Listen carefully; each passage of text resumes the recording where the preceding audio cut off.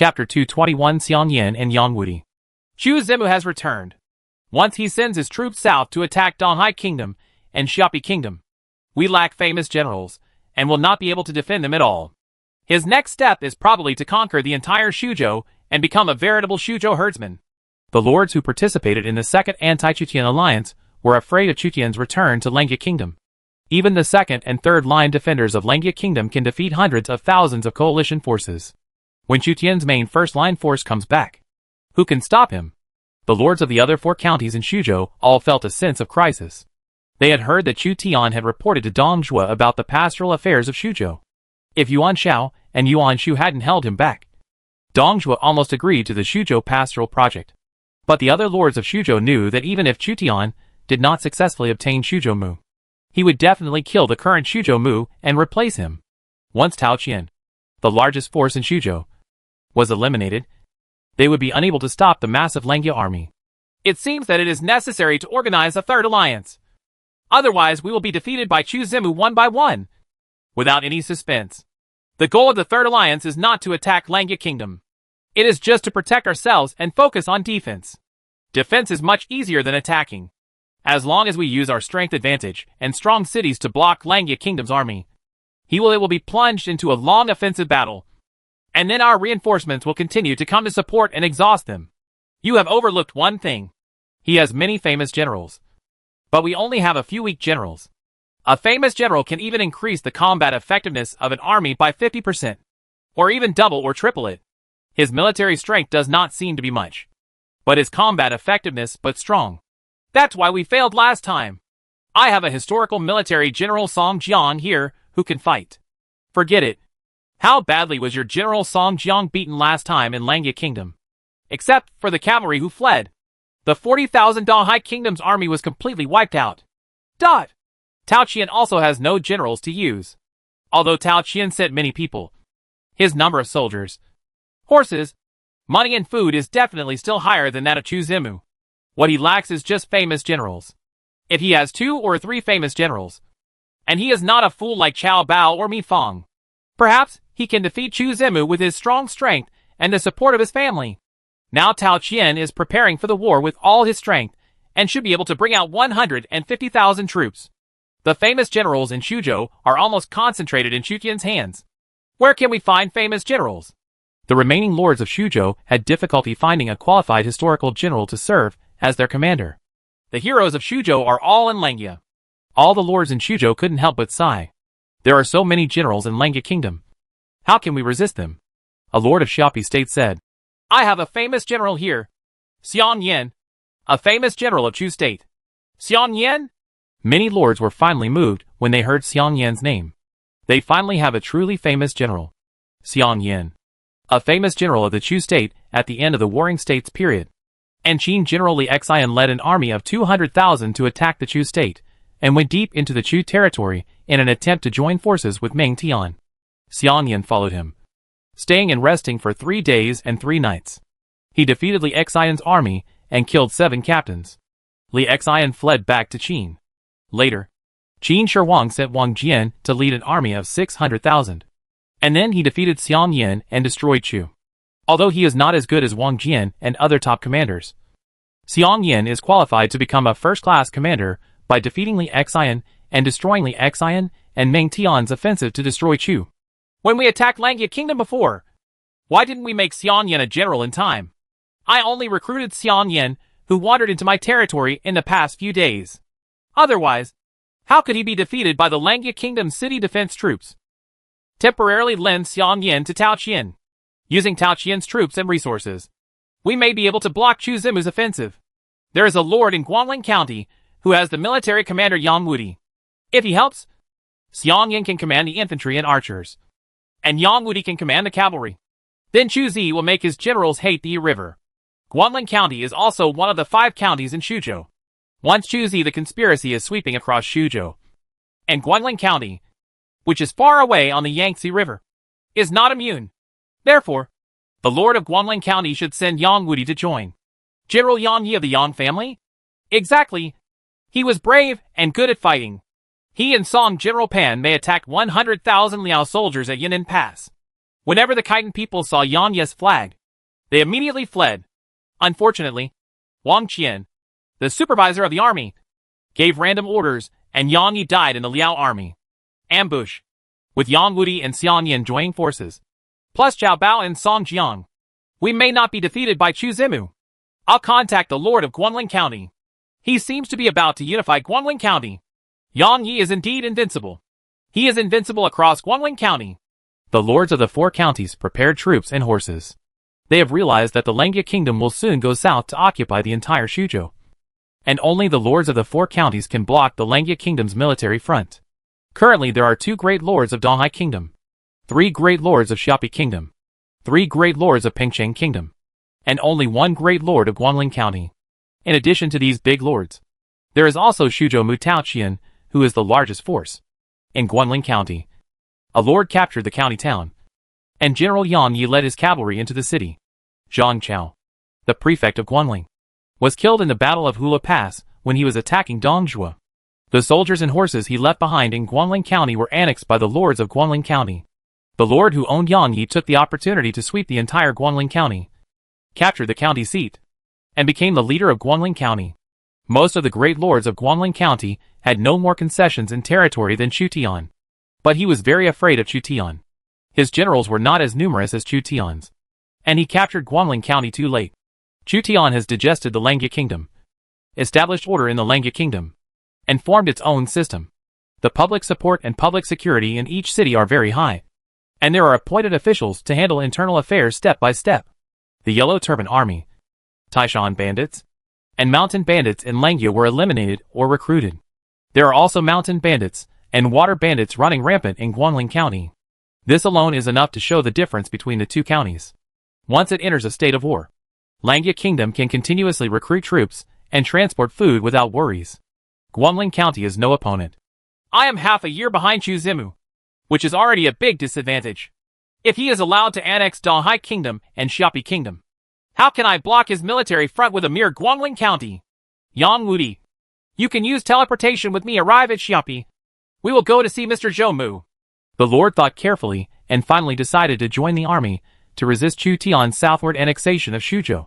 Shuzhou began to prepare for war, and once again fell into chaos, and people were panicked.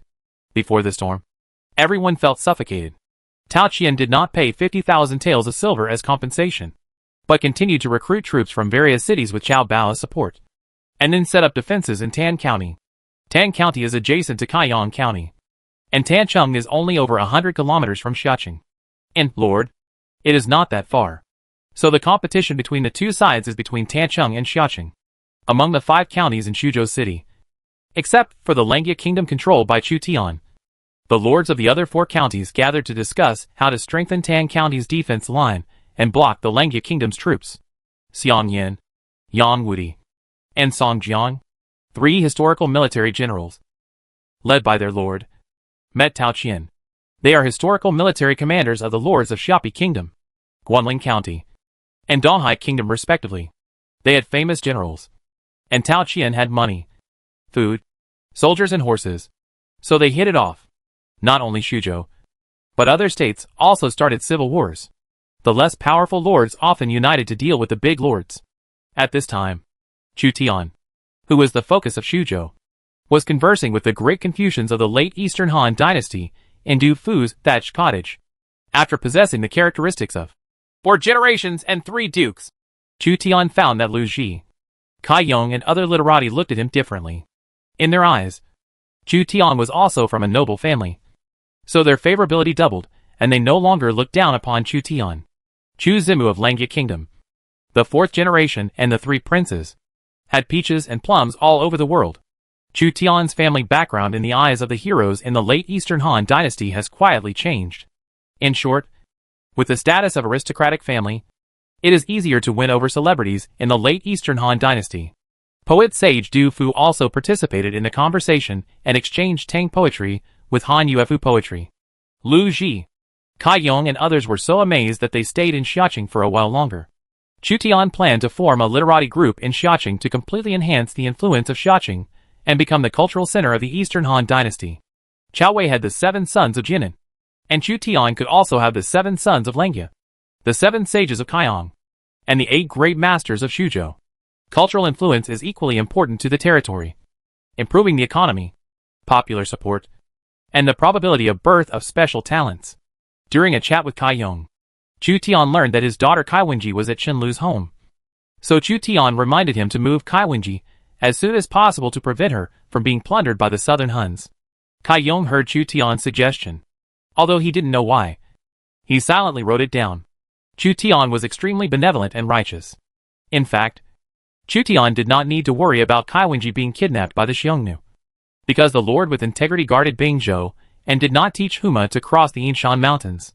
A soldier came to report in a low voice. My lord, the lords of the 4 counties in Shuzhou are gathering in Xiapi City to discuss future strategies to resist the Lengia Kingdom's southward march. A bunch of ragtag people are worthless. If Cao Bao is still the coach, 1,000,000 troops will be useless. They plan to appoint Xiang Yan as Zhonglong general to command the Shuzhou infantry and archers, and appoint Yang Wudi as the cavalry commander to command the Shuzhou cavalry. Chu Tian was no longer calm now. Whether it was Xiang Yan or Yang Yi, Chu Tian knew that one was a famous general in the Warring States period, and the other was a famous general in the Northern Song dynasty. Both were famous generals who had fought great victories. Xiang Yan is more of a commander, while Yang Yi is more of a force, with 2 famous generals joining forces, plus second and third-rate generals such as Song Jiang and Cao Bao. And with Tao Qian's financial resources, the battle to unify Shuzhou will not be easy. Chu Tian waved his hand and asked the soldiers who came to report the news to withdraw. Seeing Chu Tian's solemn expression, Lu Ji couldn't help but wonder. Why is Zimu worried? What happened? Alas, I serve the imperial court to pacify the Yellow Turbans in Jizhou, collect the Taishan bandits, suppress the Yellow Turbans in Qingzhou, and defeat the national traitor Dong Zhuo. I made great military achievements and dedicated myself to the peace of the world. However, Chu Tian sighed. Lu Ji and Kaiyong looked at each other, curious about this young junior's troubles. Zimu might as well say it straight. If I can help him, I will help him. However, Tao Qian, the Mu of Shuzhou, repeatedly sent troops to attack the Lengia Kingdom. The war spread to civilians and bones were everywhere. Not long ago, I went to Luoyang to crusade against the national traitors, but he launched an army to attack the Lengia Kingdom, almost causing all my previous efforts to be wasted. Now, he has stationed another 300,000 troops. Intending to destroy the Lengia Kingdom in one fell swoop is really worrying. Tao Qian cannot employ people. He only relies on relatives, which endangers one party. If the Lengia Kingdom is governed by him, the people will definitely have a hard time. Chu Tian tried his best to exaggerate Tao Qian's shortcomings to attract the sympathy of celebrities such as Lu Ji and Kaiyong. He is the weak one. A prefect sent troops to attack Dong Zhuo, but was bullied by Zhou Mu. After hearing what Chu Tian said, Lu Ji and Kaiyong, who had a good impression of Chu Tian, felt a little sympathy for Chu Tian. That's the truth. Chu Tian went to join the crusade against Dong Zhuo, but Tao Qian did not participate. In contrast, Chu Tian, the Lengia phase, was more popular among celebrities in the Eastern Han dynasty. Tao Qian had the advantage of reputation before, but now Chu Tian's 4 generations and 3 dukes are more attractive to the aristocratic family than Tao Qian. Therefore, it is not difficult to understand that Lu Ji and Kaiyong tend to help Chu Tian. I plan to enumerate Tao Qian's crimes, crusade against Tao Qian, and save tens of thousands of people in Shuzhou from dire straits. But I lack military advisors, so I dare to ask Mr. Lu to come out and serve as a military advisor to conquer Shuzhou. Chu Tian tried to recruit Lu Ji for the first time. Lu Ji's qualifications were so old that Chu Tian did not dare to ask Lu Ji to come out easily. And I really don't know what position to give Lu Ji. Lu Ji's official position was higher than that of Chu Tian. He couldn't be a commander of another department or a captain. Even being a school captain was too low. The General B's Honglang that Lu Ji had previously served as was already a senior military officer. It was not like now where generals were everywhere.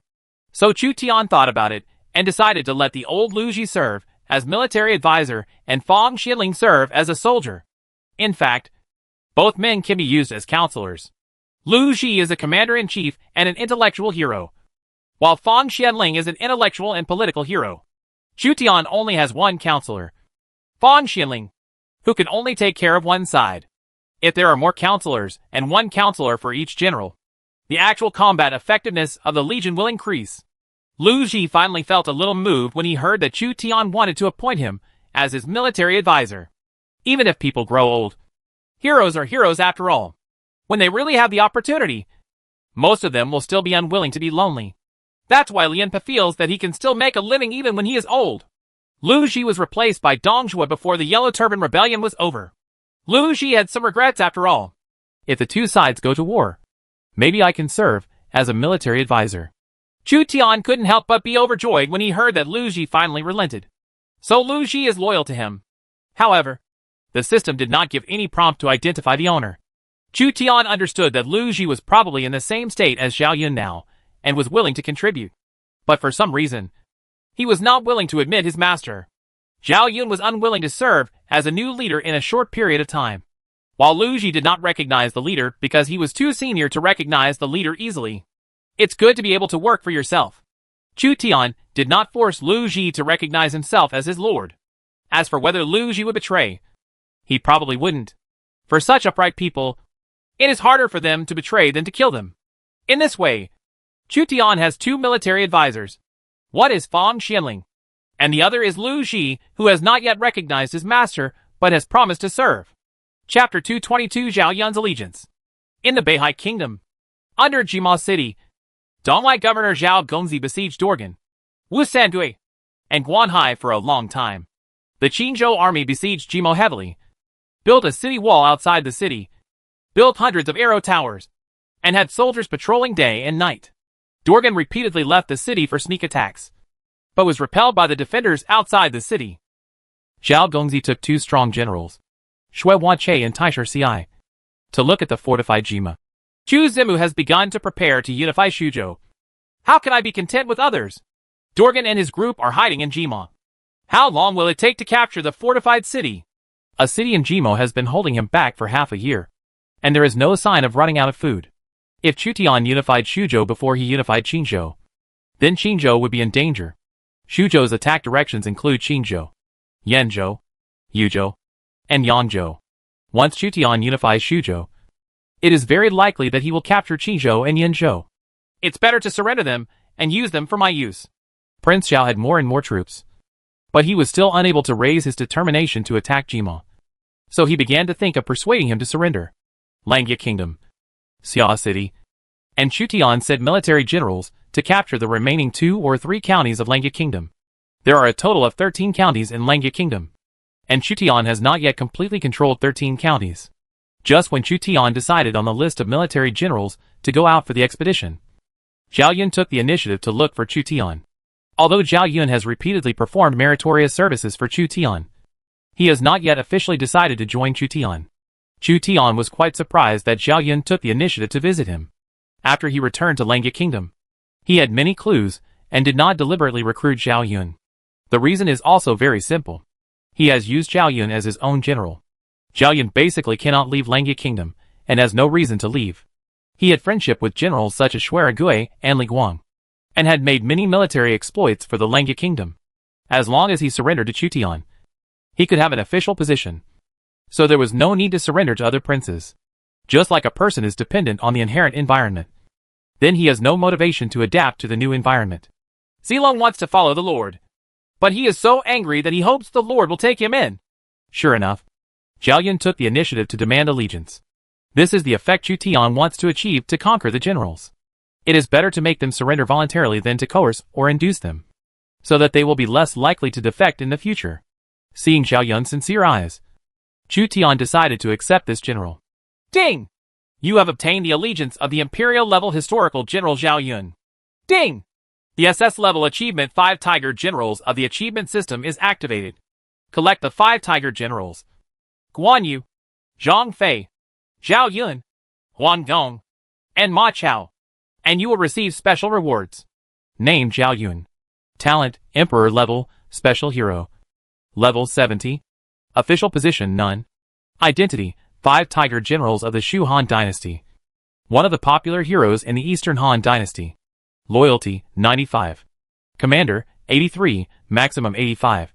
Force: 97, maximum 98. Intelligence: 79, maximum 80. Politics, 60, maximum 65. Charm, 95. Character, loyalty. Favorability, 85. Characteristic 1, full of courage, SS level exclusive trait. When injured when charging into battle, the force will not decrease in a short period of time. Each time injured. Own attack power plus 10%, upper limit 40%. Defense power plus 10%, upper limit 40%. 30%. Characteristic 2, White Horse General, S level trait. When the troops are equipped with pure white horses, the mounted shooting damage will be plus 15%. Characteristic 3, Protecting the Lord by riding alone, S level trait. Loyalty is not easy to decline. When the Lord/Monarch/Prince is in danger, he will sacrifice his life to save him, and his own ability will increase significantly. Feature 4, Vanguard, B level feature. When serving as Vanguard, unit attack and defense plus 2. Morale plus 5%. Special arms, you can recruit White Horse Righteous Followers, 6th level light cavalry. Upper limit of 3,000. Skills, Special Mounted Archery. Advanced Reconnaissance. Advanced Galloping. Righteous Followers. As a popular hero, Zhao Yun has very high attributes. Unexpectedly, Zhao Yun's loyalty level is 95, and his favorability level is 85. It is estimated that Chu Tian will not be able to drive him away. Hua Mulan's loyalty is high and love grows over time, while Zhao Yun's loyalty rises faster and declines more slowly. Because his compatibility is loyalty. The achievements of the 5 Tiger Generals have also been unlocked. But it is not known how difficult it is to recruit the 5 Tiger Generals, especially Guan Yu and Zhang Fei, who are close to Liu Bei. You are a Sima of another department for the time being. Hua Mulan will divide some light cavalry for you to train. You can change the troops after recruiting White Horse followers. Chu Tian considered that Zhao Yun had a vanguard characteristic, and he could let Zhao Yun serve as a guard or a vanguard in the future. The vanguard mainly relies on force and bravery. The last general takes command. Zhao Yun went to the school field to find Hua Mulan to divide his troops and become a light cavalry general. As for the heavy cavalry general, Chu Tian has decided to let Hua Xiong take the position. Currently, Hua Xiong has not surrendered and is imprisoned in the dungeon of Xia City. Zhao Yun's cavalry must be equipped with pure white horses in order to exert Zhao Yun's characteristic effect. White Horse General. This characteristic is probably similar to Gongsun Zan. Try to buy a batch of white horses, or gather all the white horses to recruit white horse followers for Zhao Yun. If Chu Tian wanted to buy a pure white war horse, he would probably have to work hard. He found Xiao Liang, who is in charge of finance, and asked her to buy a batch of pure white horses from a horse dealer. Actually, you don't need to buy a large number of pure white war horses. I have already counted the types, qualities, and even fur colors of the war horses obtained from the battle against Dongzhuo. Among them, there are 1,213 pure white war horses, and a total of gold-level white horses. 213, as long as you buy 87 white horses from Yuzhou. You can gather 300 white horses. Since the white horses are 6th level cavalry, they should need gold-level white horses. Right. In this way, Zhao Yun can command 300 white horses, each sold in 1,200 low-level white horse light cavalry.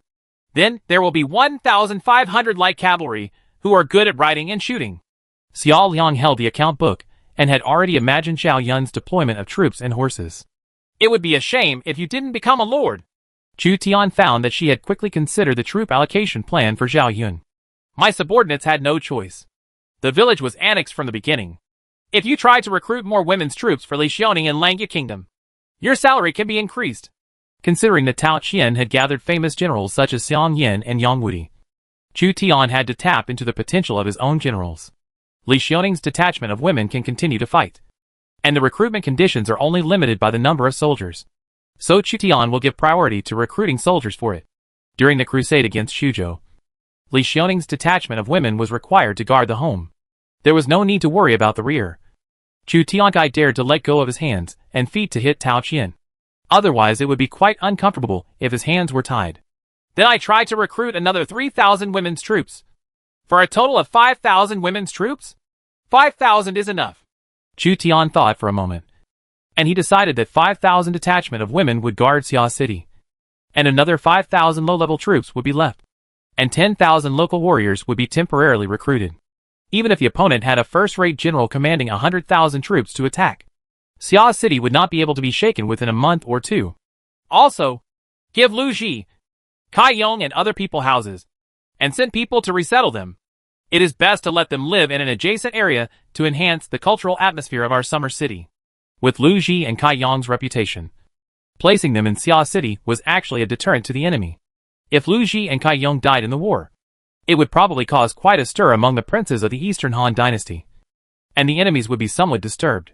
Yes! Xiao Liang retreated and went to recruit troops for Li Xiaoning. Although Li Xiaoning is her retainer, Chu Tian has the final say in recruiting troops. And there is no difference between Chu Tian's generals. Because of Li Xiaoning's military exploits, Chu Tian directly made him a commander of another department. Later, he asked Dong Zhuo to make him a general or a captain. This is the intelligence collected by the scouts in Tancheng. Tao Qian can gather 100,000 troops and horses, and the lords of the other 4 counties can send 100,000 troops to Tancheng and 50,000 troops to Chu County.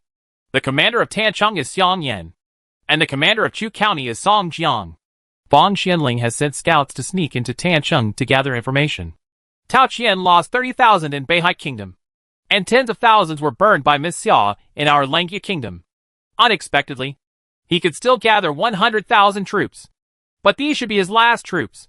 Chu Tian learned that Tao Qian could continue to send troops, and speculated that Tao Qian's troops were already stretched thin. After all, part of the territory was controlled by strangers, and Shuzhou was not completely in Tao Qian's hands. Zhao Yun came out of the Lord's mansion.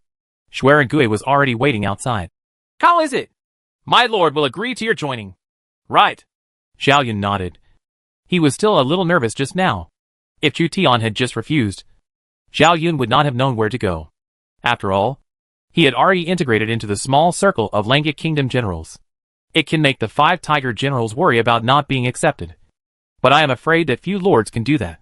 The soldiers from the Lord's mansion caught up and said, General Shui and Zhao, my lord has ordered you to lead your troops and pacify the counties that have not yet been incorporated into the Langya Kingdom but belong to the Langya Kingdom. My lord is finally going to completely unify Langya Kingdom. Shuai Gui knew that Chu Tian had not completely pacified all the counties in Langya Kingdom, because 1 or 2 counties were relatively far away. After Zhao Yun officially became a general, he went on an expedition as a commander of another department for the first time. They divided their troops into 2 groups. It is estimated that the other side will definitely surrender if they know that the historical generals are coming. After Shuai Gui and Zhao Yun left, Chu Tian came to the dungeon in Xiaqing to see if he could successfully recruit Su Rong and Hua Xiong. Su Rong and Hua Xiong were locked in the same cell by Chu Tian. Su Rong wanted to beat Hua Xiong because Hua Xiong abandoned Su Rong before the fall of Hulao Pass, resulting in Su Rong being captured. Unfortunately, Su Rong could not defeat Hua Xiong with personal force, so he could not retaliate in the dungeon. 2 generals. I wonder if you have figured it out now. Serving for me is 10 times better than serving for Dong Zhuo. He is now unable to compete in the Central Plains. Chu Tian came to the 2 men and planned to recruit Su Rong and Hua Xiong. In the battle for Shuzhou, the more generals the better. Su Rong can act alone or as a deputy general, while Hua Xiong is the Xiliang cavalry general that Chu Tian is considering. Only Liangzhou generals can exert the greatest effect on the Xiliang Iron Cavalry. Su Rong's expression was calm. General Fubo, please come back. Su Rong, will not surrender to you. Chu Tian had long known that it was difficult to recruit generals who had masters, so he did not force himself. Hua Xiong is just a reckless man, and should be easier to recruit. Hua Xiong, would rather die than surrender.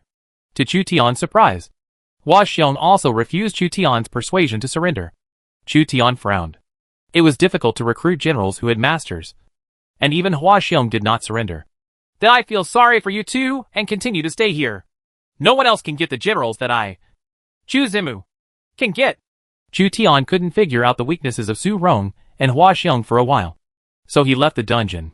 When Hua Xiong saw Chu Tian leaving, he stopped talking. Su Rong said contemptuously, Do you want to surrender? Hua Xiong whispered, Hua Xiong, am a person who is greedy for life and afraid of death. Chu Tian came out and planned to arrange for Fang Xianling to figure out how to conquer Su Rong and Hua Xiong. Fang Xianling should be able to find their weaknesses and exploit them. Please give me your advice. Sir, I think it will be easier for Hua Xiong to persuade him to surrender, and Su Rong may have to spend more time. Fang Xianling already knew the 2 people's personalities, and could probably judge the time needed to persuade them to surrender. Su Ron can wait a little longer. As long as Hua Xiong surrenders before the decisive battle, he can be appointed as the Shiliang cavalry general and attack Tao Qian's army at the critical moment. This is one of our trump cards, and the most terrifying trump card. Chu Tian knew what it meant for 1,007th level Shiliang cavalry to charge in the plain area of Shuzhou. As long as the Shiliang cavalry pierces Tao Qian's army, tearing open the opening and allowing friendly troops to advance straight in, he can win. The captured Shiliang cavalry were brought to Langya Kingdom.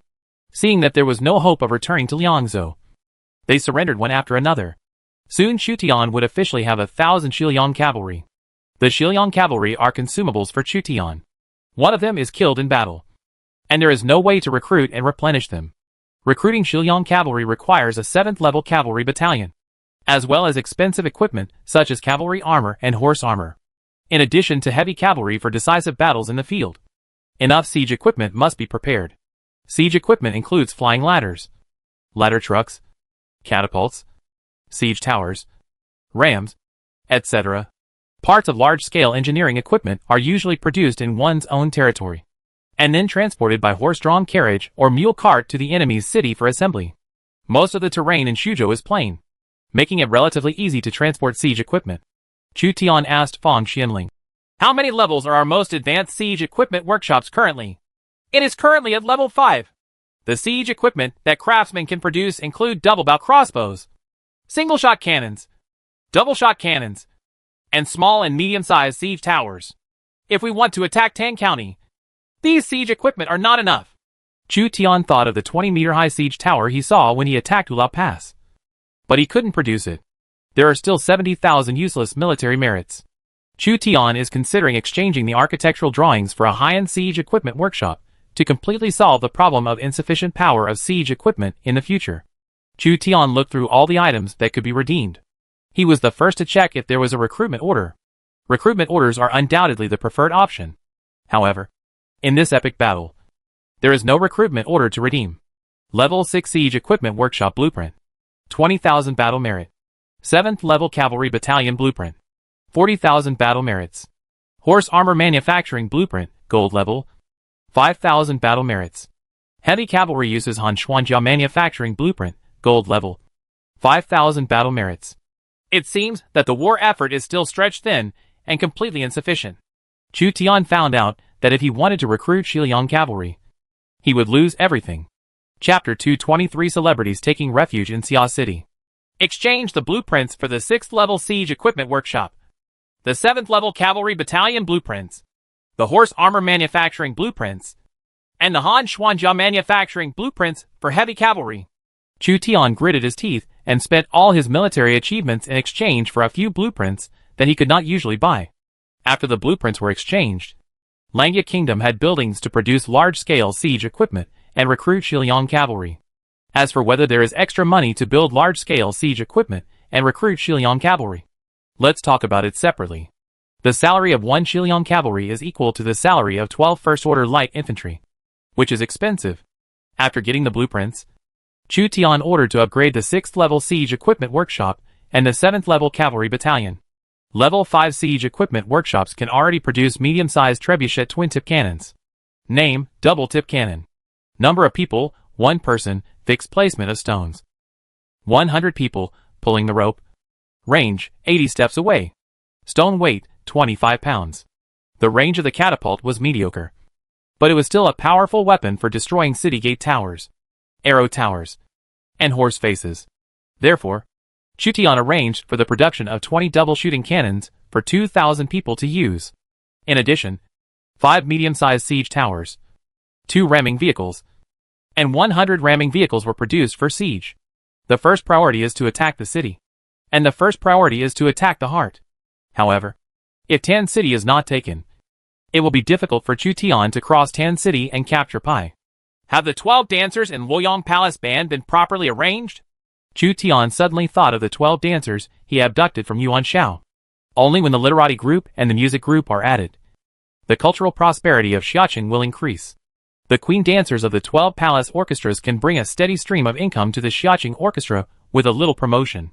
Xiao Liang, who is in charge of this matter, deliberately teased Chu Tian and said, "My subordinates have already placed them all in Lefang and found a good place for them. Do you want to recruit them to the Lord's mansion to warm the beds? After Xiao Liang said this, she suddenly felt regretful because she realized that she was cheating herself. Just place them in the band. Chu Tian just mentioned it casually.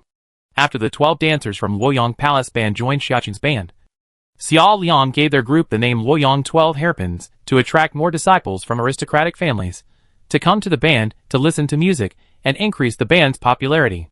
Income. Among them, the special dancer Wu Qingcheng increased the band's income by 50%. The 12 hairpins of Luoyang instantly caused a sensation in Xia City, and many players and disciples from aristocratic families came to have a look.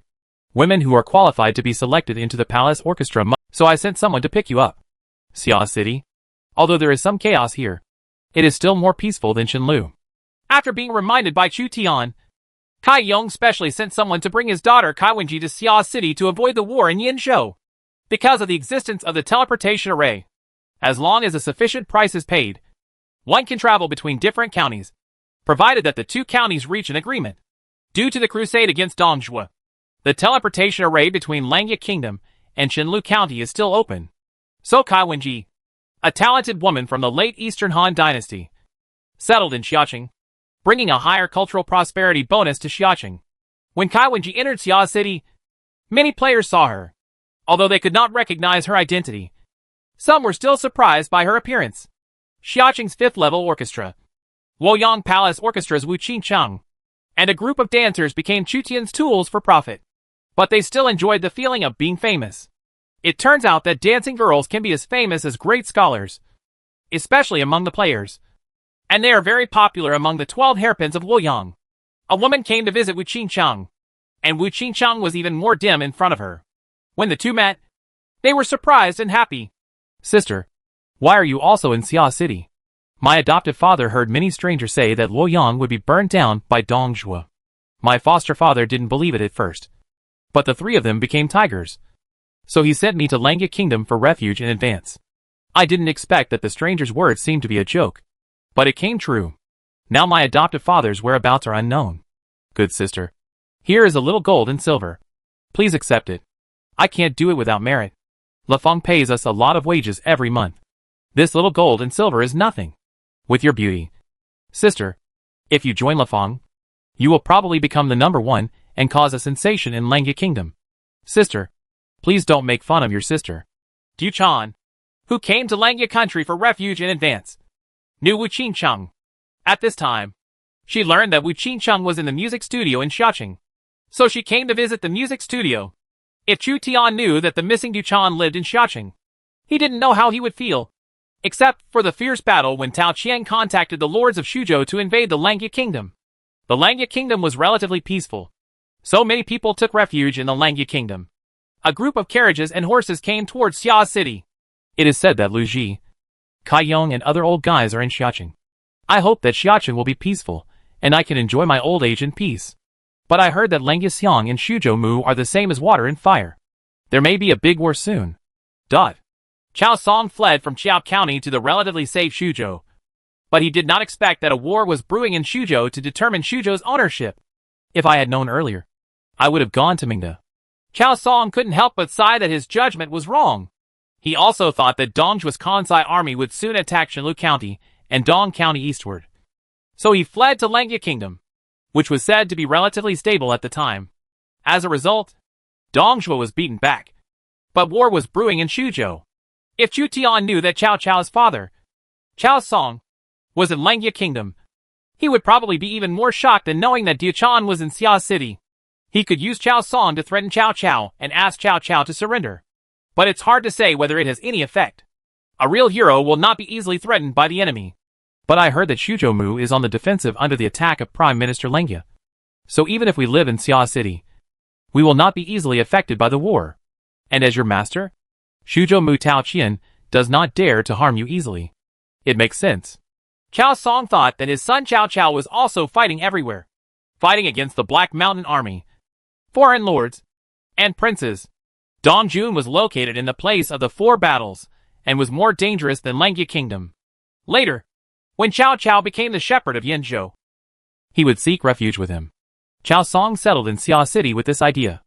Residences in Xia City are really expensive. Chao Song and others immediately bought a place to live.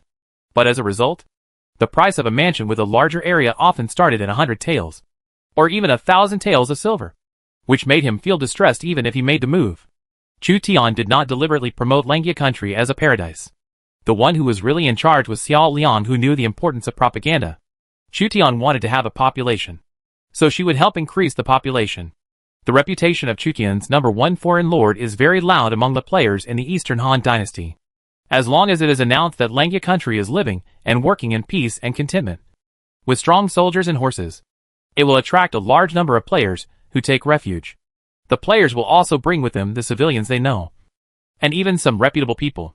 Celebrities from the Eastern Han dynasty came to seek refuge. As a result, celebrities such as Lu Ji, Kai Yong, Kai Wenji, Du Chan, and Chao Song settled in Xiaoqing, which invisibly increased the influence of Langia kingdom and attracted more refugees. Chu Tian still doesn't know the existence of some celebrities. Xia City currently has a population of more than 200,000, and Chu Tian has no energy to check whether any historical figures have come to Xia City. He is preparing for a decisive battle with Tao Qian. The White Horsey Song is recruiting, and the detachment of women is recruiting.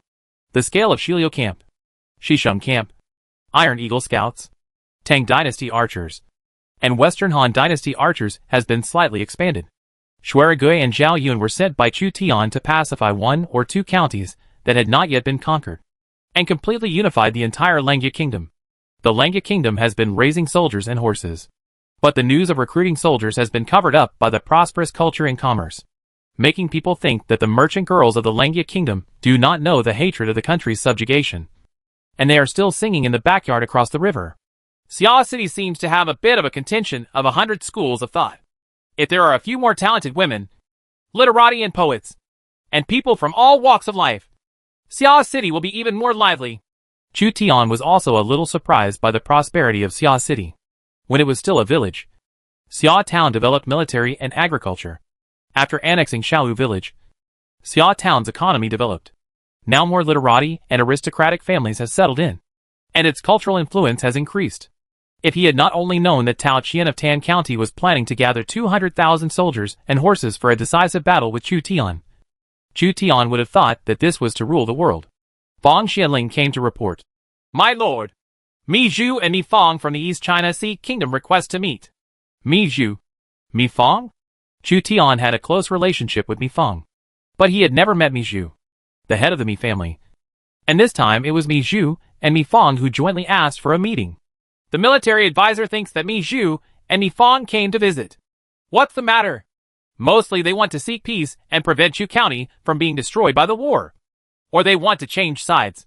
Fang Xianling easily guessed what brothers Mi Zhu and Mi Fang were thinking. As a family of wealthy businessmen in Xuzhou, Mi Zhu and Mi Fang value the interests of their family more than sacrificing their own interests for Tao Qian, a Yangzhou native. Invite them to meet you. Out of the intention of coveting the Mi family's property, Chu Tian agreed to meet them. Mi Zhu, who looked a little frail, came in at the same time as Mi Fang, who was built like a military commander. Mi Fang and Chu Tian had been friends for a while. When they joined forces to suppress the Qinzhou Yellow Turban Army, Chu Tian also led troops to rescue Mi Fang, who was surrounded by the Qinzhou Yellow Turban Army, which was a life-saving grace for him. Brother Chu, it's not that I didn't want to help you before, but Tao Qian no longer trusts me. He didn't hand over the military power to me at all, but gave it to Chao Bao and his family. Mi Fang felt ashamed that she was unable to help Chao Bao when he led his troops to invade Langia Kingdom. Brother Mi, there's no need to say more. I believe you. Chu Tian didn't expect Mi Fang to save him. He finally met Mi Zhu, the financial backer who originally belonged to Liu Bei. Chu Tian suspected that Mi Zhu had hundreds of millions of assets. 100 million copper coins means 100,000 silver. Mi Zhu may also have millions of silver. I don't know why Biejia took the initiative to come to visit. Langia is in danger. Mi Zhu was worried. Why do you say that?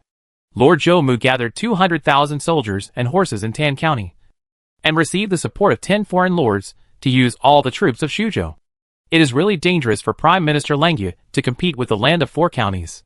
It is better for the two sides to turn the war into friendship and cease the war for the time being.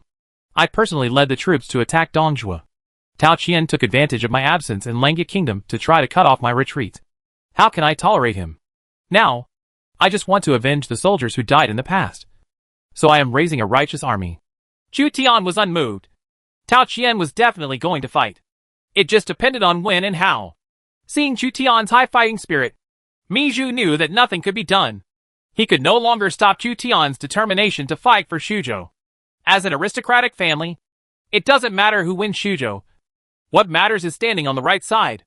If you stand on the right side, you can still dominate Shuzhou.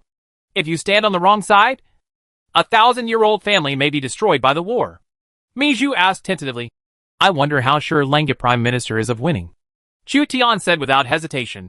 If Cao Bao becomes the coach, I am 100% sure. If Xiang Yin and Yang Yi serve as the coach, I am 50% to 60% sure. With the land of one county, are you still 50% or 60% sure of the land of 4 counties? Brother, you have to believe in Zimu. He defeated those yellow scarf thieves in Qingzhou.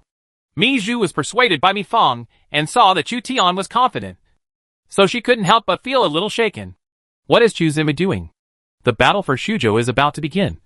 But he is vigorously developing culture. I really don't understand. At this time, the lords of the 4 counties of Shuzhou who were setting up defenses in Tan County and Chu County were puzzled when they learned that Xiaqing was vigorously promoting the 12 hairpins of Luoyang and Du Fu's thatched cottage to develop culture. Does Chu Zimu still want to have a good fight? Chu Zimu, what are you thinking about? No matter how powerful your general is, you will definitely lose this time. The lord of Xiaopai State, who had the general Xiang Yan, had full confidence in his general. Chapter 220, for the Star Observatory and the Separation of Heroes. Chu Zimu finally sent people to conquer Zhongguo County. The young general in silver armor and white robes below is not Zhao Yun. Right? Zhongguo County is one of the 13 counties of Langya Kingdom that has not yet surrendered. It is located on the edge of Donghai County. Until now, the Chu genius who had digested the core area of Langya Kingdom sent Zhao Yun to attack Zhongguo County. The lord of Zhongguo County knew that Chu Tian had 2 white-robed generals under his command, one holding a halberd and the other holding a gun. Now there was a majestic young man in silver armor holding a gun under the city, and he couldn't help but feel timid. Zhao Yun brought cavalry, and it would be difficult to capture Zhongguo County. But the lords of Zhongguo County were intimidated by Chu Tian's power behind Zhao Yun. Chu Tian would not send cavalry to attack the city. Zhao Yun was obviously just a vanguard. Once Zhao Yun is frustrated, Chu Tian will send an army to attack him. And then, there will be trouble.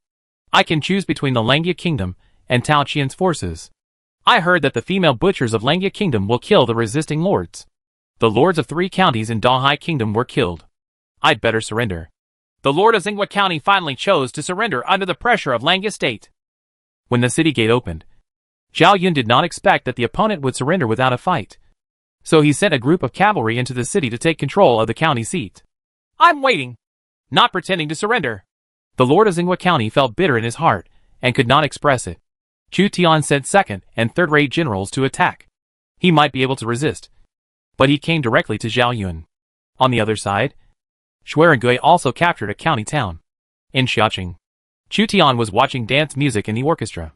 At this time, the orchestra in Xiaqing had dozens of special talents who were proficient in music and dance. Many players came here because of their reputation, and the orchestra was overcrowded. Every month, Xiaqing Lafang can bring Chu Tian an income of thousands of taels to several thousand taels. Ding! Congratulations on completing the sub-achievement of the Heroes in Troubled Time series. The A-level achievement prefect of a county, control of a county, country, within 5 years. Your personal attributes have been improved, and you have obtained a 7th-level special building observatory. A construction drawing. After Chu Tian completely unified Langya Kingdom, his personal attributes improved again. Name, Chu Tian. Level 50. Title, Marquis of Kaiyang County Marquis. Official position, Prime Minister Langya. General Fubo. Commander, 65, Force, 55, Intelligence, 50, Politics, 69. Characteristics, Heavenly Khan SSS. Great Sage Master S. 4 Worlds and 3 Dukes S. Great Han Army Spirit A. Special Unit, Shooting Battalion, Level 6 Longbowman. I finally became a gold-level commander. Chu Tian found that he seemed to be able to be a general, and coupled with the characteristics he possessed, He was enough to surpass 99% of gold-level heroes. 55 points of force is too much for ordinary people.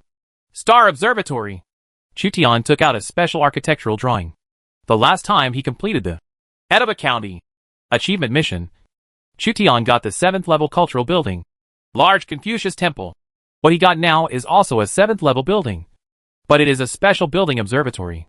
In ancient times, observatories were used to study astronomical phenomena, formulate lunar calendars, explain astronomical phenomena to rulers, and predict day and night misfortune. Name, Star Observation Tower Yuan. Grade, 7th grade cultural/agricultural/administrative building. Description, Yuan Dynasty writer Gui Shoujing presided over the construction. Effect, the city with the Star Observatory has a cultural prosperity of plus 5% and a blessing value of plus 3. It provides lunar support for agriculture. And the territorial agricultural output plus 5%. The prestige of the Lord increases slightly. When ancient astronomers move in, the effect of the observatory increases. Chutian looked at the bonus of the observatory and knew that this kind of building was a good thing. Agricultural output plus 5% means that 5% more people can be fed. Immediately arrange to build a star observatory. If this building can be completed before the harvest in June of the 4th year of the Lord's calendar, the food production can be increased by 5%. Chutian knew how exaggerated the 5% agricultural bonus was. The profit from the increased food production alone already exceeded the cost of building the observatory. If miracle buildings also have special bonuses, Chutian may be able to change the concept that miracles harm the country. Fang Xianling, who was sitting aside to watch the dance, took over the construction drawings of the observatory. Even when he learned that the observatory could bring a 5% increase in grain production, he was surprised. The observatory can not only increase agricultural production, but also enhance cultural prosperity and lord prestige. These seemingly invisible bonuses have a huge impact on the territory. My subordinates will go down and make arrangements right now. Fang Xianling hurriedly went down to mobilize resources. By building a star observatory before the wheat harvest in June, this year's grain harvest can increase production. The wheat harvest in the 4 years of Lord calendar included the output of the labor of 800,000 refugees in Qinzhou. This group of refugees finally had food production. With the Star Observatory and Likui's bonus, it is estimated that Langya Kingdom will not be worried about food problems in the next 1 or 2 years. Chutian returned his attention to the dancers in the band. As the Lord, he could directly occupy the best position.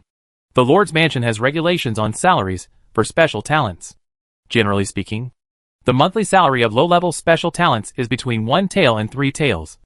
The monthly salary of intermediate special talents is 4 taels and 10 taels. The monthly salary of high-level special talents is more than 10 taels. And the monthly salary of special talents depends on the situation. For example, for a top dancer, such as with Qincheng in front of me, the salary given to her by the orchestra is more than 50 taels of silver.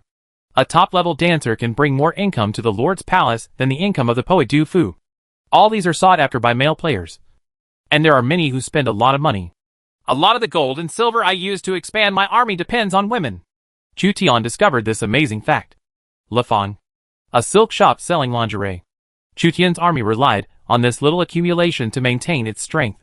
What may seem like an inadvertent accumulation will eventually snowball into a bigger advantage. Ming Wan, the prefect of Liaodong, won the battle with the Goryeo kingdom, but he lost miserably, and the Liaodong cavalry suffered tens of thousands of casualties. I heard that the Goryeo kingdom mobilized an army of 60,000, and it was the Goryeo army led by Yulji Mundiak who came well prepared. Defeating the 60,000 army at the cost of tens of thousands of casualties, and allowing Yulji Mundiak to escape was a good result. Chutian learned the information about Liaodong. The battle between Mingwan, the governor of Liaodong, and Chui Zishan, the lord of the northern border of Goryeo, in the Qianshan Mountains, meant that the first large-scale battle between the Eastern Han civilization and the Goryeo civilization broke out in the main world. 8,000 mountains. Chutian remembered that the first national war was also fought in the Qianshan Mountains. He saw Li Shimon's hundreds of thousands of elite Tang troops, and wanted to form such a large army one day. Fortunately, Mingwan won. Otherwise, if Liaodong was controlled by the lords of Goryeo, the entire Eastern Han dynasty would be shocked. Once Liaodong is lost, it will not be easy to regain it. First of all, Liaodong is far away from the pass, and the teleportation array in Liaodong was lost. The lords of the Eastern Han dynasty could only gather forces at the teleportation array in western Liaoning to recapture Liaodong. Secondly, the cities in Liaodong were difficult to attack, and Li Shimin wasted a lot of time under Engshi City. If the Koryo Kingdom controls Liaodong, they can use the teleportation array to continuously send reinforcements to Liaodong. The defender faces less supply pressure than the attacker. Cao Cao, the governor of East County, has returned to Puyang and is preparing to completely wipe out all the alien lords in the county. Boss Cao is about to sweep across Yinzhou. The few remaining small lords of East County have already taken the initiative to surrender to Cao Cao. Chu Tian was concerned about the war situation in Liaodong. He felt a little relieved when he learned that Cao Cao in Yinzhou next door was ready to unify Yinzhou. With the support of players, Cao Cao, who was originally the #1 prince in the Three Kingdoms, became more powerful and domineering. Cao Cao, Chu Tian and others witnessed the burning of Luoyang. This incident had a great impact on him, and his thoughts of helping the Han dynasty were almost shattered. It is impossible for all the princes to negotiate together to establish a new court. Only by using force can the troubled times be completely quelled.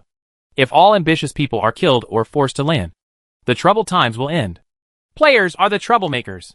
When Chu Tian learned that Cao Cao wanted to snatch the land in the Central Plains from him, he couldn't help but feel angry. Originally, it was not that difficult for Chu Tian to compete in the Central Plains, but because countless speculative players were affecting the situation, Chu Tian's difficulty increased.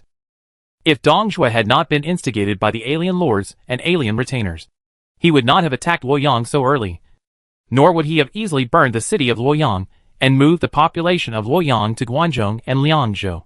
If Cao Cao did not have the support of strangers, he would have only a few soldiers and few generals, and he would be exhausted, instead of being able to swallow thousands of miles like a tiger. Chu Tian couldn't help but think of the lord under his second legion during the First National War, Gong Ziwen of Dongjun. Chu Tian and Gong Ziwen teamed up to defeat Goryeo Bangzi, and were deeply impressed by his general Pang Wan.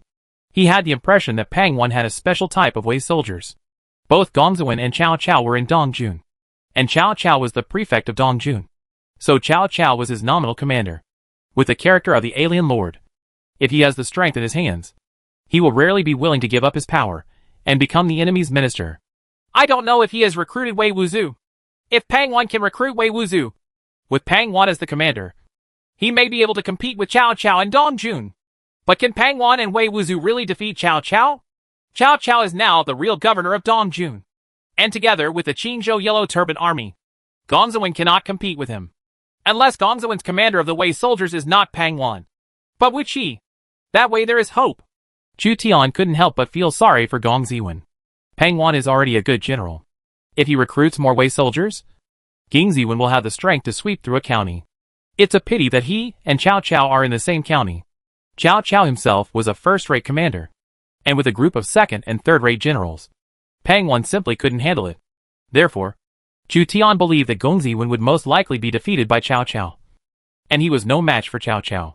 In Dingtao City, Jin County, south of Yinzhou East County, Gong Ziwen led the General Pang Wan and commanded 20,000 soldiers to attack the city. He had given up on fighting Cao Cao in Dongjun because he realized that Pang Wan was no match for Cao Cao. So he took the initiative to lead his troops to leave the inherent territory of Dongjun and fight in Jin County in the south. This is also a strategy of the lords, under the premise that the original territory cannot be defended. They can only develop into neighboring states and counties. Cao Cao himself is powerful, and there are so many players supporting him. Staying in Dongjun will only lead to death. I can't compete with Cao Cao even if I conquer Jin County. I have to conquer Peigua and Shanong County, and have 3 counties before I can compete with Cao Cao. Cao Cao resists. Gong Ziwen's pressure was countless times greater than that of Chu Tian, who competed with Tao Qian for Shuzhou, because his opponent in Yinzhou was Cao Cao. In Jiqing, Yuzhou in the north, Liu Bei brought the fierce generals Guan Yu and Zhang Fei, as well as the alien strategist Chen Shi to visit Liu Yu, the shepherd of Yuzhou. Liu Bei's territory was in the Zhongshan state of Jizhou and Liu Yu Yuzhou. At the initiative of the alien strategist Chen Shi, Liu Bei took the initiative to find Liu Yu, and the only thing he did was to form an alliance. Liu Yu is benevolent but weak, and is not a candidate to help the Han dynasty. The Lord can try to get acquainted with his son Liu He and his generals Yin Rou, Xian Yufu, Qi Zhou, Xian Yuan and others to increase his strength. The alien military advisor Chen Shi originally planned to encourage Liu Bei to try to imprison Liu Yu and annex the 100,000 Yuzhou army formed by Lu Yu. However, he knew that Liu Bei would never listen to this suggestion. So he suggested that Liu Bei make friends with the generals of Liu Yu's forces. First, in the future, if Liu Yu, the shepherd of Yuzhou, has 3 advantages and 2 shortcomings, Liu Bei can successfully take over the position of shepherd of Yuzhou. Liu Bei listened to this suggestion, and then brought Guan Yu and Zhang Fei to see Liu Yu, the shepherd of Yuzhou. Liu Bei had seen Yuan Shao's Yin Liang and Wen Chou, Zhao Long Shi Wan's Wei, Hu Ma's Lian Pa, and Ming Wan's Chang Yechen. He realized that the struggle for hegemony in the area north of the Yellow River was Lish. If he did not form an alliance, he would be enemies with all sides. Not wise. In Yeqing, as Han Fu was attacked and killed by Yin Liang, and Wen Chou instigated by Yuan Shao. Yuan Shao took control of Yeqing, annexed Han Fu's tribe, and used the characteristics of 4 generations and 3 men to conquer Han Fu's civil servants and generals. Tian Feng, Just Ho, Zhang He all entered Yuan Shao's tent. Yuan Shao's power was unprecedented. Yuan Shao regarded himself as the shepherd of Jizhou and the general of chariots and cavalry, and generously rewarded the strangers who suggested that he attack Han Fu. He has now finally surpassed his former younger brother Cao Cao, and also surpassed that hateful alien Lord Chu Zimu. Both Cao Cao and Chu Zimu are now just governors, prime ministers, and miscellaneous generals. But Yuan Shao's official position is 1 level higher than them. Jizhou Mu, chariot and cavalry general. For Xiaolong, the foreign lord who made the greatest contribution to Yuan Shao. Yuan Shao rewarded him with Handan and several other counties in Jizhou as a reward for his service to the dragon. At the same time, he was worshipped as a foreign strategist and treated the same as Tian Feng, Just Ho, and Su Yu. I heard that Liu Bei, the prime minister of Zhongshan, and Liu Yu, the Mu of Yuzhou, have joined forces and have the intention of occupying Jizhou. There are also Black Mountain troops in Jizhou attacking surrounding counties. Lord Zhou Mu should be on guard against Liu Bei and Liu Yu, and at the same time pacify the Black Mountain army as soon as possible. I am willing to cooperate with you, Master Zhou Mu. Join forces to encircle and suppress the Black Mountain army, just like Cao Cao, Chu Zimu, Lu Dai and others suppressed the Qingzhou Yellow Turban army, in order to take advantage of Yuan Shao's reputation.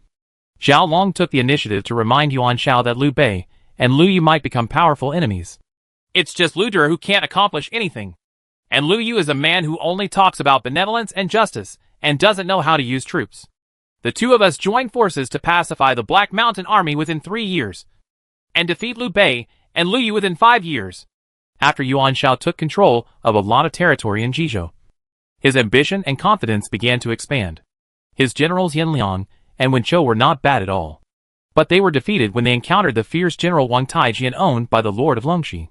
Now Yuan Shao has regained his confidence in competing in the Central Plains. Military generals are important, but strong national strength is even more important. Chapter 225, Creating Trouble for Cao Cao.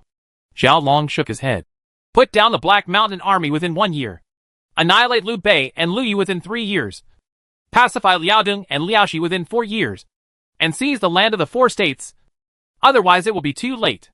Cao Cao and Chu Zimu south of the Yellow River will be defeated within 4 years. It will definitely become a big problem. In the Bingzhou Taiyuan, the prefect Huma expanded the army aggressively to provide as many soldiers as possible for Lian Po's army. Lian Po's commander is very high, and the number of legions he can add is more than 100,000.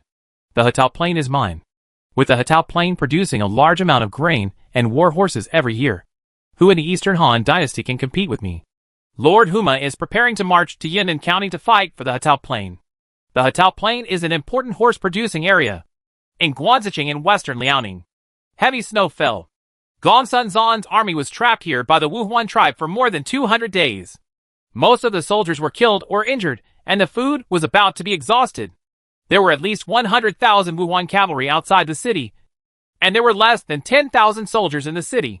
Gongsun Zan's white horse Yi Song also suffered heavy losses. Fortunately, Wuhuan cavalry was not good at attacking cities, so Gongsun Zan was able to persevere. Lu Xuan's original warning was right. He did not follow me to attack Wuhuan and escaped. If this continues, my entire army will be annihilated. Gongsun Zan frowned when he saw the dense Wuhuan cavalry. He killed too many Wuhuan cavalry, and the Wuhuan tribe would not let him go. The food in the city could not sustain him for 10 days. and his morale was on the verge of collapse. Suddenly, on the horizon, a cavalry unit with tens of thousands of people, under the banner of Prince Yin, the Lord of Western Liaoning, appeared. The iron hooves are rolling and the sand and dust are rising. The leading general put on a ferocious iron mask and led the mighty Han cavalry into the 100,000 Wuhuan cavalry. Holding a broadsword in his hand, he beheaded a Wuhuan general off his horse. "Is this reinforcements? All soldiers, prepare to follow me out of the city to kill all the Wuhuan people." As a strong border general, Gong Sunzan wanted to destroy Wuhuan quickly. When he saw the reinforcements arriving, he immediately encouraged the defenders in the city to fight to the death. The defenders, numbering less than 10,000 people, rushed out. Gong Sunzan held a spear and led the white horse Yi Song to attack first. The white horse Yi Song was equipped with a white horse, holding a horn bow, galloping as fast as flying, and fired at the Wuhuan cavalry, who fell down in response. The Liaoshi cavalry led by Di Qing engaged Gong Sunzan's cavalry in a pincer attack. 100,000 Wuhuan cavalry were defeated and fled. Prince Yin and Gong Sunzan captured countless war horses, including many good horses that would arouse the jealousy of the lords within the pass. With the support of Prince Yin, Gong Sunzan finally escaped from the siege and decided to become brothers with Prince Yin. "If my brother becomes the shepherd of Yuzhou in the future, I will definitely make my brother the governor of Liaoshi." Unknowingly, the princes in the area north of the Yellow River in the Eastern Han Dynasty began to form alliances in advance. Although there was still a large amount of territory that had not been digested, there was already a faint sense of competition among the various groups. Liu Bei has formed an alliance with Liu Yu, the shepherd of Yuzhou. Liu Yu ordered Liu Bei to guard against Yuan Shao, the Black Mountain Army, the southern Xiongnu and Xianbei. The two northern royal clans decided to join forces to fight against the surrounding forces. Yuan Shao formed an alliance with Zhao Long, the governor of Wei County, to counter Liu Bei, Liu Yu, and Gong Sunzan. Prince Yin, the foreign lord, sent troops to help Gong Sunzan, who was besieged by the Wuhuan tribe, to rescue him. Gong Sunzan became sworn friends with him. The two joined forces, and everything in western Liaoning was peaceful, and Wuhuan fled. Hu Ma, the governor of Taiyuan, is indifferent, but which camp he chooses to join may affect the pattern of the Hebei region. North of the Yellow River, the three major groups of Liu Bei Liu Yu group, Yuan Shao Zhaolong group, and Gong Sunzan Prince Yin gradually took shape. In addition to the three influential large groups, there are also major lords such as Mingguan and Huma who have not formed an alliance because they have absolute confidence in Chan Yuchen and Lian Pe, even if they do not rely on the power of the alliance, as independent lords, and can also dominate Liaoning and Bingzhou. Military groups have appeared north of the Yellow River, but south of the Yellow River they are still fighting independently. No, Tao Qian and the others can be considered a military group. Chu Tian heard about the fierce competition north of the Yellow River one after another, and couldn't help but feel lucky that his territory was not north of the Yellow River. Otherwise Chu Tian might have been besieged by three military groups. With Chu Tian's current power, it is really impossible to stop the siege of the three major military groups.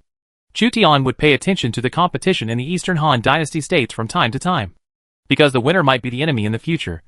But he didn't know which force could survive the fierce battlefield north of the Yellow River. During the separatist period at the end of the Eastern Han Dynasty, Yuan Shao finally annexed Gong Sunzan and became the overlord of the four states. Now it seems that this may not be the case. Every force has the capital to compete with Yuan Shao. Yuan Shao will no longer be as sharp as in history. If necessary, Chu Tian will also consider forming an alliance to suppress Cao Cao. However, it seems that few lords responded to Chu Tian, because in the eyes of the Shuzhou lords, Chu Tian was more powerful than Cao Cao. So they would first suppress Chu Tian and then consider suppressing Cao Cao. Chu Tian also participated in suppressing the Qingzhou Yellow Turban Army and Dong Zhuo, who were developing too fast. So he was no stranger to the tactics of Yizong Lianheng. Or on the contrary, he was more familiar with them. Xianling, Chao Mingda's development momentum is worrying. I want to cause some trouble for Chao Mingda. Do you have any good ideas? Chu Tian was worried that Cao Cao's power would grow too quickly with the support of players. So he wanted to cause trouble for Cao Cao. He and Cao Cao were allies during the crusade against Dong Zhuo. So Chu Tian would not target Cao Cao. But after the campaign against Dong Zhuo ended, the two became competitors.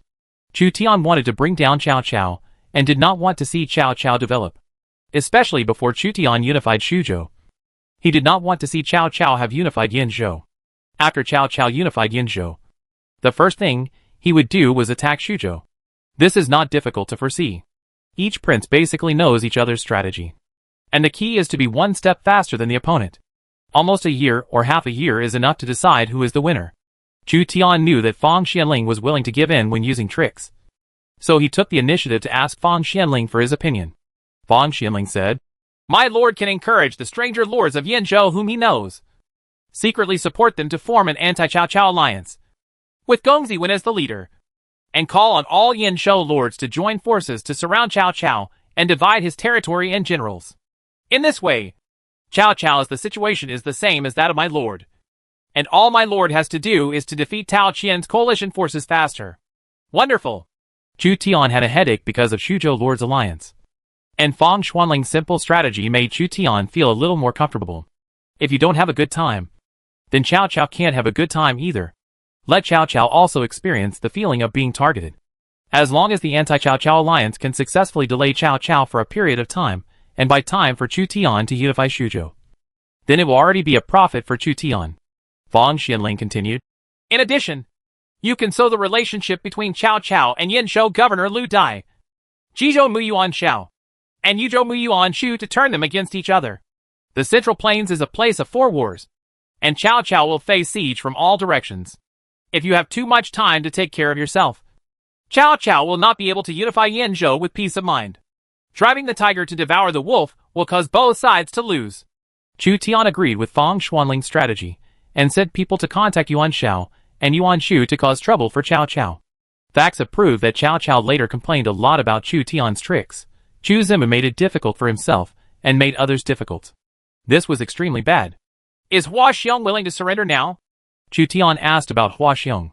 He still lacked a general to command the Xiliang cavalry. It is estimated that they will surrender in less than 3 to 5 days. Oh! What strategy did the military strategist use to make the stubborn Hua Xiong surrender? Zhu Tian heard Hua Xiong say with his own ears that he would rather die than surrender, and thought he was a tough guy. Fang Xianling downplayed. Actually, Hua Xiong had the idea of surrendering, but it was just because of his face, especially in front of Su Rong, and there was no way to go down. His subordinates have ordered him to be detained separately from Su Rong, and ordered him to be executed after 5 days, presumably without Su Rong present. Hua Xiong is greedy for life and afraid of death, so he will probably be shaken. When the time comes, I will personally go to supervise the execution. And if the Lord shows up with someone to rescue Hua Xiong will definitely shed tears of gratitude and serve the Lord. What an insidious strategy. Sure enough, Hua Xiong's IQ was in front of Fang Xianling, and he had to help Fang Xianling count the money after being sold. Fang Xianling wanted to make Hua Xiong feel good about Zhu Tian and then surrender. Zhu Tian suspected that no matter who was caught in Xiacheng, Fang Xianling would be able to subdue him. If I had known, Gao Shun and Zhang Liao would be captured. Zhu Tian felt a little regretful. However, the crusade against Dongzhuo was in chaos, and no one knew which of Dongzhuo's generals could be captured. Gao Shun and Zhang Liao will try to catch him later. With Fang Xianling here, there are candidates for generals to command the Xiliang cavalry. Hua Xiong can only be regarded as a second-rate heavy cavalry commander. The truly first-rate heavy cavalry commander depends on Ma Chao, Wanyan Zongbi, Tiafu Tu, and others. I heard that you are looking for trouble with Cao Cao. Xiao Liang, who was registering the account books on the side, heard that Zhu Tian and Fang Xianling were planning to frame Cao Cao and Hua Xiong. He held his chin with his right hand and intervened in the topic with interest. Do you have any other ways to slow down Cao Cao's development? Cao Cao's father, Cao Song, fled to Langya Kingdom with a group of servants. If Cao Song can be placed under house arrest, it will certainly cause some trouble for Cao Cao.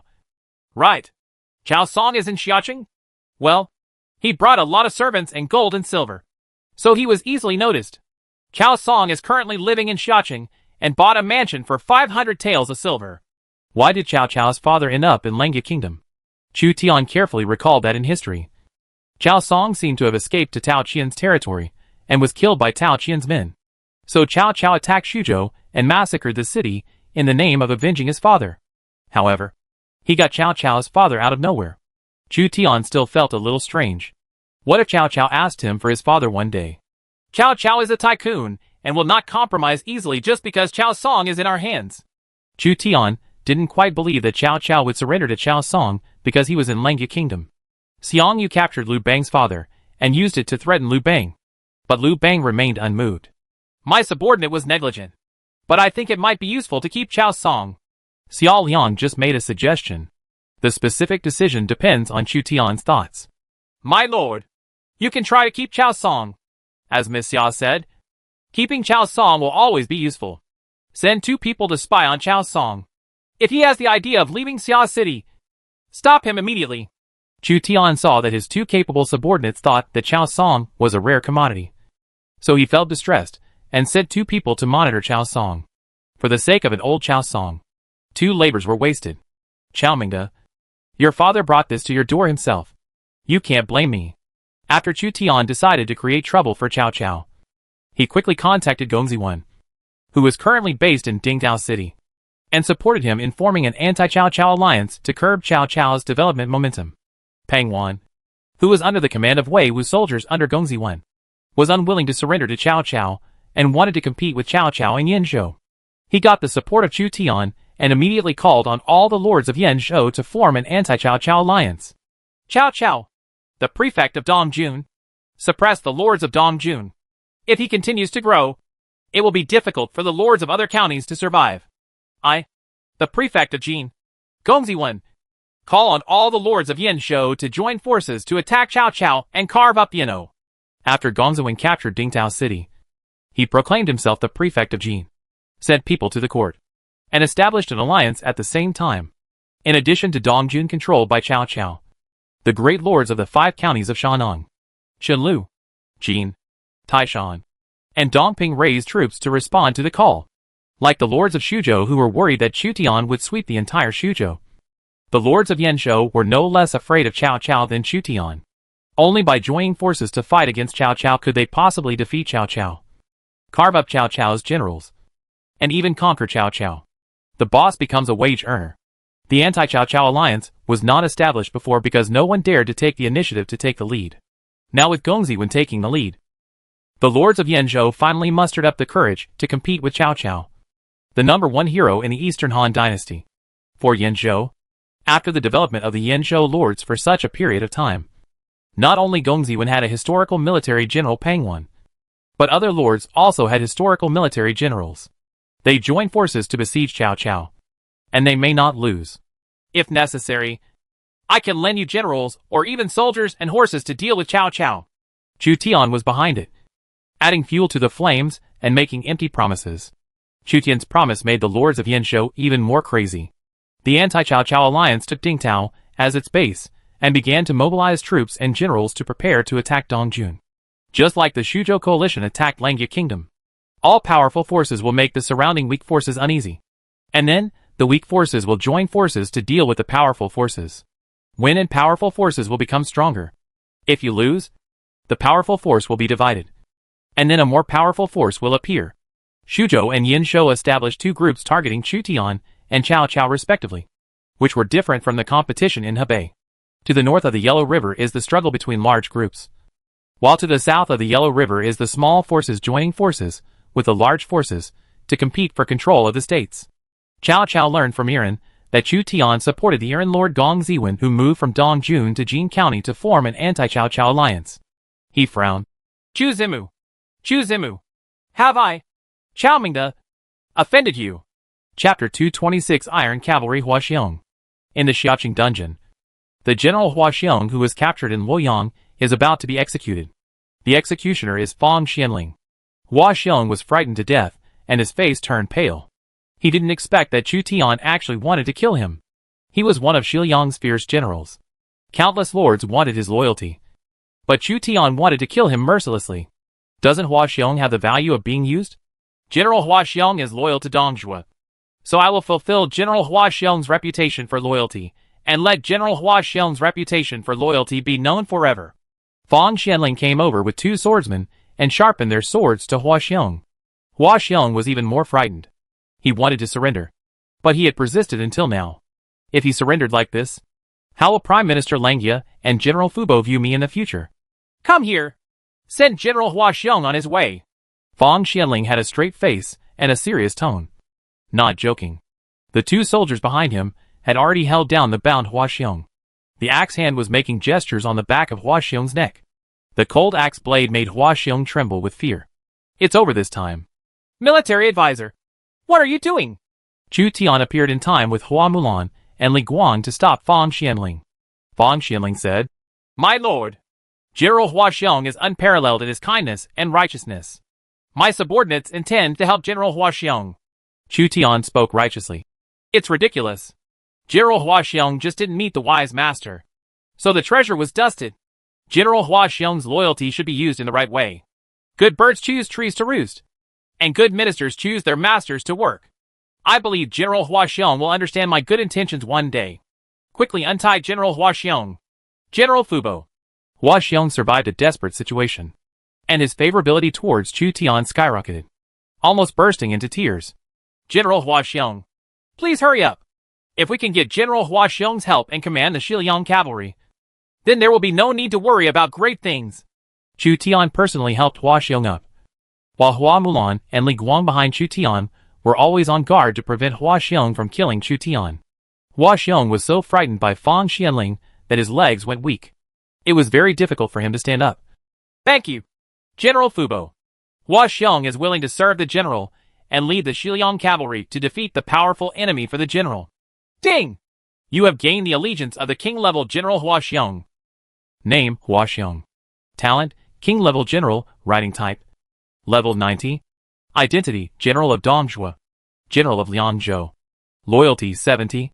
Commander, 72. Force, 90. Intelligence, 41. Politics, 20. Charm, 30. Character, reckless. Favorability, 65. Feature 1. Challenge the heroes, S-level exclusive feature. Own attack power plus 12%. When killing enemy gold level or above generals. The enemy's morale decrease rate plus 6%, maximum 18%. Feature 2. Heavy Cavalry Assault, A-level feature. When commanding heavy cavalry. Heavy cavalry charge speed plus 5%. Impact plus 10%. Characteristic 3. Reckless General, negative trait.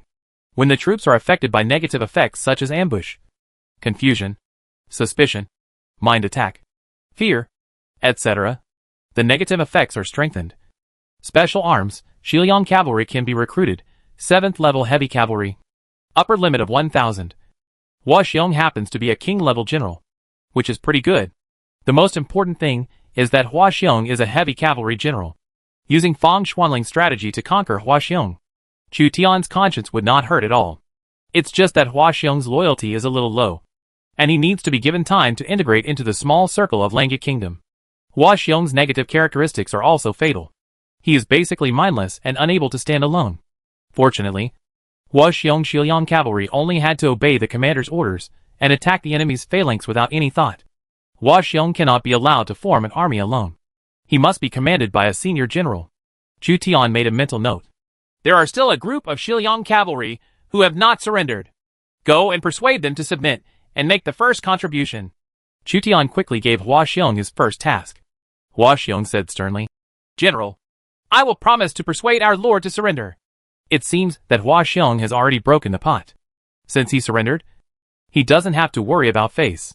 Because of Hua Xiong's intervention, 1,000 Xiliang cavalry all surrendered and officially joined Xia Cheng's establishment. Hua Xiong only has 1,000 special units, but they can already play a decisive role in small and medium-sized battles. Hua Xiong decided to surrender, so Su Rong should also surrender soon. Please don't be anxious, my lord, as long as you are not stubborn. With Su Rong's talent, he will not be willing to spend his life in the dungeon. Seeing that Fang Xianling was determined, Chu Tian was not impatient. If Su Rong is unwilling to surrender, then he has no choice but to ask him to sit in the dungeon. Langya country is full of talents. Even the dungeons are full of famous generals. Isn't it beautiful? Hua Xiong is tall and can be considered a fierce general. He had just surrendered to Chu Tian. After surrendering all the Xiliang cavalry for Chu Tian, Hua Xiong was eager to express his loyalty to Chu Tian. My lord, what else can I ask you to do? Hua Xiong is willing to go through fire and water. He will not give up until death and will never betray. Dot! Chu Tian seemed to have heard Hua Xiong express his loyalty to Dongzhuo not long ago. After all, Loyal generals like Zhao Yun are still rare, and most generals may betray after being captured for a period of time. Therefore, the best way to prevent betrayal by your subordinates is to prevent them from being captured. You train Xiliang cavalry and keep a low profile. Chu Tian intends to use Hua Xiong as his trump card in the decisive battle in Xuzhou. At present, the average level of the Xiliang Iron Cavalry is 65. They are considered veterans among all the troops in Xia City. They are also armored cavalry. They are invincible wherever they go. Hua Xiong regained command of the Xiliang Cavalry and was stationed in Xiaoqing. At the same time, Chu Tian temporarily ordered Li Guang to supervise Hua Xiong to prevent Hua Xiong from defecting with the Xiliang Cavalry. If Hua Xiong defected, he would be killed. Hua Xiong was considered a great general in Dongshua's power, but not so good in Xia City. Li Guang can warm wine and kill Hua Xiong. Liangshan Town, as the stronghold of the naval battalion, requires a large population to support the naval battalion and provide supplies for the naval battalion, because a large number of people are concentrated in Liangshan Town. Liangshan Town has been upgraded to a third-level town. After returning to health, Su Sheng returned to Liangshan Town to preside over the expansion of the naval camp. The number of naval battalions was temporarily expanded from 2,000 to 10,000, with 15 warships, 40 sailing ships, a small number of sentry ships, and a large number of grain transport ships. The ship's cabin and ship planks are covered with cowhide, which can prevent fire. There are 3 levels of cabins above the deck. Each cabin has crossbow windows and spear holes on all sides, which can be used to attack enemies from all directions.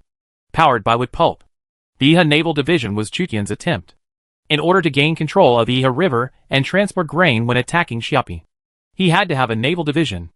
After the area of Iha River was expanded 10 times, the river surface was still considerable, enough to accommodate tens of thousands of naval forces for joint battle. The 4th level Suqiao Navy has 1,000 archers, 3,000 low-level naval infantry archers, and 6,000 soldiers. Su Sheng recruited troops according to the establishment, but he still thought that the number of warships was too few. So he asked Chu Tian to increase the number of warships to 30, and the number of warships to 60. A large number of men were recruited to row oars and carry food. Each of them earned less than 1 tael per month, and together they were less than 600 high-level military salaries. In order to attack Xiapi City, there will definitely be a water battle, and the proficiency of the Navy soldiers must be improved. Governor Su Sheng trained 4,000 Navy soldiers and 6,000 men, as well as exercising their physique. These trainings can all gain experience. Tao Qian has sent scouts to sneak into Liangshan Town to observe the strength of Liangshan Town. Liangshan Town, which was originally unknown, became one of the key towns that Tao Qian paid attention to. Both sides are sending scouts and players to spy on each other's strength and details. Chu Tian learned of Tao Qian's deployment, and Tao Qian naturally sent scouts to spy on Chu Tian's troops. There are about 3,000 to 4,000 soldiers and thousands of men in Liangshan Town. The governor must be on guard. Didn't I say before that there were only more than 2,000 soldiers and men in Liangshan Town? Why is there nearly 10,000 people now? Tao Qian was shocked to learn that Liangshan Town was aggressively expanding its navy. Chu Tian's intention to expand his navy was clear. It was obviously to attack southward along the Iha River and capture Tao Qian's 2 core cities, Tancheng and Xiapi.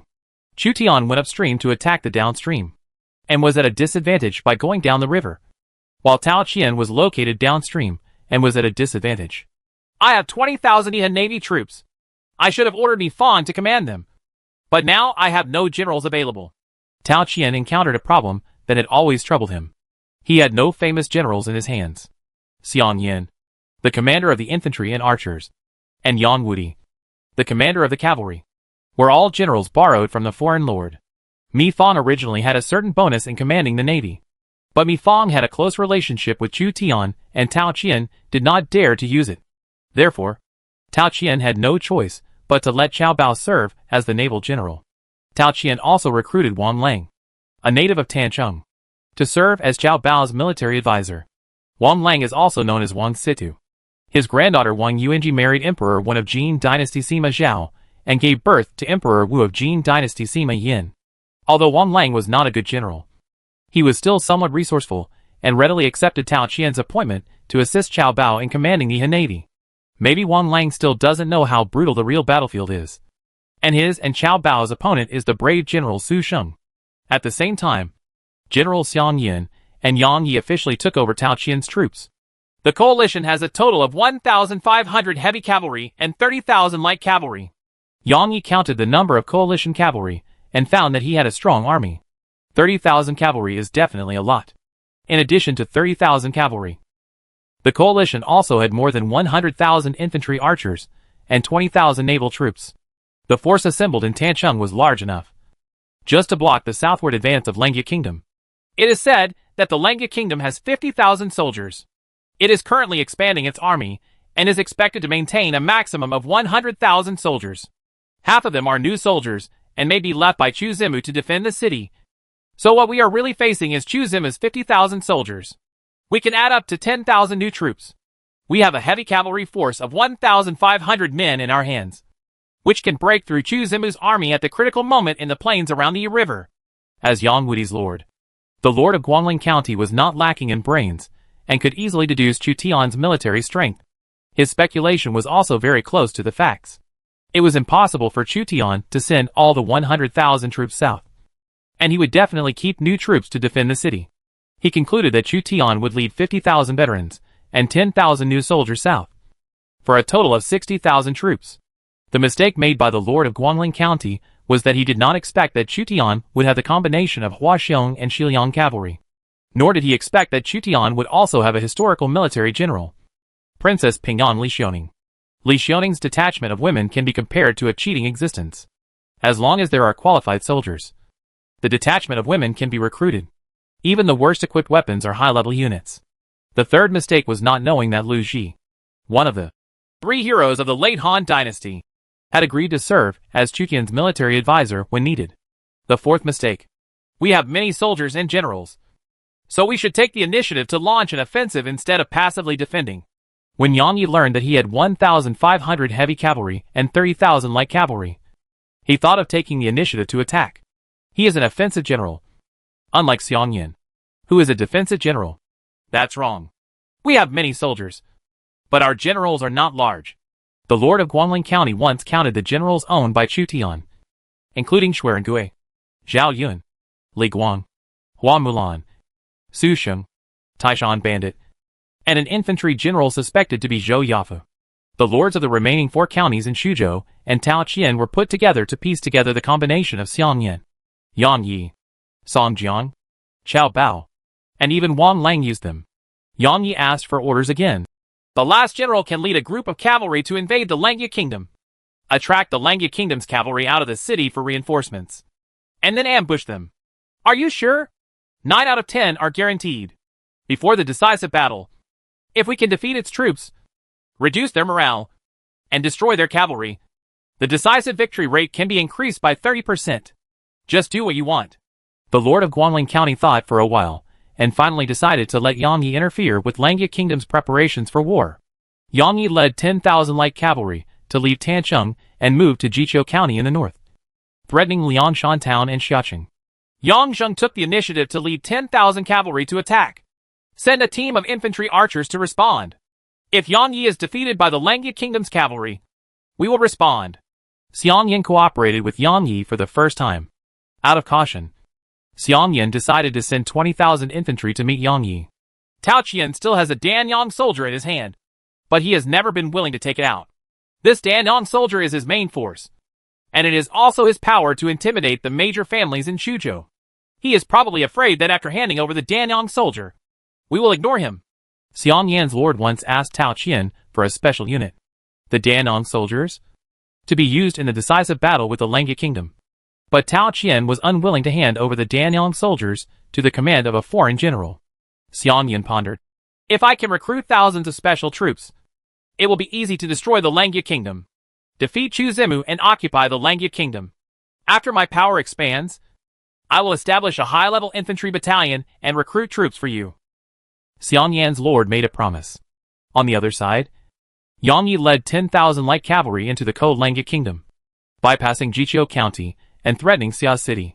Cavalry! Cavalry from Tao Qian's coalition! Jiqiu County stationed 5,000 troops, most of them new soldiers, to defend the city. When they saw the dust rolling outside Jiqiu County and the black cavalry passing by, they couldn't help but feel numb. Although there is no worry that the cavalry will attack the city, Jiqiu County may be surrounded, or the opponent may have other plans. Jiqiu County Guard Wu Dun immediately asked someone to inform Xiaoqing. Tell the Lord that about 10,000 enemy cavalry have entered Langya Kingdom for an unknown purpose. Chapter 227 Yang Wudi invades the army. What do you think of this song? Little Zimu? Kai Yong, a famous scholar in the late Han Dynasty, stayed in Du Fu's thatched cottage and specially invited Chu Tian to listen to music in Du Fu's thatched cottage, in order to appease this group of celebrities and to better conquer the disciples of Sun Yu and other aristocratic families in the future. Chu Tian took the time to come to Du Fu's thatched cottage and talk with the celebrities. This song is very wonderful. I wonder who composed it. Chu Tian heard the sound of the guqin coming from behind the screen. Although he was tone deaf and couldn't tell whether it was good or bad, he was right as long as he praised the other person. For some reason, the music actually has a relaxing effect. Kai Yong replied, This is the guqin played by my little girl. I wonder if you have any thoughts of working in a band or thatched cottage. Chu Tian heard that Kai Yong had brought Kai Wenji to Langya Kingdom from the war-torn Shilu County. So he took up the idea of Kai Wenji. What he covets is the bonus that Kai Wenji brings to the territory. The bonus that a talented woman brings to the territory will undoubtedly be very high. This, considering that he is old, Kai Yong seems to have found a job for his daughter.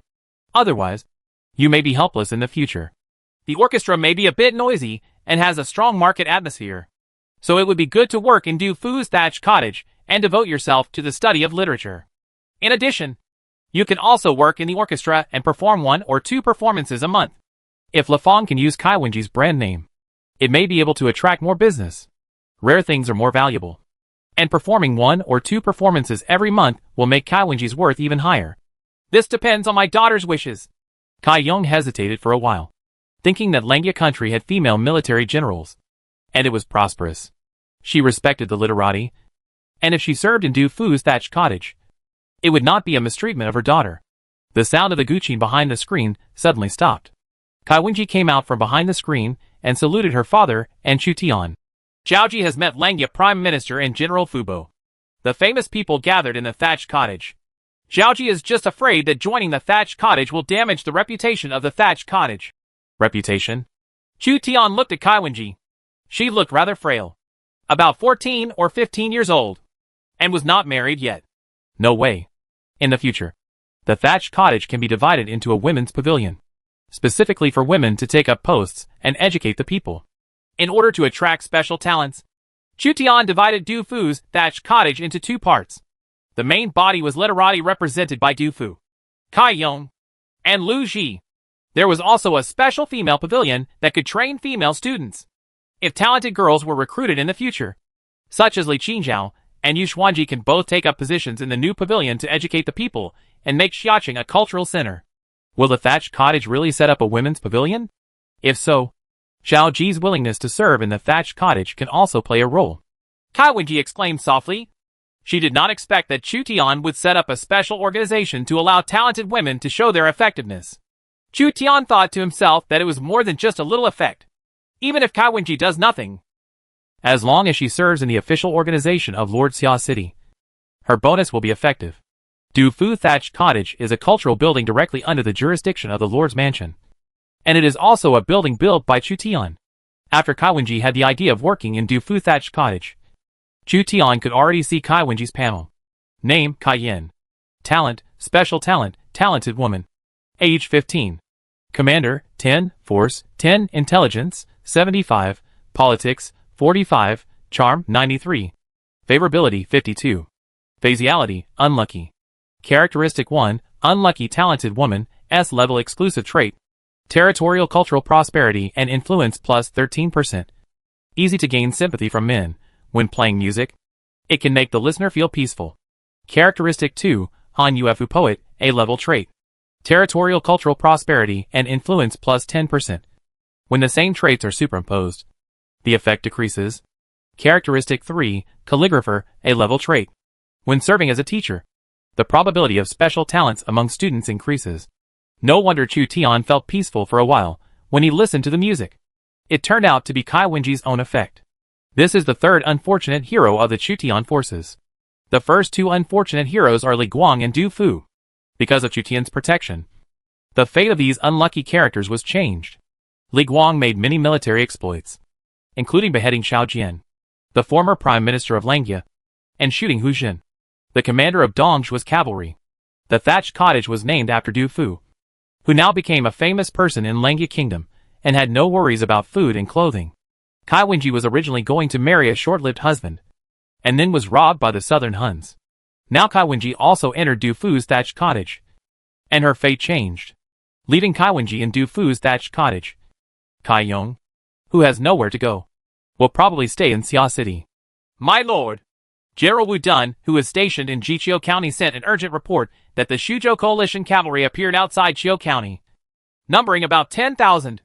They are trying to cut off the grain road between Jiqiu County and Kaiyang County, and may launch a surprise attack on Xiachen and the villages and towns near Xia City. Just as Chu Tian was about to brush up his favorability with Kai Yong and Kai Wenji, their father and daughter, so that Kai Yong and Kai Wenji could better serve the Langya Kingdom, soldiers from the Lord's mansion came to inform Chu Tian of important information. 10,000 cavalry.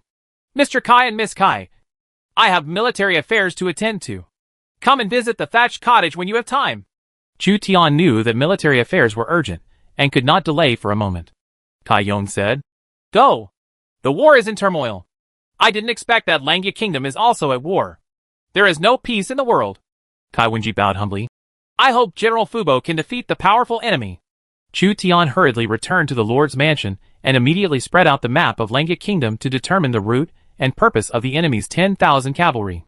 As a member of the army, Fang Xianling immediately assisted Chu Tian in making decisions. Have Shueli and Zhao Yun returned? Not yet. How many cavalry are there in the city? There are only 600 high-level cavalry, 2,000 light cavalry, and heavy cavalry troops from Hua Mulan and Li Guang. In addition, the 4,000 light cavalry recruited using Shiliang war horses are not high enough.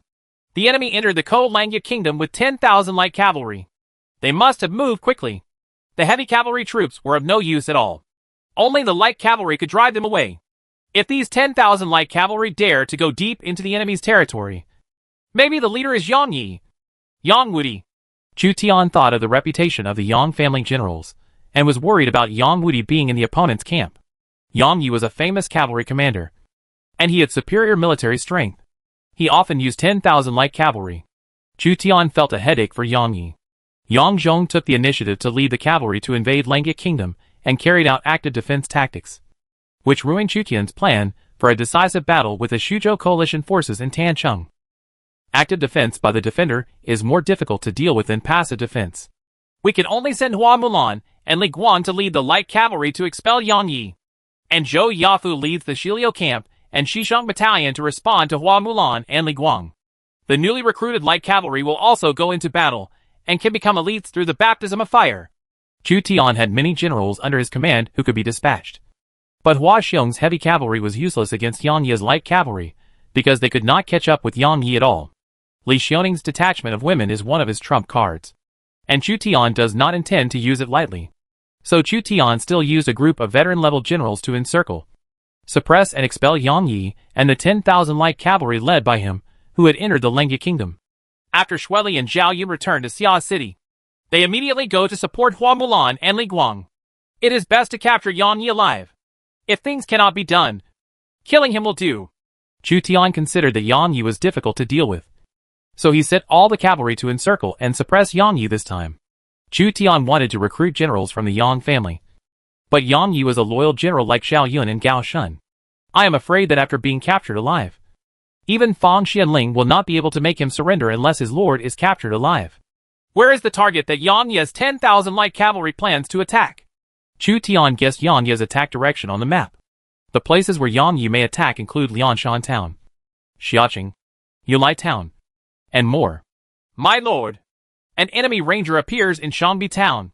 What he wants to fight is Shangbi Town. Chu Tian was shocked. There are gold mines and iron mines in Shangbi Town.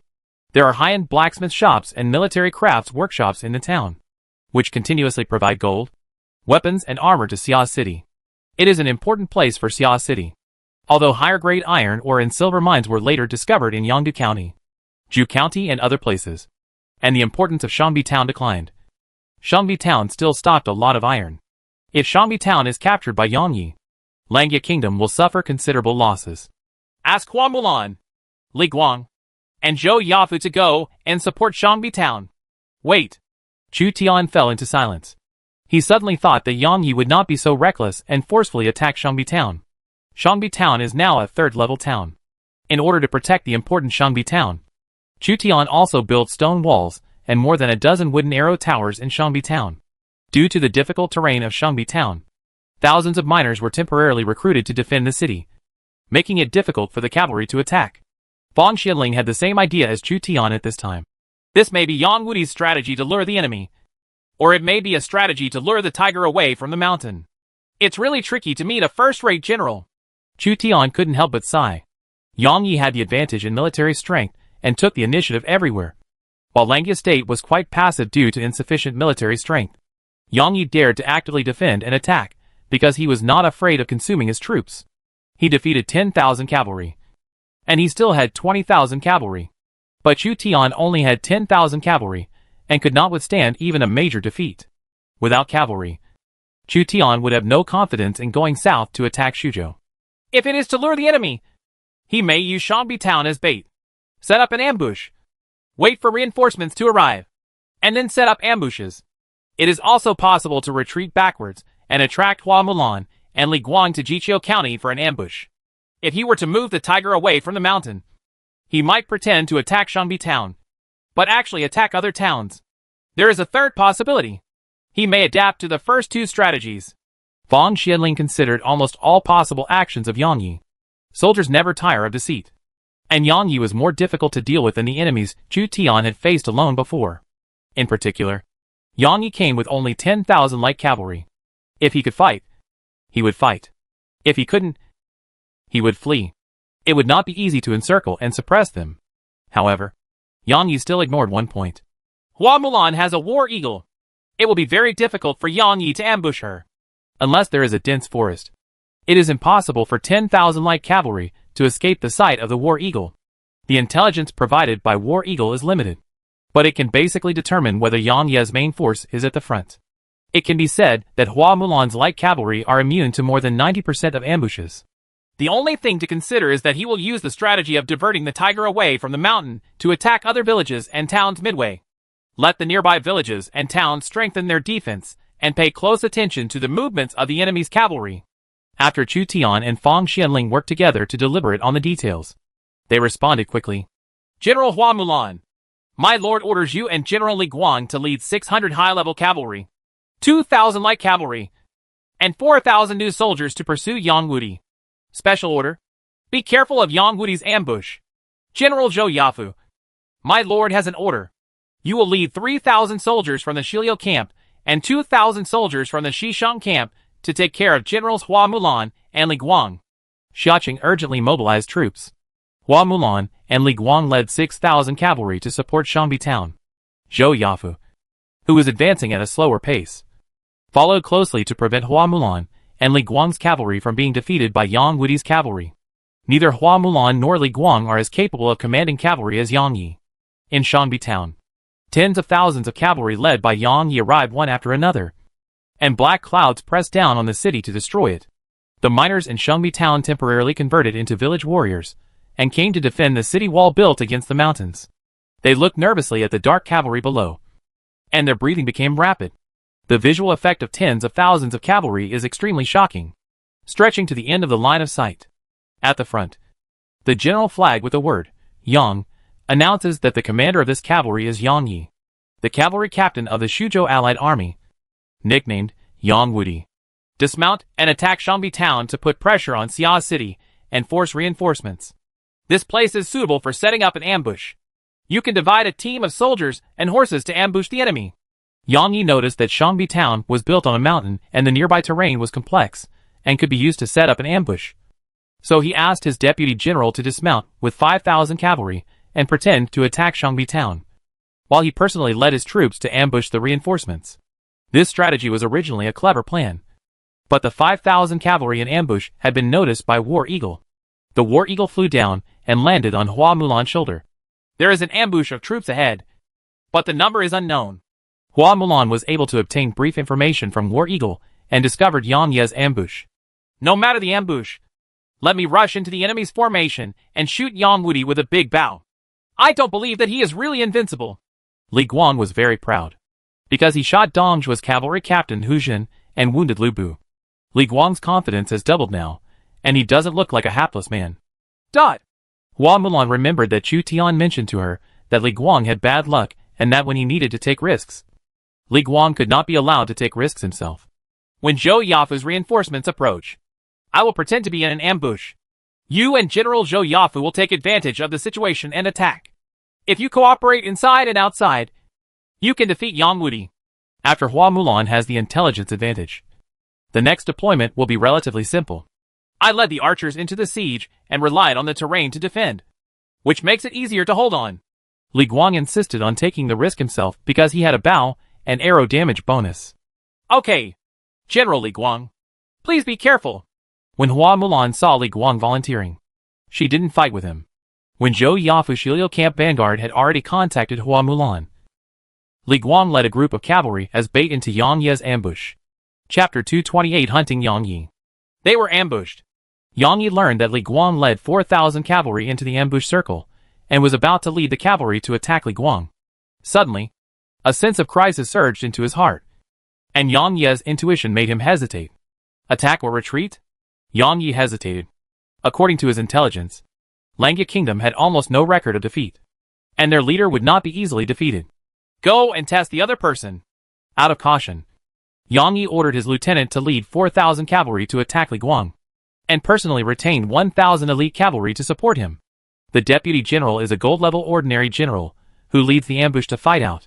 Sure enough, there is an ambush. Li Guang received Hua Mulan's notice in advance and already knew that Yang Yi was setting up an ambush ahead. So he did not panic and occupied the high ground to kill the ambush troops with mounted fire. The cavalry archers of the Western Han dynasty were the eagle shooters in the Han army. They had a very high hit rate. The light cavalry on the opposite side were either shot or wounded.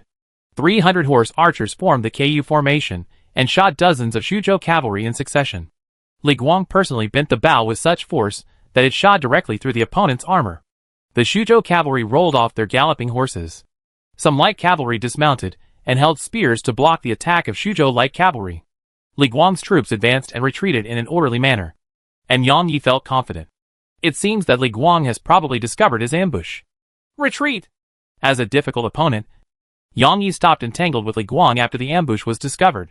Meng Jin withdrew his troops, and Yang Yi covered the retreat of 4,000 cavalry.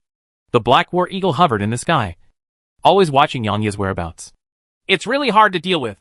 Hua Mulan found that there was no way to plot against Yang Yi. The opponent's sense of danger was too keen, so Hua Mulan's counter-ambush failed.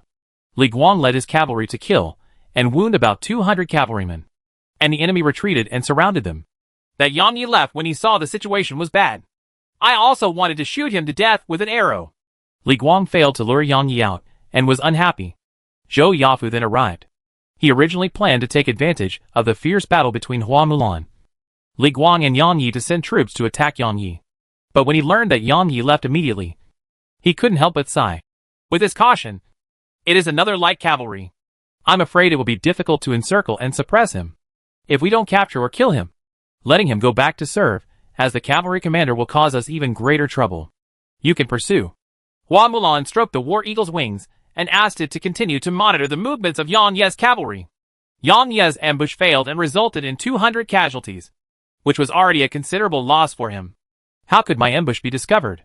Or did I underestimate them? Yang Yi gathered his cavalry and prepared to attack other villages and towns. He was puzzled that the ambush against Li Guang failed. Yang Ye's 10,000 cavalry moved to Yilai Town, which was an agricultural town specializing in food supply. But Yang Yi soon discovered that Hua Mulan and Li Guang's cavalry were approaching again. Surprised, Yang Yi set up an ambush again. And then, the ambush was discovered again. How is this going? Yang Yi failed to set up an ambush twice and couldn't help but be confused. He and the 10,000 light cavalry could have caused huge damage to Langya Kingdom, but the other party seemed to know his marching route, making it difficult for his ambush to be effective. If Yang Yi hadn't been cautious and had an intuition for danger, the entire army might have been wiped out. A troop of cavalry returned from a remote county. General Zhao Yun, my lord has an order. Go to Yilai Town immediately. Gather with Generals Hua Mulan and Li Guang, and hunt Yang Wudi. Everyone! Wait! Speed up the march! Zhao Yun learned that the generals of Langya Kingdom were encircling Yangyi, and immediately went to join them. On the other side, Xuerengui, who was attacking remote counties, returned to his troops and also quickly gathered in the Yunlai town area. Yangyi was like poking a hornet's nest, alerting Xia's cavalry generals. Almost all the light cavalry were dispatched in order to defeat or capture Yangyi as soon as possible. Yangyi was very depressed because he found that his whereabouts were completely exposed to Hua Mulan's surveillance. The most important thing about the light cavalry is mobility. They can march quickly and make a surprise attack when necessary. Yangyi was discovered in many ambushes, and he was unable to achieve results. I went to Xia City to show off my force and cause panic in the city, so I immediately returned to the army.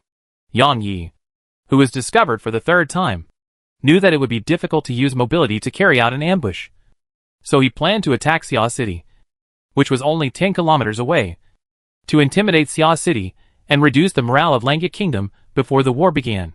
10,000 light cavalry quickly marched towards Xia City. We have been following Yangyi in a passive pursuit. Generals Zhao Yun and Shueli can set up an ambush on his retreat. Hua Mulan and Li Guang pursued Yangyi for a day, but Yangyi never fought head-on. Yangyi, who has keen intuition, quickly withdrew once he realized that his ambush had been discovered. In other words, Yangyi has been looking for opportunities. If you don't have a chance, you will never take action easily. The place Yangyi wants to attack this time is not towns like Shangbi Town and Yunlai Town, but Xiaqing. It is impossible for him to capture Xia City. It is very likely that he feinted a shot and then retreated. We may take this opportunity to capture Yangyi alive with Generals Zhao Yun and Shueli. Hua Mulan took advantage of her vision and changed her hunting method. She no longer followed Yangyi, but set up an ambush on Yangyi's retreat. As for the threat to Xia City, Yangyi's cavalry could not defeat Xia City defended by Li Xiaoning.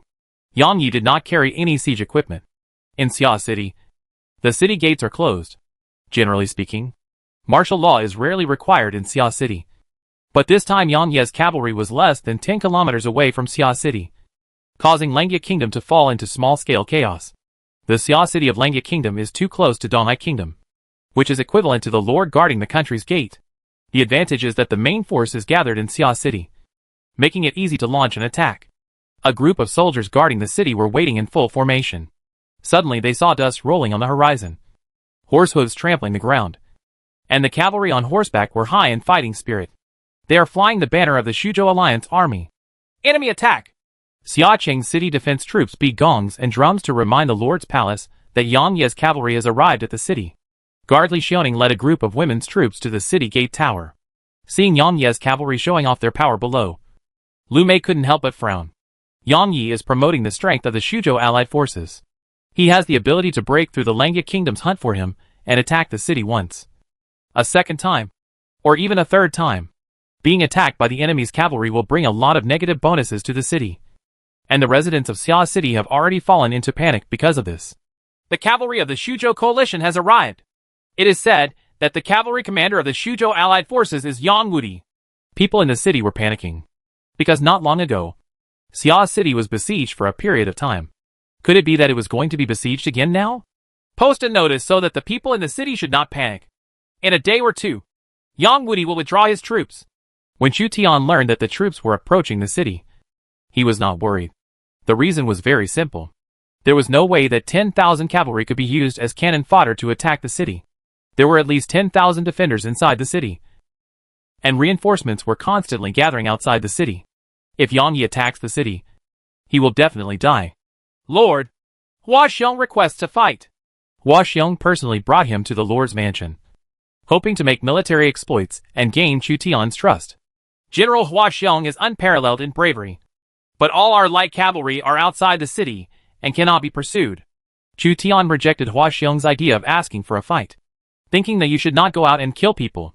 It wouldn't matter if he was facing an ordinary general, but he was a general of the Yang family. Chu Tian personally led people to the city wall and saw the heroic Li Xiaoning, who was observing Yang Wudi's formation. Lord. When Li Xiaoning saw Chu Tian arriving, he called him the same as Xiao Liang. But Fang Xianling, Hua Mulan, and Shueli called Chu Tian their lord.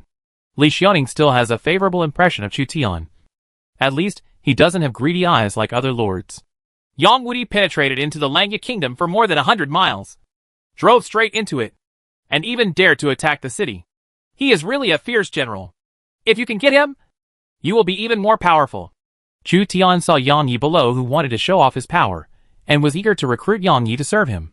Yang Yi is undoubtedly better than Hua Xiong.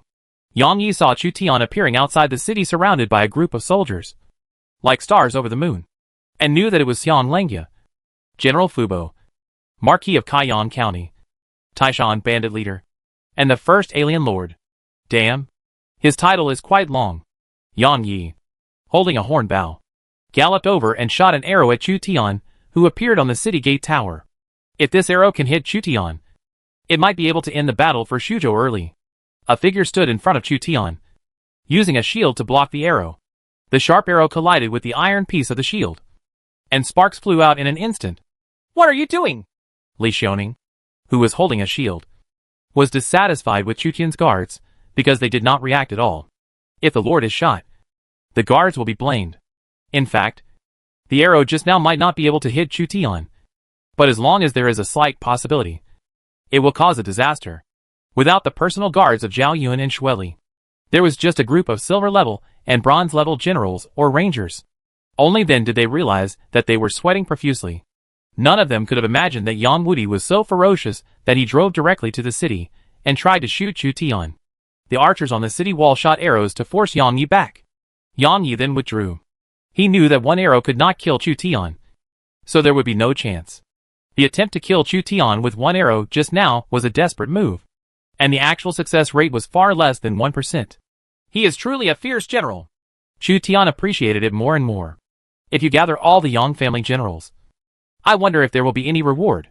Yang Yi led 10,000 cavalry to frighten Xia City, causing panic in the city. After achieving his goal, he estimated that time was almost up, so he led his troops to withdraw. In view of Li Xiaoning's performance, Chu Tian asked people to record his merits and then reward him. The residents in the city felt a little relieved when they heard that Yang Wudi would withdraw his troops soon. Yang Ye's actions have already damaged the public sentiment and morale of Langya Kingdom, and have initially achieved his goal. In Du Fu's thatched cottage, Lu Ji heard the noise of the cavalry outside the city and said to Kai Yong, "In less than a day, the enemy troops will definitely withdraw." Kai Yong asked curiously, "Why are you so sure? The decisive battle has not yet begun. This cavalry only came to Langya Kingdom to destroy and cause panic in Langya Kingdom. His goal was only half achieved. I have been favored by Prime Minister Langya, and I have to help this time." Lu Ji had strategic vision and knew Yang Ye's purpose. If Yang Yi came to interfere, the battle to decide Shuzhou's ownership was not far away. He once promised Chu Tian that he could serve as a military advisor and provide assistance when necessary. In order to fight for Shuzhou, Chu Tian will definitely mobilize all his troops and generals. What are the chances of winning this time? 50 to 60%. After Yang Yi declared force under Xiaqing City, he withdrew his troops south. Report. The Langya Kingdom cavalry was found in the south and is coming towards us. Report. Langya cavalry was found in the east. While Yang Yi successfully shocked Xiacheng, he also paid a certain price. The whereabouts of his cavalry have been captured by Hua Mulan. Hua Mulan did not deliberately rescue the siege, but contacted the surrounding friendly forces and began to encircle and suppress Yang Yi. The hunting location is near Lianshan town. This joint attack centered on Yang Yi, and all armies gathered quickly. Break out to the south. Yang Yi gradually realized that the situation was not good.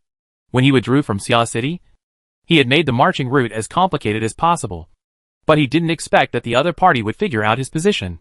In the south, a group of cavalry led by Zhao Yun intercepted Yang Yi. The two cavalry clashed, and thousands of sharp arrows were shot out and fell into the opponent's cavalry unit. The cavalrymen who were hit by arrows fell off their horses one by one, while the tenacious cavalrymen were still fighting after being hit by 2 or 3 arrows. Yang Yi saw the opponent's silver-armored and white-robed young general attacking in the rebel army and was invincible. So he took an arrow and planned to kill Zhao Yun. Zhao Yun knocked down a Shuzhou cavalryman and found that the other general had already bit his bow and arrow, so he immediately avoided it. The iron arrow shot by Yang Yi grazed Zhao Yun's shoulder armor and was eventually bounced off by the iron piece. If the position was more accurate, Zhao Yun might be able to be shot. Facing Yang Ye's archery skills, Zhao Yun did not retreat but advanced. He wanted to capture Yang Yi alive and make a contribution. The Lord will definitely like a fierce general like Yang Wudi. Yang Yi did not show off his bravery, but commanded more cavalry to attack Zhao Yun. No matter how brave Zhao Yun is, he can only kill 100 people. His troops are insufficient. And the soldiers he leads are not white horse followers, but ordinary low-level light cavalry. Under the attack of Yang Yi's 10,000 cavalry, they quickly broke through Zhao Yun's interception and continued southward. Zhao Yun stabbed 30 or 40 cavalrymen in succession, and the blood stained his white robes red again. But he could not stop Yang Yi. 200 to 300 of his cavalry were killed as a result. Keep chasing! Zhao Yun did not let Yang Yi go, because there were still Xuerangui's ambushed troops in the south. Hua Mulan, Li Guang, and Zhou Yafu set up an ambush in the east. At this time, they learned that Yang Yi was retreating to the south, so they quickly pursued in roundabout. 20 miles south of Lianshan town, Xuerangui successfully blocked Yang Yi's cavalry. The two sides fought on the river. Yang Yi once again relied on his superior strength to overwhelm Xuerangui's cavalry. The cavalry of the Tang dynasty fired hundreds of arrows and killed hundreds of Xuzhou cavalry. They were unstoppable. However, Yang Yi's cavalry was too large. Xuerangui only brought 2,000 cavalry with him to the expedition, and was unable to intercept Yang Yi's cavalry. After Xuerangui delayed Yang Yi again, Hua Mulan and Li Guang successfully made a detour and intercepted Yang Yi again. Xuerangui and Zhao Yun chased Yang Yi from behind. Yang Yi lost his vision and was miserable due to the difficulty of defeating the pack of wolves. He finally understood why Langya Kingdom had been invincible before. Chapter 229 Preparation for the Decisive Battle. A group of approximately 20,000 infantry archers appeared in Jiqiu County, suspected of going to meet Yang Wudi. Wu Dun, the general stationed in Jiqiu County, always paid attention to the movements of the Xuzhou coalition forces in the south. The commander-in-chief Xiang Yin on the opposite side sent 20,000 infantry and archers to assist Yang Yi and prevent Yang Yi's entire army from being annihilated. Facts prove that Xiang Yin's judgment was correct. Yang Yi was besieged by the main cavalry of Langya Kingdom, losing 3,000 cavalry and retreating while fighting. There were too many generals on the other side, and they had an advantage in the field of vision. Yang Yi's every move seemed to be under the surveillance of the other side. Yang Yi was not captured so easily. Hua Mulan, the only one who fought with him for a round in the rebellion, did not gain an advantage. Yang Yi did not choose to get too entangled with the opponent's generals, and relied on his military superiority to break through the encirclement. Even though several generals surrounded him, it was difficult to completely destroy Yang Yi's cavalry. There are enemy reinforcements approaching. They may number more than 10,000 people, and their types are unknown. Stop the pursuit! Hua Mulan's war eagle sensed the arrival of Xiang Yan's reinforcements, and Hua Mulan immediately notified the three armies. The intelligence that War Eagle can provide is limited, but it is enough for making simple decisions. Xuerangui, Zhao Yun, and Li Guang stopped chasing. Sure enough, 20,000 infantry archers sent by Xiang Yan appeared at the end of the plain to rescue Yang Yi, who was being hunted. Yang Yi received reinforcements and was able to reorganize his scattered troops, but he lost 3,000 cavalry. The Langya Kingdom is so powerful that it is difficult to match it. Fortunately, the Langya Kingdom only has 10,000 riders, and the outcome is yet to be seen. Yang Yi fought against the generals of Langya Kingdom for the first time, and was impressed by the strength of Langya Kingdom. It is not unreasonable that Langya Kingdom can compete with the remaining 4 counties in Xuzhou with 1 county.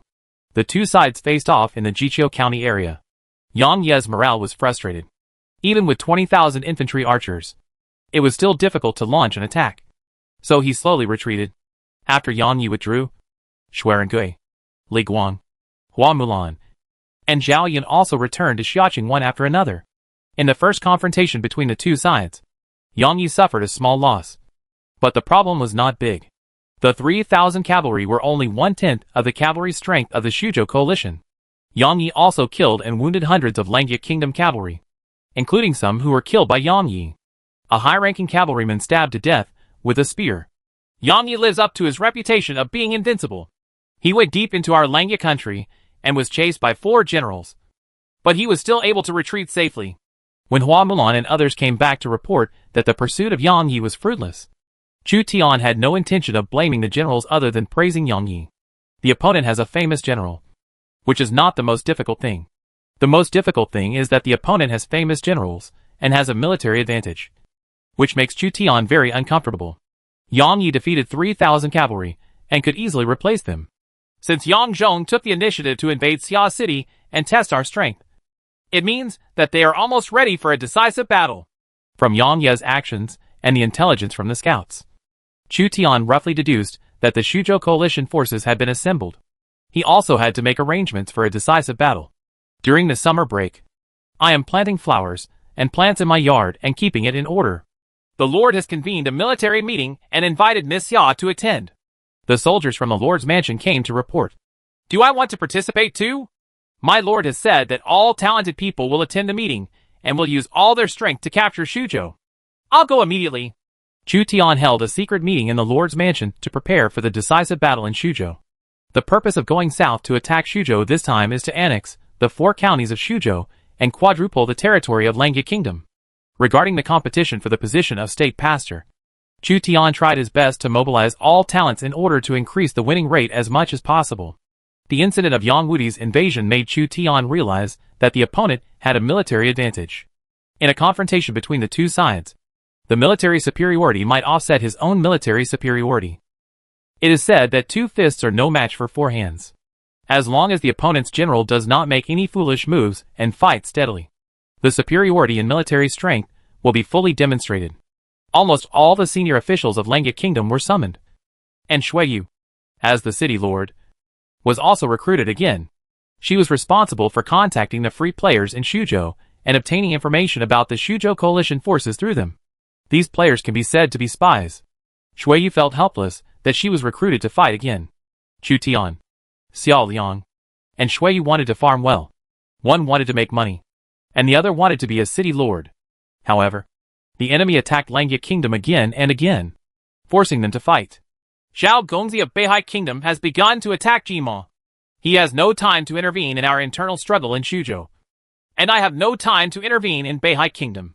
Therefore, I have reached an alliance agreement with him. We can appropriately reduce the number of troops in the north and concentrate the main force in the south.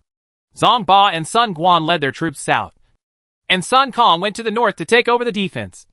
With 5,000 troops, Xue Yue moved to Ju County and was responsible for providing players with intelligence. At the same time, she was responsible for transporting food, weapons, and recruits from the north and central areas to the south. She did not have to participate in the battle on the front line.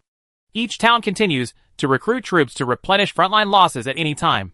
Xiao Liang and Li Xiaoning are responsible for guarding Xia City, with a strength of 5,000 women's troops, 5,000 new troops, and 10,000 Xiangyong.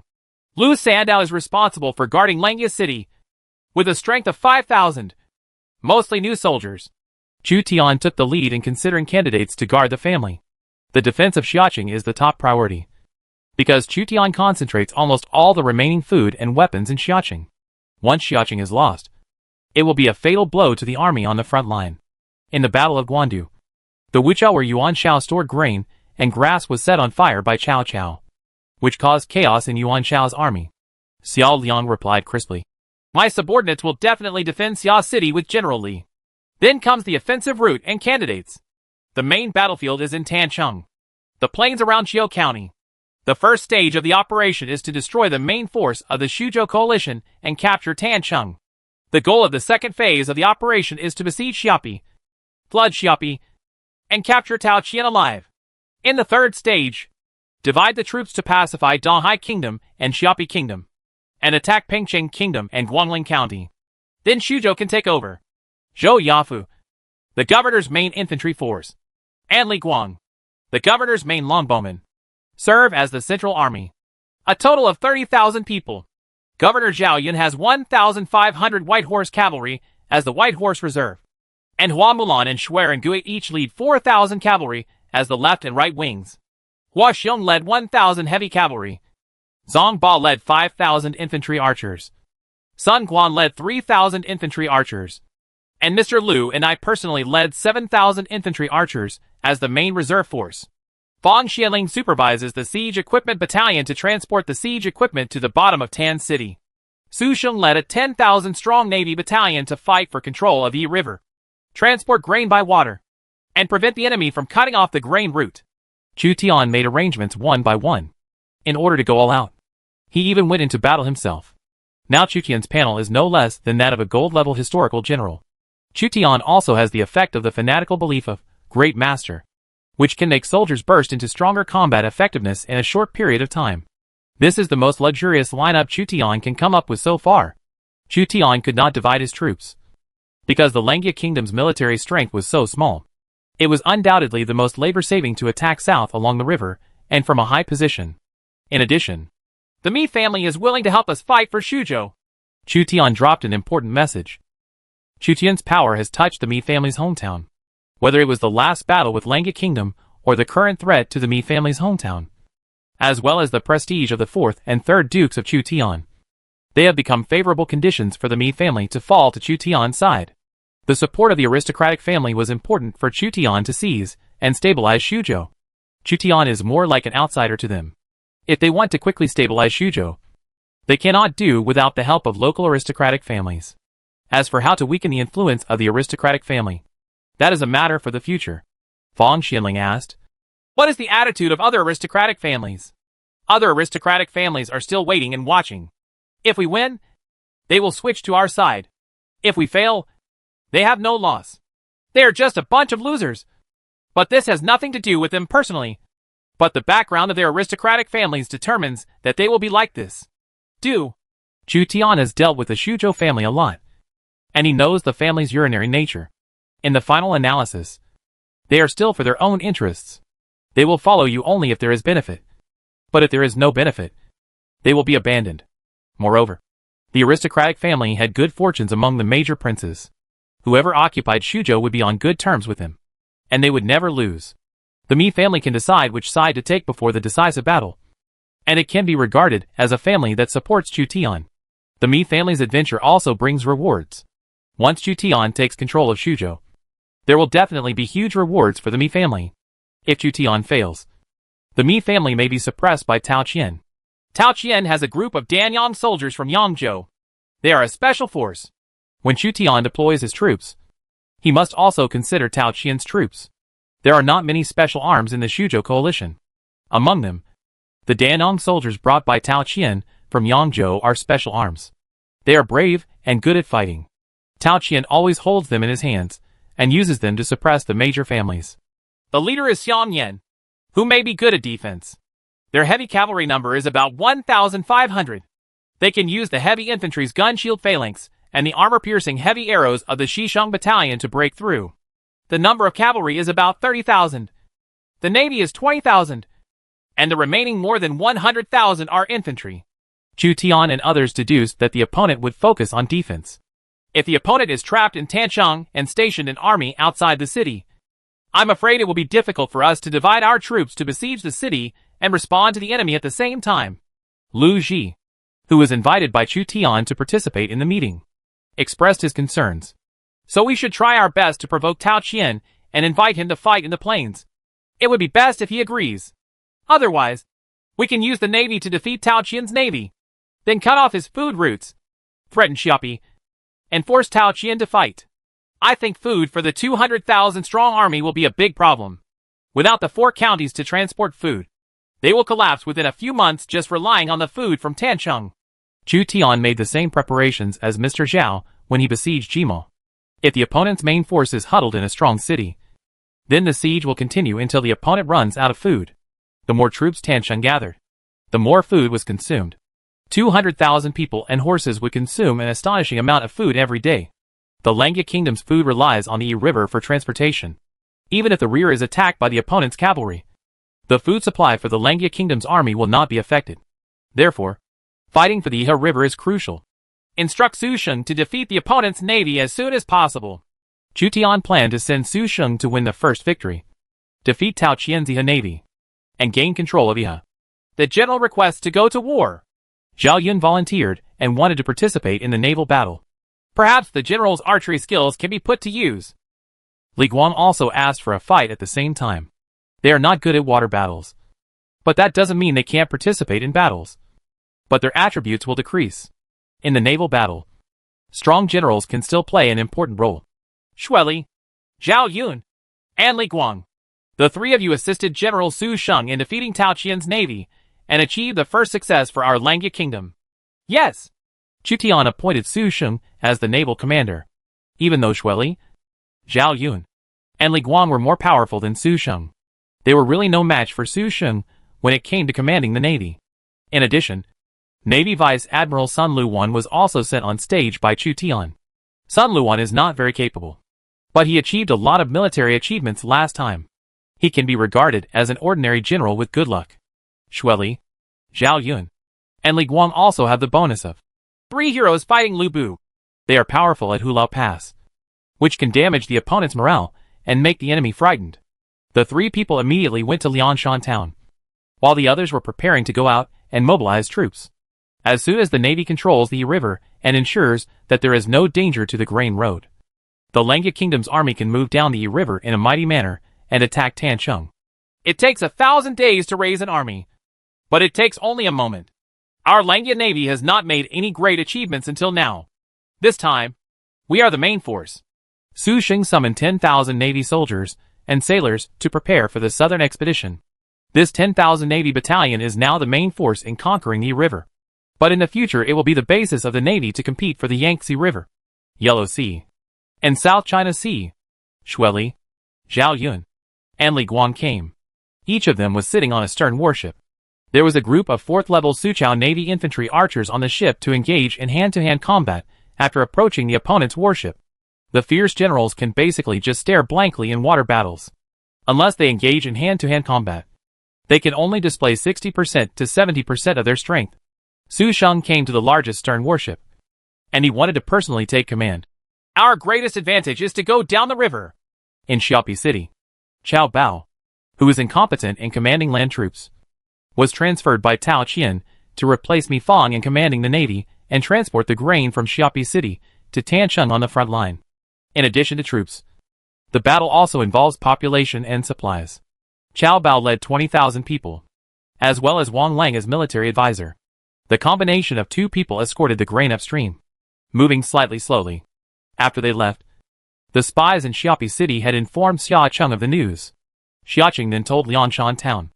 30 stern warships, 60 gondola warships, and sentry ships piled with straw and kerosene anchored in Liangshan town left at night, and went down the river in a mighty manner to intercept Cao Bao and Wang Lang's navy.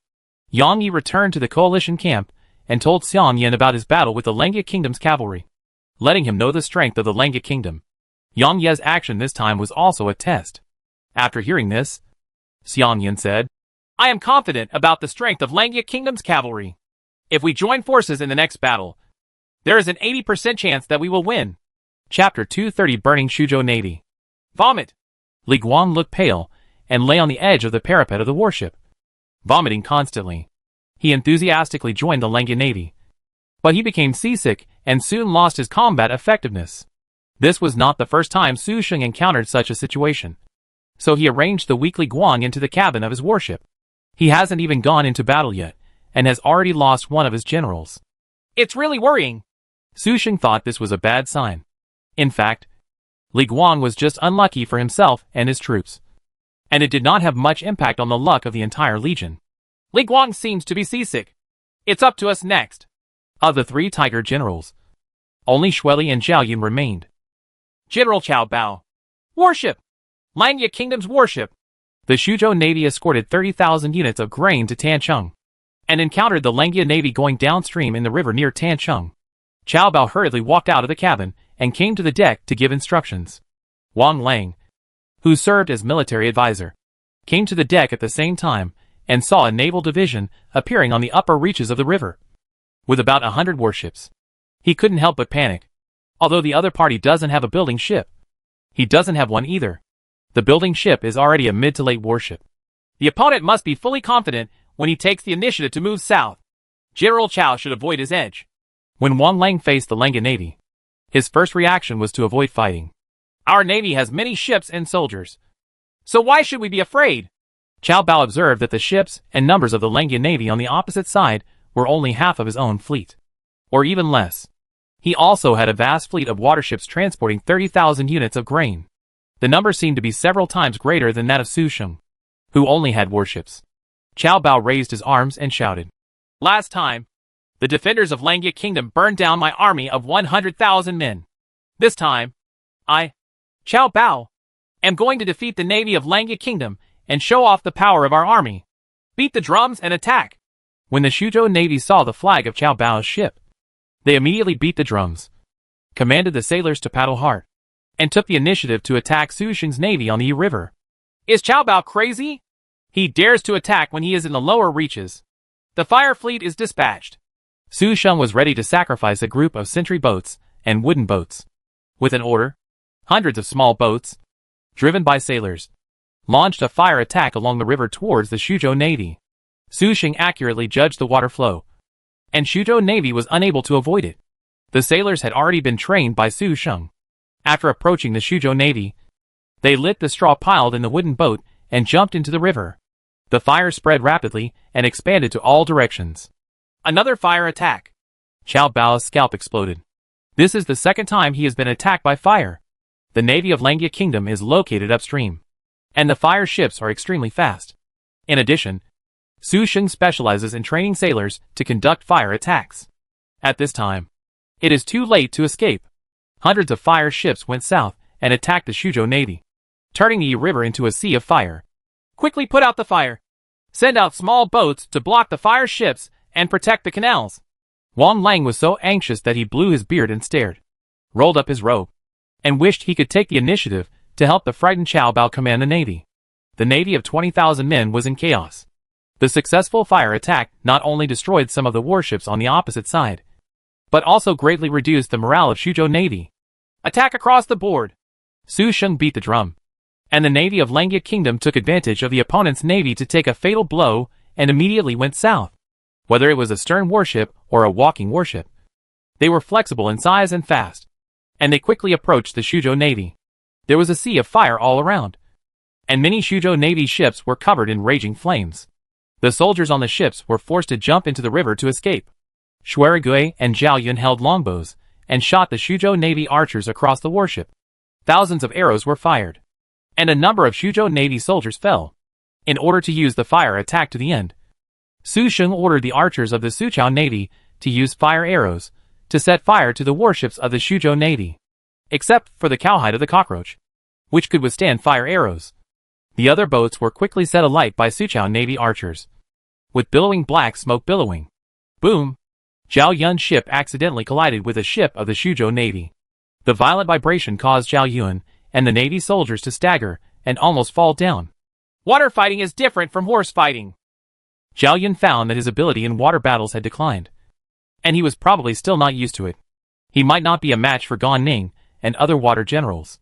Even so, Zhao Yun led the 4th-level soldiers of the Suqiao navy to the deck of the Xuzhou navy and broke off a spear thrust from the opposite side. He was incredibly brave. The spear swept across, and the soldiers of the Xuzhou navy on the opposite side retreated one after another, looking at the silver-armored young general, who was coming to kill him in fear. There were 2 silver-armored generals from the Langya Kingdom who participated in the Battle of Hula Pass, and their reputation spread throughout the Eastern Han dynasty.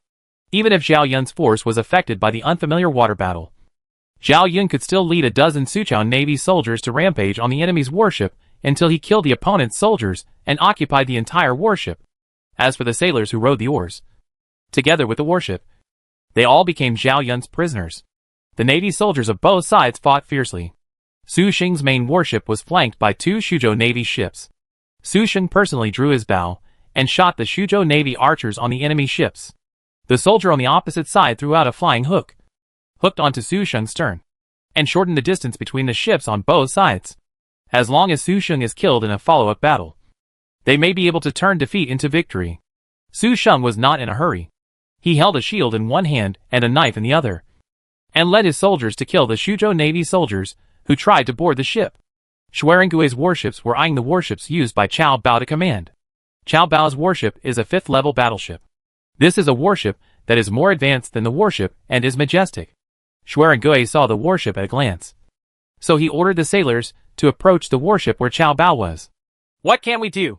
Seeing a sea of fire all around, Cao Bao's command was in confusion, and he didn't realize that he still had a chance to turn defeat into victory. Xuzhou Navy's warships and number of people are twice that of Langya Navy. The ship of Su Sheng, the commander of Langya Navy, is being attacked by Shuzhou Navy. If Cao Bao can regain his strength, he may not be unable to fight back. But now Cao Bao was frightened by the fire attack and just wanted to escape as soon as possible.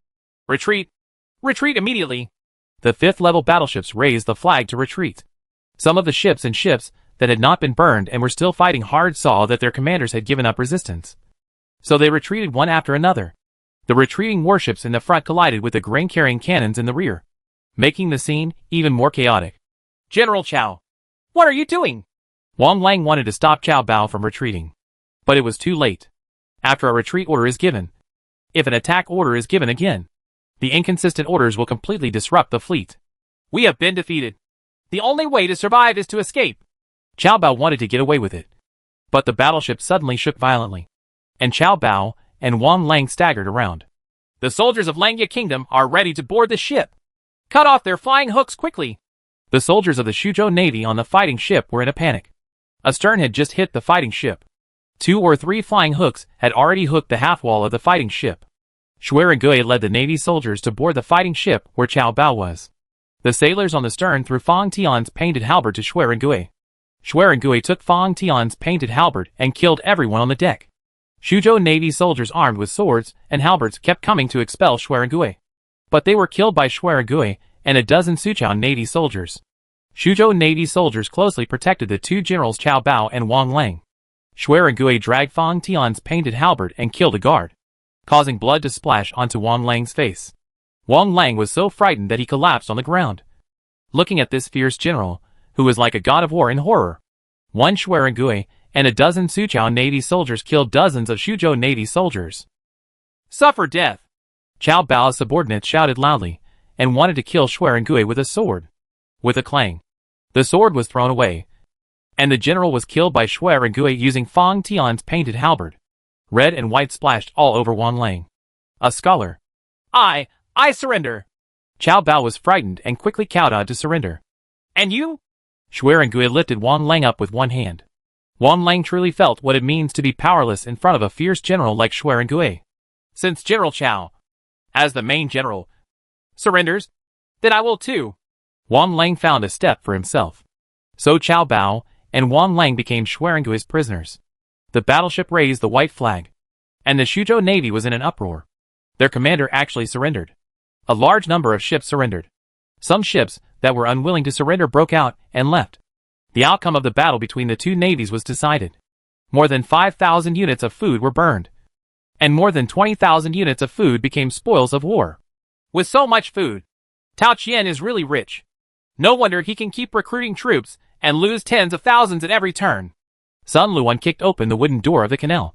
Inside were bags of grain and grass for the frontline soldiers. 20,000 units of grain can feed an army of 200,000 for more than a month.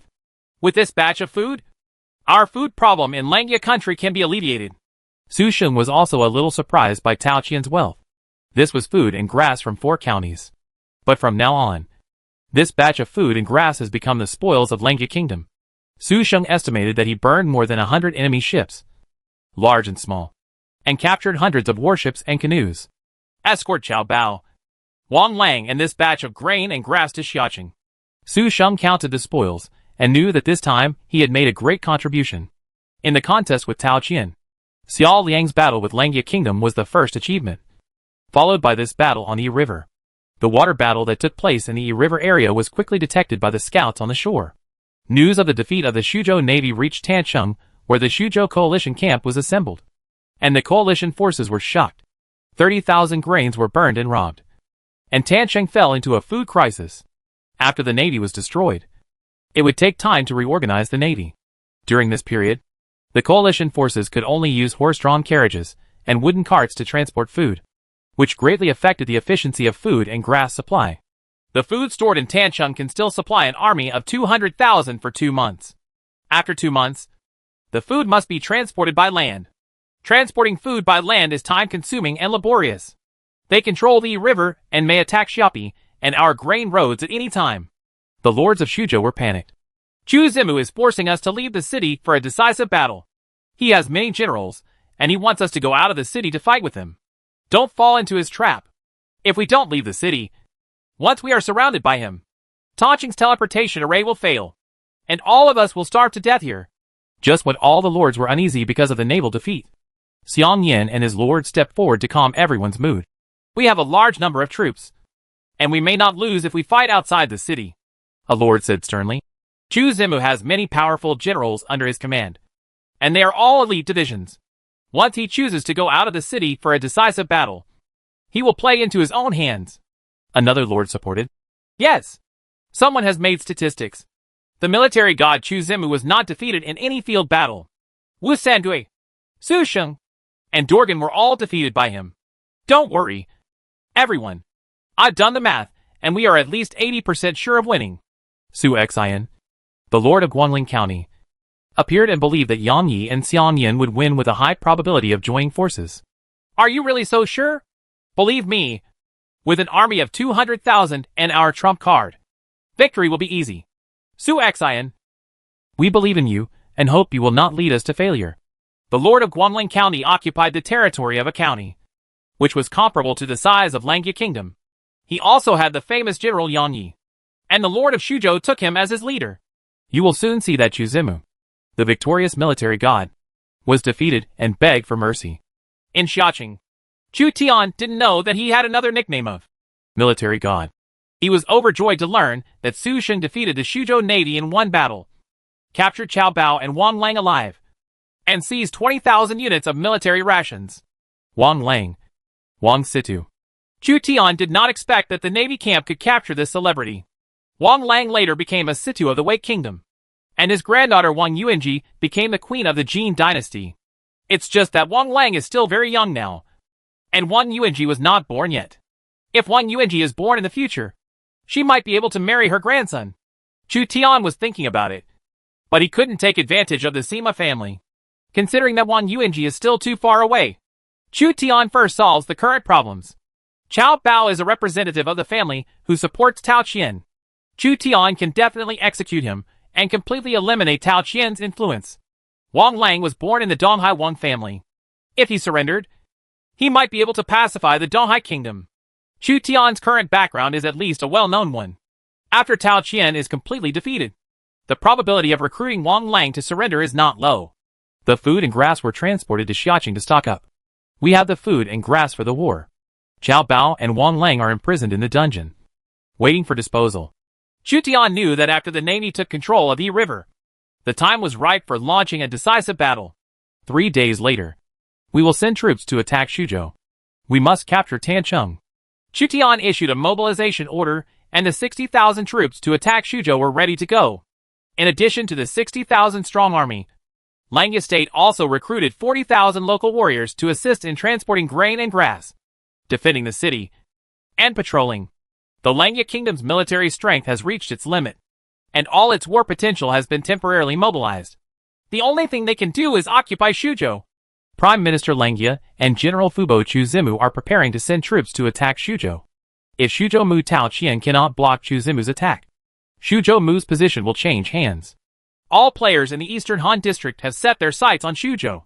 For the first time, a foreign lord has challenged the position of Zhou Mu. Although all the great lords have the idea of challenging Zhou Mu, Chu Zimu of Shuzhou is the one most likely to succeed because he has an army of 60,000 for attack and a large number of famous generals. Chapter 231, Southern Expedition to Shuzhou. Chu Zimu, you are worthy of it. Xiao Long, the governor of Wei County in Jizhou, learned that Chu Tian had begun to unify Shuzhou and couldn't help but marvel at Chu Tian's courage. It takes a lot of courage to pit one county against 4. It is not only the famous generals who influence the outcome of the war, but also the national strength. No, he has been ruling Langya Kingdom for a period of time. In addition, many refugees from Qinzhou have flowed into Langya Kingdom, as well as people from various states and counties who have gone to seek refuge. His Langya Kingdom is equivalent to 1.5 counties. Zhao Long speculated on Chu Tian's strength and believed that Langya Kingdom was stronger than ordinary counties. Chu Zimu has begun to take action, and our anti-Cao Cao alliance must also speed up the deployment of troops. Otherwise, it will only be in vain to gain advantage for Chu Zimu. Because of Chu Tian's support, Prince Wen, the governor of Jin County, formed an anti-Cao Cao alliance. He knew Chu Tian's intention. Chu Tian wanted to use him to contain Cao Cao, but Gongzuan was willing to be used. As long as he defeats Cao Cao and forces Cao Cao to surrender, he will replace Cao Cao and become the most powerful prince in Yinzhou, and then compete with Chuzi for hegemony. In Xining City, Guangzhou, the Lord Jiujiang Laoqin said to a visiting counselor, "Wenhe, Chu Zimu has sent troops to attack Shuzhou Taoqian, and our speed must be accelerated." Jiasu was a little surprised. But General Fubo, who ordered the general to launch a cold arrow at Hula Pass that day to attack Lubu. Jiujiang Laoqin had no choice but to say, "Who else can I lead him?" The other lords finally became the prefects, and now he is moving towards the state pastorate. The other lords can only barely keep up with him. You want to surpass him? How can I help you? I want Dongshui to die. Dongshui has a group of tiger and wolf generals under his command. Even if Dongshui dies, it will be difficult for you to control them. Lu Bu, in particular, is ambitious and will not be willing to be inferior to others. But I need Lu Bu and the generals of Lianzhou to increase my strength. At the same time, only with Lu Bu can I deal with Wang Taijian, the general of the Longxi nobles. How do you plan to conquer and control them? Instigating the relationship between the Liangzhou army and the Bingzhou army. The snipe and the clam are fighting for the fisherman's profit. In Du Fu's thatched cottage in Xiaoqing, Lu Ji, who had not led an army for some time, put on his leather armor again and prepared to follow Chu Tian on the expedition. Lu Ji can serve as both a commander-in-chief and a military advisor. Chu Tian worshipped him as his military advisor and appointed Fang Xianling to join the army. Fang Xuanling's intelligence was even higher than that of Lu Ji. But Lu Ji had too much influence in the eyes of aristocratic families in the eastern Han district. So Chu Tian could only wrong Fang Xianling. When making a real decision, Chu Tian will combine the opinions of two people. Kai Yong and a group of celebrities from the eastern Han dynasty came out to see Lu Ji off. Is this trip bad or good? I'm already this old. So what does it matter if it's bad or good? Lu Ji's tone was free and easy. He didn't have many years to live. Kai Yong sighed. We are half buried in the ground, and the future must be handed over to young people. If Chu Zima can successfully conquer Shuzhou, it will be Shuzhou Mu who is in his 20s, which is simply unimaginable. The Langya kingdom was victorious in the water battle, and news came that the main force on land was about to move south, making the Langya kingdom panic. Winning, Shuzhou changed hands. If they lose, Langya country changes hands. The 60,000 troops of Langya kingdom dispatched by Chu Tian were all Langya kingdom's elite men. Once the entire army was wiped out, Langya kingdom would not be able to recruit another 60,000 troops. Chu Tian was gambling on the fate of the country. 8,000 cavalry gathered outside Xia City, and Xuerengui and Hua Mulan each led 4,000 light cavalry in preparation. Due to the capture of many fine war horses from the Luoyang area, the number of high-level cavalry units in Langya kingdom has expanded again. The Iron Eagle Scouts and the elite cavalry of the Tang dynasty now have 500 people each. The cavalry marched first. Then came Zhou Yafu and Li Guang's infantry and archers. There are 4,000 people in Shiliu camp and Shisheng camp respectively. Li Guang also has 500 horse archers, who can be used to contact friendly forces or interfere with the opponent when necessary. At the Lord's mansion, Chu Tian asked people to pack their bags and prepare to go out with the army. In all decisive battles, he must be present because he has the aura of the entire army and the spirit of the Han army. Even a 3% bonus is extremely necessary, because a small gap may determine the outcome. Outside the Lord's mansion, Xiao Liang and Li Xiaoning were waiting, as well as Zhao Yun's white horse cavalry. In this decisive battle, Zhao Yun led 1,500 white horse cavalry, including 300 white horse righteous recruits, to serve as the white horse reserve and escort. Chu Tian led a group of soldiers out of the mansion, and the soldiers pulled 2 horses for him. Now Chu Tian has 2 fine mounts, a Turkic horse and a Liangzhou horse. The task of defending the city is left to you. Your task is no easier than fighting on the front line. Chu Tian ordered Xiao Liang and Li Xiaoning to get off, and then prepared to get on his horse. However, he found that Xiao Liang gently grabbed the corner of his clothes and whispered, "Promise me to come back alive." Chu Tian was surprised and pretended to be confident. Tao Qian is just a mediocre person. An army of 200,000 is like a piece of loose sand. In my opinion, it is nothing to be afraid of when it is wiped out in a flash. Chu Tian got on his horse and led his personal guards and Beima Yitsong to go out. Xiao Liang, Li Xiaoning, and a group of women soldiers stayed in the Lord's mansion.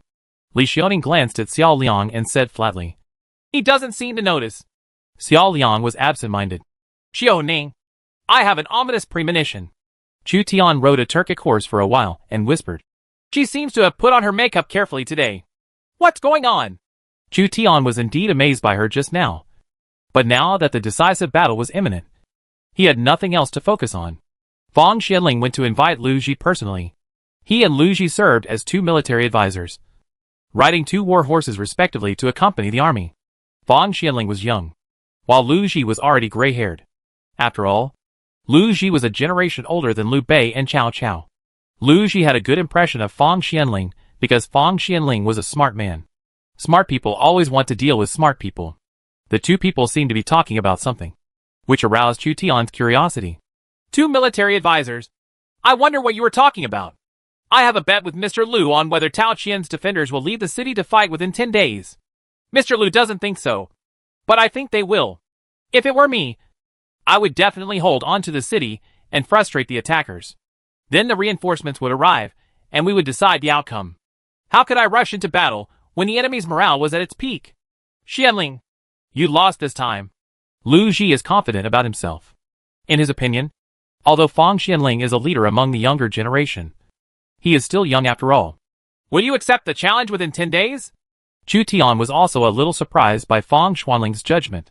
If Tao Qian and Xian Yan were smart people, they would have followed what Lu Ji said and sent the main force outside the city to let the Lengjia army besiege Tancheng. The defenders of Tancheng knew that there were reinforcements from outside, so they could definitely hold on.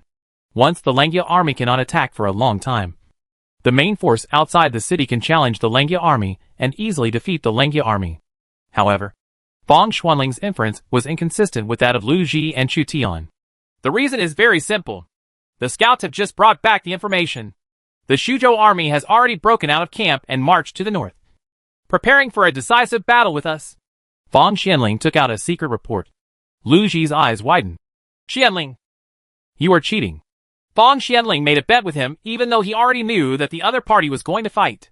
What else could this be if it wasn't cheating? Fang Xianling smiled slightly. A soldier never tires of deceit. Why did they decide to fight us if they didn't defend the city well? Chu Tian was surprised by the choice of the Xuzhou coalition forces. Unless the opponent is absolutely sure, it will change from defensive to offensive. Who gave them the courage to attack Lengjia Kingdom again? As soon as the news of our going south got out, they immediately went north, looking like they were eager to fight us. Even if the food that Qiao Bao was responsible for escorting was burned by us, the food in Tancheng was enough for them to eat for 2 months. So they shouldn't be in such a hurry decisive battle. Therefore, my subordinates thought that they had a trump card, making them think that they could defeat our army. What trump card? I don't know. Fang Xianling's expression turned slightly solemn. It doesn't mean you have high intelligence to guess all the opponent's trump cards. The trump card is a trump card because it is unknown. Did I underestimate them? Chu Tian closed his eyes and recalled all the information he had collected related to the Xuzhou allied forces. There were basically no flaws. He figured out the strength and composition of the Xuzhou allied forces, and even included Tao Qian's special unit Danyang soldiers. We can only take one step and see one step. Chu Tian is not omniscient and omnipotent. If the Xuzhou coalition really has a trump card, they can only use their tactics to exploit them. Chu Tian also has a trump card in his hand, and the Xuzhou coalition may not know it. Tao Qian, the Mu of Xuzhou, came to Tancheng in person to boost morale. He may bring elite Danyang soldiers. As soon as Chu Tian led his troops to leave Xia City, he learned about Tao Qian's personal expedition. Tao Qian's behavior is also very abnormal. It's just the right time to put an end to it, and let Shuai and Gui be the vanguard to provoke the Xuzhou coalition forces. 200,000 Xuzhou troops are heading north and entering the territory of Lengjia Kingdom one after another. They are not passively defending as they imagined, but are actively attacking. Report. Xuzhou Mu Tao Qian personally came to the front line to supervise the battle. When the lords of Xuzhou who joined forces to march learned that Tao Qian was coming to the front line, they immediately started talking privately. What's that idiot Tao Qian doing here? He's not here to give advice. Is he? If Tao Qian was a fool, he would not be able to become a Xuzhou herdsman, pacify the Xuzhou Yellow Turban army, or gain the support of Xuzhou's aristocratic families. Therefore, Tao Qian still has some ability, but he is not a great talent, and he is too old. He is older. People get confused. Soon, the Xuzhou lords understood Tao Qian's purpose. Lord Zhou Mu led 4,000 Danyang soldiers to help. 4,000 Danyang soldiers. The lords of Xuzhou were deeply shocked. It seemed that Tao Qian also knew the importance of this battle. In addition to leading some Danyang soldiers to control Xiapi and Tancheng, Tao Qian personally led 4,000 Danyang soldiers into the battle. Danyang Mountain is dangerous. The people are fruitful, good at martial arts. A place of noble strength and elite soldiers. The lords of Xuzhou saw Tao Qian's chariot and horse, surrounded by an elite mountain infantry. Although Danyang soldiers are better at fighting in mountainous terrain, as a special unit, they can also exert strong combat power even on plain terrain. What level of arms are Danyang soldiers? It shouldn't be too high, because it is said that if you become the governor of Danyang, you can recruit Danyang soldiers. There are also some special heroes who can also recruit Danyang soldiers, since it is a special unit that can be recruited in batches in Danyang County. If it is still above the 5th level, then that would be too much. With the help of Tao Qian's Danyang soldiers, our chances of winning this battle are 10% better. The lords of Xuzhou went to see Xuzhou Mu Tao Qian. Tao Qian was so worried that he looked 10 years older. His political leader Wang Lang and his general Chao Bao were captured alive by Chu Tian after their failure in the water battle. 30,000 units of food were missing. This incident dealt a heavy blow to Tao Qian. In addition, the ambiguous attitudes of the aristocratic families in Xuzhou made Tao Qian even more anxious. As a native of Yangzhou, he was able to gain a firm foothold in Xuzhou, partly because he still had a Danyang army in his hands, and partly because of the support of the Xuzhou family. Now the Xuzhou family is wavering between Tao Qian and Chu Tian, which really makes Tao Qian feel uneasy. Tao Qian must pacify the Langya kingdom as soon as possible and use his military exploits to enhance his prestige in order to regain the support of the Xuzhou families. 4,000 Danyang soldiers serve as a reserve force and will be deployed on the battlefield at critical moments. This old fox, seeing that Tao Qian was still unwilling to hand over the command of the Danyang soldiers, the lords of Xuzhou were helpless. Tao Qian was unwilling to hand over control, but personally led the Danyang soldiers into the battle. The foreign lords were well aware of Tao Qian's military skills, but they could not point out in front of Tao Qian that Tao Qian was not suitable to lead an army. The lords of Xuzhou believed that the Danyang soldiers, even without the command of famous generals, were powerful enough to defeat low-level light infantry. Furthermore, the Xuzhou coalition has an army of 200,000, which is more than enough to attack Langya Kingdom. This time we will no longer divide our forces and attack simultaneously. Instead, we will concentrate all our main forces to attack Xia City specifically. Master Zhou Mu only needs to watch the battle from behind. In this battle, Chu Zimu of Langya Kingdom can be captured. Tao Qian saw that the confidence of Lord Yuan had doubled. Although he didn't know why, he felt a little relieved at last. If I can defeat Chu Zimu, I will go to the court and let the one with the most military merit replace Chu Zimu as Langya Prime Minister. And the rest, it can be represented as the governor of Guangling, the Prime Minister of Pengcheng, or the captain, all of whom are rewarded. Thank you, Mr. Zhou Mu. On the surface, the foreign lords are grateful to Tao Qian. But in fact, no matter which one of them replaces Chu Tian as the new Langya Prime Minister, they will eventually have to fight Tao Qian. In other words, princes like Tao Qian lack core civil servants and generals, and could easily be defeated by the rising alien lords. If one Chu Zimu falls, the second Chu Zimu will rise up to fight for Xuzhou. Report. Lieutenant Xuerengui, the captain of the Langya Kingdom, is leading the cavalry to call for formation. When Tao Qian was discussing the decisive battle with the lords of Xuzhou, Xuerengui led 4,000 cavalry, and the front had already touched the Xuzhou coalition forces. Tao Qian looked around at everyone. Which of you has a strong general and wants to take his head to boost the morale of our army? Yang Yi originally planned to ask for a fight, but his lord, Su Xian of Guangling County, glared back. Many lords were silent. This is Xuerengui, a fierce general who can rush into the enemy's thousands of troops at every turn. Who dares to send a general to his death? Even Yang Yi can't do it, unless Yang Zixin can fight. Tao Qian saw that no foreign lord responded. Is this Xuerengui really so ferocious? Chapter 232 Mizhu Mifang Uprising. Brothers Mizhu and Mifang left Tancheng and returned to their hometown of Chu County. After the Mizhu brothers returned, they secretly summoned the aristocratic families, landlords, and businessmen in Chu County to plot major events. Mifang only led troops once, before being relieved of military power by Tao Qian. She became increasingly dissatisfied with Tao Qian and encouraged her brother Mi Zhu to betray Tao Qian and join Lengia Prime Minister Chu Zimu. Compared with Tao Qian's neglect of him, Chu Tian treated Mi Fang as a brother and respected him as a distinguished guest, winning Mi Fang's favor. The Mi family were wealthy merchants in Xuzhou, and Chu County was close to the sea, producing salt and fish, which could be used for foreign trade. The Mi family's influence here is huge. The Mi family has thousands of servants, and they are still in Chu County. If the Mi family had tens of thousands of servants throughout Xuzhou, they could easily form a loose army. We can definitely send retainers and servants to attack the county government and occupy Chu County. Then we can use the barracks in Chu County to transfer the servants into infantry, archers, and cavalry, and coordinate with Li City to dedicate half of the East China Sea to Lengia country. In this way, Chu Zimu will definitely use our Mi family in the future, and he may not lose his position as a prince in the future. Mi Fang is still convincing Mi Zhu to strengthen her determination. Mi Zhu thought about it again and again, and finally persuaded Mi Fang. Forget it. We secretly recruit 5,000 soldiers and horses.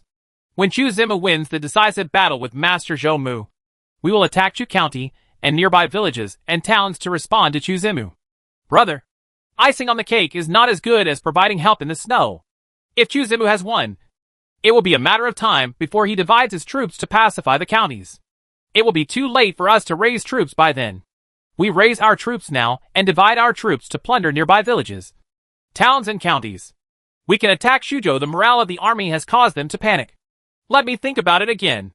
If I'm not careful, the accumulation of so many generations of our Mi family will be wiped out. Mi Zhu is different from the impulsive Mi Fang.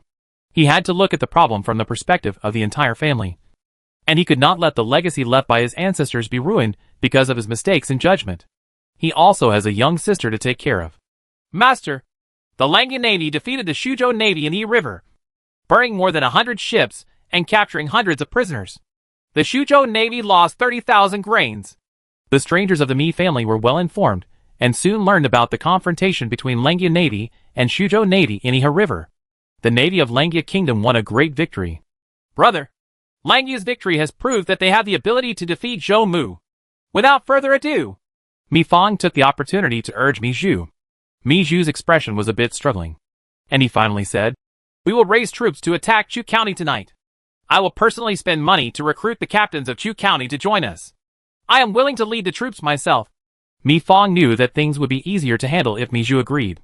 With Mi Zhu's influence and financial resources in Chu County, as long as he has money, it seems that there is really no problem that can be solved.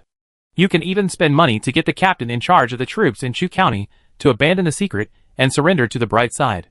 That night, a rebellion broke out in the prosperous Chu County.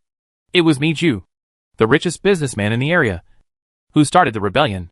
It was his brother Mi Fang who led the troops to occupy the county government office in Chu County. Everyone in Chu County was incredulous that Mi Zhu had rebelled. With the Mi family's financial resources, it would not be a problem to buy half of Chu County. Soon they knew the reason why brothers Mi Zhu and Mi Fang rebelled. They announced that Chu County was out of the direct control of Xuzhou Mu Tao Qian, and Chu County was loyal to Prime Minister Lengia and General Fubo Chu Zimu. The people of Chu County were once again shocked by Mi Zhu and Mi Fang's decision.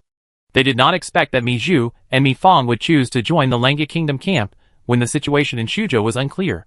You must know that at this time, as a family with huge influence, the best result is to stay on the sidelines, when being a loser is the optimal choice. No matter which side wins, there will be no loss. Not to mention that the 200,000 coalition forces in Xuzhou are now huge, and the Xuzhou coalition has the upper hand. But Mi Zhu and Mi Fang actually chose the Lengia Kingdom camp, which seemed to be at a disadvantage. Once the Mi family's choice fails, Tao Qian will definitely try to suppress them, and the Mi family will be doomed from now on. Their properties in various counties will also be confiscated by Tao Qian, which can be said to be a heavy loss. This is gambling. If you win the bet, you might be able to become a marquis in the future. If you lose the bet, you will lose everything. Mi Zhu regretted following Mi Fang's instigation, but as a businessman, he also knew that the greater the risk, the greater the reward. At the risk of going bankrupt, he wanted to give it a try to see if he could get the chance to become a marquis. Scholars, farmers, industry and commerce, Businessmen should be ranked behind the scholars. Follow Tao Qian. Tao Qian is too old to compete in the Central Plains. He may just be a state herder for the rest of his life. However, Chu Zimu is young and promising, strong and has a wife. His future position may not be just that of Shuzhou shepherd. That's all. After careful weighing, Mi Zhu made up his mind, and even came up with other ideas. If Chu Zimu becomes the state shepherd, he can marry his sister to him as his main wife. If Chu Zimu succeeds in the future, wouldn't the Mi family become direct relatives? As a butcher, He Jin could still be a general of the Han dynasty by virtue of his status as a relative. So the Mi family could also join the ranks of an official family by virtue of their status as a cousin, and say goodbye to their status as businessmen. This is just Mi Zhu's idea. In order to change the class, conservative Mi Zhu must make a bold investment. Let me plan for Chuzi to conquer the city. Maybe I can become a general in the future. Mi Fang controlled thousands of servants and sent them to the barracks to be transferred and turned into professional soldiers. He planned to lead these thousands of people to sweep the eastern part of Donghai Kingdom and put pressure on Tao Qian. The news that the Mi family betrayed Tao Qian and openly supported Chu Zimu spread throughout Shuzhou, causing a sensation in Shuzhou again. With the addition of Chu County this time, Langya Kingdom already owns the land of 4 counties in Donghai Kingdom and is quickly devouring the entire Shuzhou. There are 13 counties in Langya Kingdom, plus the 4 counties in Donghai Kingdom that belong to Langya Kingdom. Chu Tian now has the territory of 17 counties. As expected, the Mi family has secret dealings with Lang Yixiang. No wonder they are rejected by Zhou Mu. I see. Now it seems that our Chen family should make a decision as soon as possible. The Chen family in Shuzhou, Chen Gui, Chen Ding and his son were surprised when they suddenly sided with Chu Tian when facing the Mi family. After calming down, they couldn't help but feel hesitant because they couldn't tell who would win in this decisive battle between the Langya Kingdom and the Shuzhou allied forces. The Langya Kingdom has a small number of troops, but it has a record of defeating more than 100,000 coalition troops with its second and third line defenders.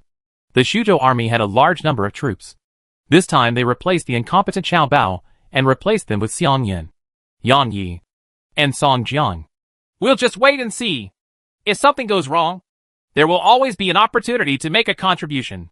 Chen Gui and Chen Ding, father and son, decided to wait and see the battle that might occur near Lianshan town out of caution. Unlike the Mi family, they didn't have a deep friendship with Chu Tian, so naturally they couldn't be as favorable as the Mi family. The other Shuzhou families are also waiting and watching. Once the situation changes, they may change the flag, which is normal for the family. The Mi family has indeed betrayed me. Cough cough. Cough cough cough. When Tao Qian received the news that the Mi family had raised troops in Chu County to respond to the Chu Tian incident, he was very angry and coughed violently. Mi Fang proclaimed himself the vanguard general of the rebellion and the unparalleled general of the Langya Kingdom. He led his troops to attack the villages and towns near Chu County that were still loyal to Tao Qian. There was even a tendency to attack Xiapi to the west. Given the huge influence of the Mi family in the Chu County area, basically everything Bing Feng points out will fall into the wind. In just 3 days, 6 towns and 30 villages in Chu County were captured by Mi Fang. The lords of Shuzhou looked at each other in shock. They did not expect that the neglected Mi Fang would be so ferocious and directly sweep a wealthy county in the East China Sea. A mere Mi Fang dares to call himself an unparalleled general. Don't worry about Mi Fang. With his ability, he can only wander around Chu County at most. I suspect that he can conquer the villages and towns near Chu County entirely because of Mi Zhu's influence. As long as we win the main battlefield, we can send any general and lead tens of thousands of soldiers in the future to completely put down the uprising of Mi Zhu and Mi Fang. What do you think when we capture the 2 brothers and divide their family property and Mrs. Mi? It is said that all the Mi family's properties are worth millions of silver, which is a huge sum of money. Many lords in Shuzhou knew that the Mi family was as rich as the country, and they had long coveted the Mi family's property. This time the Mi family supported Chu Tian. So once Chu Tian was defeated, the Mi family's property would become the possessions of the Shuzhou lords. Even Mrs. Mi might be snatched away. It all depends on who is the victor in the battle related to the fate of Shuzhou. The Mi family is already interesting enough.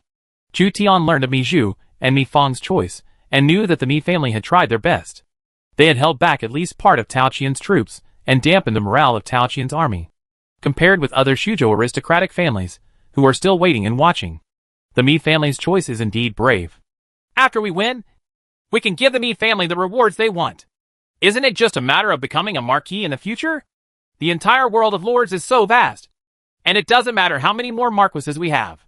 Chu Tian knew that what the Mi family wanted was political status. And what attracted them most was undoubtedly the title of marquis. The premise is that Chu Tian can win. If they fail, the Mi family will be like Chu Tian, and may have to flee to other places in order to make a comeback. Chu Tian came out of the military tent, and saw the camp of 200,000 troops opposite. The tents were dark, and there was no end in sight. There are a total of 200,000 troops on the opposite side, and the width of the battlefield alone is more than 10 miles. Such a vast battlefield has strict requirements for the commander's ability. Is Xiang Yan, the coach on the opposite side, really capable of bringing bonuses to more than 100,000 infantrymen and archers? Chu Tian learned that the opponent's coach was Xiang Yan, and roughly inferred the opponent's commanding ability. Xiang Yan defeated Qin General Li Xian, and was defeated by Qin General Wang Jian. He may be between the two. As for Xiang Yan, an infantry general, he should be inferior to Zhou Yafu, who is also an infantry general. According to previous tactics, Chu Tian would let Zhou Yafu stand in the middle, and then use a large number of cavalry generals to break through on both wings and steal his retreat. This time there are more than 20,000 cavalry on the opposite side, and Yang Yi serves as the cavalry captain. The tactics used in the past may become ineffective. Fortunately, Chu Tian had 1,000 Shiliang cavalry in his hands. This was a heavy cavalry that even the Jiangdong Tiger Sun Jian and the 4 Jiangdong generals had to retreat from. Shui Rigui followed Chu Tian's instructions, and went to provoke the Shuzhou coalition forces every day. No one in the Shuzhou coalition dared to challenge. Even Yang Wudi's lords did not allow him to go out. All the lords in the Eastern Han dynasty knew that Chu Tian's generals could defeat Lu Bu at Hulao Pass, and were unstoppable. A duel with Langia Kingdom's generals was just asking for trouble. Shuzhou's 200,000 strong army had no generals who dared to fight, and its morale was somewhat affected.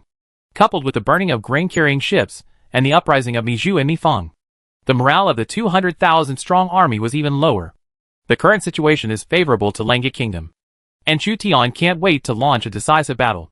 My lord, Xiang Yan, the commander-in-chief of the Shuzhou coalition forces, has issued a letter of challenge and invites us to fight tomorrow.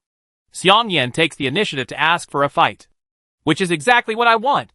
Chu Tian called Fang Xianling and Lu Ji, and the three of them reviewed the situation and believed that there was no problem in a decisive battle with Xiang Yan on the plain near Lianshan town.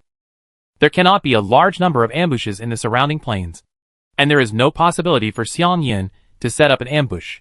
Basically, the battle will depend on the true strength of both sides. The next day, the 60,000 strong Langia army and the 200,000 strong army faced each other in formation on the plain south of Lianshan town, with flags fluttering. The end of the phalanx could not be seen at a glance. Chu Tian squinted his eyes and looked at the opponent's 200,000 strong army. The greater the number of troops, the better.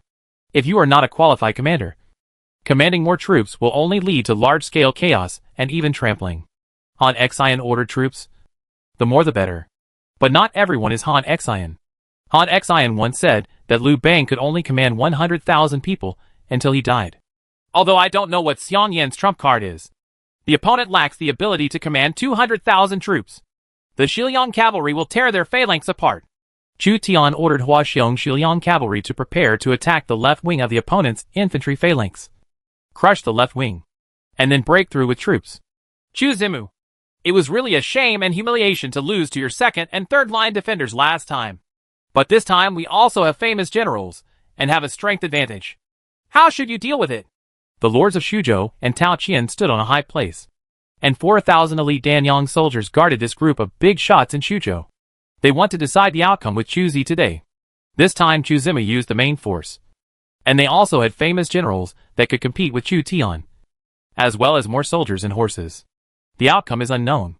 In Zhu County, Shui Yu, who is responsible for collecting intelligence through players' detailed work, is in charge, and at the same time supervises Xiang Yang's transportation of food and weapons to the front line. A free agent was so anxious that he almost crawled into the county government office on his hands and knees. President, our people spent 100 taels of silver to find out an urgent piece of information. Tianyang, I have received an extremely important piece of information here. If the information is true, then we have been plotted against. The Lord is fighting with the Shuzhou army outside the city, and it is difficult to receive the news. Even if he has Shiliang iron cavalry, he 9 times out of 10, you will be defeated or even die in battle. In the Lord's mansion of Xia City, Xiao Liang, who was guarding the house, looked at the information reported by Shuiyu, and his face gradually turned pale. Chapter 233 The Battle to Decide the Ownership of Shuzhou. The opposing square formation is neat and tidy. It seems that Xiang Yan's military style is similar to Zhou Yafu's. Chu Tian took Fang Xianling and Lu Ji to the top to observe the phalanx of Shuzhou's 200,000 allied troops. It is said that many soldiers are temporary recruits recruited by Tao Qian to expand his army. This is one of the few good news. When Chu Tian saw the huge army of 200,000 people, he couldn't help but feel a little afraid of the enemy's military strength. It is equivalent to one Langia soldier having to deal with 3 to 4 Shuzhou soldiers. The enemy's military formation is indeed neat. And on the other side is a coalition of different lords. It is extremely difficult to achieve such an effect. Fang Xianling and Lu Ji also praised their opponent's coach, whether the coalition forces are commanded by famous generals or not. Their combat effectiveness varies greatly. Some famous generals can even use prisoners to defeat their enemies. Zhou Yafu and Li Guang formed the Chinese army. Zhou Yafu is responsible for holding on to his own formation. The archers led by Li Guang are very damaging, coupled with the elite archery battalion. Their central army is almost indestructible.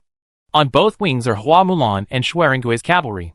If possible, Chu Tian still hopes to break through on both sides. The navy of Langia Kingdom appeared near the battlefield as a threat, so the opponent did not dare to form an array near the river. Opposite, Yang Wudi and a cavalry lieutenant each led a team of cavalry as their flanks, with Xiang Yan's thick infantry phalanx in the middle. 60,000 people dare to take the initiative to go south and challenge 4 counties with 1 county. Chu Zimu is too greedy. This time we must make him fall into disgrace. The lords of Shuzhou were also peeking at the formation of Langia Kingdom. The Langia Kingdom has 60,000 people, which is smaller than the coalition forces, but still stretches as far as the eye can see.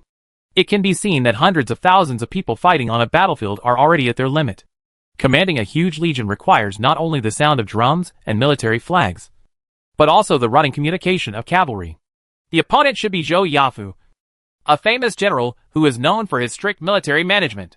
Zhou Yafu is a famous general and cannot be underestimated. According to the intelligence collected, the longbowmen led by Li Guan do very high damage. He is often paired with Zhou Yafu. This time, the command is entirely given to Xiang Yan. We should not point fingers. When it is time to lead the reserve team into battle, we will never hesitate.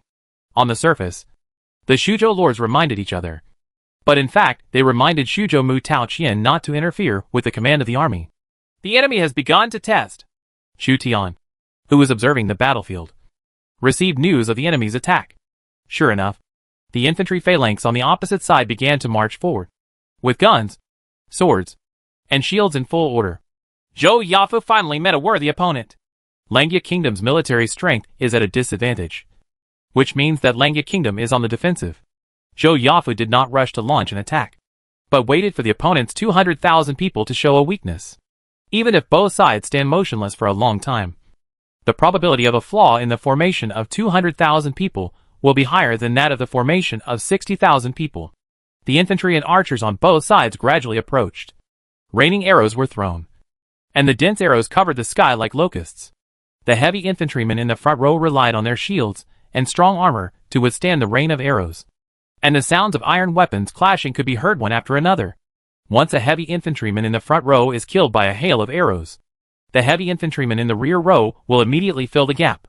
The generals on both sides were strict in running the army, and the phalanx did not collapse due to 1 or 2 rounds of arrow rain. The Xisheng battalion exerted great lethality at this time, and the arrows shot by the 6th level longbowmen were fatal to the 4th level heavy infantry. If the distance were any closer, and the Xisheng battalion used armor-piercing heavy arrows, the casualties of the heavy infantry might be even more severe. That's the Xisheng camp of Langia Kingdom. It's really powerful. Xiang Yan took command. In the first round of testing, more than 100 heavy infantrymen died under the arrows of the Xisheng battalion. In order to prevent Shuzhou's 200,000 strong army from breaking through in one go, Zhou Yafu directly dispatched the Xisheng battalion to suppress the formation and inflict a large number of casualties on the incoming enemy. The first test by both sides resulted in few casualties. Later, Xiang Yan set phalanx formations to attack tentatively. But Zhou Yafu repelled them all. The cavalry on both sides were patiently waiting for their opportunity.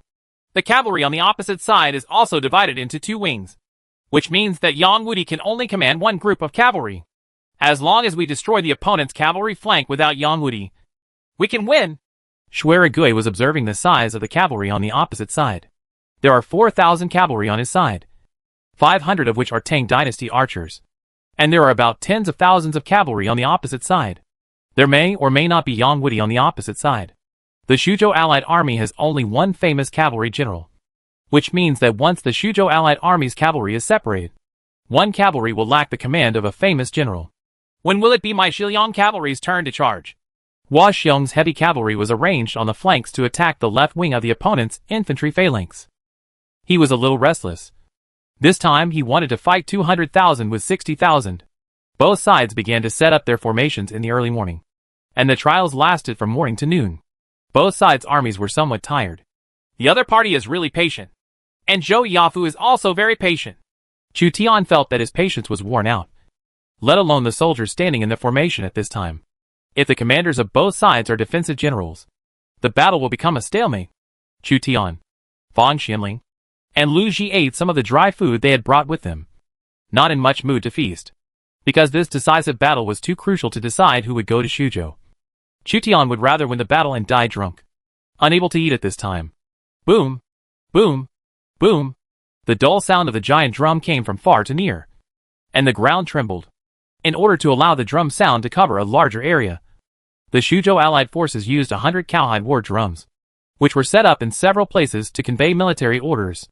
The roar of war drums means that the opponent is finally about to attack. In addition to the reserve team, all the main players on the opposite side are pressed. A phalanx of 100,000 infantry pressed against Zhou Yafu and Li Guang's 30,000 men. The war eagle hovered in the air and had a bird's eye view of the entire battlefield. Xiang Yan's army gathered all the elite infantry as the vanguard, intending to break through Zhou Yafu's phalanx head-on. The cavalry of Yang Yi and the deputy general of cavalry were only used to protect the phalanx of 100,000 infantry. In Xiang Yan's rear army, there are still 70,000 infantry and archers as reserves. Xiang Yan's face was expressionless. The enemy knows that Zhou Yafu is commanding the Chinese army, as well as the Shiliu camp and the Xisheng camp on our side, and they actually want to break through from the front. Chu Tian did not expect that Xiang Yan would directly break through with the infantry square formation, completely treating the more than 20,000 cavalry as a cover force. Lu Ji's face was solemn. It seems that the enemy has great confidence in his infantry. Although Zhou Yafu and Li Guang only have 30,000 people, the Xisheng Battalion and Shiliu Battalion alone are equivalent to tens of thousands of low-level infantry and archers, so they will never be broken through, as long as the Xisheng Battalion can shoot down the morale of the opposing forces. If it collapses, then it will be useless no matter how many soldiers and horses there are on the opposite side. Chu Tian has confidence in Zhou Yafu and Li Guang. Xiang Yan's 100,000 infantry corps stormed Zhou Yafu Li Guang's corps. Fierce arrows covered each other, and there were a large number of soldier casualties every moment. Li Guang personally went into battle, and the arrows in the front row were all fired. Several corps commanders on the opposite side were shot by Li Guang, and the morale of the surrounding Shuzhou archers dropped. The offensive of the infantry phalanx on the opposite side was equally fierce, and heavy infantry, Xisheng Battalion, and Shiliu Battalion were constantly shot and killed. Finally, the two infantry phalanxes collided. Halberds, spears, and shields collided, and the battlefield became a meat grinder. An infantry phalanx of 100,000 people collided with a phalanx of 30,000 people. The phalanx of 30,000 people was on the verge of crumbling. Chu Tian was secretly shocked because he rarely saw Zhou Yafu showing signs of collapse when he was on the defensive. Is it because Zhou Yafu's troops are too few? Order the cavalry to attack. Seeing that the central army was unstable, Chu Tian could only rely on both wings to launch an attack. Crush the opponent's light cavalry. Shuerigui and Hua Mulan, who were on both wings, received the order and knew that only by defeating the opponent's cavalry as soon as possible could they gain a chance for the Chinese army. Even if there are Yang Wudi and a larger number of cavalry on the opposite side, we must move forward without hesitation. 4,000 cavalry rushed out on each side. Last time I was surrounded by you, but this time it's a frontal battle. I have the advantage in strength, so you may not be my opponent. Yang Yi drew up his spear and led 12,000 cavalry to attack Xuerengui's 4,000 cavalry. On the other side, a cavalry lieutenant led 15,000 cavalry to attack Hua Mulan's 4,000 cavalry. Horse hooves are rolling, and more than 30,000 cavalry are fighting on the plains south of the Yellow River. A battle involving more than 30,000 cavalrymen is already a rare battle. The archers of the Tang dynasty were at the front, shooting arrows with horned bows. Hundreds of Xuzhou light cavalry were hit by arrows and fell from their horses. They were trampled to pieces by the horses following them. The Tang sword was drawn out, and two cavalrymen clashed. Xuerengui swung Fang Tian's painted halberd, killing more than 10 cavalrymen in formation, and tore a hole in Yang Yi's cavalry. Yang Yi also led his troops to break through Xuerengui's cavalry. However, Yang Yi had a hard time fighting Xuerengui's Tang cavalry. The cavalry's bright Tang sword hit Yang Yi's armor, almost injuring Yang Yi. The 6th level light cavalry, coupled with the armor-breaking ability of Xuerengui's cavalry, made Yang Yi not feel so comfortable. On the other side, Hua Mulan held a horse spear and broke into the enemy formation with almost 4 times the number of people as her own, followed by Iron Eagle scouts. She drove straight in. The situation was better than Xuerengui's side. The enemy generals she faced were ordinary gold-level cavalry generals, but they had more troops. The infantry, archers, and light cavalry of both sides were fighting. Only the reserve team was recharging its strength and had not yet officially entered the battlefield. There are free players who come to the battlefield and risk their lives just to witness this large-scale battle that determines Xuzhou's ownership. Among the battles in the Eastern Han district so far, the number of participants in this large-scale battle may be ranked among the top 10. The fierce battle between the two sides lasted for an hour, with thousands killed, and there was still no winner. 60,000 people can actually block the offensive of an army of 200,000 people, and they haven't collapsed yet. This is already incredible in itself. If Chu Zimu of the Lengya Kingdom had an army of 200,000, it would be enough to sweep through all the places south of the Yellow River. Cao Cao might not be able to stop his troops. The free players who were watching the battle were impressed by the strength of the Lengya Kingdom's army, which could carry 3 times as many troops without collapsing. They came to watch the battle and could retreat on horseback at any time. Seeing the fighting power of the First Lord of the Eastern Han Dynasty's army was already worth it. Chu Zimu is indeed difficult to deal with. It's time for us to use our trump card and send heavy cavalry to attack the opponent's left flank. The Xuzhou allied forces saw that the time was almost here, so they mobilized 1,500 heavy cavalry as the decisive force. 1,500 heavy cavalry lined up behind the infantry phalanx. All the cavalry were wearing heavy armor, and their horses were armored. They held spears and launched an assault on Zhou Yafu's phalanx. The heavy cavalry was like a torrent of steel, dozens of rows deep, like waves hitting Zhou Yafu's flanks. The shock cavalry of the Xuzhou coalition has finally been used. There are thousands of heavy cavalry. How much silver does it cost to build such a cavalry? 100,000 taels? 200,000 taels? The heavy cavalry is dispatched. If the Lengya Kingdom's army cannot stop it, then the outcome of this battle will be decided. Many free players watching the game gave pointers. The 1,500 heavy cavalry were mighty, but Zhou Yafu had long known that the opponent had a heavy cavalry, and deployed chariots and archers from the Xisheng battalion on the flanks. When the heavy cavalry on the opposite side indeed attacked the flank, the Xisheng battalion first fired a round of armor-piercing heavy arrows, killing dozens of heavy cavalry, and then retreated backwards, revealing a formation consisting of carriages, spears, large shields and crossbows. Car fort. There was a look of fear on the faces of the heavy cavalry, but they could no longer stop charging or change direction. The double-bowed crossbow fired thick and long crossbow arrows, and even the armor of the heavy cavalry was penetrated by the crossbow arrows. The intimidation provided by the bed crossbow is terrifying. The defense line composed of a forest of guns and chariot forts blocked the impact of heavy cavalry. The shooting battalion in the rear shot the heavy cavalry on the opposite side. A bunch of heavy cavalry collided with each other, and they were turned upside down. Some heavy cavalry still attacked the car fort, passing through the gaps in the car fort. Waiting for them at the rear were more than a dozen spears, stabbing them to death. It blocked the opponent's heavy cavalry. Chu Tian secretly broke into a cold sweat. Even the chariot and fort were almost completely overwhelmed by the heavy cavalry. Fortunately, the Xisheng battalion and Shiliu battalion stabilized the defense line in the rear, causing a lot of damage to the opponent's heavy cavalry. The piled corpses blocked the offensive of the heavy cavalry in the rear, and this was considered as blocking the opponent's heavy cavalry charge. The heavy cavalry attack of the Shuzhou allied forces failed, so they retreated, intending to use the infantry to destroy the chariot and fort. The bed crossbows deployed on the car forts were powerful, but the reloading speed was too slow.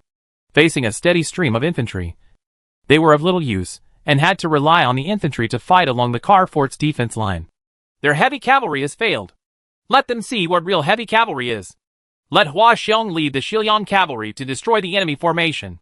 The order for the Shiliang cavalry to attack reached Hua Xiong's ears through the scout cavalry, and Hua Xiong was ready to go. It's finally our turn to go into battle. Brothers, wait and keep charging forward. Hua Xiong led 1,000 Shiliang cavalry out of the gap between the infantry squares, simply changed formations, and began to launch a heavy cavalry attack on the numerous Shuzhou coalition forces.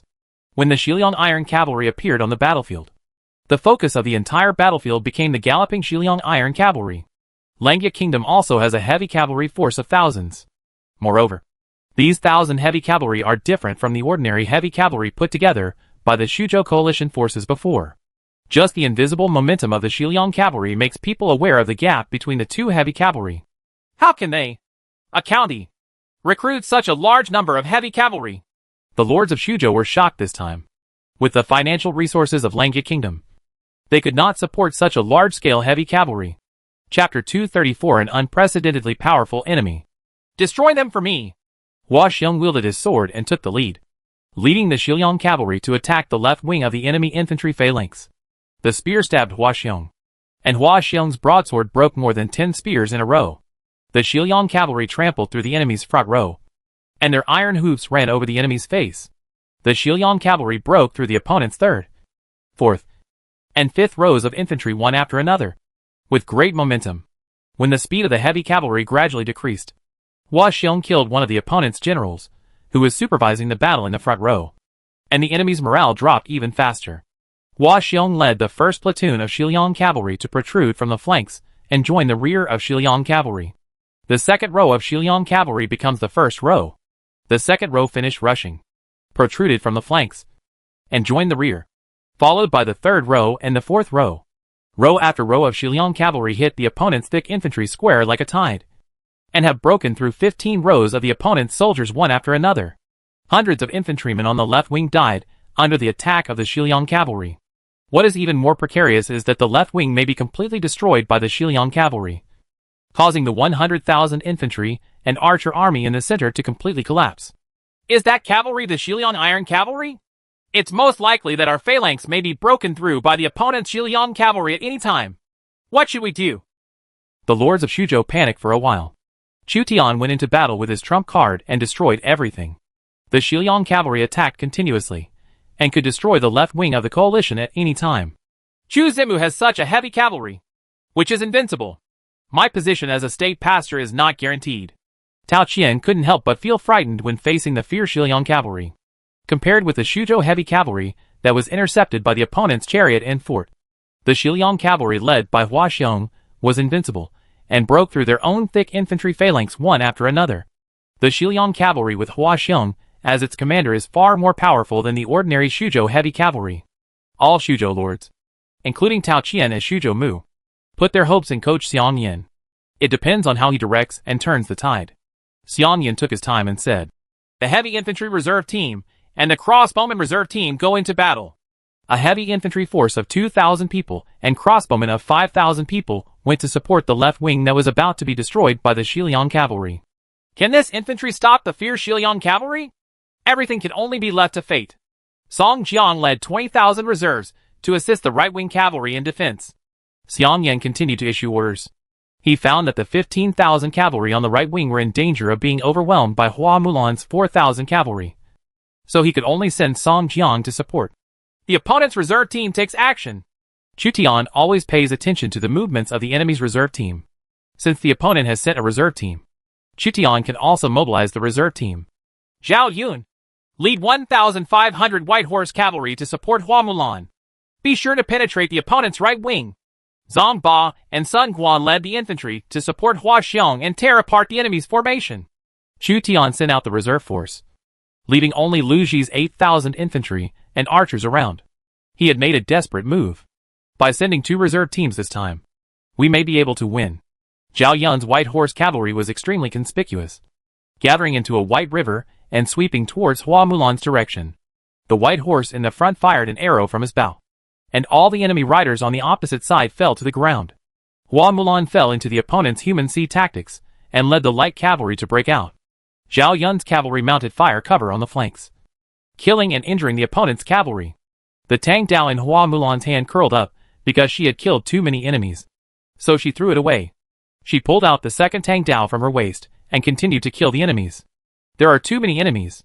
Song Jiang's 20,000 people are moving towards Zhao Yun, and the situation is even more dangerous. Hua Xiong Shiliang cavalry finally encountered an obstacle when they broke through. A group of heavy infantry with guns blocked the Shiliang cavalry, while the Shiliang cavalry took away some of the opponent's heavy infantry. The Shiliang cavalry also suffered many casualties.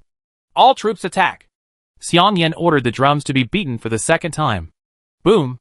Boom! Boom! The sound of war drums made Chu Tian tremble with fear. The rapid rise and fall of strength was completely inapplicable to the Shuzhou coalition at this time, because Chu Tian discovered that the morale of Xiang Yan's army was actually rising. How can it be? It was the first time that Chu Tian encountered such a terrifying enemy general. Now that the morale of both sides has been low, Xiang Yan's army's morale suddenly boosted, and they once again broke out in combat effectiveness and attacked across the board. The Langya Kingdom's army fell into a passive position, and Xiang Yan's army continued to attack. Zhou Yafu has the characteristic of running an army, and his morale declines very slowly. But even so, he cannot resist the bonus brought by the increase in the opponent's morale. Shrink the defense line. Faced with an extremely dangerous situation, Zhou Yafu could only strengthen his defense and wait for the opponent's high morale to drop before making a counterattack. Hua Xiong Shiliang cavalry was in dire straits. He found that after the opponent's heavy infantry arrived, the speed of his Shiliang cavalry dropped, making it difficult to break through, resulting in hundreds of casualties. The expensive 7th level heavy cavalry were like expendables, falling down one by one, surrounded by spears. Hua Xiong even killed more than a dozen of the opponent's heavy infantry, but was unable to open the opponent's defense line. Instead, he was in danger of being flanked. Xiang Yan frequently mobilized troops and horses. About 20,000 troops escaped from the main phalanx and attacked Hua Xiong's heavy cavalry, hoping to wipe out 1,000 Shiliang cavalry. The Shiliang cavalry loses the space to charge, and will be swallowed up by the infantry all over the mountains and plains. Hua Xiong rushed into the enemy's formation and fought bloody battles. He did not expect that he would experience such a tragic battle just after he took refuge with General Fubo. Otherwise, he will die in this battle. General Hua Xiong, don't panic! As the vanguard general of the reserve force, Sun Quan led 3,000 infantrymen to defeat the Shuzhou infantry who tried to attack Hua Xiong together, and supported Hua Xiong's retreat. Holding a spear in his hand, he rushed left and right, and his life-threatening attacks actually scared off many enemies. Zhang Ba led 5,000 infantry and archers to provide support from behind. They cannot be allowed to escape. Xiang Yan noticed Zhang Ba and Sun Guan's intentions, and once again mobilized 10,000 reserves with high energy and high morale to press against the 3 Langya generals. The pressure on Zhang Ba, Sun Guan, and Hua Xiong suddenly increased due to Xiang Yan's command of the pincer attack. 3 people with a force of just over 10,000 were unable to sustain themselves when faced with an attack by 40,000 enemies. An arrow hit Sun Guan in the back. Sun Guan grunted and continued to fight at the risk of his life, cutting down the enemies in front of him. The Huanshou Dao and Tang Dao curled up due to chopping armor. Zhang Ba's face was covered with blood. Not just the blood of his enemies, but also his own blood.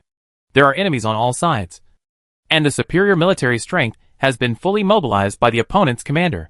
The generals of Langya Kingdom are engaged in an unprecedented bitter battle. No matter how hard you struggle, it's meaningless.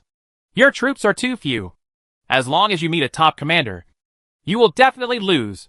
Yang Yi led 12,000 cavalry to fight against Xuerengui. Even if Xuerengui could kill hundreds of cavalry, it would be difficult to continue facing Yang Yi's human sea tactics.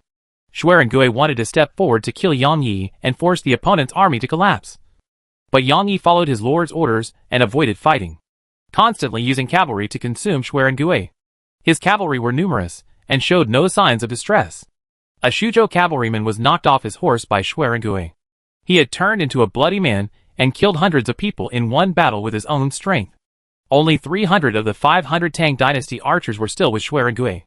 Thousands of ordinary light cavalry died in their hands. But this could not change the fact that the opponent still had a large number of cavalry. As long as the military commanders on both sides are not much different, the advantage in strength will be very terrifying. Zhou Yafu and Li Guang were suppressed by the main force of infantry with high morale on the opposite side, and were forced to shrink their defense lines. Hua Xiong, Zhang Ba, and Sun Quan were trapped in a tight siege. Xuerengui fought fiercely with Yang Yi, who had the advantage in troops. All this was caused by Xiang Yin beating the drum for the second time, which greatly boosted the morale of the Xuzhou coalition forces. All hope remains is the combination of Hua Mulan and Zhao Yun. As long as Hua Mulan and Zhao Yun can defeat the cavalry on the opposite right wing, and Song Jiang who reinforces the cavalry on the right wing, they may be able to turn defeat into victory. I underestimated Xiang Yin. But how could his ability be so strong? Even Zhou Yafu and Li Guang would hate their defensive and offensive combination. Although he has the advantage of troops, I have the Shiliu camp and the shooting army here. Sound camp. Chu Tian faced an unprecedentedly powerful enemy. But his head was very clear. The only people he can rely on now are the cavalry on Hua Mulan and Zhao Yun's side, and the 8,000 men of Lu Xi, the last reserve team. Chu Tian has never dared to send the last reserve team into battle because the Danyang soldiers of the Xuzhou coalition have not yet finished. Our army only has a 20 to 30% chance of winning this battle. Where did the flaw occur? Even Fang Xianling couldn't understand why the Xuzhou coalition could explode with such powerful combat effectiveness. The Xuzhou Allied Army is a large force put together by Xuzhou Mu and the lords of various counties. It is difficult to say whether they cooperate with each other tacitly, and morale is easy to collapse. In this battle, they showed unprecedented combat effectiveness, as well organized as a lord's own army. Not like a mob at all. This situation made think tanks like Fang Xianling miscalculate. And like Chu Tian, he still doesn't know where he went wrong. Zhao Yun and Hua Mulan were trapped in a tight siege and a fierce battle, and Xuzhou cavalry was everywhere. Kill! Zhao Yun shouted loudly and gave up wandering around. Instead, he directly led the White Horse cavalry and actively attacked the opponent's cavalry. Zhao Yun and Hua Mulan cooperated, and the cavalry's strength increased, trying to overwhelm the right-wing cavalry of the Xuzhou army. The cavalry general commanding the right wing of the Xuzhou coalition was shocked when he saw a white-robed cavalry general galloping towards him, and quickly retreated. Fire the arrow and kill the enemy general. His soldiers shot arrows at Zhao Yun one after another. Zhao Yun was hit by 2 arrows, but his strength was not affected at all. Instead, he became stronger with each battle. Turkic war horses galloped among the rebellious army at extremely fast speeds. The red tassel spear in Zhao Yun's hand thrust out and pierced the opponent's cavalry general and his armor. The enemy general is dead. Zhao Yun carried the enemy general's corpse and shocked tens of thousands of enemy riders. Really take the enemy general's head among thousands of troops. The cavalry general did not expect that Zhao Yun, who was riding and shooting, would suddenly attack his own camp. So he was accidentally killed. More than 10,000 enemy cavalry are on the verge of collapse. Zhao Yun and Hua Mulan take advantage of the situation to advance.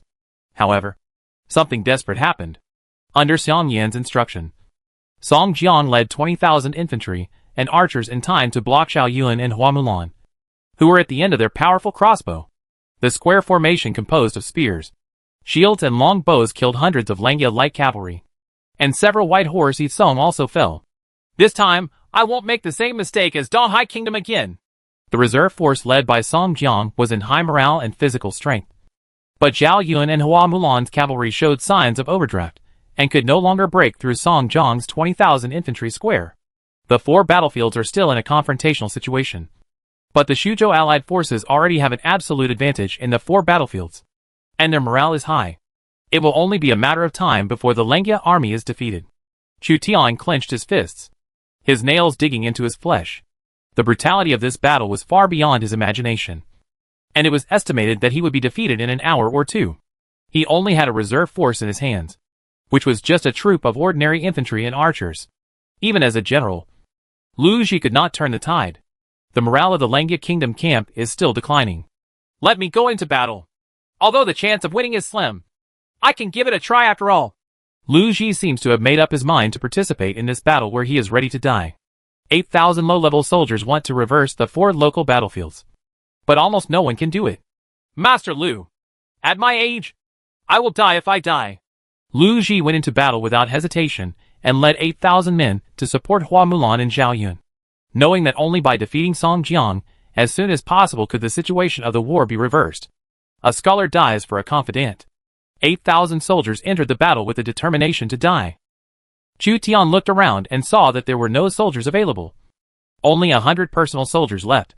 Chu Tian felt desperate for the first time, facing the situation of being crushed. After all his troops were used up, he was powerless. The morale of the Langya Kingdom's army has dropped, and it will collapse within an hour. Prime Minister Langya is about to change, and our first lord in the Eastern Han Dynasty is also going to change hands. Chu Zimu has been the #1 for so many years, and this defeat will make him fall to the bottom. He abandoned Langya Kingdom and fled with a few historical generals. Maybe there will be a lord willing to take him in. After all, who doesn't want his generals? The lords of Shuzhou who were watching the battle knew that the battle to determine Shuzhou's ownership was about to end, and that they were the winners and could divide the territory, population, generals, and women of Langya Kingdom. Chu Zimu is still struggling to his death. He sent out the last reserve team, which numbered about 7 or 8,000 people. There is no point in fighting to the death because we still have reserves. The lords of Shuzhou disagreed. Sure enough, Xiang Yin ordered to mobilize all reserves and even Tao Qian's 4,000 Danyang soldiers to support Song Jiang and stop Lu Ji's 8,000 men. Cautious to the point of ruthlessness. No chance for Chu Zi to make a comeback. Xiang Yan's command ability and bonuses are too overbearing. An army of 200,000 put together can actually unleash such terrifying combat effectiveness. All the lords of Shuzhou looked at the lord who owned Xiang Yin and couldn't help but envy the famous general he had. In this battle, Yang Wudi was held back by Shuerengui, and it was the coach Xiang Yin who really destroyed the Langya Kingdom's army. Seeing that the victory was certain, Xiang Yan's lord finally revealed his trump card. The general I got was not Xiang Yin at all, but the famous Warring States General Lu Yi, who almost destroyed the powerful Qi state at the time. He is not a defensive type, a military commander, but an offensive military commander. Note, the bonus of the Legion is not superimposed on all generals. It only takes the characteristics of one main general. The number of bonuses is related to the commander value. Chapter 235 The Last Hope. Lu Yi. The lords of Shuzhou were all shocked by the reputation of this general. Lu Yi used the soldiers and horses of the 6 kingdoms to defeat the main force of Qi state, and then relied on the weak Yin state troops to capture more than 70 cities of Qi state, leaving only Zhu and Jimo in Qi state. If King Yin hadn't fallen into a rift and changed generals, Qi, one of the 7 heroes of the Warring States period, might have perished. Lu Yi is almost on par with the 4 famous generals of the Warring States period, and 1 level higher than Xiang Yin. If you want to deceive Chu Zimu, you can only deceive everyone, except for me, the lord who really owns Xiang Yin. I am afraid that few people know about this. Please don't be offended. Understandable. The other Shuzhou lords were surprised. This man was too ruthless, and actually deceived almost everyone. Misjudgment of the identity of the leader is fatal. The Shuzhou allied forces led by Lu Yi are obviously more ferocious than the real Shuzhou allied forces led by Xiang Yin. Xiang Yin is still 1 level behind Lu Yi. Lu Yi should be an emperor-level commander. The lords of Shuzhou were even more envious of this lord, who actually had an emperor-level commander. The status of a commander is higher than that of a general, because no matter how powerful a general is, he can only kill 100 people. But a commander can command thousands of troops. There are fewer emperor-level commanders than emperor-level generals. Currently, there are many emperor-level warriors in the Eastern Han Dynasty, but there are few emperor-level commanders. The commander in front of me who defeated Chu Zimu of Langya Kingdom is most likely an emperor-level commander. Chu Zimu was finally tricked. Langya Kingdom is going to be defeated. With Li commanding the coalition forces, the Shuzhou lords knew that the overall situation was decided. The coalition army added by Lu Yi is no longer a piece of scattered sand, but a powerful legion. The last reserve team of Langya Kingdom is still struggling. The old Lu Ji led his troops to attack Song Jiang, hoping to help Zhao Yun and Hua Mulan win a battlefield. 8,000 infantry led by Lu Ji joined the battlefield. They were the last remaining force of Langya Kingdom. Stop making meaningless resistance. Accept our offer, and maybe you can survive. Song Jiang found that Zhao Yun and Hua Mulan were still trying their best to attack his phalanx, and he was unwilling to let Langya Kingdom be destroyed. Hua Mulan was so anxious that she was about to cry. She had served Langya Kingdom for 3 years, and had a high personal affinity with the Lord. It was impossible for her to serve anyone else. And she was unwilling to let Langya Kingdom be wiped out. Although many people want the Langya Kingdom to perish, or it has nothing to do with them, Hua Mulan is one of those who absolutely want to keep the Langya Kingdom. She led the cavalry to attack Song Jiang's phalanx as if they were dead. Zhao Yun, finally loyal to the Second Lord. He has a good relationship with the generals of Langya Kingdom. He does not want Langya Kingdom to be destroyed by the coalition forces. So he fights to the death like Hua Mulan. After light cavalry attacks again and again, Song Jiang's formation finally wavered. Everyone realized that Li Yi's bonus could not take care of all the troops. So Song Jiang was used as a general.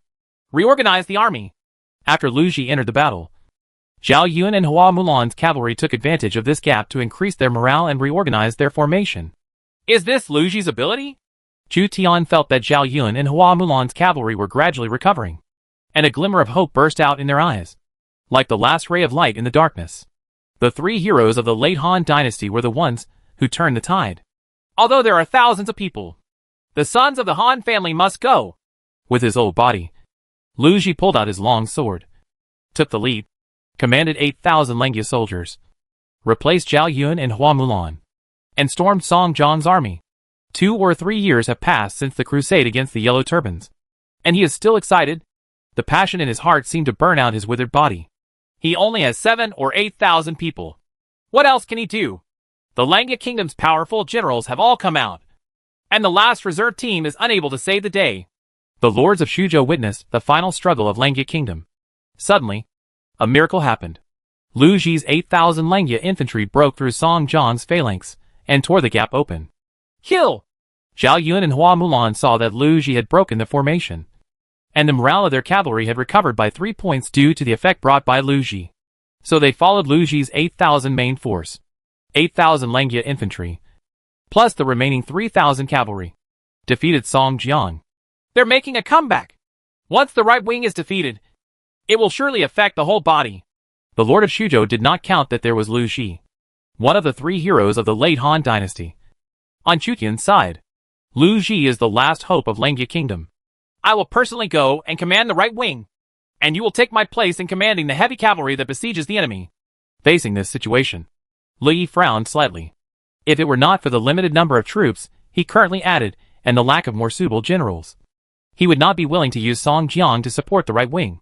Facing the attack from Lu Ji, Hua Mulan, and Zhao Yun, Li Yi judged that only by taking command himself could he regain his strength.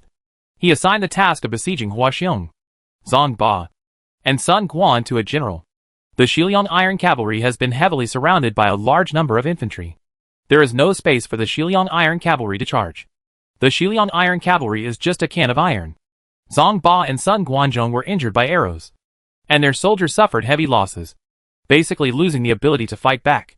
Therefore, Lu Yi left his judgment to his generals and used superior force to eliminate Huaxiong, Zhang Ba and Sun Guan. Lu Yi will personally go to the right wing to take command. This time it's safe. The lords of Shuzhou felt a little relieved.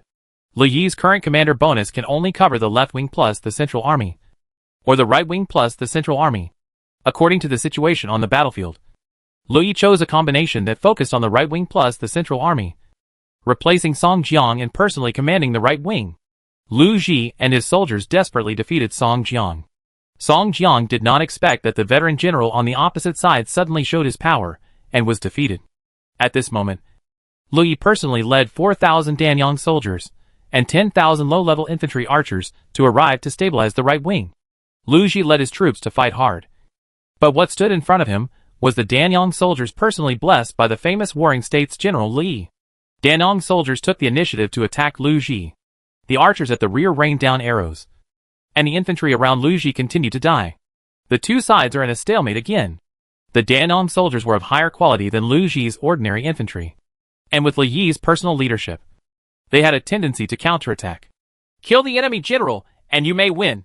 Zhao Yun and Hua Mulan saw Li Yi's general flag and knew that the only way to turn the tide was to behead him. It's just that Li Yi, as a famous commander of the Warring States period, was accompanied by 2,000 fresh troops who were not involved in the battle. If he wanted to kill him, the probability of success was very low. Even so, Zhao Yun and Hua Mulan still took the risk to attack Li Yi. It's not that easy to kill me. Li Yi gave the order, and the messenger waved the flag. The right-wing cavalry that had been defeated unexpectedly gathered again and organized an offensive against Zhao Yun and Hua Mulan. The right-wing cavalry came to attack. Zhao Yun killed several cavalry, but was overwhelmed by the large number of cavalry. The elite cavalry under Hua Mulan's command were about the same, and the second Tang sword also showed signs of curling.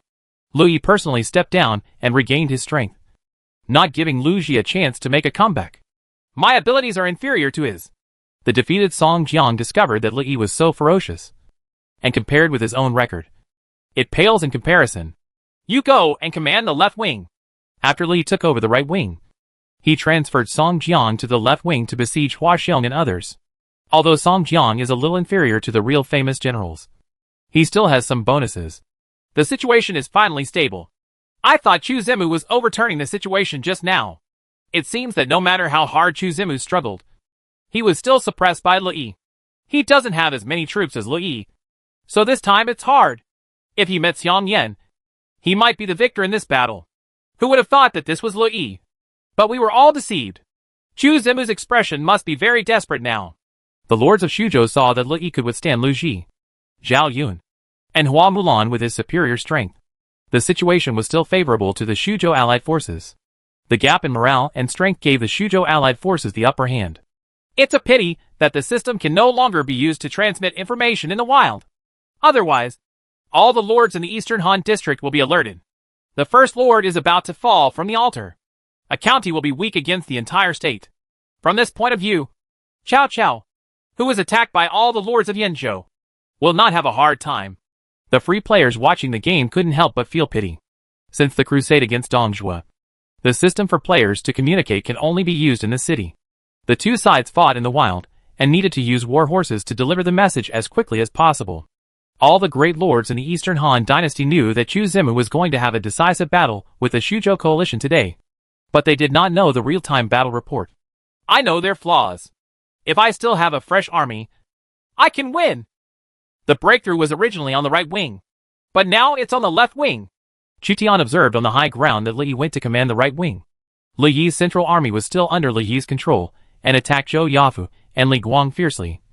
But the combat effectiveness of the left wing became weaker. There is a world of difference between the left wing blessed by Li Yi and the left wing blessed by Song Jiang.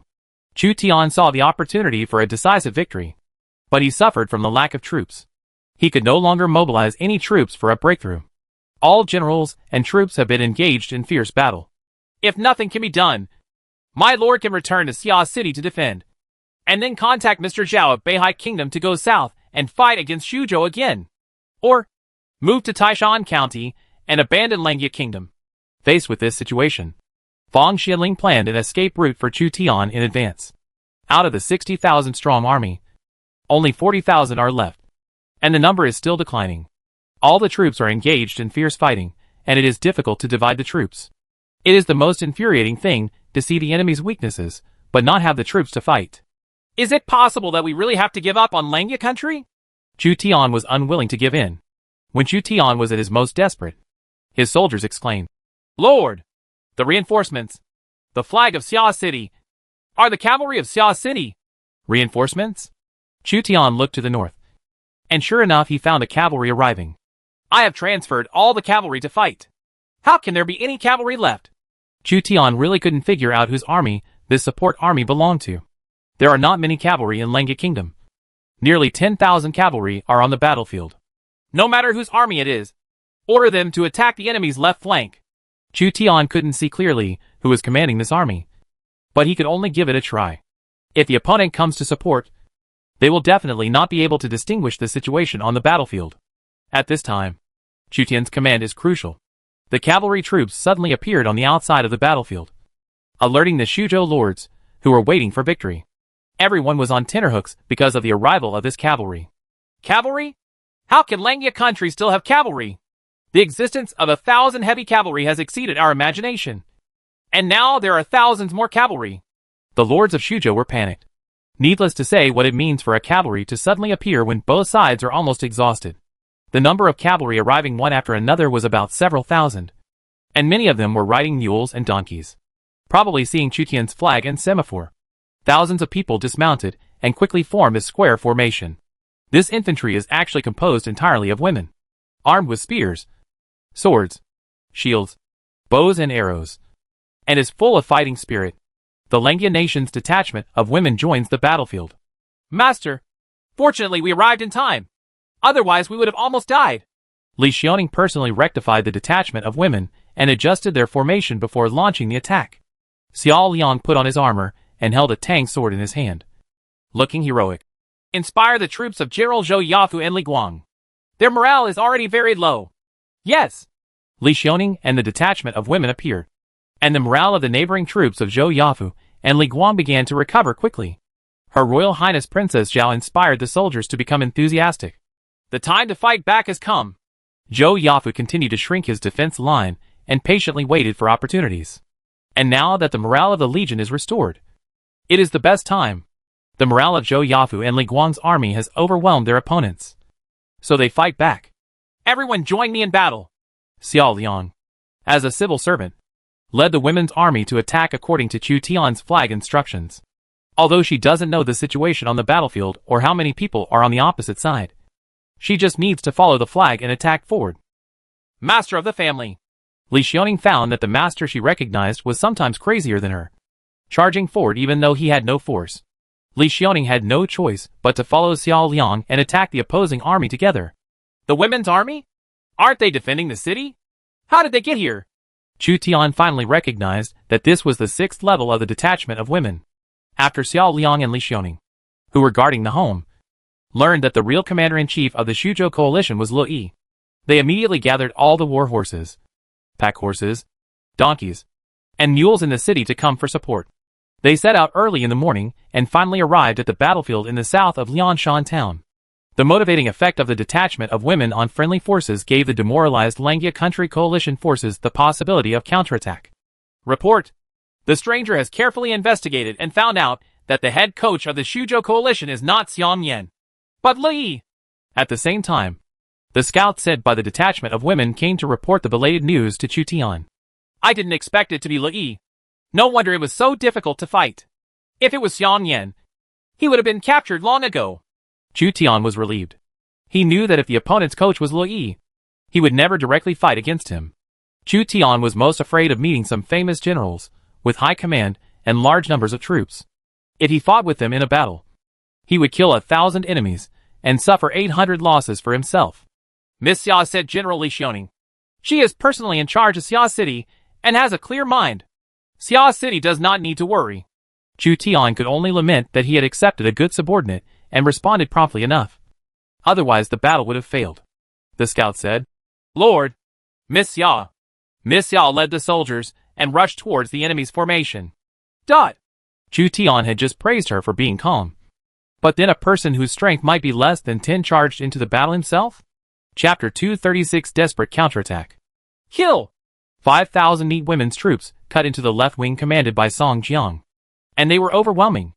The 6th level women's army is only equipped with ordinary weapons. But their morale continues to be high. And they are no worse than an army composed of macho men in combat.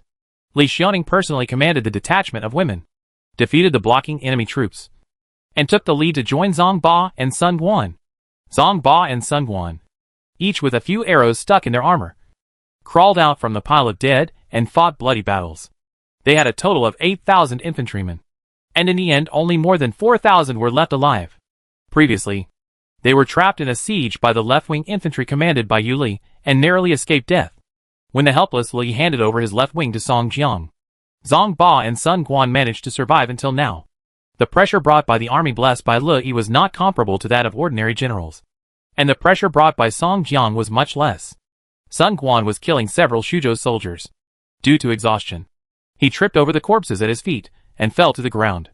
The Xuzhou soldier raised his sword and was about to kill the enemy general who had been fighting bloody battles. An ordinary female soldier stabbed the Xuzhou soldier to death with a gun and stretched out his hand to pull Sun Guan up. After this lady soldier saved Sun Guan, she followed the large army to kill the enemy. I was actually saved by a group of girls today. Sun Guan has never seen such a fierce group of women. They fight as if they are risking their lives. Perhaps only soldiers of level 6 and above are as brave as them. We cannot be underestimated.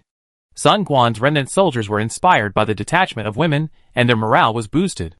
They followed the detachment of women and launched a counterattack. Zhang Ba, who was trapped in heavy siege, was also rescued and led the remaining troops to join the detachment of women, strengthening the force to attack the left wing of the Shuzhou coalition. Hua Xiong's broadsword struck the Shuzhou heavy infantry's iron armor with such force that it almost took off the opponent's arm. When Hua Xiong attacked, a Shuzhou infantryman held a heavy halberd and hit Hua Xiong like an iron barrel. The huge impact made Hua Xiong's internal organs tremble. Hua Xiong was furious and slashed the Shuzhou infantryman to death with a backhand knife. Hua Xiong was seriously injured, and the Xiliang cavalry suffered heavy losses.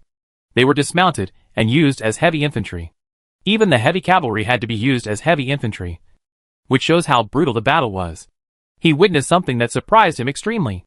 A group of women soldiers led Zhang Ba and Sun Quan to defeat the left wing and join him. Hua Xiong: I thought they were just recruited by the master for his own pleasure.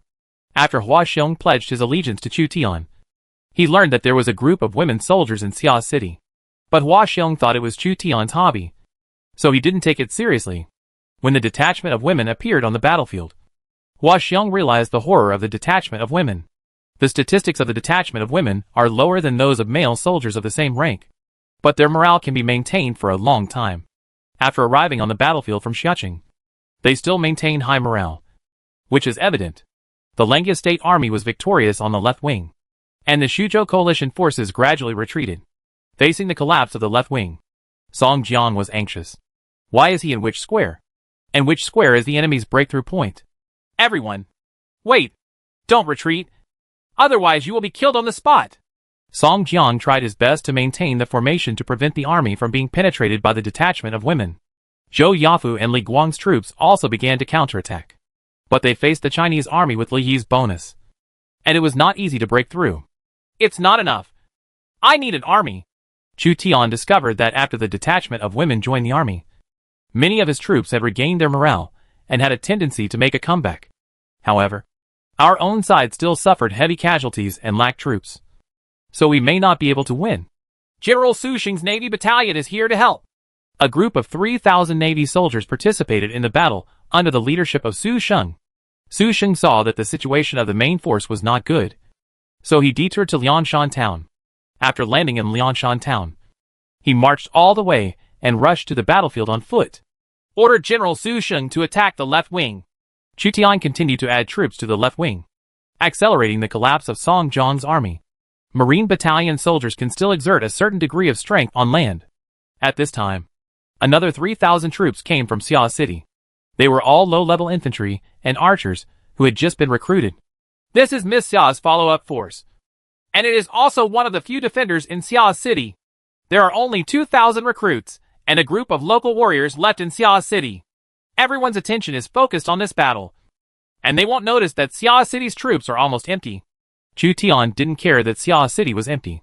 He lost the battle and couldn't defend Xia City even after he returned. He personally led 3,000 new soldiers and used the characteristics of the Great Master to drive 3,000 people into a frenzy. The effect of the Great Sage Master is more useful for new recruits, allowing them to temporarily forget their fear and follow Chu Tian to attack. The 3 troops that arrived one after another were not large in number. Their total number was just over 10,000, and they could not reverse the gap in troop strength. But these 3 troops are crucial and are just enough to break the situation. All the reinforcements stormed the left wing and destroyed the 30,000 to 40,000 soldiers commanded by Song Jiang. Song Jiang found that he could no longer hold on. He was surrounded by fleeing soldiers.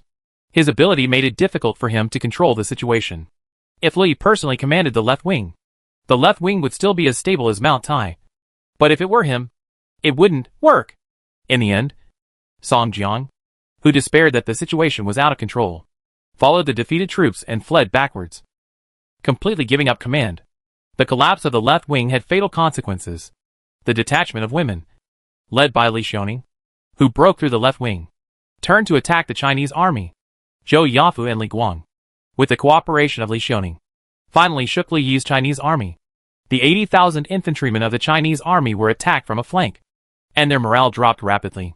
When morale hit the bottom, they began to collapse like the left wing, defeated, like a mountain falling.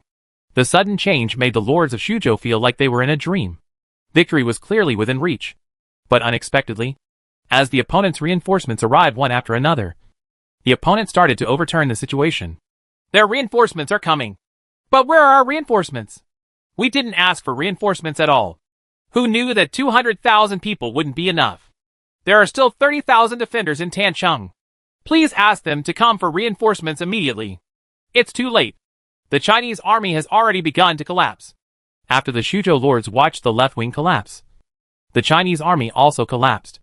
Only the right wing, with only Li Yi present personally, was still suppressing Lu Ji, Zhao Yun and Hua Mulan with its superior strength.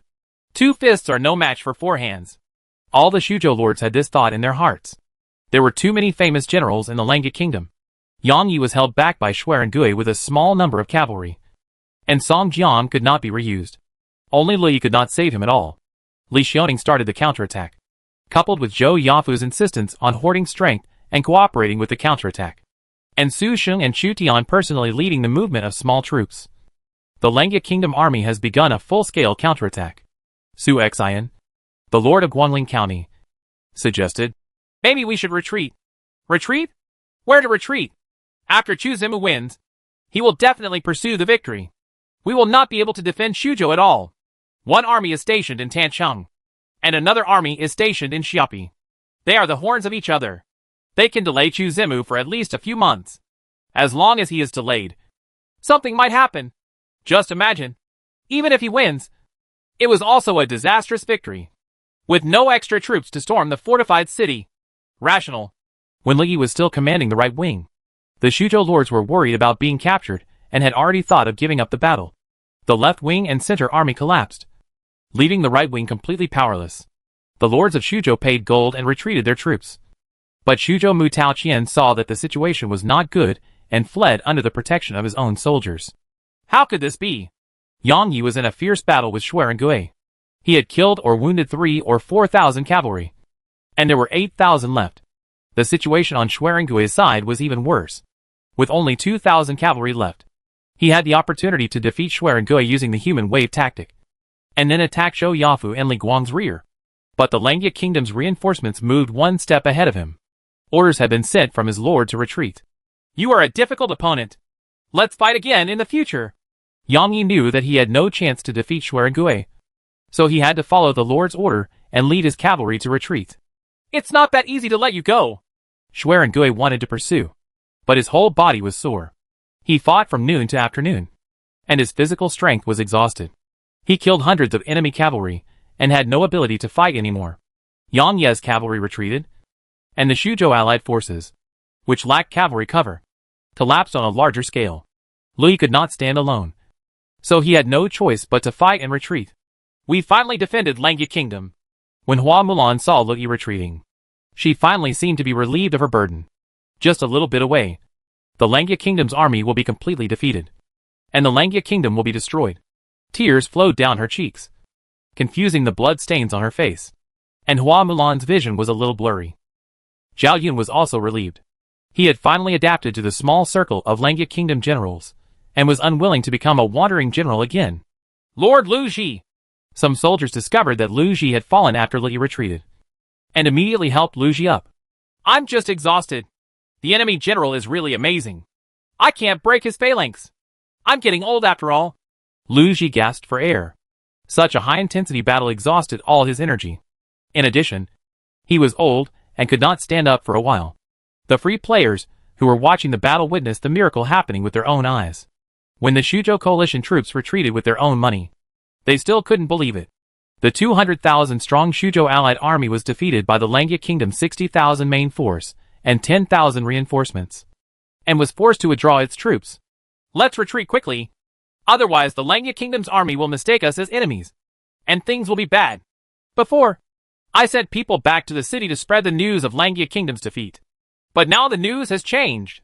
The free players who were watching the battle retreated one after another, and at the same time, the news of the victory of the Langya Kingdom army was spread to the entire Eastern Han district as soon as possible. Many players in the Eastern Han district set up bets before the battle, betting on who would win between the Langya Kingdom and the Shuzhou allied forces. They needed to know the real results. In this battle, Langya Kingdom turned defeat into victory. Try to catch Li alive. Chu Tian knew that Yang Yi was leading cavalry, and it would be difficult to catch up. Now that the overall situation was decided, he couldn't wait to capture Li, who was leading the infantry. If Li can make the best use of himself, his ability to command troops and horses has been recognized by Chu Tian. And Chu Tian needs an offensive infantry commander. Li is a qualified candidate. Li can cause trouble for Chu Tian, or he can cause trouble for others. It all depends on whose hands he falls into. Even if Li is unwilling to surrender, Chu Tian cannot let him serve other lords. With Li in the enemy's position, the difficulty of Chu Tian's unification of Shuzhou will undoubtedly increase several times. Originally, with Tao Qian's quality as a general, it would be easy for Chu Tian to replace him. But in the end, Li came out and almost defeated Chu Tian. Because of their victory, the Langya army's morale increased, and they pursued the defeated Shuzhou army from north to south. The Shuzhou army was defeated but not dead. If we don't kill and capture its main force as much as possible, the Shuzhou coalition will soon be reorganized and attack Langya Kingdom again. After the collapse of the Shuzhou coalition, thousands of people were even chased to the Yi River. Some drowned and most of them made an emergency landing.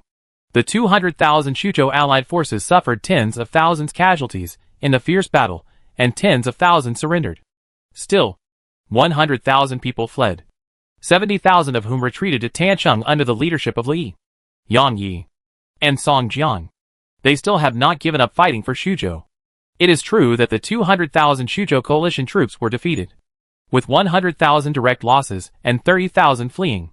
But they still had 70,000 troops, solid cities, and a huge territory. Langya Kingdom's losses were equally heavy, and Langya Kingdom's victory was a tragic victory. The army was in chaos, and the troops were routed all the way to Tancheng. The famous General Li was not easily captured. His ability allowed him to lead his troops to escape the pursuit of the Langya Kingdom army and return to Tancheng to reorganize his troops. Seeing that Li was still there, the Shuzhou lord still had hope. We can form a legion with 70,000 remaining soldiers and 30,000 Tancheng defenders, and go north again tomorrow. The remaining soldiers have lost all morale and cannot fight anymore. Li poured cold water on them. What should we do? Chu Zimu will definitely take advantage of the victory to pursue and capture Tan City in one go. We can abandon Tan City and defend Xiapi. Foolish. If Tancheng is lost, Xiapi cannot be defended. The plan is to defend Tancheng with one person and Xiapi with another, so that Chu Zimu cannot concentrate on attacking any city. His troops are simply not enough to deal with two strong cities at the same time. Then who will guard Tan City? The lords who fled back to Tancheng had a dispute, and no one wanted to besiege the dangerous Tancheng. Defending Xiaopai City is safer than guarding Tan City. Let Li and I guard Tan City. Tan City still has 30,000 garrison troops with morale available, as well as a large amount of stored grain and grass. You lead 70,000 remaining soldiers to station in Xiapi City. Wait for morale to recover, and wait for an opportunity to go north to support Tan City. Li Yi's lord was somewhat courageous and planned to personally guard Wei City, placing his hopes on the allies guarding Xiaopai City. This is also the best countermeasure so far, as the morale of the 70,000 remaining soldiers has not been restored. They are no longer able to fight anymore. Only Li could stop the Langya Kingdom's troops in Tancheng. So the lords of Shuzhou divided their troops into two groups, with Li guarding Tancheng, while Yang Yi and Song Jiang retreated to Xiapi to reorganize their troops and enter the defensive stage in order to fight again. Shuzhou Mu Tao Qian fled faster than the Shuzhou lords. He didn't even dare to stay in Tancheng and fled directly back to Xiapi City. He is still Shuzhou Mu and can use his status to continue recruiting troops and carry out a desperate struggle. Chapter 237 Heavy Casualties. An hour before the Battle of Shuzhou ended, news came from Shuzhou that the Langya Kingdom's army was about to be defeated, and the entire Eastern Han dynasty was shocked. Everyone knows that Chu Zimu and Tao Qian robbed Shuzhou Mu, and Chu Zimu did not hide his ambitions at all. So the princes of the entire Eastern Han dynasty paid attention to the outcome of the Battle of Shuzhou intentionally or unintentionally. Therefore, when the news of the defeat of the Langya Kingdom's army came out, Chu Tian's competitors had mixed emotions. Ming Wan, the governor of Liaodong, has always regarded Chu Tian as a strong enemy. His ranking in the Eastern Han district has now dropped to 5th place because the population of Liaodong is not as large as that of the pass. Territorial ranking does not represent military strength. Ming Wan, who had a large number of cavalry and the fierce General Chang Yuchen believed that his military power was second only to Chu Tian. He heard that his most powerful opponent had fallen under the fierce attack of 200,000 Shuzhou allied forces, and he couldn't help but sigh. Chu Zimu, I have defeated the lords of the Koryo Kingdom, and I still want to join forces with you to destroy the Koryo Bangzi in the future. After kidnapping the Korean woman back, I didn't expect that your pursuit of the Central Plains would come to an abrupt end. Your early demise is a blessing for us, but it may also be a regret. Without a decent opponent, you will be really lonely in the future. Jiuzhong Laoqin, the lord of Xining City in Guangzhou, couldn't help but shake his head when he heard the news. After all, the power of a county cannot compete with the power of a state. If Chu Zimu was more mature, he could take advantage of the conflicts among the lords of various counties, defeat him instead of forcing him to go south. And he will not end up like this. I also want to play games with you in the Central Plains in the future. Without a strong opponent in the future, life will be really boring. When Prince Wen, the prefect of Jin and Yinzhou's anti-Cao Cao alliance, heard that Chu Zimu, who supported him behind Cao Cao, was defeated, he felt even more mixed. Without the support of Chu Zimu, it would be difficult for him to defeat the cunning Cao Mengde. You supported me in attacking Cao Cao, but I haven't officially taken action yet. But you were defeated by the Shuzhou coalition forces. Hu Ma, the lord of Taiyuan County in Bingzhou, learned about Li Yi's appearance in the Eastern Han Dynasty. I wonder if Li Yi is stronger or my Lianpe is stronger. Chu Zimu, I originally wanted to use Lianpe to defeat you, but it's a pity that all the princes and great lords with Chu Tian as their potential rivals were more or less relieved when they heard the news of Langya Kingdom's defeat. Chu Zimu brought huge pressure to all the princes in the Eastern Han Dynasty. The princes who can rise all have the ability and ambition, and no one will make mistakes easily. They just see who can expand faster.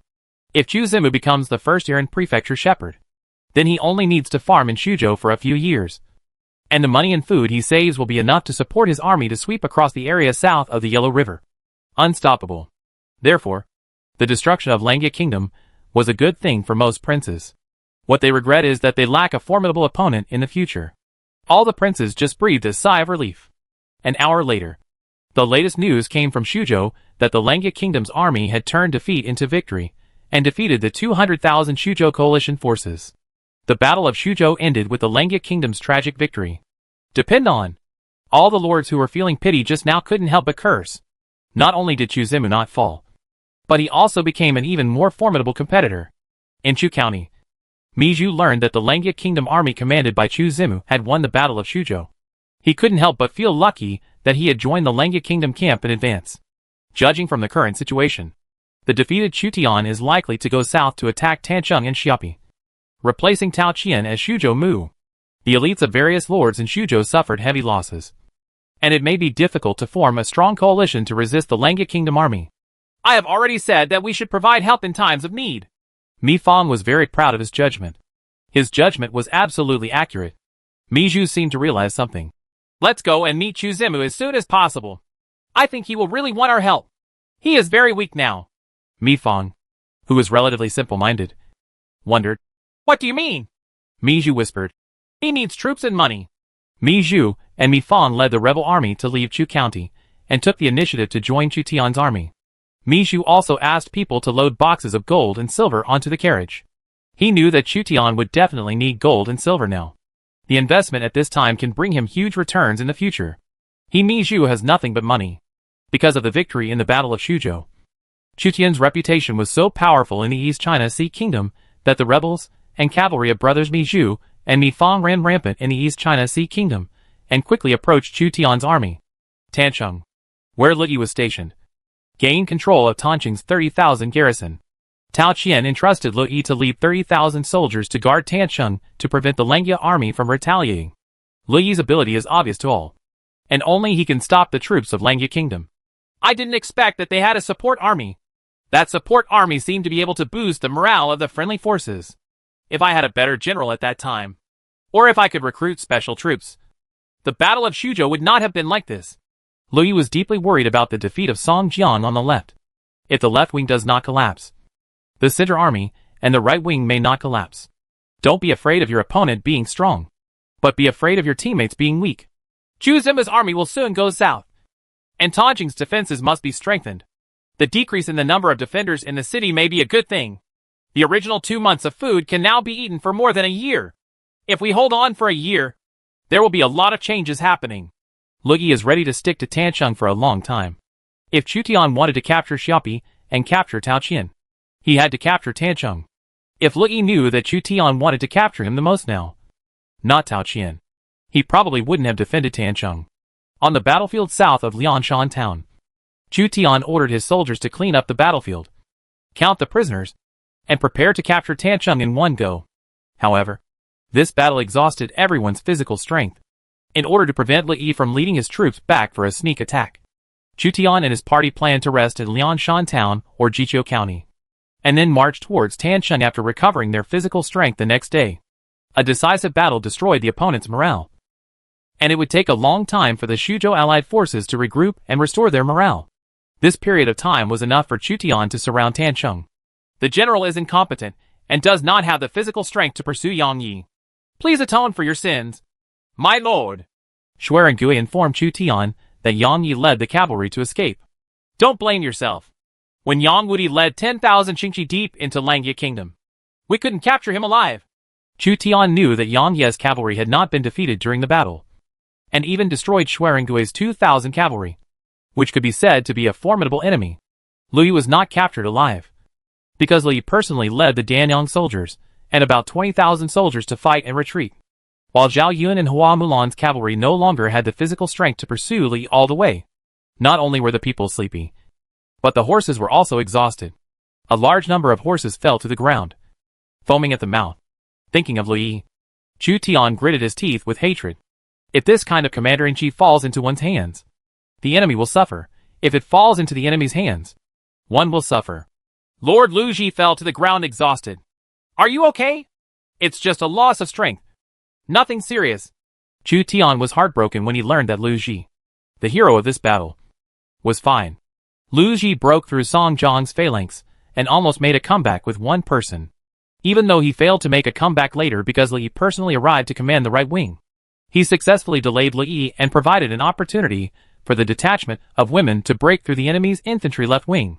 Without Lu Ji and Lu Yi personally commanding the left wing, the detachment of women would still have no chance. It can be said that Lu Ji was one of the heroes of the final comeback. If Lu Ji, who was well known in the Eastern Han district, died in this battle, the aristocratic families in the Eastern Han district would definitely be shocked. Chu Tian went to check Lu Ji's condition in person. Several soldiers were taking care of Lu Ji. Master Lu has made great contributions, and Zembu has nothing to repay. When he returns to Xia City, he will definitely build a mansion for Master Lu, record his military achievements, and let future generations remember him. Chu Tian was grateful to Lu Ji, who regarded death as home. Lu Ji was not the kind of rotten scholar who was pedantic and annoying, but a great scholar who was upright and talented in military matters. Zembu doesn't need to spend a lot of time. Originally, I thought I could do something in troubled times if I came out of the mountain. But this battle also made me know that my physical strength cannot keep up with you young people. From now on, I will still live in seclusion in Langye Kingdom and be the idler as well. Lu Ji was also quite emotional. He found that his physical fitness was far inferior to before, and he became dizzy after leading the troops in a battle. The hero dies. Forget it. When will Mr. Lu feel itchy in the future? He can go out to serve as a military advisor again. I think we will not encounter such a bad situation in the future, and Mr. Lu will need to go into battle personally to charge.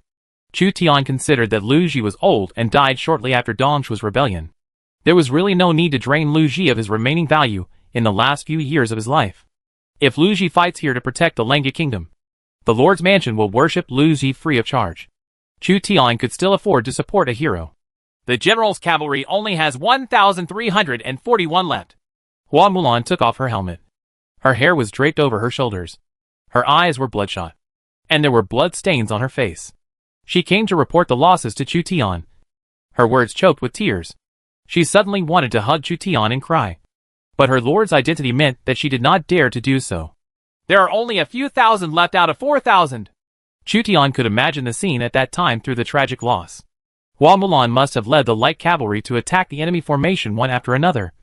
Otherwise it would be difficult to imagine that the light cavalry, which is famous for its flexibility, would suffer such heavy losses. Thanks for your hard work. Chu Tian didn't know how to comfort Hua Mulan. He glanced at the gathered generals. Everyone was fighting bloody battles, and their bodies were more or less injured. He saw that there were knife marks on Zhang Ba's face, and one of his eyes was bloody. Probably aware of Chu Tian's gaze, Zhang Ba said indifferently, "Isn't it just that I lost an eye? I'm lucky to be alive this time." Sun Guan, who was also a Taishan thief, limped and was hit by several arrows but survived. As a military commander, his vitality is much stronger than that of civil servants. In addition, Sun Quan is an extremely tenacious military commander, so he survived. Hua Xiong grinned. His nose was bruised and his face was swollen. He was wearing heavy cavalry armor and had high defense. But he was hammered by Xuzhou's soldiers and suffered serious injuries. Zhao Yun and Shuai Gui were injured, and Li Guang was no exception. The only uninjured general was Zhou Yafu. As the backbone of the Langya kingdom in the Battle of Xuzhou, Zhou Yafu could not put himself in danger. Any strong general can continue to fight even if he is killed. But once Zhou Yafu is killed, no one can hold up Li Yi's main infantry force. And there is no suspense in this battle. Li Yi also would not let himself have the possibility of being shot. So even after winning, the Langya kingdom army would not be able to catch Li Yi. The importance of the coach is second only to the lord. Sometimes, even the lord is the coach. However, Zhou Yafu, who was not injured, was feeling very uncomfortable now. The continuous command and high pressure exhausted his energy. He kept gently tapping his temples to relieve his weakness. Fang Xianling roughly calculated the losses. The main force was 60,000, and the reinforcements were 11,000. Less than 40,000 survived. The largest loss was the cavalry, with only 4,000 remaining.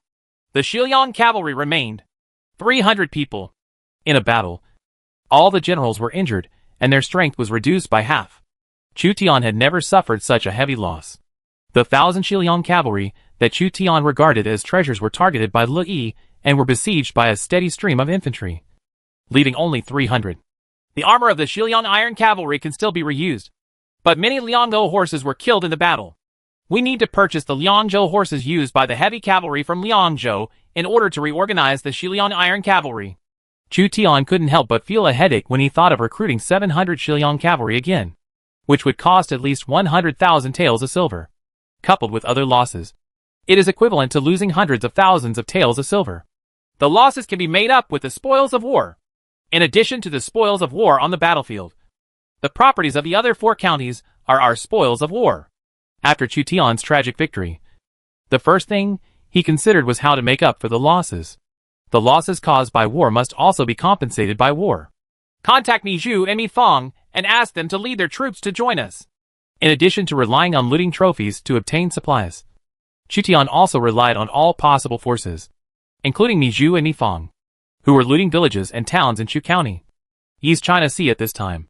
The Mi family's financial resources can help Chu Tian cheer up quickly. Without money and food, it will take a lot of time to regain strength. Fortunately, no general was killed. Where are Miss Ya and Li Xiaoning? Chu Tian counted the heroes this time, but the 2 people who led the women's army to turn the tide were not there. Fang Xianling replied, "They are still capturing prisoners. Only by using prisoners to supplement their strength can they restore the size of the legion as soon as possible. Collect all the prisoners and take them south with the army to attack Tancheng." Chu Tian thought that this was indeed the case. The main force of the Langya kingdom and the defenders of Xia city were less than 40,000. With this small force, it was difficult to besiege Tan city, and they could only use the prisoners of the Xuzhou coalition as cannon fodder to attack Tan city. The detachment of women captured about 4,000 to 5,000 prisoners alive and returned to the camp. The 2 generals, Li Xiaoning and Xiao Liang, were still alive. Chu Tian personally brought people to greet him. "You have made great achievements in this battle. I will have your achievements recorded one by one. Each of you will be rewarded in the future." Lord. Xiao Liang's face was pale. When she saw Chu Tian, her lips moved slightly, as if she wanted to say something, but her body shook and she fell to the ground. There are 2 arrow shafts stuck on the back. Chapter 238 Mi Family's Assistance. Capture Tancheng and capture Li alive. Groups of captured Xuzhou infantrymen, urged by the supervisory team, continued to attack Tancheng day and night, causing 2,000 to 3,000 casualties every day. Facing the attack of Langya Kingdom's army, Tancheng remained impregnable and unmoving. Li Guang led his soldiers to attack many times, trying to climb first, but was blocked by a 10-meter-high city wall and difficult to break through. Lu Yi personally defended the city, prepared various defensive equipment, and had 30,000 soldiers to defend it. If he wanted to capture Tan City by force, he would need at least 100,000 elite soldiers. Military strategist Fang Xianling frowned as he looked at Tancheng where rain had been falling for days. Li Guang and the Xiandan team withdrew, disgraced, and complained to Fang Xianling. The opponent's defense has no flaws, and a strong attack is not the best option at this time. Fang Xianling nodded silently. I also asked the military advisor to persuade my lord that the priority is to attack the heart first and then attack the city. Attacking Tan City will only consume low-level soldiers and consume labor force. The morale of the army will also decline due to repeated attacks. Once the morale drops, the defenders in the city there will be a surprise attack out of the city.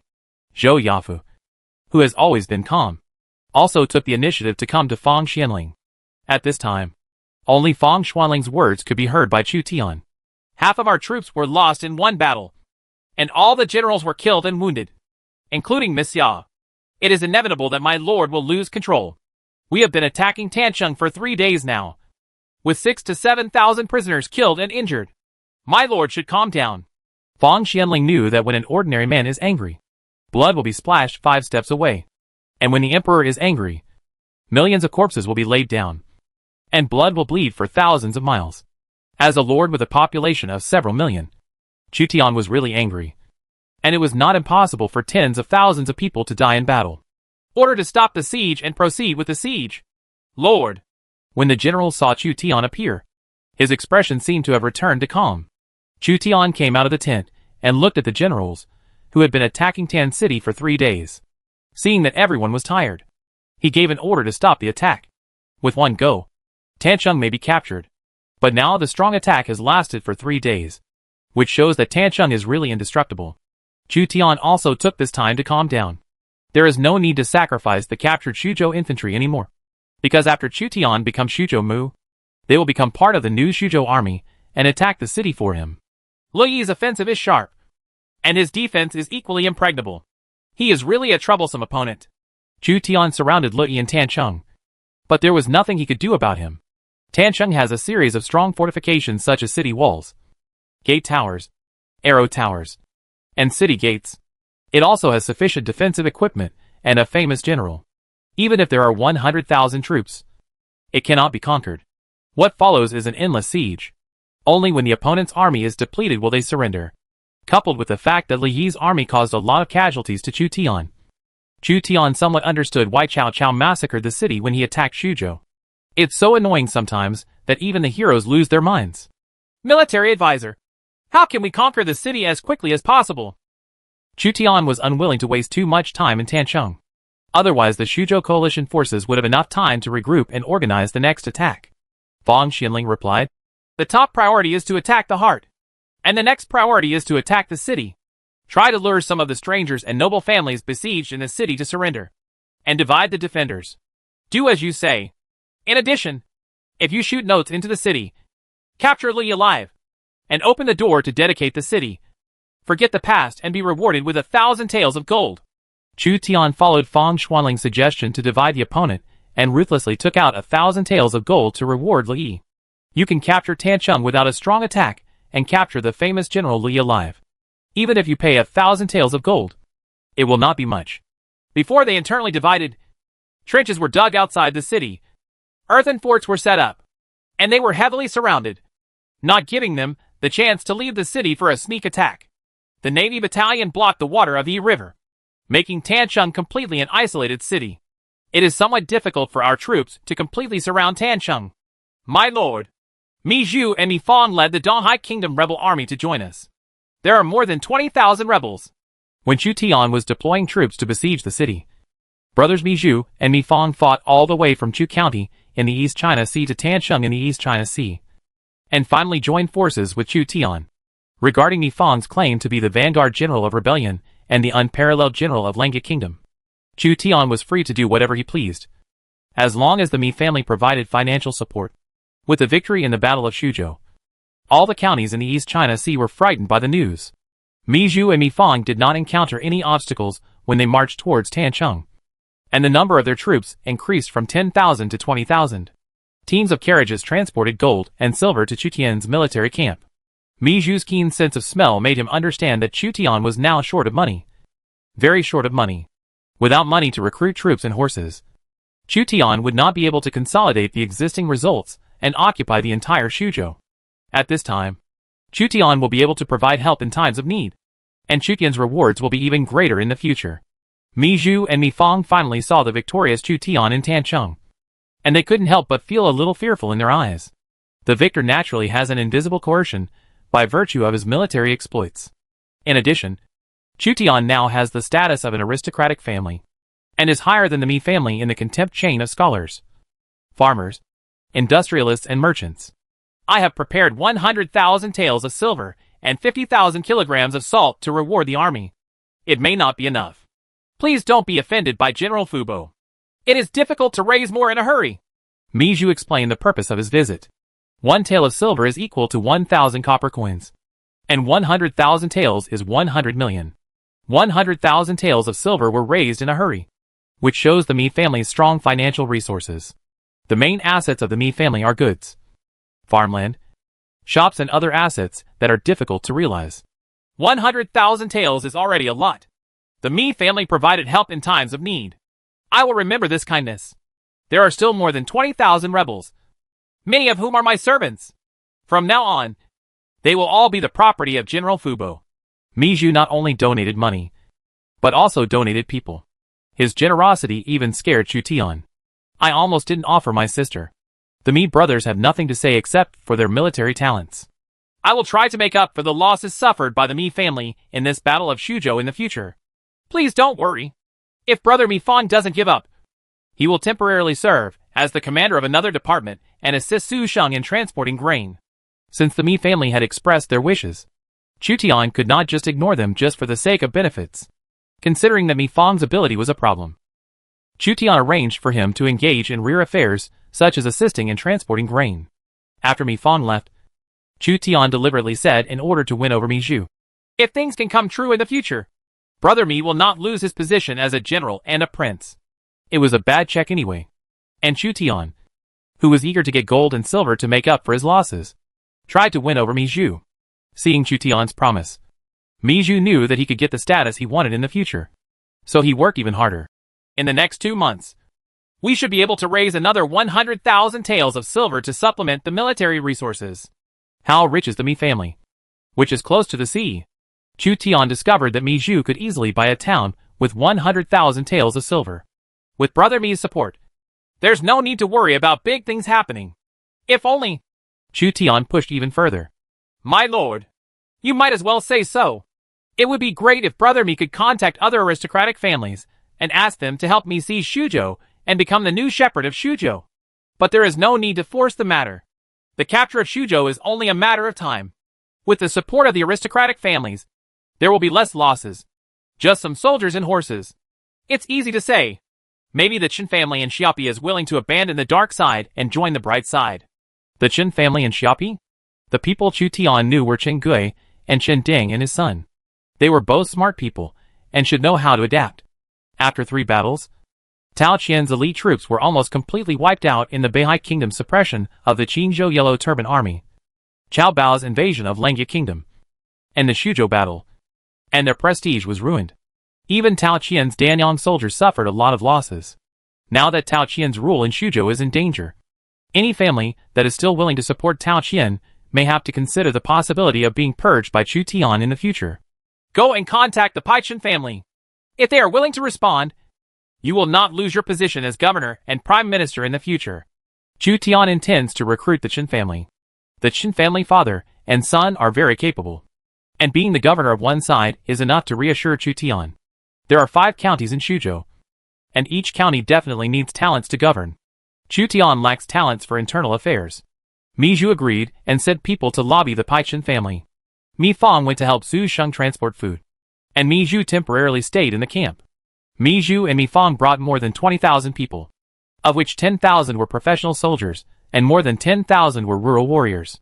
Professional soldiers were organized into various battalions by Chu Tian to replenish their troops, while Xiang Yong went to Xiaoqing and transferred to professional soldiers. With the capture of Xuzhou prisoners and reinforcements from the Mi family, Chu Tian's army was greatly strengthened, with 70,000 to 80,000 troops. It seems that the number of troops is increasing as the battle continues. But only Chu Tian himself knows that half of the elites are indeed gone. These extra soldiers are far inferior to the elites who died in battle. He needs time to reorganize the legion, and then go through the baptism of war before he can truly restore his roots. In the future, when your troops are at a disadvantage, you must never confront a commander-in-chief head-on. The Lui incident taught Chu Tian a lot of lessons. There are also intelligence errors. The real lord of Xiangyan secretly contacted the players of Shuiyue Guild and asked for 100 taels of silver. So he got accurate information. In the future, the identity of the opponent's leader needs to be repeatedly confirmed. None of the lords who could survive had any bad intentions, and they would be plotted by them if they were not careful, especially when Chu Tian has the advantage. The opponent must be a little brave if he still competes with him for Xuzhou. After besieging the Qingzhou Yellow Turban army for more than half a year, the Lord Zhao Gongzi of Beihai Kingdom and Jima failed to persuade him to surrender. Finally, he could no longer hold himself back and recruited hundreds of thousands of local warriors from Beihai Kingdom and Donglai County to attack Jima. During the siege, he had ordered the army to gradually fill in all the moats and trenches outside Jima City. The next thing to face is the solid body of Jima City. After learning that Chu Tian had begun to attack Xuzhou, Master Zhao accelerated his attack on Jima. Dorgan, Wu Sangui, and Guan Hai have held him back for too long, seriously affecting his development speed. Qingzhou, like Xuzhou, has weak local forces and the dominance of alien lords.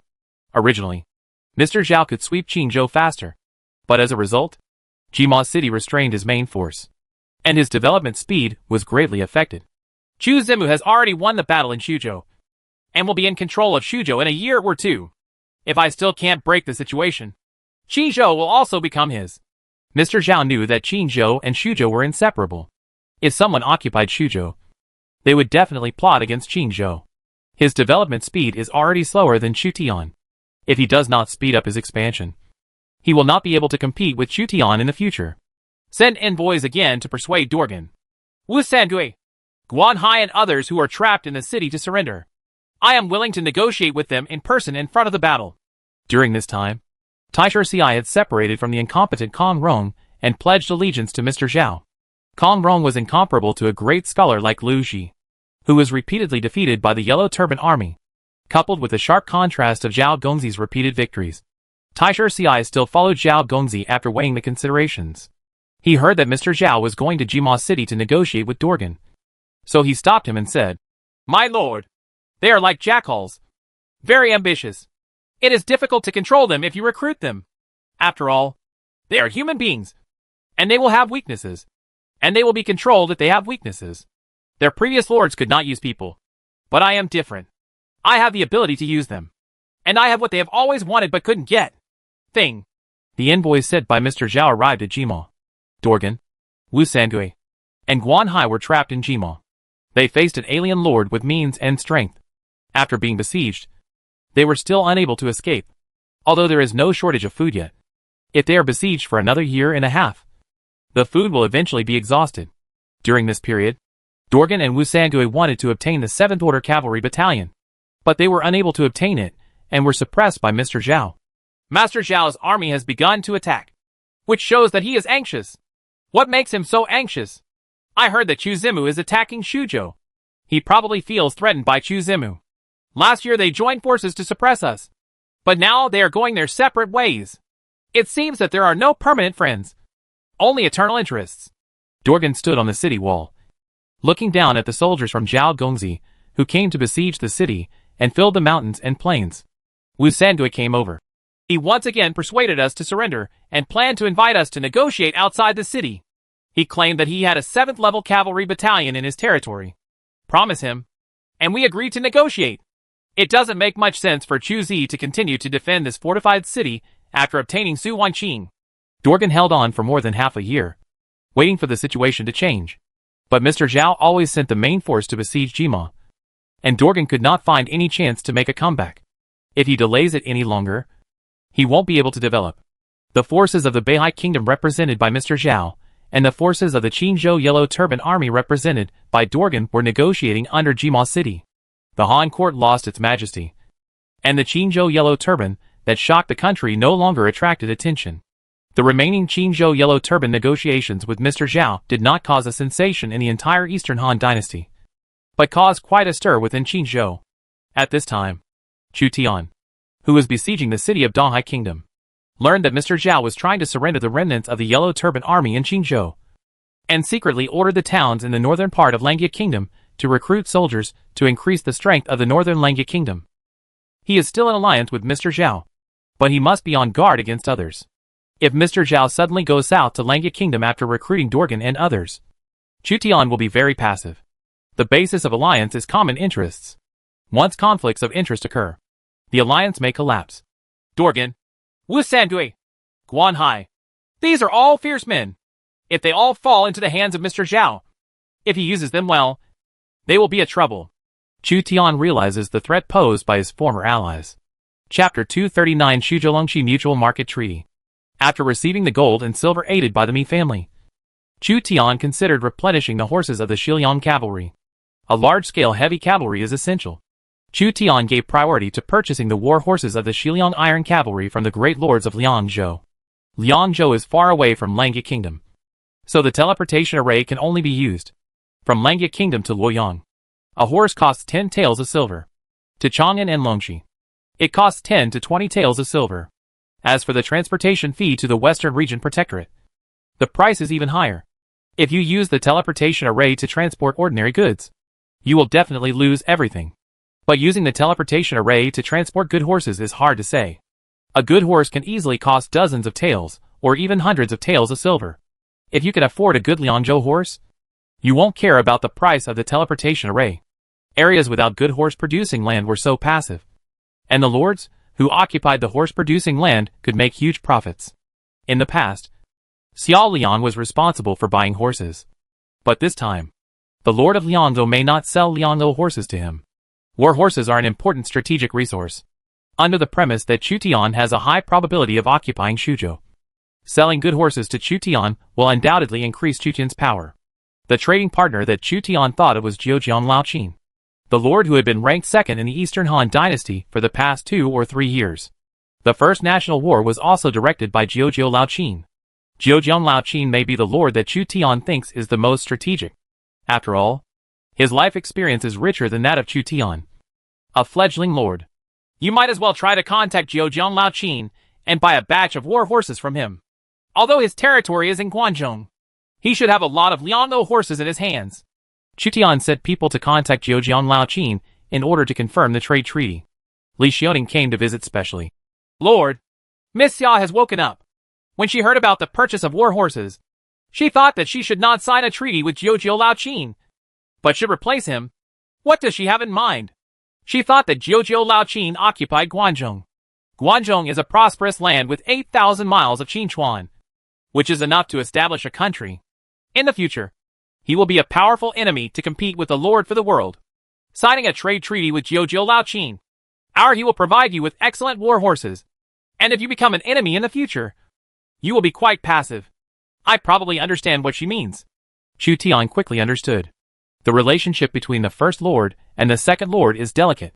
If there is a conflict with Jiujiang Laoqin, and the supply of fine war horses is cut off, Chu Tian's high-level cavalry will be difficult to replenish. Take me to her. Chu Tian had complicated feelings towards this subordinate. As long as there are useful talents, Chu Tian will collect them from Xiaoqing. He will not let go even Lu Ji, Kai Yong, Kai Wenji, and the dancers from Luoyang Bandong. Improving strength is everything. But as time goes by, some people become more comfortable using it. Hua Mulan was also in the tent, which was cold in summer, holding a medicine bowl. When she saw Chu Tian arriving, she quickly stood up. My lord! As an independent individual, Hua Mulan also has her own small circle. But her personal relationship with Xiao Liang is quite good. Chu Tian was not surprised to see Hua Mulan here, and Li Xiaoning was recently added to the list as one of the 3 great civil servants of Langya Kingdom. If Xiao Liang were killed in battle, many things would be difficult to handle in Chu Tian. For example, after taking Shuzhou, Chu Tian had no energy for foreign trade, and Fang Xianling and Li Kui had limited knowledge of the outside world. So Chu Tian was angry after she was almost killed and attacked Tancheng for 3 days. We don't trade with Guanzhong. According to you, where should we trade with the Lord? As soon as Chu Tian arrived, he directly asked about horse trading. The silver involved in this matter is worth more than 100,000 taels, and the trading partner may become the source of Langya Kingdom's excellent war horses in the future. Xuzhou can raise horses, but the quality of the horses is not high. There is no problem in equipping low-level light cavalry, or even ordinary heavy cavalry. High-level cavalry is no longer okay. Xiliang cavalry must be equipped with Lianzhou horses. Hua Mulan saw the two discussing internal affairs, so she took the initiative to leave to avoid suspicion. When Xiao Liang learned that Chu Tian was asking about official matters, he couldn't help feeling a little disappointed. But he still replied, Lord, why don't you consider the lords of Longxi? I heard that the lords of Longxi occupy the horse-producing land, and they are the real lords of Liangzhou. Moreover, the lord of Longxi will be the enemy of Jiuzhou Laoqin sooner or later. We buy war horses from the lord of Longxi. We get good horses. They get gold and silver. And they will use the gold and silver to recruit troops to deal with Jiuzhou Laoqin. This is so-called killing two birds with one stone. Lords of Longxi? I have heard of them. They support Ma Tang to be the leader of the Longxi group, but actually control everything in Longxi. They are the local emperor of Longxi. Because of their rule, Longxi is not known to the outside world. Chu Tian didn't pay too much attention to the lords of Longxi before, but later he gradually noticed the lords of Longxi. Lords have multiple development paths. Chu Tian's expansion is considered normal, and he climbs up step by step according to the official positions in the court. There are also some lords who find other ways, such as the lords who launched the Yellow Turban Uprising in Hanzhong, the lords who supported Yuan Shao in Jizhou, and used Yuan Shao's reputation to recruit talents. The lords of Longxi are a rather strange group of beings. They have joined forces to rule Longxi County very early, and formed a group of nobles. In Longxi County, they insisted on suppressing the original aristocratic families, and replaced them as the local emperors of Longxi County. In the entire Eastern Han Dynasty, there are probably only a few counties like Longxi County. Xiao Liang continued to add, Not only can we use gold and silver to buy war horses from them, but we can also barter. We have sea salt, silk, tea, and indigo here. These are the resources Longxi County needs. In this way, everyone can to get what we need. We exchange special products for war horses at the lowest cost. It's true. I'll go deal with the Lord of Longxi now. I'll have a way to buy war horses in large quantities in the future. Chu Tian stood up and said before leaving, Don't take risks easily next time. Otherwise I can't find another person who can make money. The Mi family can take over from my subordinates. It's different. The Mi family can make Xuzhou's money, but you can make the whole world's money. After conquering Xuzhou, they will start trading with Jiangdong, Liaodong, Korea, and Japan. Chu Tian already has a complete plan. There was no overseas trade before because Langya country's basic base was not large enough. The size of a Xuzhou is enough. Xuzhou has several good ports, such as Shihai County and Chu County. Mizhu in Chu County could become richer by relying on overseas trade. After Chu Tian left, Hua Mulan was waiting outside the tent, acting a little uneasy. You should take good care of Miss Ya during this period. If the injury worsens, remember to notify me. When Chu Tian saw Hua Mulan staying here, he simply asked her to take care of Xiao Liang. Hua Mulan is not proficient in other matters except fighting. Once something happens to Chu Tian, maybe she will end up better under the protection of Xiao Liang. In Didao, Longxi County, the lords of Longxi County received Chu Tian's request for mutual trade. More than 40 Longxi lords were in an uproar privately. The number one Chu Zimu also knows about our group of local emperors in Longxi County. It is said that he lost a lot of horses in the Battle of Xuzhou. We can make a lot of money. It's too much to think about making a big fortune. He knew that he came to our Longxi lord to buy good horses, and he must have weighed it up. If our asking price is too harsh, he might reach a mutual market agreement with other Xiliang lords. I plan to go to Langya country in person to discuss a mutual trade treaty with them. We in Longxi County happen to be short of oriental specialties. President, are you sure you want to go to Langya Kingdom in person? What should you do if he detained you? If he is a far-sighted person, he will not attack me easily. We are far away from Xuzhou and Longxi, and he wants me to contain Laoqin and Guanzhong. After discussion among the lords of Longxi, one of them left for Xuzhou in person. War horses are one of the specialties of Longxi. The lords of Longxi can earn a lot of profits every year by selling horses. This time, their trade target is the future Shuzhou Mu. They may buy thousands of war horses from Longxi every year, which means that the annual trade volume may reach more than 100,000 taels. The annual trade of 100,000 taels is enough to impress the lords of Longxi. Longxi Lord Representative Su Fengyan took the lead in signing a teleportation array treaty with Chu Tian, opening a teleportation array from Didao to Langia City. Both sides deployed troops in the teleportation arrays in their respective cities to prevent each other from using the teleportation arrays to sneak attack on the other side. Secondly, Su Fengyan used the teleportation array to come to Langia City and went to Tancheng in person to discuss the Shuzhou-Longxi Mutual Market Treaty with Chu Tian. What the two parties trade with each other are valuables that can be exchanged using the teleportation array, such as war horses, silk, and salt. Bulk materials such as food, iron ore, and wood are not worth it, because the price of the teleportation array is higher than their own value. Chu Tian still besieged Li below Tancheng.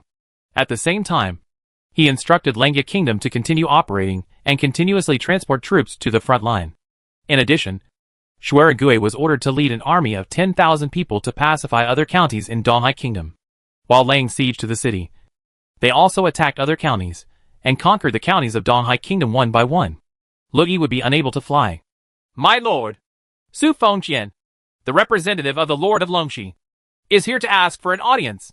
Following the notification from the soldiers, Chu Tian personally took Xiao Yun out to meet him. A young lord turned over and dismounted from his horse. His movements were smooth. It was obvious from a glance that he had been fighting on horseback for a long time. Also dismounting with him was a fierce general, holding an iron gun, majestic and arrogant. Isn't this the Wang Taijian who showed off his power at Hula Pass? Chu Tian admired Wang Taijian very much. At Hula Pass, Wang Tijiang defeated Wen Chou, shocking the heroes of Guangdong, and leaving an even more shocking impression on Chu Tian than Lu Bu.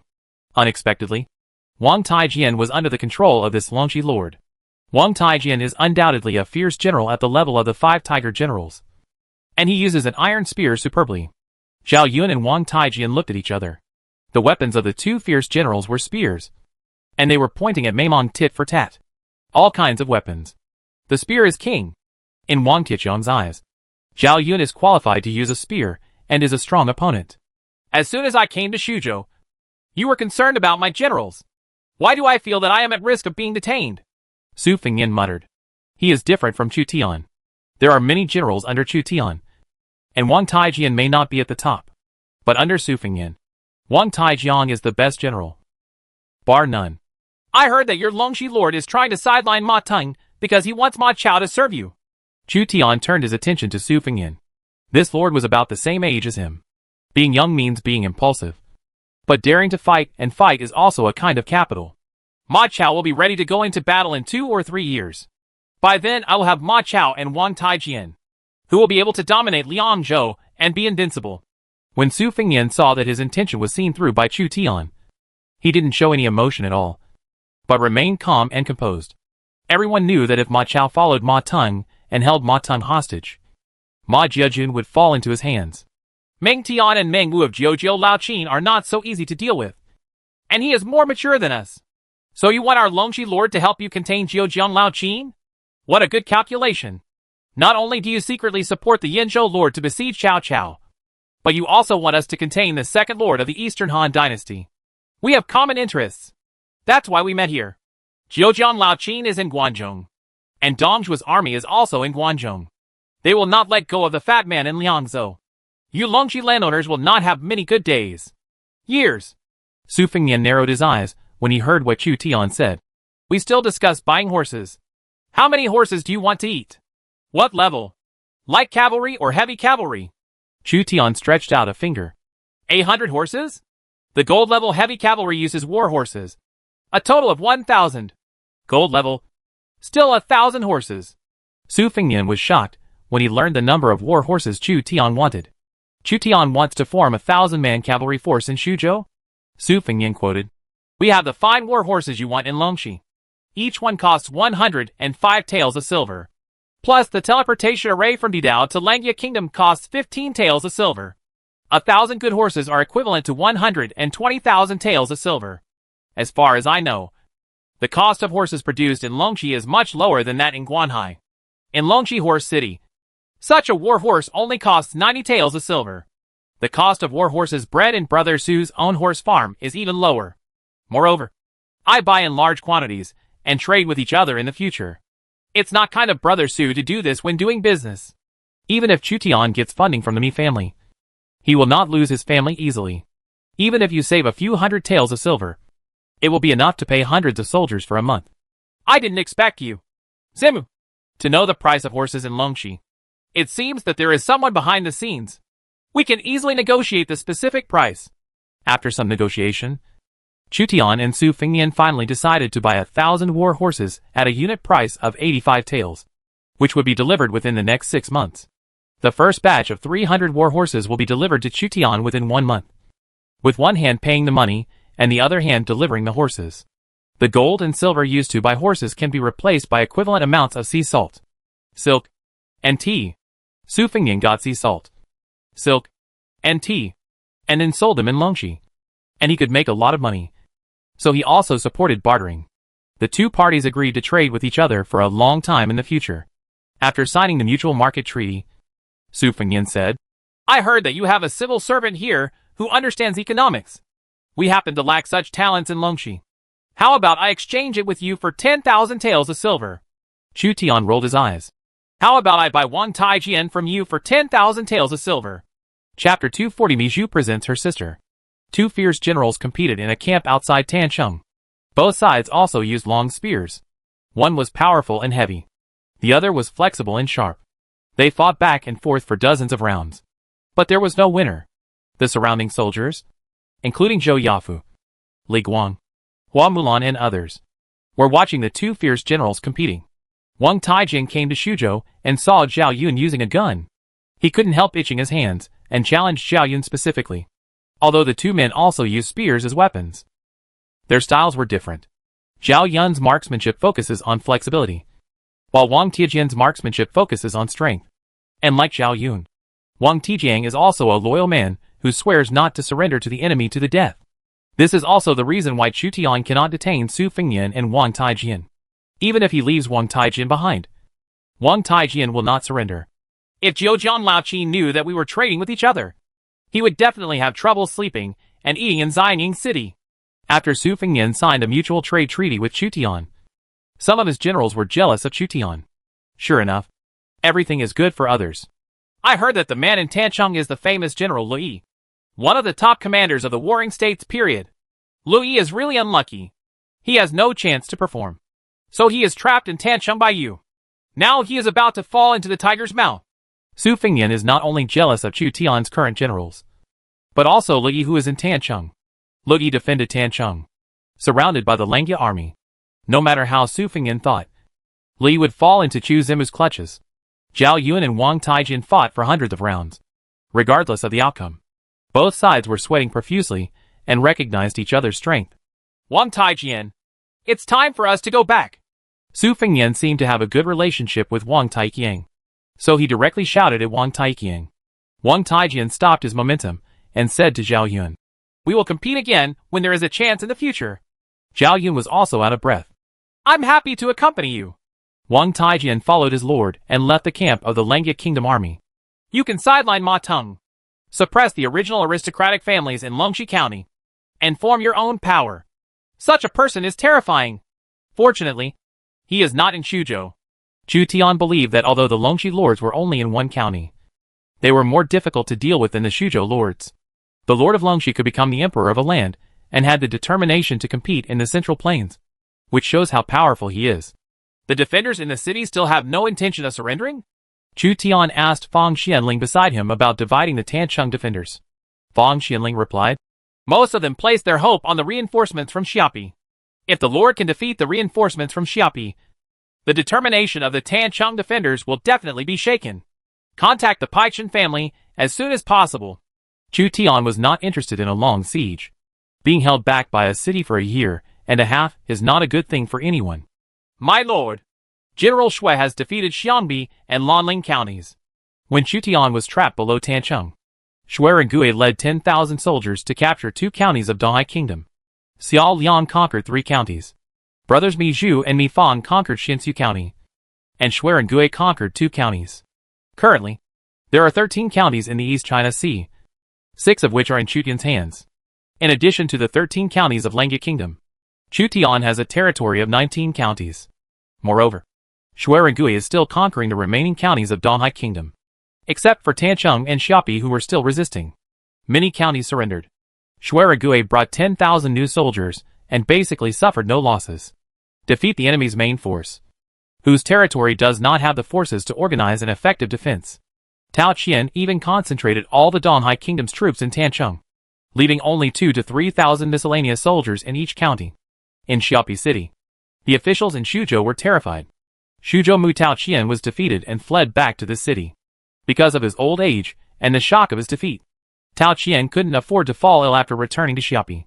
Qiao Bao was defeated and captured. The family was shaken, and the elderly Tao Qian was under tremendous pressure. Will Mr. Zhou Mu do it? It's hard to say. After all, Mr. Zhou Mu is already old. Whether he is frightened by this or not is another matter. The Mi family has completely turned to Langya Prime Minister. His vision is really ruthless. I didn't expect that he could bet on Langya Prime Minister. Officials came out of the house to visit the patient, worried about themselves and their family's future. It doesn't matter who serves as the pastor of Xuzhou. What matters is whether the interests of his family can be guaranteed. Chen Ding, the captain of Yinong School, who was less than 30, heard his colleagues whispering in private and fell into deep thought. The Mi family suddenly revolted to support Prime Minister Langya without even saying hello to him, which made him a little passive. Mi Zhu doesn't seem to be someone who loses his temper easily. He must have been instigated by Mi Fang, so he acted rashly. Mi Fang's choice was unexpectedly correct. Chen Ding was worried. A retainer stopped Chen Ding. Master Yuanlong, our master has entrusted me to see you. Chen Ding recognized his identity. He was a servant of the Mi family. The Mi family eats meat, but my Chen family can only drink soup. Chen Ding knew Mi Zhu's intention. The Mi family was the first to stand up to support Chu Tian, so it would be the first success. The Chen family followed behind the Mi family, but was ultimately a step slower. In Xiapi City, the Xuzhou allied forces regrouped, and the 70,000-strong army headed north again under the leadership of Yang Yi to support Li Yi, who was besieged in Tancheng. Chen Ding stood on the wall of Xiapi City and watched the army that stretched for more than 10 miles marching north. He said to the servants beside him, "When you go to Huaipu, please ask the old man to come to Xiapi to take charge of the overall situation. Is Tao Qian seriously ill?" Chu Tian was sitting upright, opposite Mi Zhu. Mi Zhu told Chu Tian an important news. Xuzhou Mu Tao Qian became seriously ill after his defeat. Why did Chu Tian feel that he was suspected of bullying the old man? Tao Qian didn't have many years to live. He was hit many times and his body couldn't bear it all of a sudden. Chu Tian couldn't help feeling that his young age was also a kind of capital. Chu Tian could outlast countless opponents just by relying on his own lifespan. If they are both heroes, whoever lives longer may win. Long life means being able to do whatever you want. Sima Yi and Tokugawa Ieyasu relied on their longevity to outlast their contemporaries and finally conquered the world. For Chu Tian, this is an opportunity. Are the Chen family willing to serve me? Chen Yuanlong has invited the old man of the Chen family to come to Xiapi City to take charge of the overall situation. If the Chen family and his son can help, Xuzhou can be settled. When Chu Tian learned that Chen Gui and Chen Deng were willing to help, the difficulty of occupying Xuzhou would be greatly reduced. Behind Chen Gui and Chen Deng is not just the Chen family, but most of the aristocratic families in Xuzhou. The aristocratic families finally began to take sides. Chu Tian, who won the Battle of Xuzhou, was so powerful that his reputation was unprecedented and the aristocratic families were afraid. Coupled with Tao Qian's critical illness, the aristocratic families had to choose a capable person to serve as state pastor to protect their interests. After all, they just need someone to protect their family. In troubled times, only powerful princes can protect them. In the event that Mr. Zhou Mu dies, General Fubo can immediately petition Chang'an to request the title of Xuzhou Mu. I've made arrangements. I have an unkind request. I don't know if I should say it or not. Mi Zhu hesitated. If Zishong has any requests, please feel free to ask. As Chu Tian's big benefactor, he generously donated 100,000 taels of silver and tens of thousands of servants to Chu Tian. Chu Tian would certainly respond to his request. Mi Zhu was still a little hesitant. I have a little girl who is still unmarried in the boudoir. I heard that General Fubo has not yet had a wife. I would like to offer her to the general to marry Jean and Jean. Sure enough, Chu Tian had already guessed that Mi Zhu would use marriage to transform the Mi family from a business family to a political family. I didn't expect what was supposed to come, but it actually came. Political marriages and financial donations are not uncommon. Historically, Mi Zhu relied on two methods to achieve a high position in the Shuhan camp. If Mrs. Mi hadn't been captured by Cao Cao and her whereabouts were unknown, historical fact, Mi Zhu's status might have been even higher. How old is your sister? 13th year. Ahem. Chu Tian looked strange. Let's not mention this matter for now. Could it be that General Fubo thinks it's inappropriate to marry a businessman's sister? After Mi Zhu became a member of a noble family in Chu Tian, her attitude became a little humble, thinking that Chu Tian thought it was inappropriate for her to belong to an inappropriate family. Zhong, that's not the case. It's just that the candidate for the main wife has been decided. Please don't be offended. Zhong. Chu Tian just found any reason to excuse Mi Zhu. Is there such a thing? Mi Zhu was also a little surprised, and was tangled in his heart. Even if my little sister becomes a concubine, it is not impossible. After all, General, you have a distinguished background. The status of the aristocratic family is too bullying. Chu Tian found that Mi Zhu's tone was already very humble. Let's see in a few years. Chu Tian asked Mi Zhu to put down his burden. Even with Mi Zhu's political contribution, he can have a place in Shuzhou in the future. Political marriage has advantages and disadvantages. On the plus side, Chu Tian can get greater support from the Mi family. When necessary, the Mi family may even go bankrupt to support him. Because they are one family. The disadvantage is that the Mi family is equivalent to the lords, relatives, and their nominal status in Shuzhou is higher than that of Hua Mulan, Xuerengui, Zhao Yun and other generals. Because the generals are only the lords, retainers in a broad sense. The wealthy Mi family became powerful relatives, which had a great influence. In the future, Mi Fong might even become a state uncle or a general. In order to change the subject, Chu Tian said, when Tancheng and Xiapi are captured, I intend to build a seaport in Chu County, build seagoing ships, and set up salt farms for trade. At that time, I will also ask Zhong to coordinate the interests of many merchants in Chu County. Let's make things happen together. The places where the population is concentrated are all in the Central Plains. Why do we need to build seagoing ships extensively? Zhong, we have to look at the world. Outside the sea, there are many lands waiting for us to conquer. There are gold mines, silver mines, farmland, women, and wealth that is 100 times or 1,000 times that of yours now. 10,000 times. Although we have not even captured Shuzhou now, we must look at the problem from a long-term perspective. Chu Tian described the grand prospects to Mi Zhu and successfully changed the topic. Mi Zhu was infected by Chu Tian's description of the world outside the sea, and listened patiently to Chu Tian's mention of the warriors in the east, the camels and pyramids in the desert, and the Viking ships sailing in the Baltic Sea. But after Mi Zhu left Chu Tian's camp, he came back to his senses. Chu Tian's answer to his offer of a girl was ambiguous. He only said to wait a few years, just to stabilize him. Mi Zhu has such a huge family fortune. In addition to the family's accumulation, he is not a mediocre person. He tried to find out Chu Tian's true wife, but found that even no one in Chu Tian's army knew that his lord had confirmed his true wife. Mi Zhu was helpless in the face of Chu Tian, who had no leaks. If the Mi family can be transformed directly into a political family through marriage, the Mi family can completely break away from their status as businessmen in the future. Mi Zhu didn't know that in Chu Tian's eyes, sometimes businessmen made him feel more at ease, while the aristocratic family would be the target of suppression after the troubled times were settled. Because the aristocratic family had power. The lord's main wife?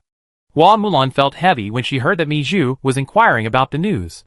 At the same time, Xiao Liang, who was hurt, had mixed feelings in her heart. Since when did the lord have a wife that they didn't even know about? In order to deal with Mi Zhu, Chu Tian did not expect that his Feng Ping would be killed. He inexplicably felt that Xiao Liang, Hua Mulan, and even Li Xiaoning were a little alienated from him. In Yenzhou, Dingtao City, the anti-Cao Cao alliance gathered troops in this city to prepare to attack Puyang. The anti-Cao Cao alliance troops were divided into two groups. One marching from Dingtao City in Jing County and attacking Puyang from the southeast, and the other marching from Chunlu County and attacking Puyang from the southwest. just like the Shuzhou allied forces. The Yanzhou allied forces are so powerful that they claim to be an army of 500,000. In fact, there are only 250,000. The coalition forces of Jing County, Shannon County, Dongping State, and Rencheng State were 180,000, and the coalition forces of Qinlu County were 70,000. They advanced hand in hand and agreed to meet in Puyang. Prince Wen, the prefect of Jin, personally served as the leader of the alliance against Chao. Alliance leader, Yuan Shao has agreed to send Yin Liang to lead an army of 50,000 to march towards Beima. Please support us. As expected, the relationship between Yuan Shao and Cao Cao broke down during the crusade against Dong Zhuo. Yuan Shao didn't want to see Cao Cao develop better than him, so he agreed to assist us. With 3 armies and an army of 300,000, we will definitely win. Gong Ziwen learned that Yuan Shao sent Yin Liang and an army of 50,000 to attack Puyang from the west, which meant that Cao Cao was facing pressure from 3 directions. Report. Jibei Prime Minister Bao Xian personally and General Eugene led 30,000 troops to help Cao Cao. Lu Dai, the governor of Yanzhou, has an unclear attitude. I didn't expect Cao Cao to have allies. Although Gong Ziwen was a little surprised, he didn't take it seriously. Lu Dai and Bao Xian were not great princes. The only thing we have to pay attention to is Eugene. And I already have 1,000-man Wei Wujuan in my hands.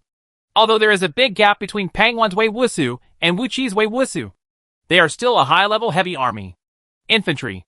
I hope Cao Cao doesn't have tiger and leopard cavalry at this time. Gong Ziwen was trying to collect information about Cao Cao, but there was no evidence that Cao Cao already had the tiger and leopard cavalry. Tigers, leopards, and cavalry are all the best in the world, and perhaps hundreds of people will make up for them. If Cao Cao already has tiger and leopard cavalry, Pang Wan's Wei soldiers may not be the opponent of Chao's tiger and leopard cavalry. All the troops have been assembled. No matter how aggressive Cao Cao is, we must win this battle. Chu Zimu will soon occupy Shuzhou, and I must defeat Cao Cao as soon as possible. Gong Ziwen formed a siege network around Cao Cao in order to strangle Cao Cao. With 3 armies and 300,000 troops assembled, the daily consumption of food and grass was huge, so the battle must be fought quickly. Chapter 241 said Shuzhou. How is Lord Zhou Mu doing? My lords, Mr. Zhou Mu's condition has worsened, and he may not die soon. Prime Minister Langia is besieging Tancheng. This is the time of life and death. If Mr. Zhou Mu falls unconscious again, Shuzhou will change hands. A group of officials from aristocratic families in Shuzhou were even more worried when they learned that Tao Qian's condition was getting worse day by day. Chen Ding, the captain of Yanong School, stopped the chaos. Everyone, please listen to me. The old man of Yuanlong's family has come to Xiapi to discuss important matters with all my colleagues. In Tancheng, the guard General Li stood on the city wall, observing the Langia Kingdom army that was besieging the city but not attacking. He even hoped that Chu Tian would attack Tancheng for several days, and then hit his head with blood.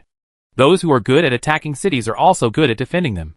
Chu Tian calmed down, surrounded the area for reinforcements, and then sent Xuerengui's troops to pacify the counties of Donghai Kingdom, turning Tancheng into an isolated city, but leaving Li passive. Li sticks to the isolated city, and can only wait and see how Yang Yi rescues him. Chu Tian's tactics are also very simple, which is to plot, surround the point and call for reinforcements. And Yang Yi has to save him. The lords of Shuzhou and Yang Yi led the 70,000 reinvigorated Shuzhou coalition to approach Tancheng and confront the Langia army. Now there are Langia Kingdom's army, Yang Yi has 70,000 reinforcements and Tancheng's 30,000 defenders near Tancheng. Chu Tian did not fight with Yang Yi in the wild this time, but waited patiently for the opportunity. Yang Yi repeatedly sent people to provoke, but the Langia army remained unmoved. The lords of Shuzhou didn't know why Chu Zimu suddenly acted like a tortoise.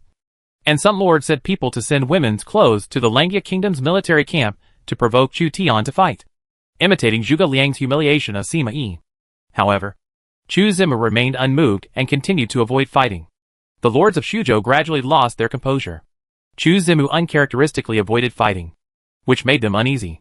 They always felt that Chu Zimu was brewing something. What on earth was he thinking? Yang Yi led his Qingqi to provoke in front of the Langia army, trying to spy on the movements of the Langia army. However, he was disappointed. The Langia Kingdom army had been holding on, and had no intention of attacking. What is Chu Zimu thinking? Li could already see Yang Ye's reinforcement flag on the city wall. According to Li's idea, the Langya Kingdom's army is waiting for Yang Ye's reinforcements to arrive. Once Yang Ye's reinforcements arrive, they will fight head-on, defeat Yang Ye's reinforcements, and then attack the city, while Tanqing's morale is low due to the defeat of the reinforcements. His inference is reasonable, and the way a normal person would think. But after the Battle of Xuzhou, Chu Zimu changed from a lion with teeth and claws to a tortoise. Not only did he besiege Tancheng but not attack. Even if reinforcements arrived, he had no desire to attack. The two sides have been facing each other, and food and troops from the rear have continuously arrived at the front, changing the balance of forces between the two sides. Chu Zimu is still silent. He thinks that the supply capacity of his 1.5 counties can exceed the supply capacity of our 3.5 counties? The longer it takes, the better for us. He will regret the tactics he chose. After the initial uneasiness, the lords of Xuzhou gradually calmed down. They had 3.5 commanderies, while Chu Zimu only had 1.5 commanderies, Langya Kingdom and half of Donghai Kingdom. The supply capabilities of the two sides were quite different. A protracted war is beneficial to them. They must have thought that I wanted to have a long confrontation with them. But I was just waiting for Tao Qian to pass away. Chu Tian observed the military formation on the opposite side. His goal is simple: to delay Tao Qian until his death. Information about Xiapi City continued to reach Chu Tian. Tao Qian's health was deteriorating, and he was expected to die soon. Finally, a cavalryman came to the Tancheng battlefield at full speed and shouted, "Xuzhou Mu Tao Qian died of illness." For a moment, the three armies were shocked. Xuzhou Mu Tao Qian was defeated in the Battle of Xuzhou. He was so frightened and old and frail that he died of a serious illness. Chu Tian relied on his young capital to defeat the first prince. Xuzhou with Tao Qian, and without Tao Qian are completely different Xuzhou. Now Xuzhou is leaderless. Immediately notify the envoys in Chang'an to report to the imperial court and ask for the title of Xuzhou Mu and General Anton. Chu Tian has been waiting for the news that Tao Qian died recently, and has long sent envoys to Chang'an. There can only be one Xuzhou Mu, and he must get ahead of everyone and become the next Xuzhou Mu. And at the same time, add General Anton. Although somewhat unkind, Xuzhou is a place where virtuous people live. Tao Qian was not captured alive and killed because Tao Qian was lucky. Fang Xianling bowed to Chu Tian. Congratulations, my lord. You are about to take over Xuzhou and move to Xuzhou as Mu and General Anton. If Dongjue is sensible, he should agree. Let the entire army be prepared to destroy Yang Ye's army. We still have to wait patiently for news. Chu Tian suppressed the heat. He couldn't wait to become Xuzhou Mu, a real border official. After becoming Xuzhou Mu, the troubled land of Xuzhou will be completely settled. The Xuzhou alliance that resisted him will not exist, because all the Xuzhou lords will be wiped out by him. In Tancheng, someone among the defenders received the news from Xiapi City, and panic immediately spread throughout the city. Xuzhou Mu Tao Qian died of illness. No! Tao Qian died a few years early. The person who organized the coalition died of illness. Whose order should we follow? It's over this time. We are defending an isolated city. Once Tao Qian dies, the winning rate will become even slimmer. The defender turned pale. This time God played a joke on them. They thought it was not long before Tao Qian died. But this time Tao Qian died early due to anxiety and fear, disrupting the deployment of the coalition forces. Xuzhou Mu Tao Qian is the core of the Xuzhou coalition. Once he is killed in battle, Xuzhou's aristocratic families are ready to take action. Everyone should not panic and still act according to the plan. Lu Yi tried to control this group of strangers who were somewhat out of control. Tancheng fell into civil strife because of Tao Qian's death. Yang Ye's 70,000 strong army soon learned of the death of Xuzhou Mu Tao Qian. There was a turmoil, and Yang Yi was almost unable to control the situation. As soon as Tao Qian dies, Xiapi becomes unstable. We should temporarily give up the confrontation with the Langya army. Return to Xiapi City immediately, and take control of Xiapi City. Xiapi City has accumulated the food and grass needed by the army. If something happens to Xiapi City, we will be very passive. After hasty discussions, the lords of Xuzhou decided to temporarily withdraw their troops. They planned to protect Pai first, and then rescue Tancheng. Yang Yi learned that Xiapi would be in turmoil after Tao Qian's death, and agreed with the Xuzhou lord's decision to return to Xiapi. He personally led 10,000 cavalry to the rear. Yang Yi retreated in an orderly manner, obviously unwilling to give the Langya army any chance to pursue. Yang Ye's 70,000 strong army has retreated. Hua Mulan's Iron Eagle scouts immediately went to investigate to prevent Yang Yi from deliberately retreating and leading us into an ambush. Except for Zhou Yafu, who continued to besiege the city. The rest of the army followed suit. Chu Tian decided to follow Yang Yi and defeat the 70,000-strong army. Yang Yi's 70,000-strong army was not an elite force, but the remnant soldiers left after the Battle of Shuzhou, and their combat effectiveness was not very high. Zhu Zimu has sent troops. Damn it! He must have known about Xiapi Taoqian's death, so he didn't give us a chance to retreat. Don't worry. Yang Yi will block their pursuit. As long as we have Yang Yi as our rear guard, Zhu Zimu won't be able to catch up with us so easily. The lords of Shuzhou were anxious, but they did not dare to march quickly. Otherwise their formation would be in chaos, and the Langia army would pursue and kill them, and the situation would be over. Yang Wudi is indeed a troublesome opponent. Chu Tian sent Shuer and Gui to attack the city, accompanied by the cavalry generals Zhao Yun, Hua Mulan, and Hua Xiong. Most of the generals of Langia Kingdom followed Yang Yi, waiting for the opportunity. Zhang Ba, who was left with only one eye, had a fierce spirit and hated his enemies to the core. My lord, Chen Gui and Chen Ding, father and son, joined forces with the Xiapi family and successfully captured Xiapi City and responded to our army. All the defenders of Xiapi City surrendered and are now owned by the Lord. After Shuzhou Mu Taoqian died of illness, the second important news came. Chen Gui and Chen Ding, father and son, saw that the situation was not good. After Taoqian died, they immediately sent people to control the garrison of Xiapi City and seize military power. The Chen family and his son really did not disappoint me. From now on, they can be regarded as the governors of a party.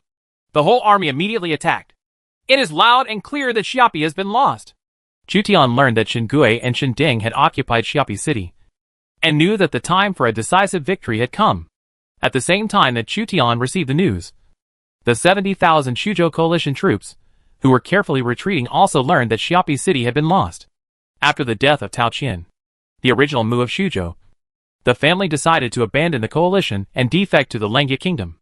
Considering that the future of the coalition was uncertain, and there was a lack of large lords capable of ruling a state, the situation of Yang Yi's 70,000 troops was not good because of the fall of Xiapi City. They are caught between Tancheng and Xiapi City. If they are not careful, they will be wiped out. Food. All our military rations are stored in Xiapi City. If Xiapi City falls, we will soon run out of food. Realizing that food might be cut off, the 70,000-strong coalition army became even more panicked, and many lords were even preparing to abandon their army and flee. The army of Langia Kingdom claimed that Xiapi City had been lost and pressed forward step by step. Yang Yi tried to curb the spread of fear among the army, but his efforts were in vain as morale was declining rapidly. The army on the opposite side is in chaos and can launch a full-scale attack. Fang Xianling observed the panic of the 70,000 coalition troops and reminded Chu Tian that the time was completely ripe. Destroy the enemy and avenge the day. Chu Tian pulled out the Tang sword and pointed it at Yang Yi's 70,000-strong army. Kill! There is no formation at this time, and the opponent's military morale is shaken. As long as they attack across the board, they can use their momentum to completely crush the opponent. Hua Xiong and 300 Shiliang cavalry launched an attack. The originally invincible Shiliang Iron cavalry suffered 17 casualties in the Battle of Shuzhou. This time they want to avenge their past humiliation. Hua Mulan clamped her horse's belly tightly and led the light cavalry to charge. Zhao Yun's white horse followers and white horse cavalry followed closely behind, hunting in white robes with lightning speed. Li Xiaoning's detachment of women, the infantry led by Zhang Ba and Sun Guan, scrambled to get ahead, because the enemy Xiapi City, where they were stationing grain, fell. Their military morale was in chaos. This was an opportunity to gain military exploits. Hua Mulan and Zhao Yun's cavalry were the fastest. They took advantage of their high morale to break through the cavalry behind Yang Yi's palace, and they were overwhelming. Holding a spear, Yang Yi confronted Zhao Yun for the first time. The two sides struck each other with spears, causing Yang Yi's arms to feel paralyzed. Zhao Yun's martial arts is very high. How can soldiers fight against the enemy if they have no morale? Yang Yi found that the morale of his 10,000 cavalry was shaken, and they had no desire to fight. But there was nothing they could do. He now understood why Chu Tian had been holding out. It turned out that he was waiting for Xiapi City to fall, and the 70,000 allied troops to retreat in a hurry. So he followed and attacked them. Yang Yi could only do his best to buy time for his lord to escape and fulfill his obligations as a minister. Huaxiong Shiliang cavalry played a huge role in the flat terrain. The cavalry penetrated Yang Yi's light cavalry. Along the way, 200 to 300 light cavalry died under the impact of the Shiliang cavalry. We can't let their infantry leave. I'll stop Yang Yi. Zhao Yun reassured Hua Mulan to pursue and kill the main force of Shuzhou army. Hua Mulan's Iron Eagle scouts crossed Yang Yi's rear, caught up with the Shuzhou army's infantry, and attacked, delaying the Shuzhou army's retreat. The panicked Shuzhou army was trampled, and more than 100 soldiers died under their own feet. The ghost of Iron Eagle scout lingered and kept appearing behind them, causing the Shuzhou army to collapse. Chu Zimu is coming to kill you. I don't know which timid lord yelled. Many lords were so frightened that they even took a small number of cavalry away from the main force and fled alone. The lords took the lead in fleeing, which would only lead to a wider collapse of the Shuzhou army. Hua Mulan's cavalry chased them from the rear until the tang sword in their hands was curled. The detachment of women, Zhang Ba and Sun Guan's infantry also caught up and participated in the encirclement and suppression of the last main force of the Shuzhou army. The 70,000-strong army was defeated and completely routed. The whereabouts of various lords are unknown, either dead or fleeing. Yang Yi again relied on the mobility of his light cavalry to protect his lords as they retreated towards their territory. Guanling County. An avalanche-like rout spread to the Shuzhou army. The Langya kingdom actually killed less than 1,000 enemies, but they only captured 20,000 prisoners. All the main forces of the Shuzhou allied forces were defeated. After losing Xiaopi City, they were unable to fight anymore. The army of Langya kingdom returned to Tancheng and took 20,000 prisoners to show off their power under the city, announcing to the defenders in the city that the reinforcements had been defeated. Li found that there were no reinforcements from outside, and he could not hold on. In other words, it doesn't make much sense to continue to hold on. Chang'an City, where the emperor resides. The envoys sent by Chu Tian went to the court hall and said with great pride, Shuzhou Langya Prime Minister, the 4th generation and the 3rd prince. The above generals will have a strategy. When you are in a hurry, the magic soldiers will sweep away. It is easy to defeat the enemy when attacking the enemy. Yu Tongxue conquered Guangzhongqing and massacred 36 people. Also, the Yellow Turbans were rampant in Qizhou, and Langya's descendants established Yishur and Yi Huangjin's divisions to eradicate evil and harm. They shocked this dynasty and became popular overseas. At that time, Tao Qian, the shepherd of Shuzhou, used treacherous evil spirits to bring disaster to one side, and the people suffered greatly. Langya raised an army to fight against it, and his troops were like gods. His fame shocked the world, and he was determined to save the people of Shuzhou from fire and water.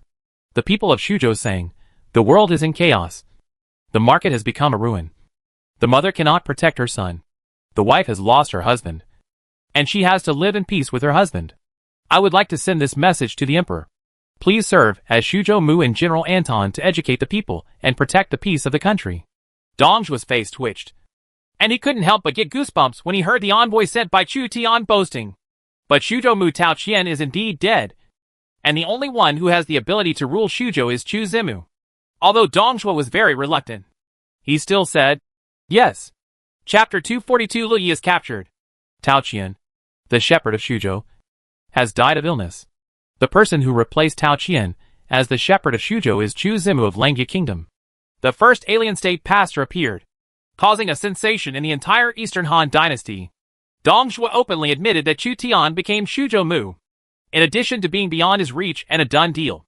He also had complex emotions such as gratitude and fear for Chu Tian. No matter what, Dongzhuo recognized Chu Tian's strength and had the ability to rule a state. Shuzhou will be determined in 2 battles. With such a development speed, I must take over Liaoxi as soon as possible. Once Liaodong and Liaoxi are all mine, I can take over Yuzhou. Mingwan, the governor of Liaodong, found that he could not keep up with Chu Tian's speed. The population of Shuzhou was much larger than that of Liaodong, and the plains of northern Jiangsu were suitable for farming. After a few years of farming, he would have enough food to supply 10 years of war. In Beihai Kingdom, Mr. Zhao reached an agreement with Dorgan. Dorgan led the remnants of the Qinzhou Yellow Turban Army to surrender to Mr. Zhao and became his general. I only have 1 Beihai Kingdom, and he is about to have the 5 Shuzhou kingdoms, which is difficult to compete with. Dorgan, you are the vanguard to attack Donglai County.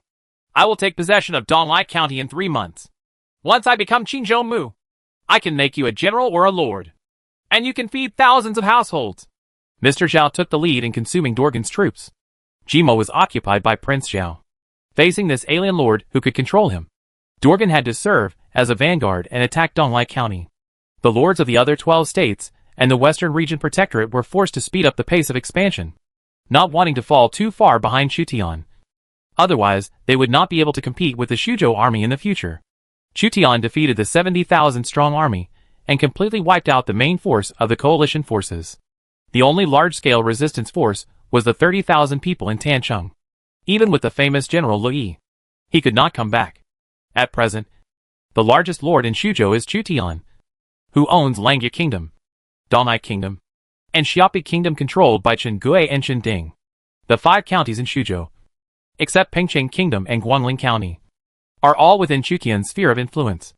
Chutian continued to besiege Li. Compared with obtaining the territory of Xiapi Kingdom, Chutian now wants to obtain Li more. Getting Li is equivalent to getting 100,000 troops. There is only one lonely city left in the entire East China Sea, Tancheng. Li cannot fly without wings. Issue an ultimatum to Tancheng. Anyone who does not surrender within 3 days will no longer be forgiven and will be executed. Chutian surrounded Tancheng into an isolated city in order to capture Li.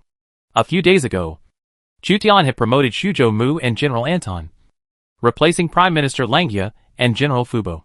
Name, General Anton. Description, one of the 4 generals Anong, Anqi, Anan, and Anbei. Effect, the attack power and defense power of your own troops plus 1%. When fighting in Qing, Yan, Su, and Yangzhou, the attack power and defense power of your troops will increase by an additional 1.2%. And the morale recovery speed will plus 5%. General Anton's main responsibility is to supervise the military affairs of the 4 states of Qing, Yan, Su, and Yang. He has additional bonuses when conquering the 4 states. He is ranked higher than Shangqing and is no longer a general with a general title. General Anton can have staff, such as chief historians, SEMA officers, and army officers, as well as chief clerks, merit officers, subordinate governors, subordinate scribes, etc. In addition to General Anton, Chutian also had the official position of Shuzhou Mu, and could have state-level subordinate officials such as those engaged in special driving and those engaged in governance. And, Lord, the state pastor can also set up a group of subordinate officials. Coupled with the loss of prestige of the imperial court, the state pastor could also establish prefects for each county. Name, Shuzhou Mu. Description, Chief Executive of Shuzhou. Effect, the administrative efficiency of all cities in Shuzhou plus 5. The economic, agricultural, and cultural development speed plus 3%. The attraction to special talents and Shuzhou aristocratic families increases slightly, and the rate of decline in public support and public security decreases. The loyalty of soldiers born in Shuzhou not easy to fall. Before Shuzhou was completely pacified, Chutian had not decided on the list of subordinate officials. At that time, based on military merit, everyone will be granted the title of general, captain, or prefect. Chutian's subordinates were divided into 2 groups: the Langya Kingdom elders and the Shuzhou family. The last ultimatum reached Tancheng, and the defenders were panicked. Tancheng became an isolated city and could not be defended. There is a huge difference between having reinforcements and not having reinforcements for the defenders. Fang Xianling personally observed the city defense and made a judgment. In less than 3 days, Tan City will definitely collapse without attack. The mastery of siege lies not in attacking by force, but in attacking the heart. The strongest fortresses are often breached from within. Sure enough, according to what Fang Xianling said, late at night on the 2nd day, the Tancheng defenders had an internal fight, and the 2 sides fought fiercely, while the attackers stood aside and watched. The military advisor's judgment is indeed accurate. Chutian could hear the movement in Tancheng even outside the city. However, he still did not attack Tancheng by force because it was not necessary, and he could just wait for the defenders in the city to surrender. The commander of the 30,000 garrison in the city was Lu Yi, but they were Tao Qian's troops, and their allegiance was to Tao Qian. Knowing that Tao Qian was dead, they lost all fighting spirit. Lu Yi tried his best to suppress the 30,000 defenders. It was not only the defenders who caused chaos, but also the aliens trapped in Tancheng. The aliens were even more unwilling to defend than the defenders. As long as you surrender, you have a chance to survive. Iran led his tribe to attack Lu Yi and his lords. hoping to capture Li. If you catch Li, you will not only survive, but also get 1,000 taels of gold. There was a civil war in the city. Xiao Liang, who was in the military camp outside the city, heard the commotion and asked Li Xiaoning who came to protect him. What happened outside the camp? Li Xiaoning replied. The defenders in the city were in chaos. Xiao Liang rubbed the ends of his hair and said, You can enter the city tomorrow. On the third day, Tancheng raised the white flag, and the last county town of Donghai Kingdom surrendered to the newly appointed Mu Chutian of Shuzhou. The famous Warring States General Li was tied up with 5 flowers and sent to Chutian. Chutian finally captured this opponent, who almost frustrated him. Li's face was scarred and gray, and he had obviously fought fiercely with the rebels during last night's rebellion. Li was a commander rather than a strong general, so he did not have an advantage in the fierce small-scale battle, and was captured alive by the rebels. Give them the full amount of 1,000 taels of gold. In order to accumulate prestige, Chu Tian didn't mind getting Li with 1,000 taels of gold. If you break your promise and besiege the city again, no one will take the initiative to surrender. Where is Li's lord? Shot by a stray arrow during the conflict. Chu Tian could imagine the fierce internal fighting in the city last night. The internal fighting in Tancheng resulted in more than 500 casualties. Li's lord bore the brunt, and was killed by the rebels. In other words, Li is now a general without a master. The problem is that Li is somewhat resentful towards Chu Tian, because his lord was indirectly killed by Chu Tian. General Li almost defeated me that day, but he was captured by me today. Isn't it God's will? I just hate my teammates for being incompetent. Li thought of Song Jiang, who was defeated in the Battle of Shuzhou, and now was betrayed by the Shuzhou family and strangers. How could he remain undefeated? Even Han Xian and Bai Qi, under the premise that their own people are constraining them everywhere, can only drink in hatred. If General Li serves me from now on, he can become a general and command an army of 100,000 men. Chu Tian extended an olive branch. He has an infantry commander Zhou Yafu who is good at defense. If he can recruit an infantry commander Li who is good at offense, he can equip them with 100,000 troops each, enough to conquer the Huanhui River. However, Li rejected his proposal. I'm sorry, but I can't obey. These famous generals are really stubborn. Chu Tian already had the status of the 4th generation and the 3rd duke and the Mu of Shuzhou, but he still could not conquer Li immediately.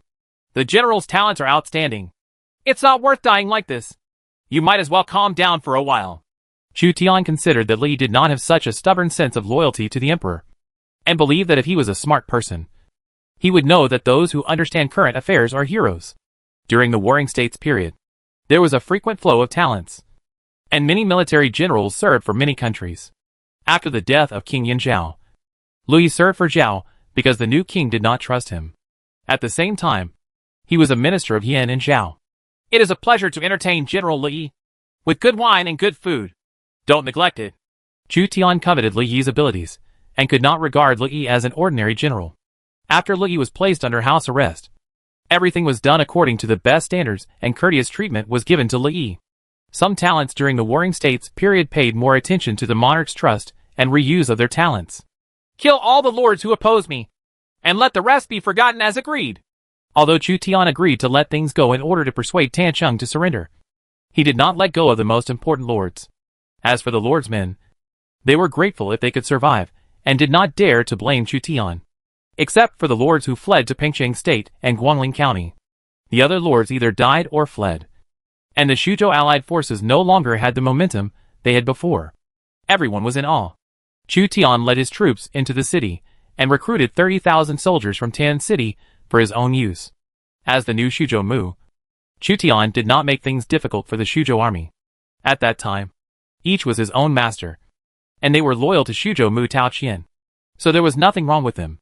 Now they recognize the new Shuzhou Mu as their master, and will fight for Chu Tian from then on. Fortunately, I listened to the military advisor, and did not continue to attack Tancheng. Otherwise, not only would I have suffered heavy losses, but at least 10,000 of my 30,000 surrendered soldiers would have been lost. Chu Tian benefited from it. If you can force the opponent to surrender without a fight, there is no need to expend troops to attack.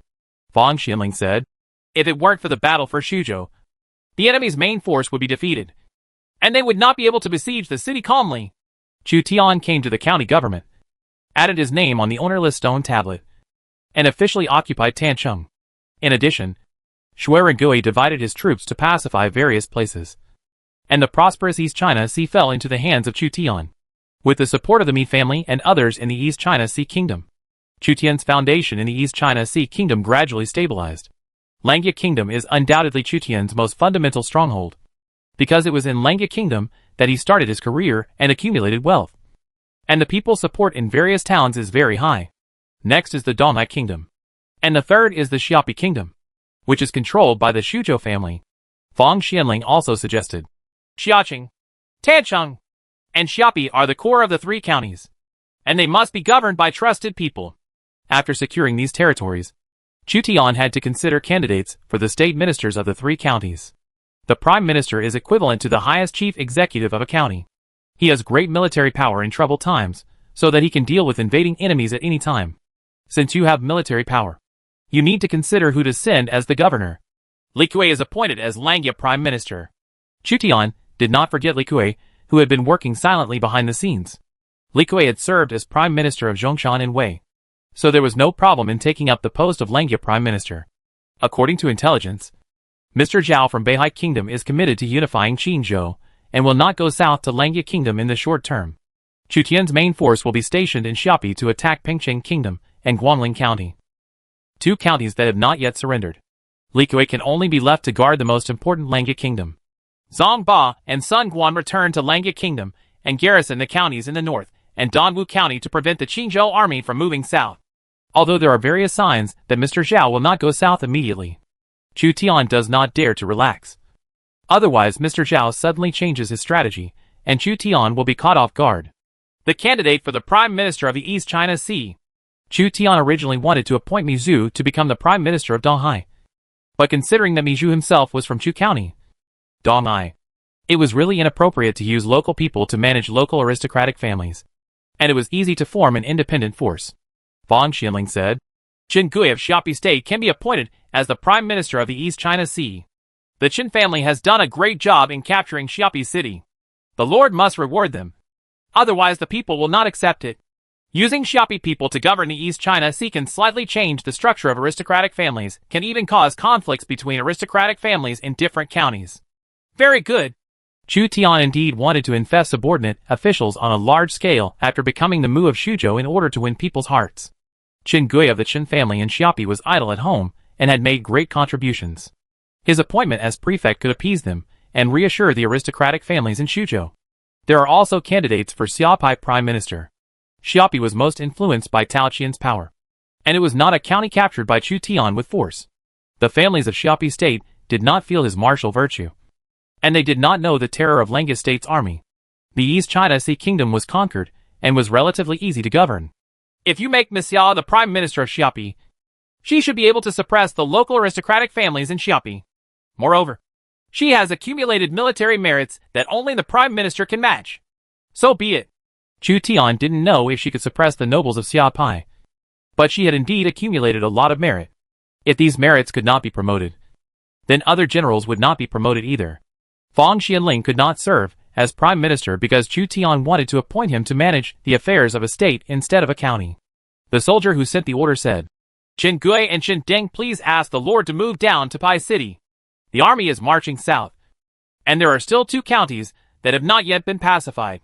Chu Tian gave Mi Fang 5,000 soldiers to guard Tancheng, and personally led the army to continue southward along the river. The army going south included 30,000 Shuzhou soldiers and the captured Lui. Chu Tian valued Lui, and in order to prevent him from escaping, he sent a team of 50 people to put Lui under house arrest, making it difficult for him to fly. In Xiapi City, Qin Gui and Qin Deng saw the arrival of the Langya Kingdom army and led Shuzhou officials out of the city to greet them. According to Chu Tian's tactical plan, it was originally to dig up the water of the river and flood Xiapi, destroying the defenders' will to resist. But now it seems that there is no need to destroy Xiapi. What Chu Tian got was a complete Xiapi city and a large number of surrendered soldiers. Tao Qian is not good at fighting, but his ability to recruit troops is really strong. There are actually 20,000 surrendered soldiers in Xiapi City. Chu Tian could only lament that Tao Qian's accumulation was so strong that he was able to destroy armies one after another, and still continue to recruit troops. But from today on, all Tao Qian's accumulation belongs to him, different from the image of Tao Qian as a good old man in the novel. Tao Qian in history had certain abilities and ambitions, but later alienated wise men and appointed villains, and eventually lost to Cao Cao. Chapter 243, Enfeoffment of Xuzhou Officials. Chu Tian took control of Xiapi City, and collected all Tao Qian's accumulation. He obtained 50,000 soldiers from Donghai Kingdom and Xiapi Kingdom, thousands of war horses, hundreds of thousands of gold and silver, and countless grain and grass. Qin Gui and Qin Ding presented the city, and made the most meritorious services. Chu Tian appointed Qin Gui as the Prime Minister of the East China Sea, and Qin Ding as the Dian Nong school captain, who was responsible for agriculture at the same time as Li Kui. After Qin Gui and his son pledged their allegiance, Chu Tian could already see their panels. The two members of the Qin family are among the few talents in Xiapi State, and they are also political talents. Name, Qin Gui, also known as Hanyu. Talent, Diamond Level Civil Servant. Commander, 15, Force 5, Intelligence, 83, Politics, 78, Charm, 74. Faciality, Calm. Compared to the already elderly Qin Gui, his son Qin Ding has better attributes. In history, Qin Ding offered Cao Cao the strategy to destroy Lu Bu and served as the governor of Guangling, General Fubo, and governor of Dongcheng. Qin Ding was still a commander-in-chief when he was the governor of Guangling. Sun Tzu sent 10 times the force to attack Guangling, but Qin Ding defeated the army sent by Sun Tzu to attack. After that, Sun Quan attacked Guangling, but was also defeated by Qin Ding. If it weren't for Qin Ding, Guangling County might have been owned by Su Chao. Name, Qin Ding, character Yuanlong. Talent, Diamond Level Civil Servant. Commander, 85, Force, 64, Intelligence, 81, Politics, 87, Charm, 74. Faciality, Calm. Characteristic 1, Governing a party, A-level trait. When serving as a prefect, the overall territory development speed will increase slightly, and when serving as a governor, the effect will decrease. Characteristic 2, Diannong, A-level trait. Farmer satisfaction in the county, to which they belong increases. Grain output plus 10%. Characteristic 3, Defend and counterattack, A-level trait. When serving as the main general of the city defender, the defense power of the troops in the city will be plus 10% when the enemy approaches the city. When attacking the enemy troops out of the city, the defense effect will disappear, and the morale of the troops will be plus 15, and the attack power will be plus 15 for a certain period of time. Plus 10%. When Chu Tian saw Qin Ding's attributes, he couldn't help but look askance at him. He was worthy of Qin Yuanlong, who had defeated Sun's family in Dongwu many times. He had 3 A-level attributes and was still a guard. If Qin Ding is allowed to defend the border counties, the enemy will probably be in trouble. Fortunately, Qin Ding and his son welcomed him into Xiapi City. Otherwise it would have taken some time for Qin Ding to defend Xiapi City and capture Xiapi City. Seeing Qin Ding's attributes, Chu Tian couldn't help but want to appoint Qin Ding as the governor of one side. But he had already appointed Qin Gui as the Prime Minister of the East China Sea, and then appointed Qin Ding as the prefect. So the Qin family in Xiapi would have 2 prefects. Meritocracy is a good idea, but as a lord, how to decentralize power and check and balance is very important. In the 5 counties of Xuzhou, it is impossible for one family to occupy the position of 2 prefects. Otherwise the tale will not be lost. Therefore, only one of Qin Gui and Qin Ding could serve as prime minister or prefect. Chu Tian temporarily appointed Qin Ding as the captain of the Diannong school. Later, when Qin Gui voluntarily retired, Chu Tianfang appointed Qin Ding as the prefect. Qin Gui is a smart man, and should know what Chu Tian means. Chu Tian gathered everyone in Xiapi City to decide on the candidates for Xuzhou's pastoral officials. Li Kui was appointed as Langya Prime Minister, and Qin Gui was appointed as East China Sea Prime Minister. Chu Tian announced the most important candidate for the governor, Prime Minister. Qin Gui took the initiative to stand up and said, Master Zhoumu values his subordinates and should work hard. But his subordinates are old and may not be qualified for the position of Donghai Prime Minister. I also ask Master Zhoumu to choose another talented person. Is Qin Gui going to give up his position as Prime Minister of the East China Sea so soon? Chu Tian realized that Qin Gui took the initiative to advocate in order to push his son up. What they value is the interests of the family. As long as the position of governor belongs to the Qin family, there is no big difference whether Qin Gui or Qin Ding takes over. Forget it! Yuan Long will be appointed as the Prime Minister of the East China Sea, and Li Kui will serve as the captain of Diannong. Han Yu will stay with me so that I can listen to the opinions of the Xuzhou family. Chu Tian acquiesced to Qin Gui's idea of letting his son Qin Yuanlong serve as the Prime Minister of the East China Sea.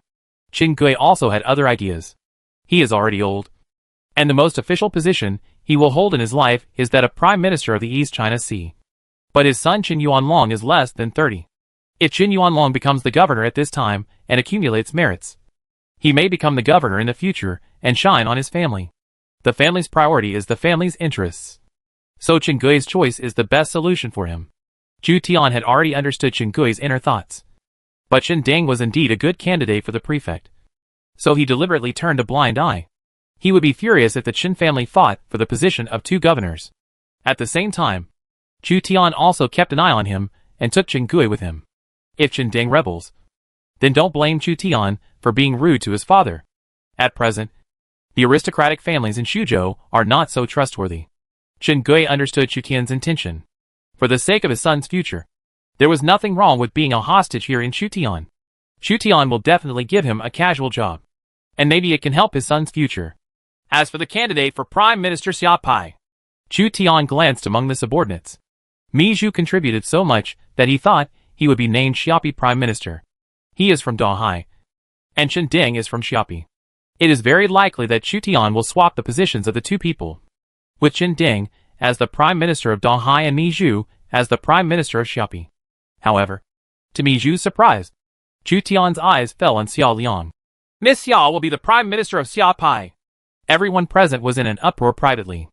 No one thought that Chu Tian would appoint a female Prime Minister, which was simply unbelievable. Even Xia Liang was a little surprised. She thought that she would be a county magistrate at most.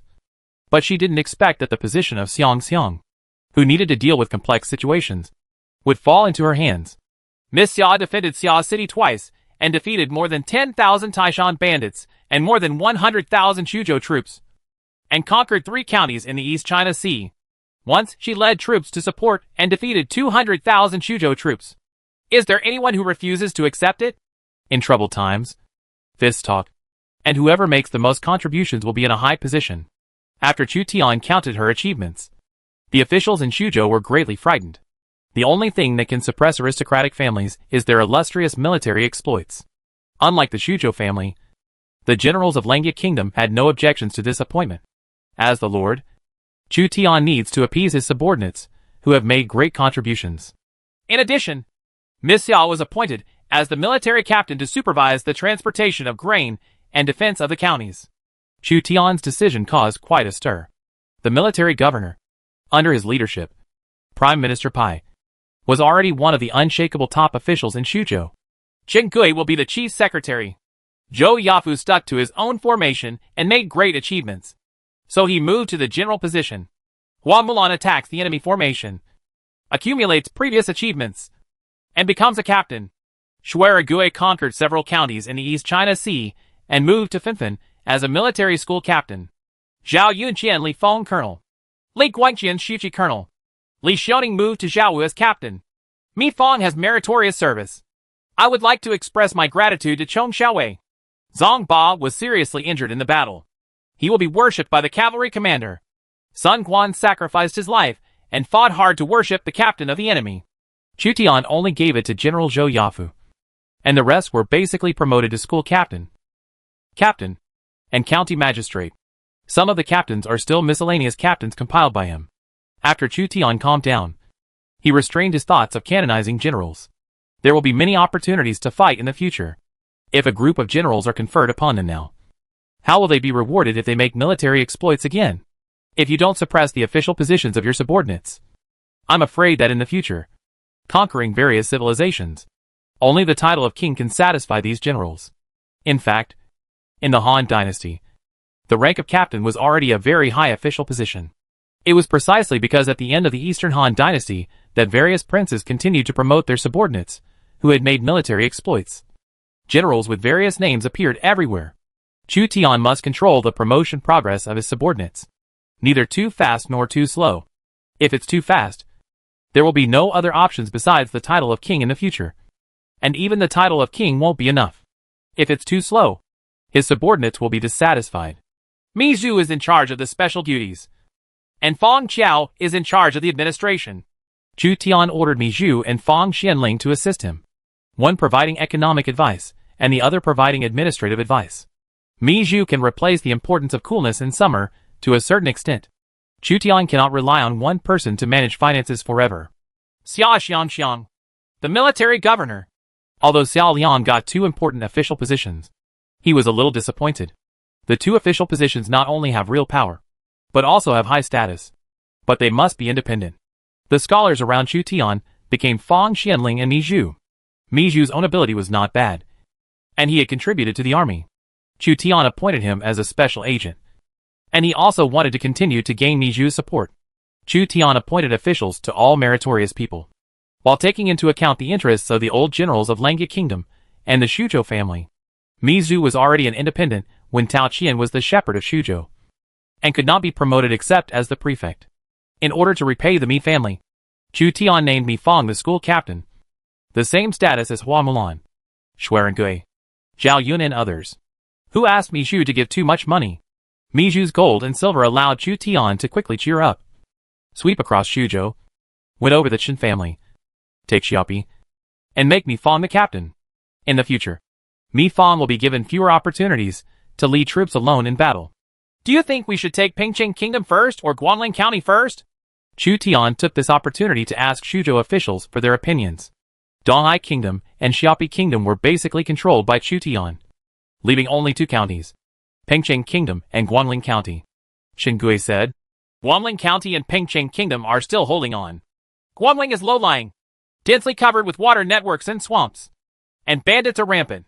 It is not conducive to large-scale operations, and is easy to defend but difficult to attack. Therefore, my subordinates suggest that Lord Zhou Mu take Pingcheng first, country, and then take Guanling County. Chen Ding also seconded the proposal. My hometown is in Huaipu, close to Guanling County, and I am familiar with the terrain of Guanling County. Guanling County is indeed difficult to attack. However, if the Lord wants to pacify Guanling County in the future, Yuan Long is willing to be the vanguard. Then let's take Pingcheng Kingdom first. Chu Tian knew that the terrain of Guanling County was complex, and the Lord of Guanling County had Yang Yi as the main general. It would be very difficult to pacify Guanling County. In contrast, Pingcheng State is located in the northern Jiangsu Plain, where large armies can roam freely, and is easy to attack but difficult to defend. After determining the next strategy, Chu Tian held a banquet for the officials in Xiaopi City to show encouragement. With 3 counties and more than 100,000 troops at their disposal, Chu Tian was even more ambitious. Since he was drunk at the last celebration party, Chu Tian was very cautious this time and did not drink too much. Fang Xianling reminded Chu Tian to prevent him from expanding too much. My lord, although we have collected 50,000 surrendered soldiers from Shuzhou, plus the surrendered soldiers from the Battle of Shuzhou and the soldiers and horses of Langya Kingdom, we have more than 100,000 troops. But most of them, they are all miscellaneous soldiers recruited temporarily, and it will take a year or 2 to reorganize the elite. I will only regain Shuzhou, rest and recuperate for a year or 2, and then try to make progress. Chu Tian was also afraid that if he expanded too fast, his elite would be lost. There are more soldiers and horses fighting, but there are fewer elites, and they have to be divided to defend an increasingly larger territory. Except for the sea, Shuzhou is surrounded by enemies on 3 sides: Qizhou and Yanzhou in the north, Yuzhou in the west, and Guanling County and Yangzhou in the south are all likely to invade Shuzhou. If you eat Shuzhou in one go and suffer from indigestion, you will soon lose it again. Chu Tian found out that Xiao Liang and Hua Mulan kept pouring wine and couldn't help but wonder. Miss Xia, you haven't fully recovered from your injury, so you shouldn't indulge in alcohol. Xiao Liang's face turned red, and it was obvious that he was superior. I don't want to be a bastard prime minister. Hua Mulan was also cheering from the side. General, I don't want to be captaining Yang. Prime Minister Xia Pai and Captain Yin Yang are high-ranking officials in Shuzhou. These 2 women are still not satisfied and want to rebel. You 2 are drunk. Li Xiaoning, take them back. Chu Tian asked the calm Li Xiaoning to drag the 2 away to prevent them from getting into trouble after drinking too much. Li Xiaoning came with several women soldiers, preparing to take away Xiao Liang and Hua Mulan.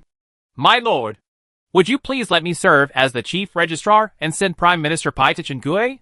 Xiao Liang grabbed the corner of Chu Tian's clothes, crying, and wanted to change official positions with Chengui.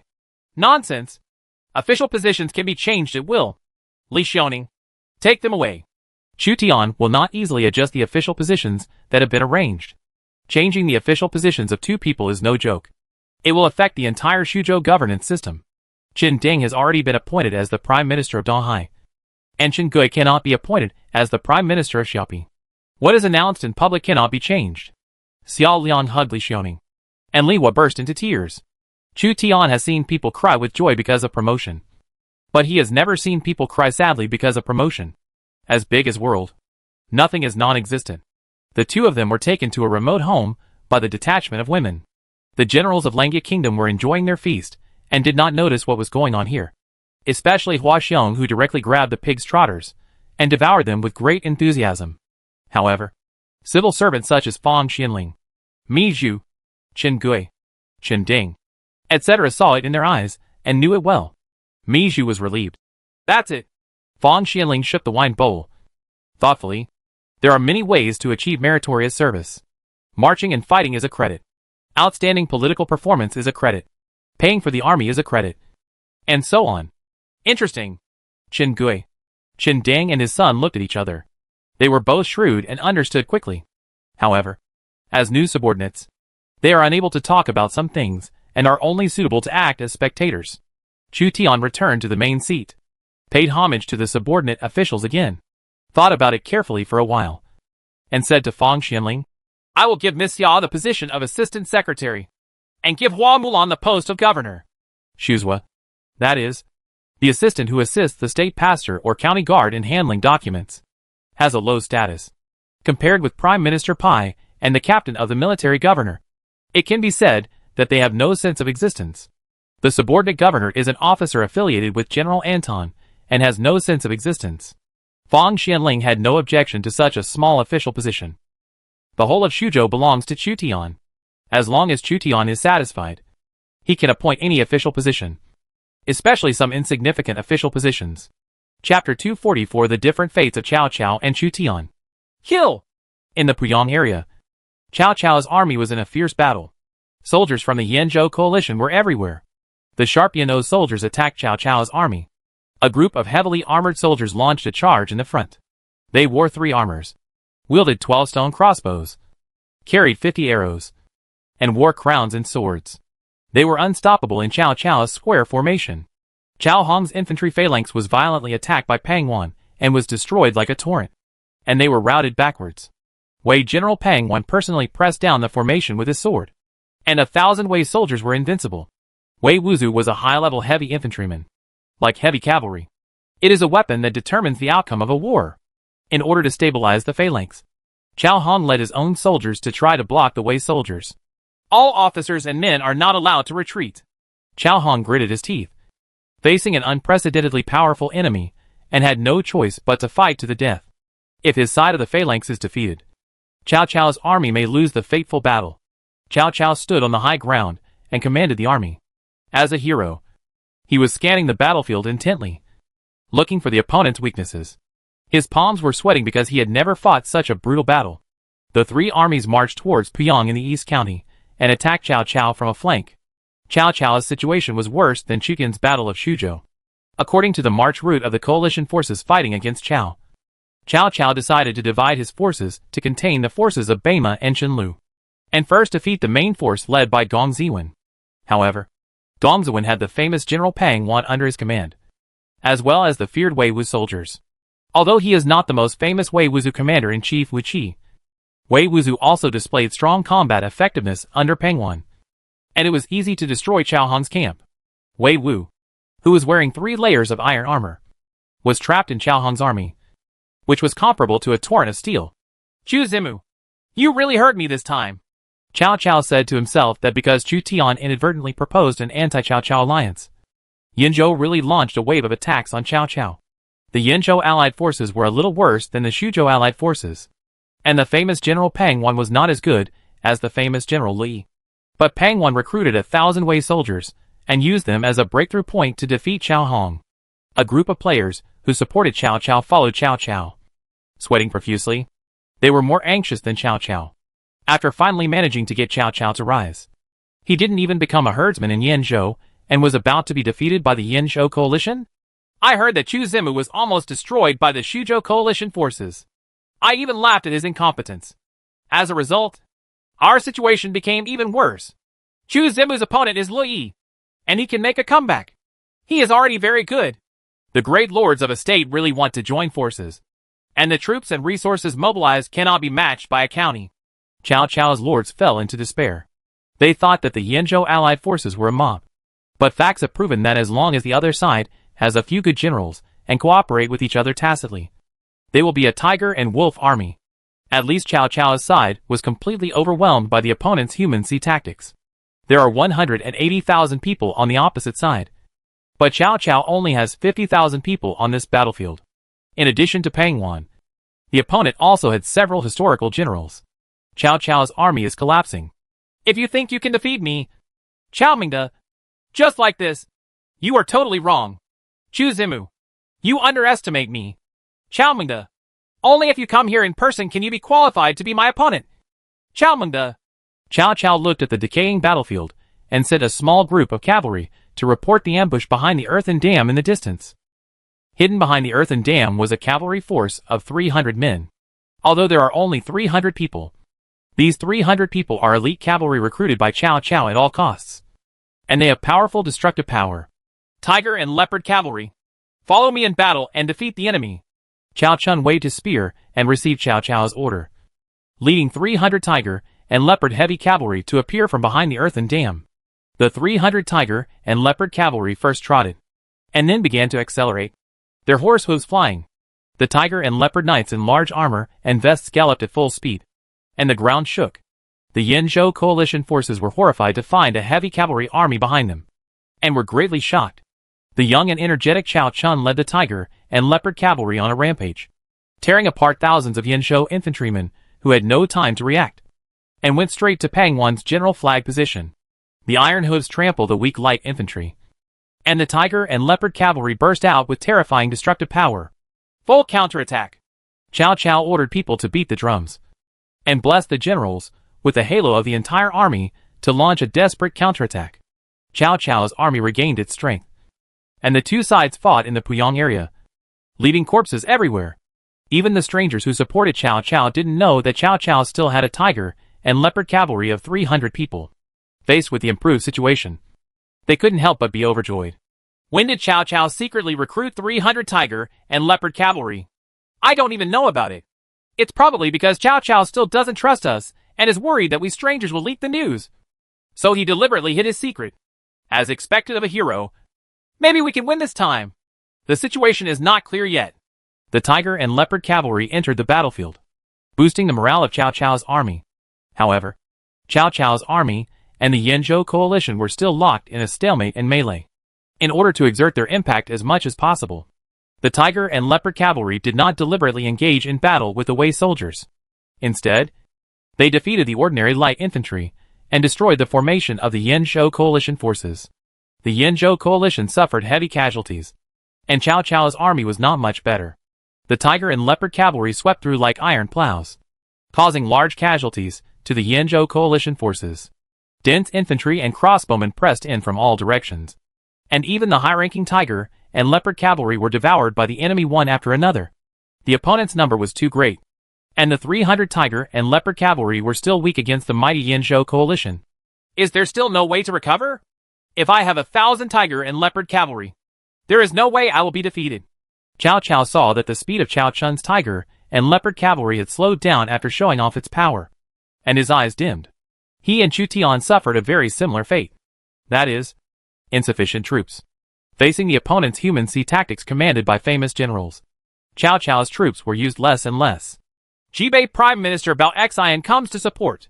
When Cao Cao fell into despair and drew his sword and prepared to go into battle himself, Bao Xian and Eugene led reinforcements from the Jibei kingdom to join the battlefield and turn the tide of the war.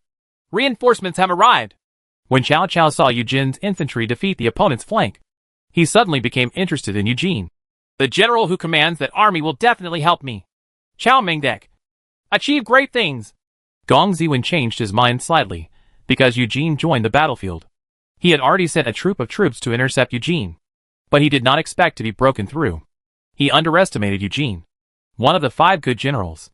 Cao Cao's army received reinforcements and continued to fight fiercely with Gong Ziwen's army. The two sides fought fiercely for a long time, but could never decide the winner. In addition to Pang Wan, Gong Ziwen's Yanzhou coalition also had other famous generals. They joined forces to put pressure on Cao Cao's army with their superior strength. Both sides retreated and engaged in a confrontation. Cao Cao also crossed paths with Eugene, Shuzhou, Xiapi City, just when Cao Cao was struggling with dealing with enemy forces from all walks of life.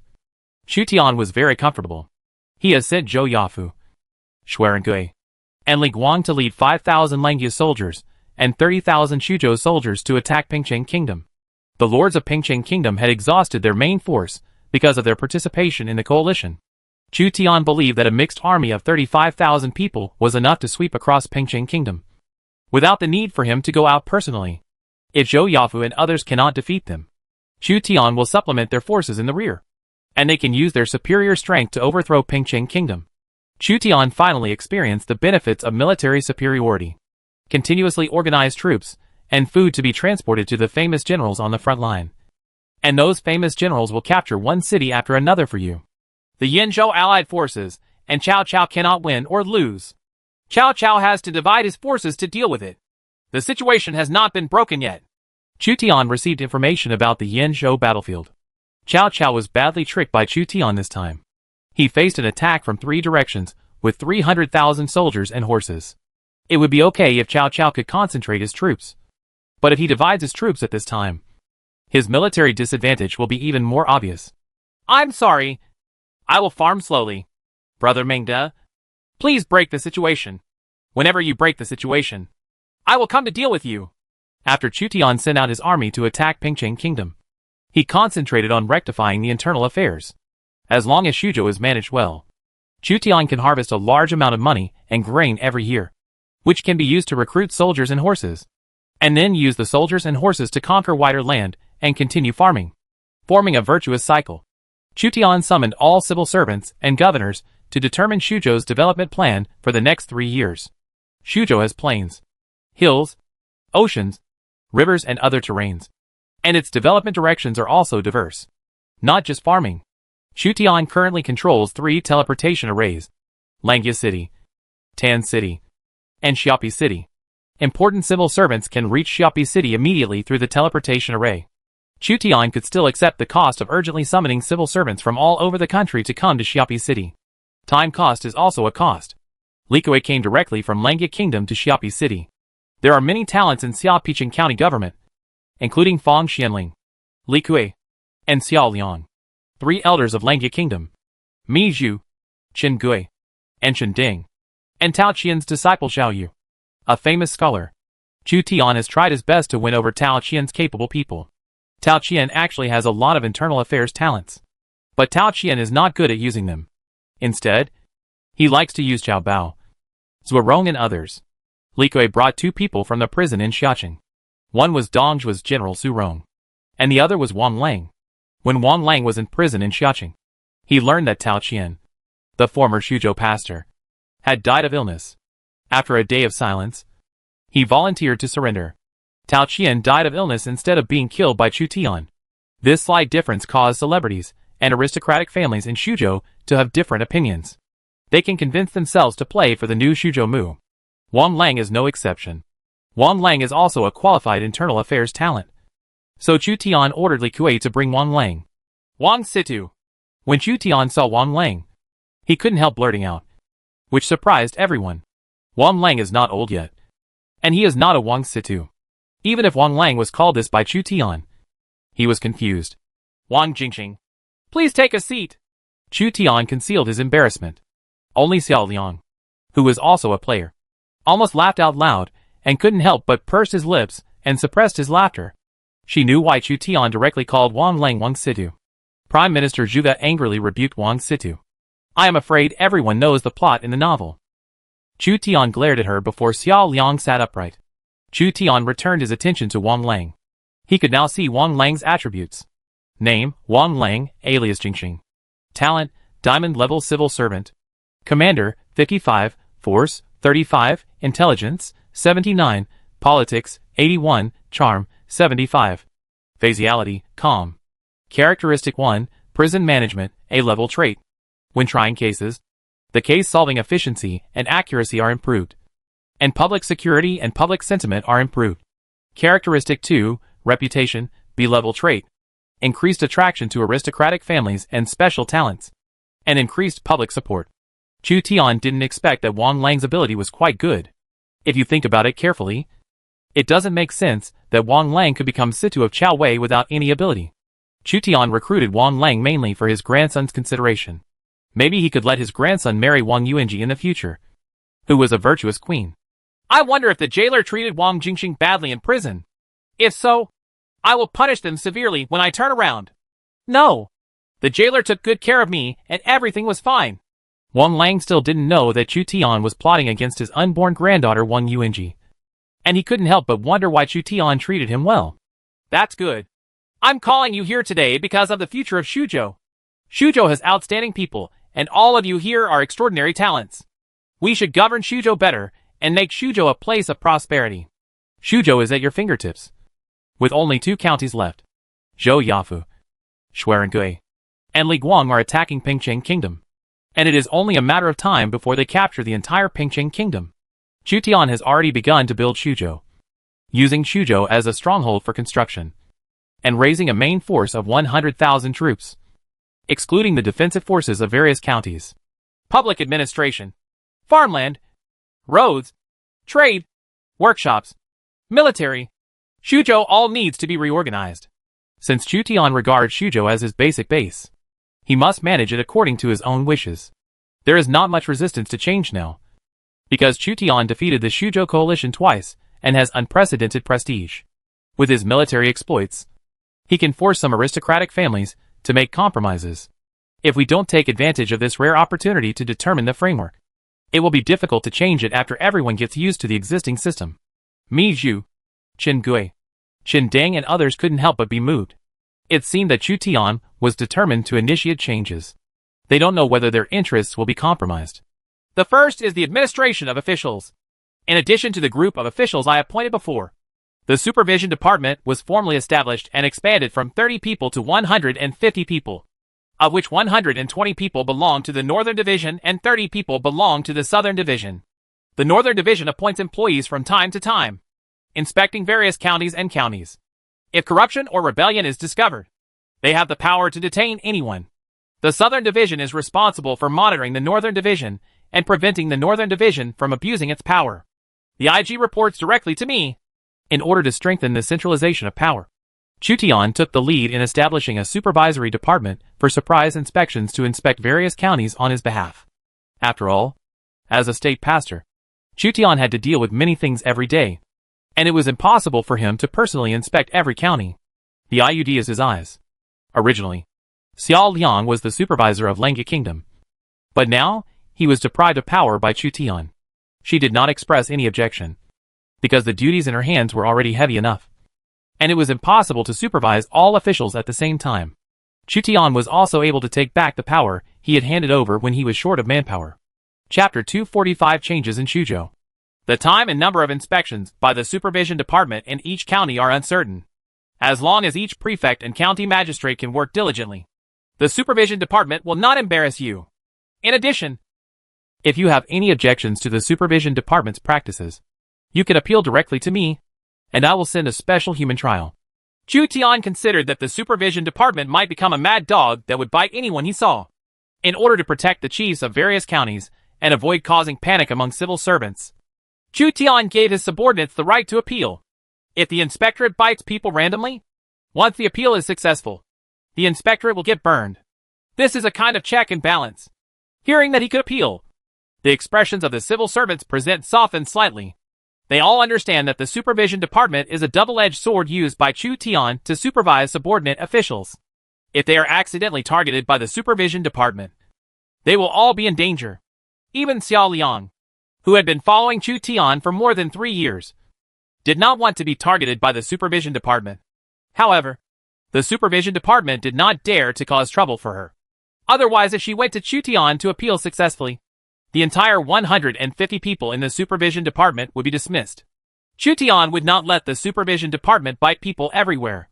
Fang Xianling is responsible for assessing the administration of officials in each county. There is a small exam every year, and a large exam every 3 years. The assessment standards depend on each county and serve as the basis for future promotions, rewards, and even requests for enfeoffment. Chu Tian considered that different counties have different levels of development and natural resources, so the assessment of each county magistrate cannot be generalized. It is up to Fang Xianling how to formulate the assessment plan specifically. The source of candidate officials is the Imperial Examination System. In June of this year, which is the 4th year of the Lord calendar, the second Imperial Examination will be held. It is also divided into 2 forms, civil examination and military examination. Chu Tian planned to extend the Imperial Examination System from Langya Kingdom to the entire Shuzhou as a mechanism for selecting talents in the future, completely replacing the examination of filial piety and integrity. The talent selection system that promotes filial piety and integrity allows aristocratic families to control too many resources. They often recommend disciples of aristocratic families, monopolizing upper-level resources. Chu Tian estimated that using the Imperial Examination System instead of promoting filial piety and integrity would arouse fierce opposition from the aristocratic family because it would harm their interests. As expected, many officials from Shuzhou aristocratic families were whispering among themselves in private and criticized Chu Tian's actions. Please don't whisper. Langya Kingdom has already held an imperial examination and selected hundreds of talented people. That's why Langya Kingdom is so strong. It can be seen that the imperial examination system is conducive to discovering talented people. Chu Tian indeed discovered many gold-level and silver-level heroes in the first imperial examination. The screening method of the imperial examination system reduced Chu Tian's cost of finding talents, and at the same time broke the monopoly of the established families to a certain extent. Don't think that the imperial examination system will have a great impact on each family. If each family carefully cultivates its disciples, with the resources and family tradition of the family, the success rate of the children will be very high, not as good as that of ordinary people. If they are mediocre people who can't even stand out in the imperial examination, then even if you promote filial piety and honesty, it will only harm one people. I believe everyone understands this truth. Chu Tian's principle is very simple. Since he is a disciple of an aristocratic family, he has the ability to pass the imperial examination system. The Shuzhou aristocratic families present could not admit that their descendants might not be as good as those of common people, so they had no choice but to acquiesce in the fact that the imperial examination system replaced filial piety and integrity in Shuzhou. The success rate of disciples from aristocratic families is much higher than that of ordinary civilians. From this point of view, aristocratic families still have an advantage. Chu Tian couldn't do better. Relying on the imperial examination system to select talents was already the best solution. The system of supervision, assessment, and selection of officials was established, which basically solved the problem of official administration. Secondly, there is punishment. Each county has a county government responsible for handling disputes, as well as dungeons and arrests. When deciding each case, a file should be prepared so that the case can be reversed in the future. Cases that cannot be decided in each county, or that may be controversial, are submitted to the county government offices. Matters that the county government offices cannot decide are handed over to Li Kuei and Wang Lang. Li Kuei and Wang Lang determine the new laws and regulations, and pass them through me. It will be promulgated after approval. Chu Tian asked Li Kuei and Wang Lang to be responsible for the punishment, with Li Kuei as the leader. Li Kuei also served as Langya Prime Minister. So difficult cases were decided by Wang Lang. Wang Lang's characteristic, prison management, can be used just right. If there is a case that even Li Kuei and Wang Lang cannot decide, then submit it to me, and I will decide it myself. Chu Tian announced the contents of the new ruling system one by one, from official administration to punishment, establishing the most basic framework. More specific content, such as how to assess officials' performance and the regulations applicable to civil litigation, depends on how Fang Xianling, Li Kuei, and Wang Lang determine it. Anyway, Chu Tian is the final handler, and his consent is required for everything to take effect. Then, there's the matter of Nongsong. Chu Tian mentioned the land issue that all aristocratic families are most concerned about. Most of the aristocratic families are big landowners and own a large amount of land. If Chu Tian declares that the whole world is not royal land and turns their private land into the Lord's mansion, they will definitely rise up or contact other state pastors to replace Chu Sky. in order to temporarily appease the aristocratic families in Shuzhou. Chu Tian, who was not planning to take action against the aristocratic families, said, "The private land of each aristocratic family will be reserved.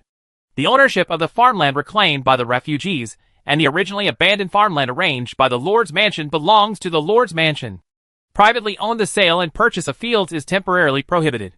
Chu Tian planned to win over the Shuzhou family first, and then try to turn the farmland into royal land, and the ownership of all the land would belong to the Lord's Mansion. As for the farmland newly reclaimed by the refugees organized by the Lord's Mansion, as well as the farmland that no one cultivates due to the war, it belongs directly to the Lord's Mansion. Farming in each county should be adapted to local conditions by rotating farming and planting a variety of crops, and strive to increase food production.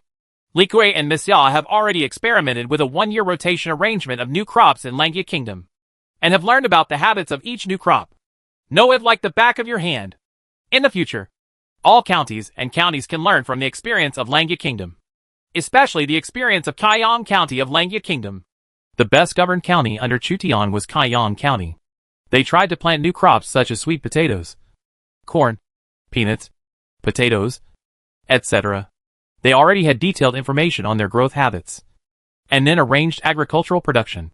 Because of the influx of new crops from the Americas, Langya country's food production has increased, which can feed more people. And there will be no worries about food for future battles. What is different from the real world is that there are various bonuses in Lord that can increase food production. For example, a special building observatory can increase food production by 5%. When a city develops for decades, it may be able to support 2 to 10 times more people. Therefore, farming is very necessary. A state that is developed over decades is more powerful than a state that is constantly at war and has an empty treasury. The resettlement of the refugees and the reclamation of new farmland will be left to Langya Xiang, Donghai Xiang, and Xiapi Xiang. The reclamation of new farmland and the resettlement of the refugees must be completed before sowing in October this year. If you sow in October, you can harvest next year. That's a lot of food. Chu Tian added more and asked Mi Zhu, "Are Shuzhou's household registration statistics detailed now?" Mi Zhu shook his head. The war continues, and the population of counties has dropped sharply. 10 houses and 9 are empty. It is still impossible to count. Chu Tian was silent. Shuzhou was very chaotic in the first 3 or 4 years. Each lord started a village war, then a town-level war, then a county-level war, and finally an annexation between counties. According to Mi Zhu, because every village and town is at war, and the population changes every day, it is impossible for Shuzhou officials to conduct household registration statistics for such a large Shuzhou. A village or town founded by a lord may exist today and be destroyed tomorrow. Shuzhou officials were powerless and of little significance. Each county conducts strict household registration statistics. Today's Shuzhou is no longer the chaotic Shuzhou before. It is necessary to thoroughly check the number of people in Shuzhou to determine the land tax and corvée service. For the villages living in seclusion in the mountains and forests, persuade them to surrender to the government, or move them to the plains. The plains in Shuzhou still have huge agricultural potential, and there is no need for them to go to the mountains and forests to avoid war. Suppress the bandits in various counties in Shuzhou. Force them to surrender, and increase the population of each county. The experience of governing Langya Kingdom made Chu Tian gradually mature. He drew inferences from one example, and found that the same reasoning could probably be applied to other counties in Shuzhou. Then roads will be repaired, markets will be bustling, and trade will be promoted. Chu Tian has detailed arrangements for agriculture, population, household registration, roads, and economy. Roads refer to the construction of roads connecting various important towns in Shuzhou. In particular, the official road between Langya City Xiaqingtanqing Xiapi City should be widened to facilitate Chu Tian's calm deployment of troops and the caravans to transport goods and grain. Economic development depends on the cash crops and specialty products of each county. Counties on the plains develop agriculture. Counties on the seashore develop trade. And counties with mineral veins develop mining. Establish a unified bank in Shuzhou. Name it Tombao Bank. Set up a head office in Xiaqing. And set up branches in various counties to absorb deposits. The head office must reserve 30% of the reserve fund. If you want to get rich, you must first build the road. And financing is also essential. Chu Tian has received a lot of benefits from banks. He has survived many financial crises without any danger by borrowing money from banks. It can be said that without the bank established by Xiao Liang, Chu Tian would have gone bankrupt many times. Being a lord is not as easy as you think. After receiving the benefits, Chu Tian simply extended the Langya country's banks to the entire Suzhou and used the banks to make money. Chu Tian can ask the banker for money when necessary. If one person deposits 100 copper coins in a bank, a population of 10 million means 1 million taels of silver. Set aside a 30% reserve fund, which can temporarily use 700,000 taels of silver when launching a war. This is the power of finance. However, the reputation of a bank needs to be maintained for a long time before people will trust it. The account books of Taomao Bank are reported to me every 3 months, and a copy is prepared for Miss Xia to check. Chu Tian did not dare to ensure that he would not be fooled by the subordinates who managed the bank. After all, the account books were easy to falsify, so he could only entrust Xiao Liang to review them. She is one of the people who does not want anything to happen to Suzhou. There is also the matter of foreign trade. The foreign trade that Chu Tian refers to is not entirely trade with other civilizations. The foreign trade here refers to areas outside Suzhou. There are currently 2 important ports: Chu County, Lianyungang, and Shihai County, Rija, which can encourage the private sector to build a large number of seagoing ships and engage in trade and fishery. Those who coordinate foreign trade matters are Miss Xia and Mi Zhu. If there is any disagreement, subject to Miss Xia's judgment, Chu Tian once again placed Xiao Liang on Mi Zhu. The reason is not complicated. Xiao Liang knows what civilizations exist outside the sea, and can contact the forces and lords of other civilizations to reach trade agreements with them. Mi Zhu couldn't do this. Mi Zhu's role was to integrate the resources of Chu County and even the East China Sea Kingdom, and establish coastal and even ocean-going fleets. In 1 year, 100 seagoing ships will be built. In 3 years, there will be 500 to 1,000 seagoing ships, including no less than 50 high-rise ships and various medium-sized warships. Chu Tian considered proposing a goal. The foreign trade targets are Liaodong, Korea, Yangzhou, and Japan, and Miss Xia will try to negotiate the trade objects. Lord Zhou Mu, the sea voyage takes longer than you think. We must find ways to shorten the time required for the voyage. Otherwise, not only will shipping not be profitable, but it will suffer heavy losses. Xiao Liang reminds Chu Tian something. In fact, when Chu Tian knew about the existence of the World Trade Node, Chu Tian had already learned a rather scary thing from Xiao Liang. After the area of Lord expanded, the area of the Pacific Ocean and the Yellow Sea was quite huge. Regardless of the influence of three-dimensional space, the straight-line distance extends more than 4 times. This means that the voyage time is at least 4 times longer than reality. How can long shipping times be shortened? Chu Tian really couldn't imagine that the sea route from Suzhou to Liaodong would take a year. Lords is a game after all, and there should be ways to shorten the long voyage. There are teleportation arrays on land that can handle long distances, and they should also be available on the sea. After all, the sea is bigger than the mainland. Chu Tian can't send people to spend 4 years to arrive in Europe, because then the logistics will be completely impossible to supply. Ding! The Second National War event, the first collision of civilizations, will start in August of the 4th year of the Lord calendar. Please check the event preview content for each Lord.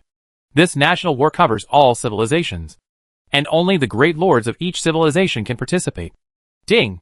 Considering that the ocean area is too large. After the Second National War, a preliminary era of great navigation will be launched to promote exchanges and collisions among civilizations in the main world. Each port will be able to build teleportation arrays for ships, and teleportation arrays can teleport ships to neutral waters to reach the target port faster. Making full use of the teleportation array can effectively shorten navigation time, trade with other civilizations, or attack hostile civilizations. Chu Tian suddenly received a system notification and was stunned. The Second National War began in the 4th year of the Lord's calendar. It was not a historical battle, but a competition covering all civilizations. The teleportation array at the port will also be opened, and the era of great navigation is beginning to take shape. Western civilization, North African civilization, Indian civilization, and the Arab Empire are all likely to be encountered this time. Chu Tian thought for a while and realized that his Tian Khan trait was finally useful. Chapter 246, The Second National War. Collision of Civilizations. Lord Zhou Mu. What happened? Mi Zhu couldn't help but feel a little confused when she saw Chu Tian's words stop suddenly. Let's continue. Chu Tian was still shocked by the announcement of the Second National War and could not recover for a long time. This time, the National War may encounter the lords of any civilization. And after this National War, the teleportation array at the port will be opened. These are all events that will affect the world of lords. Even if Chu Tian does not have the ability to fight across civilizations, he will inevitably be involved in conflicts of civilizations after he obtains Shuzhou because he has two important ports. Building sea ships and warships according to the original plan. It seems that there is no need to worry about the sailing time. After Chu Tian determined that the sailing time could be shortened, the value of shipping would be restored. He continued to improve the next changes. Establish 10 horse farms in Shuzhou, and each horse farm must produce at least 1,000 war horses every year. From now on, we in Shuzhou will breed ordinary war horses ourselves, and purchase high-quality war horses from the lords of Longxi. If all the war horses are purchased from Longxi, then the annual horse purchase expenditure will be too high. Each county encourages childbirth and levies taxes not based on head count, but on land and income. Families with many children can receive appropriate tax reductions and exemptions. Chu Tian announced all kinds of reform plans, involving all aspects of Shuzhou. All the officials from the aristocratic families present were shocked by the amount of changes, and the interests of many aristocratic families were also harmed. If it weren't for the Lengya Kingdom's army that had taken control of Shuzhou, the Shuzhou families might not be willing to agree to the change. The basis for change is to take control of the military. Fang Xianling, Zhou Yafu, Shuerengui, and others had no family interests in the Eastern Han dynasty. They would definitely support Chu Tian's changes. The only ones who had to compromise were the aristocratic families. Only the army can intimidate aristocratic families. The aristocratic families can resist, but the army will destroy the aristocratic families that resist.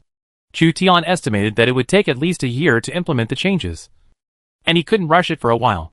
After announcing all the changes, various civil servants left and returned to their respective posts. Chu Tian was able to view the content preview of the Second National War. The Second National War lasted for 4 months. From August to November in the 4th year of the Lord's calendar. The content of the National War is also very concise, with only 6 simple rules. First, the National War battlefield is an independent continent. All major civilized lords, with a population of no less than 100,000, can sign up to participate in the war. They can only bring a maximum of 10,000 people, excluding war horses. Second, the birth location is random.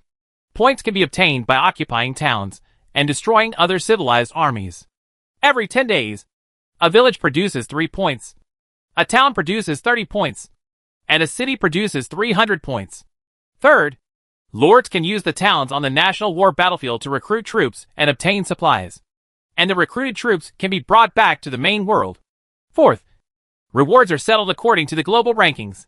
Fifth, during the National War, the territory was systematically protected. Sixth, during the National War, all systems of players participating in the war were cut off. This is the first melee that covers all civilizations in the world. And the rankings are also global rankings. Instead of rankings for each civilization area, the participants in the National War also changed from everyone to big lords, with a population of 100,000. Population 100,000. Chu Tian is a lord with a population of tens of millions. In an era dominated by cold weapons, the strength of a lord was basically directly linked to the population. Population is the most important indicator of a lord's strength. The reason why a population of 100,000 people can be called a great lord is because the populations in other civilized areas may not be as terrifying as those in the Eastern Han dynasty, especially for some scattered civilizations in Europe. It would be good to have tens of thousands of people. There are no detailed instructions on the battlefield, and the birth location is random. This time it is true. Chu Tian only knew that the lords of all civilizations were born on the same continent, and they only needed to get the most points within 4 months. There are 2 ways to gain points: occupying towns and destroying the armies of other civilizations. It seems simple, but Chu Tian guessed that the number of towns must be small, and the competition may be very fierce. The more competition there is, the better the rewards will be. Chu Tian can decide whether to participate. It's better to participate, whether it was for the prestige of Donghan district or for rewards. Chu Tian had to go there. Shuzhou was in its fielding period, and Chu Tian was free to participate in the Second National War. By participating in the National War, Shuzhou can also receive systematic protection, and does not have to worry about invasion by foreign enemies. From this point of view, Suzhou is safer during farming. All the great lords in the entire Eastern Han dynasty knew the content of the Second National War, which caused quite a stir in the entire Eastern Han dynasty. Chu Zimu, you should participate in the national war. Right. Mingguan, the governor of Liaodong, was the first lord of the Eastern Han dynasty to take the initiative to contact Chu Tian. He was a lord who advocated foreign war and had a huge grudge with Cui Zishan, the lord of Goryeo. Maybe, if we are born in similar places, we can join forces to attack the lords of other civilizations. As for points, we will negotiate through contributions. Mingguan came to Chu Tian not for competition, but for cooperation. During the national war, the relationship between the great lords who participated in the war was not bad. Although Chu Tian will be a strong enemy of Mingguan in the future, he has to unite with other lords in this national war because the lords of other civilizations may join forces. There may be hundreds of lords participating in the war in the entire Eastern Han dynasty. And there may be hundreds or thousands of great lords participating in the war all over the world. If each great lord leads 10,000 troops, then it will be 10 million troops. The land area is very large. We probably won't see it for 4 months. No, there are some weak lords who will not easily participate in national wars. They are worried about being killed or losing their troops. Moreover, the lords participating in the war may not necessarily have 10,000 troops. Not everyone is as perverted as you. There are already tens of millions territory with a population. For a lord with a population of 100,000, if you let them consume 10,000 troops to fight, once the entire army is wiped out, their territory will basically be scrapped. I promise you, if our lords in the Eastern Han district are born in similar places, we will share the same hatred and will never betray. Chu Tian and Mingguan reached a verbal agreement. The alliance during the national war was not strong. Players in the main world did not know what happened during the national war. The only thing that made the alliance strong was their recognition of the identity of the Eastern Han lords and the enemies who might join forces. Mingguan said, I suspect that the lords of Korea have begun to collude with the lords of Japan, Southeast Asian countries, and even India to deal with us. We have many lords in the Eastern Han dynasty, and some of them must have been born in the same area. Chu Tian's expression gradually became serious. If Korea, Japan, Southeast Asian countries, and the Mughal Empire in India join forces, then there will be a big problem. The Eastern Han district is larger than any of the above civilizations. But in terms of population, it is really not as good as the combination of these civilizations. In particular, the Mughal Empire in India was also a civilization with an astonishing population. The Eastern Han dynasty did not have an advantage over the Indian Mughal population. The only advantages were heroes and soldiers. Mingguan reminded Chu Tian. The Mughals in India also have elephant soldiers and an astonishing number of cavalry. Don't think that there are no cavalry in India. The Mughal Empire is a civilization established by the Turkic Mongols. If they really join forces, then we will be in trouble. Will our lords from the Eastern Han district gather together this time to discuss the national war? There is nothing to discuss. The place of birth is completely random. The map is unknown. And there is no way to formulate tactics in advance. We can only adapt to changes. The only thing that needs to be determined is that once our lords from the Eastern Han dynasty meet during the national war, we must form an alliance and put down the grievances are prevented from being broken down one by one. I will propose that all the lords put aside their grudges during the national war. If there are people who attack allies during the national war, they will be regarded as enemies by all the great lords. Mingguan, the prefect of Liaodong, took the initiative to contact the lords of the entire Eastern Han dynasty. Almost all the great lords of the Eastern Han dynasty acquiesced to the most basic principle of national war. When the lords of the Eastern Han dynasty met on the battlefield of the national war, they formed an alliance to jointly deal with the lords of other nearby civilizations. Betray. At the same time, all the lords of the Eastern Han dynasty used the flags from the first national war to identify each other during the national war and prevent surprise attacks by other civilizations. This principle was accepted by all the great lords of the Eastern Han dynasty. Chu Tian is no exception. What they have to deal with this time may not be just one civilization, but all civilizations from all over the world. Not all civilizations would be enemies of the Eastern Han district. But for the sake of points, they were at least competitors and not worthy of trust. The most dangerous thing is the civilization around Donghan district, who want to suppress Donghan district. Chu Tian believed that the Dongying district and the Goryeo district were not the main enemies of the Eastern Han district because their populations were too small compared to the Eastern Han district. The populations of the Mughal Empire in India and the countries in Southeast Asia are even more terrifying. One has a population similar to that of the Eastern Han dynasty, and the other has half the population of the Eastern Han dynasty. They all regard Donghan district as their biggest imaginary enemy. Why don't we let people farm properly? Chu Tian finally wanted to live a comfortable life, but he also had to prepare for the Second National War. This national war is unusual, involving all civilizations, and Chu Tian has the characteristics of Khan of Heaven, so it is impossible not to participate in the war. Perhaps we can capture tens of thousands of prisoners and use them as servants. These servants are very cheap and are most suitable for use as cannon fodder. Chu Tian captured a group of Goguryeo heavy cavalry in the last national war. So far, the Goguryeo heavy cavalry has been almost exhausted. Chu Tian no longer has any servants in his hands. This is also the tragedy of the servant army. In the eyes of their masters, they are just cheap cannon fodder, and it is good if they can be rewarded with a meal. If tens of thousands of servants can be captured during a national war and driven to attack cities and territories, the financial pressure can be reduced a lot. The Western Region Protectorate used Han soldiers plus servant troops to fight. The Tang dynasty also liked to use servant troops to attack foreign races and let them consume each other's youth. In Guanling County, Lord Su Xian fled back to his territory with Yang Yi and tens of thousands of remaining soldiers. His main force was exhausted in the Battle of Shuzhou and was unable to fight against Chu Tian. Fortunately, Guanling County was low-lying and full of rivers and swamps, making it difficult for large armies to move. Chu Tiankai did not focus his main energy on Guanling County, but sent troops to attack Pingcheng State. National War?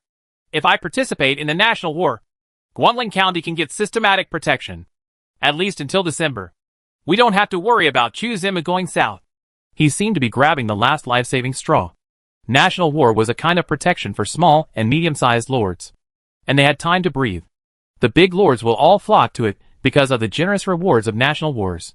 Small and medium-sized lords will take advantage of this opportunity to have time to reorganize their military forces. In Xining City, Zhejiang Laoqin decisively decided to participate in the national war. He has become one of Dongzhuo's confidants and is sitting in Xining City. Although Zhejiang Laoqin's territory was not large, he was plotting to take over Dongzhuo's power. So after Chu Tian annexed most of Shuzhou, Zhejiang Laoqin was not particularly anxious. Meng Tian, Meng Wu, and Li Xian, you will follow me to fight in a few months. It would be great if Dongzhuo could temporarily lend Lu Bu to me for use during the national war. Zhejiang Laoqin had Lu Bu's idea. His military generals are basically commanders, and they lack one strong general with military force. Lu Bu's general ability is not high, but his military force is top-notch, and he is still at the peak of Lu Bu. Zhejiang Laoqin will definitely go to participate in the Second National War. The rewards of the Second National War will probably be countless times more generous than the rewards of the First National War. We Longxi lords have to fight for it no matter what. Wang Taijian, Li Hu, our Shiliang cavalry will let the whole world know how it feels to be trampled on the face by horse hoofs this time. Su Fengnian, who had signed a mutual trade treaty between Shuzhou and Longxi with Chu Tian, was preparing to send his fierce generals to participate in the Second National War. During the National War, the territory was protected, so the Great Lord could safely send the main force to fight. Prince Zhao Qizhou is driving Dorgan to attack Donglai County, and he is deciding whether to participate in the Second National War. Before the Second National War begins, I should at least be able to capture Beihai and Donglai County. If the progress is faster, I can also capture the third county. Should I stay in Qinzhou to develop, or participate in the National War? What if you miss the National War, you may not be able to get the rewards of the National War. If you participate in the National War, you will miss the development time in Qinzhou. No matter how you calculate it, you will be one step behind Chu Zimu after all. After Zhao Gongzi discovered that the honeymoon period with Chu Tian's forces was over, he regarded Chu Tian as an imaginary enemy, and he was under great pressure. Chu Tian can basically own the entire Shuzhou now, and participating in the National War will not affect the development of Shuzhou, because Chu Tian does not send all his talents to participate in the National War. When Chu Tian was participating in the National War, his subordinates were actually helping him farm and manage internal affairs. Chu Tian has no worries, but Mr. Zhao has worries about his future. He has to make a choice. Compared with the Northern Lords, who were more concerned about the Second National War. The Southern lords were more concerned about the shortening of sailing time between various ports after the end of the Second National War. If the age of discovery opens in the future, the lords along the coast will be the first to bear the brunt, and they will start building the maritime Silk Road. Western civilization, which was originally far away, seems to be beginning to make contact.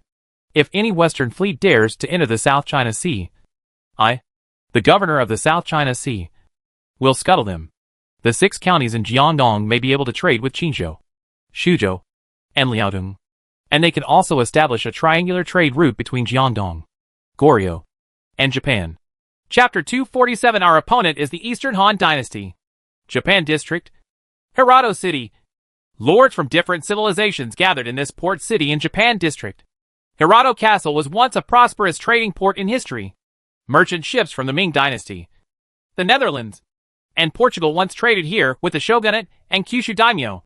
As the content of the Second National War became known to lords around the world, some civilizations chose to join forces. Especially when facing powerful civilizations, it was easier for small civilizations to form alliances. The lords of Koryo Kingdom, Choi Jae-sun and Lee Min-cheol, are here. I heard that they are the great lords of the northern and southern Koryo Kingdom respectively. I didn't expect that we would one day join forces with Goryeo Bangzi. If we hadn't had too many big names in Dongying District, and it was always difficult to unify, we would have annexed Goryeo Bangzi long ago. Players in Japan do not have a good impression of the lords of Korea, but as 2 underpopulated civilizations in East Asia, they had to unite in order to resist the populous Eastern Han Dynasty. If there was no threat from the Eastern Han Dynasty, they would definitely have internal strife. And then the Goryeo Kingdom would be hanged up and beaten by Japanese pirates. The Lord of Dai Viet is also here. The Lord of Malacca has arrived. The Lord of Siam has arrived. The Lord of Taunga Kingdom has arrived. And the lords of the Mughal Empire in India. One by one, the lords came to Hirado Castle through the teleportation array. Hirado City is one of the world trade nodes, so even lords of other civilizations can reach Hirado through the teleportation array, as long as Hirado signs agreements with other world trade nodes. This time, in order to suppress the development of the Eastern Han District, all civilizations near the Eastern Han District joined the alliance. There are many heroes in Donghan District, which puts too much pressure on them, especially the first lord of the Eastern Han District. I just want to farm well, and I am already a big lord with a population of tens of millions. Under the premise that the Japanese lords generally only have a population of tens of thousands or hundreds of thousands, one can imagine what it means to have a large lord with a population of tens of millions. The great lords of the Eastern Han Dynasty generally have a population of 1 million, and even lords with a population of tens of millions are born. If other civilizations do not join forces to suppress the entire Eastern Han Dynasty, once a tycoon appears in the Eastern Han Dynasty and conquers Liuhe, all civilizations in East Asia and South Asia will suffer. Instead of sitting back and watching the rise of the Eastern Han District, it is better for this national war to inflict a lot of casualties on their great lords and suppress their potential. It would be best if a large number of lords from the Eastern Han District were killed, leading to internal chaos in the Eastern Han District. A lord with 2 samurai swords hanging from his waist stood on the castle tower of Hirado Castle, taking a bird's eye view of the foreign lords who kept appearing in the city. The entire Hirado city and nearby areas are his territory. He is a lord with a population of 1 million. He is still unable to compare with a lord of the size of Chutian, but because he occupies the World Trade Node, he is quite popular in East Asia. Influential. It was not the Japanese lords who advocated joining forces to suppress the Eastern Han Dynasty. The Japanese lords were still fighting to the death for their own 1/3 of an acre of land. Oda Nobunaga, Yasuji Kenshin, Takeda Shinjin and other princes were fighting to the death. It was the Lord of Goryeo who really brought up the idea of joining forces. The Lord of Goryeo was severely punished by the Donghan District during the First National War and held a grudge. In particular, Chui Zaishan, the Lord of the Northern Goryeo Kingdom, sent 60,000 troops and 100,000 civilians to sneak attack Liaodong.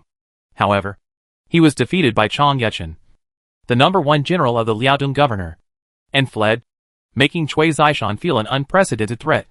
The Dongying district is separated from the Eastern Han district by the Yellow Sea, but the Goryeo Kingdom directly borders Liaodong, and the armies of the Eastern Han district can attack from the land at any time. Therefore, under Chui Zaishan's suggestion, This collaboration between East Asian and South Asian civilizations came about. Dai Viet and the Mughal Empire in India had always been wary of the strength of the Eastern Han dynasty. When they sensed an opportunity to join forces, they immediately took action. At the same time, they also want to have reliable allies during national wars. Several hundred major lords, with a population of 100,000 or more, who are interested in joining the alliance have gathered in Hirado Castle. Among them, only lords with a population of 1 million are eligible for secret talks. Under Hirado Castle Lord Tera Yoshinori, we have to join forces based on our common powerful enemy, the Lords of the Eastern Han District. As far as I know, the Lords of the Eastern Han District have decided to join forces during the Second National War. It is difficult to do so. Imagine what a grand occasion it would be if dozens of their million-level lords joined forces. In order to suppress the Eastern Han dynasty, and also to protect ourselves, we civilizations must also reach some agreements. First, the lords participating in the alliance must join forces when they meet on the battlefield of a national war, and must not betray each other. Otherwise they will suffer misfortune. Second, when encountering the lords of the Eastern Han District, if there is an opportunity to attack, join forces to attack. Third, when encountering other civilizations other than the Eastern Han dynasty, whether they are enemies or friends depends on the situation. Fourth, the allocation of cities and towns during the country's war. The Lord of Hirado Castle did not personally serve as the coach. There is no statement from the coach in the Second National War, because the birth location is random, and it is an encounter for all lords of all civilizations. The significance of alliance is that you may encounter allies near the place where your legion is born, which increases the probability of survival. The lords of the Eastern Han dynasty are not much stronger than our Indian Mughal Empire. As long as you encounter our Mughal Empire's army during the national war and join forces with us, you will not fail. The lords of the Mughal Empire in India took the initiative to act as the main force to suppress the Eastern Han dynasty. Among all the civilizations that joined forces, only the Mughal Empire in India was similar in size to the Eastern Han dynasty. With the intervention of the lords of the Mughal Empire, it is estimated that nothing will happen to Japan without us. Let us look forward to the performance of the Mughal Empire this time. Ping Yisheng wished that the lords of the Mughal Empire in India suppress the Eastern Han dynasty. He did not want to fight with the suzerain himself, because in the Battle of Baijiangku in the First National War, Tera Yoshinori lost to the lords of the area south of the Yangtze River of the suzerain, which dealt a big blow to him. The Mughal Empire in India was a country with a large population, and it also had a large number of soldiers and horses. Letting the Mughal Empire consume it with the Eastern Han dynasty would be in the interest of small and medium-sized civilizations such as Koryo and Japan, which had insufficient populations. The Mughal lords of India were happy to be used as spearmen. They missed the opportunity to rise up in history. But in lords, they had the opportunity to rise up. What prevented their rise was the powerful Eastern Han dynasty.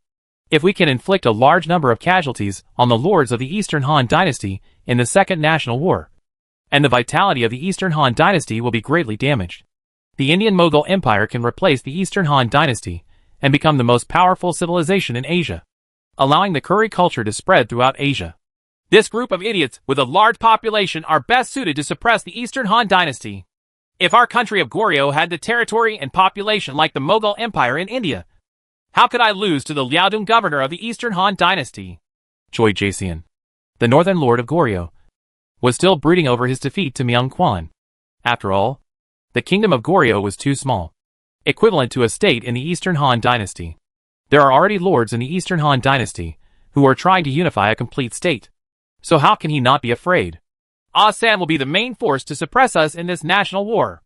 Their younger brothers include Korea, Japan, Dai Viet, Siam, and Taungoo.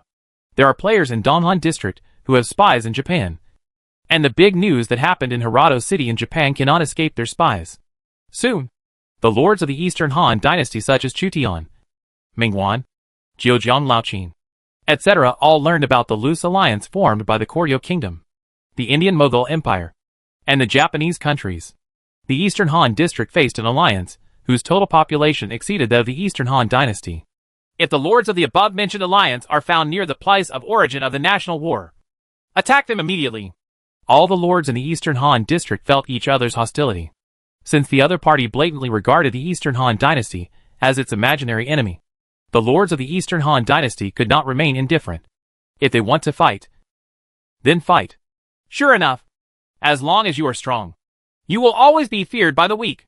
When Chu Tian heard the news, he thought how similar the National War Alliance army was to the Shuzhou Alliance army. If the weak civilizations do not join forces, they will not be able to survive in this melee. However, Chu Tian is not very worried about the opponent's alliance, because the birth location of this national war is completely random, and it is impossible for the opponent to plan in advance. After Chu Tian reformed Shuzhou's ruling system, he planned to build the Shuzhou army to replace the Lengya Kingdom army. The territory expanded, and the number of troops that could be supported also increased. Before reorganizing the army, Chu Tian took the lead in persuading Li and Su Rong to surrender. If they surrender, then new legion formations can add them. Li was placed under house arrest in a house. A team of 50 soldiers was responsible for guarding Li. Li could not escape even if he wanted to climb over the wall. In other words, except for surrendering, Li cannot obtain personal freedom now. Chu Tian arrived with Zhao Yun and personally recruited Li to surrender. If Li was not a top commander, Chu Tian would not give him preferential treatment at all. He would figure it out after a few hungry meals. People always have to eat. A few months later, there was a terrible battle that I needed to go to. What does it have to do with me? I plan to let you command some troops to join the battle. Maybe you can help me win. Chu Tian made no secret that he wanted to take Li to participate in the Second National War. He lacks an infantry commander who is good at attacking, and Li is a talent in this area. The combination of infantry and archers such as Zhou Yafu, Li, and Li Guang are capable of attacking and defending, which is enough to scare countless foreigners. Li shook his head. Please forgive me for refusing. What if I said that in that tragic battle a few months later, there will be countless famous generals gathered, and among them, there will be people with commanders similar to you, or even better than you. Chu Tian knew that Li was not easy to control, but he also had tricks up his sleeve. As Li is a top commander, Chu Tian does not believe that he will miss the opportunity to compete with top commanders from other civilizations. The national war was also an opportunity for him to make Li loyal. Sure enough, Li's eyebrows were slightly moved. Scipio the Great, the Black Prince, Minamoto Yoshitsune, and Babers defeated the Mongol Empire's invasion of Egypt. They all have a record of victory and are brave and good at fighting. Don't you want to fight with them? Don't want to defeat more with less and defeat the whole world? A famous general? Chu Tian constantly stimulated and encouraged Li to come out. On the other side, Fang Xianling found Xiao Liang, who was serving as Xiaopi Prime Minister. I heard that my lord has planned to participate in the war in a few months. That is, in August. Is this the case? As a player, Xiao Liang couldn't possibly not know about this. It is true, Fang Xianling said. My lord often goes to war, and has to go out in person, because all the princes are like this. These are troubled times. The emperor who governs the world only needs to sit in the rear to destroy the enemy country. But the princes in troubled times can only take the lead and conquer all the territory bit by bit with your own hands. Xiao Liang nodded in disbelief. She knew that Cao Cao, Liu Bei, and Sun Quan often went to battle in person, and were always in danger of death. Li Shimin and Zhu Yuanzhong also had near misses during the battle. And monarchs like Qin Shi Huang and Emperor Wu of Han, who sit in the rear, have strong national power, and can afford to lose. Qin Shi Huang was a remnant of the 6th generation of Han. Before Emperor Wu of the Han dynasty, there was the rule of Wen and Jing. In troubled times, it is difficult for the princes to sit in the rear. Unless he has strong national power, the monarch does not need to take risks, and can just send his generals to attack. But why did the military advisor tell me this? My lord has no heirs, and has to take risks to fight. If something unexpected happens, who will inherit Shuzhou in the future? Fang Xianling, as the Minister of the Interior, has to consider any possible situation. The heir designated by my lord has always been a girl. But as a girl, you are not enough to rule Shuzhou. Because girl, you are always just a subordinate. There are dozens of important subordinates of the lord. Especially the aristocratic families in Shuzhou will not be convinced. Nothing will happen to your lord. And I will not inherit Shuzhou. Young lady, like me, are both elders of the Lengya Kingdom. Naturally, we don't want Shuzhou to fall apart. If the lord has heirs, it would be best to resolve this matter. That's it for now. I'll leave now. Why me? In troubled times, the young master is suspicious of the country, which is a sign of the country's destruction. It must be a girl. Hua Mulan doesn't know much about internal affairs strategies. If she is in that position, it will only harm her. Fang Xianling believed that Xiao Liang, one of the 3 internal affairs elders of Langya Kingdom, could understand. This guy Fang Xianling is really scheming. After Xiao Liang said goodbye to Fang Xianling, Xiao Liang leaned on the beams of the pavilion, hugging his knees and thinking. With a good background, she also knows the ancient history of various countries very well. Chai Rong, Shizong of the later Zhou dynasty, was on his northern expedition to the Liao Kingdom. He suddenly fell ill and died at the age of 39. His successor was 7 years old. Zhao Kuanging wore a yellow robe and replaced him. The larger the territory, the more complicated things become, and the more serious the power struggle becomes. If something happens to Chu Tian, the commanders of his army will fight, and the foundation she has worked so hard to build will be destroyed. This trend is not obvious yet, but it will appear in the future when the legion is formally established. In the late Roman Empire, the Praetorian Guards could change monarchs at will. The last general, Lu Yi, is willing to compete with the commander-in-chief of the world. Lu Yi was persuaded by Chu Tian and finally expressed his surrender. His opponent could be a commander from any civilization. Chu Tian couldn't help but be overjoyed. With Lu Yi, he could set up a separate legion for him to fight. In the past, Chu Tian's generals were all temporary troops. But now, with the scale of Shuzhou, they can set up legions. Chapter 248 Lu Yi and Yin Jia. Both Zhou Yafu and Lu Yi can form an army alone, with infantry as the main force. Chu Tian currently has 2 qualified infantry commanders. Zhou Yafu, who quelled the rebellion of the 7 kingdoms, and Lu Yi, who defeated Qi in the 5 kingdoms. According to Chu Tian's idea, both Zhou Yafu and Lu Yi could lead their own armies. Zhou Yafu has a bonus in military management and will not easily fall into traps and chaos. Lu Yi's intelligence is not low and will not fall into traps easily. Lu Yi is good at attacking and Zhou Yafu is good at defending. They are the most important infantry generals under Chu Tian. Chu Tian worshipped Li as the school captain. He can see Lu Yi's pale properties. Lu Yi is the first commander Chu Tian has seen besides Hua Mulan, who has the aura of the entire army, and can give the entire army an offensive aura. Hua Mulan has the aura of adding defense to the entire army. If Lu Yi and Hua Mulan are on the same battlefield, they can bring offensive and defensive bonuses to the entire team. Name, Lu Yi. Talent, Emperor level, step system is handsome. Level 51. Identity, General of Yin State. Lord of Chan State. Xingxing Yin State. Loyalty, 70. Commander, 93, maximum 96. Force, 65, maximum 68. Intelligence, 87, upper limit 89. Politics, 90, maximum 94. Charm, 92. Phaseality, calm. Favorability, 47. Feature 1, 5 Kingdoms Destroy Chi, SS level exclusive feature. Friendly Halo.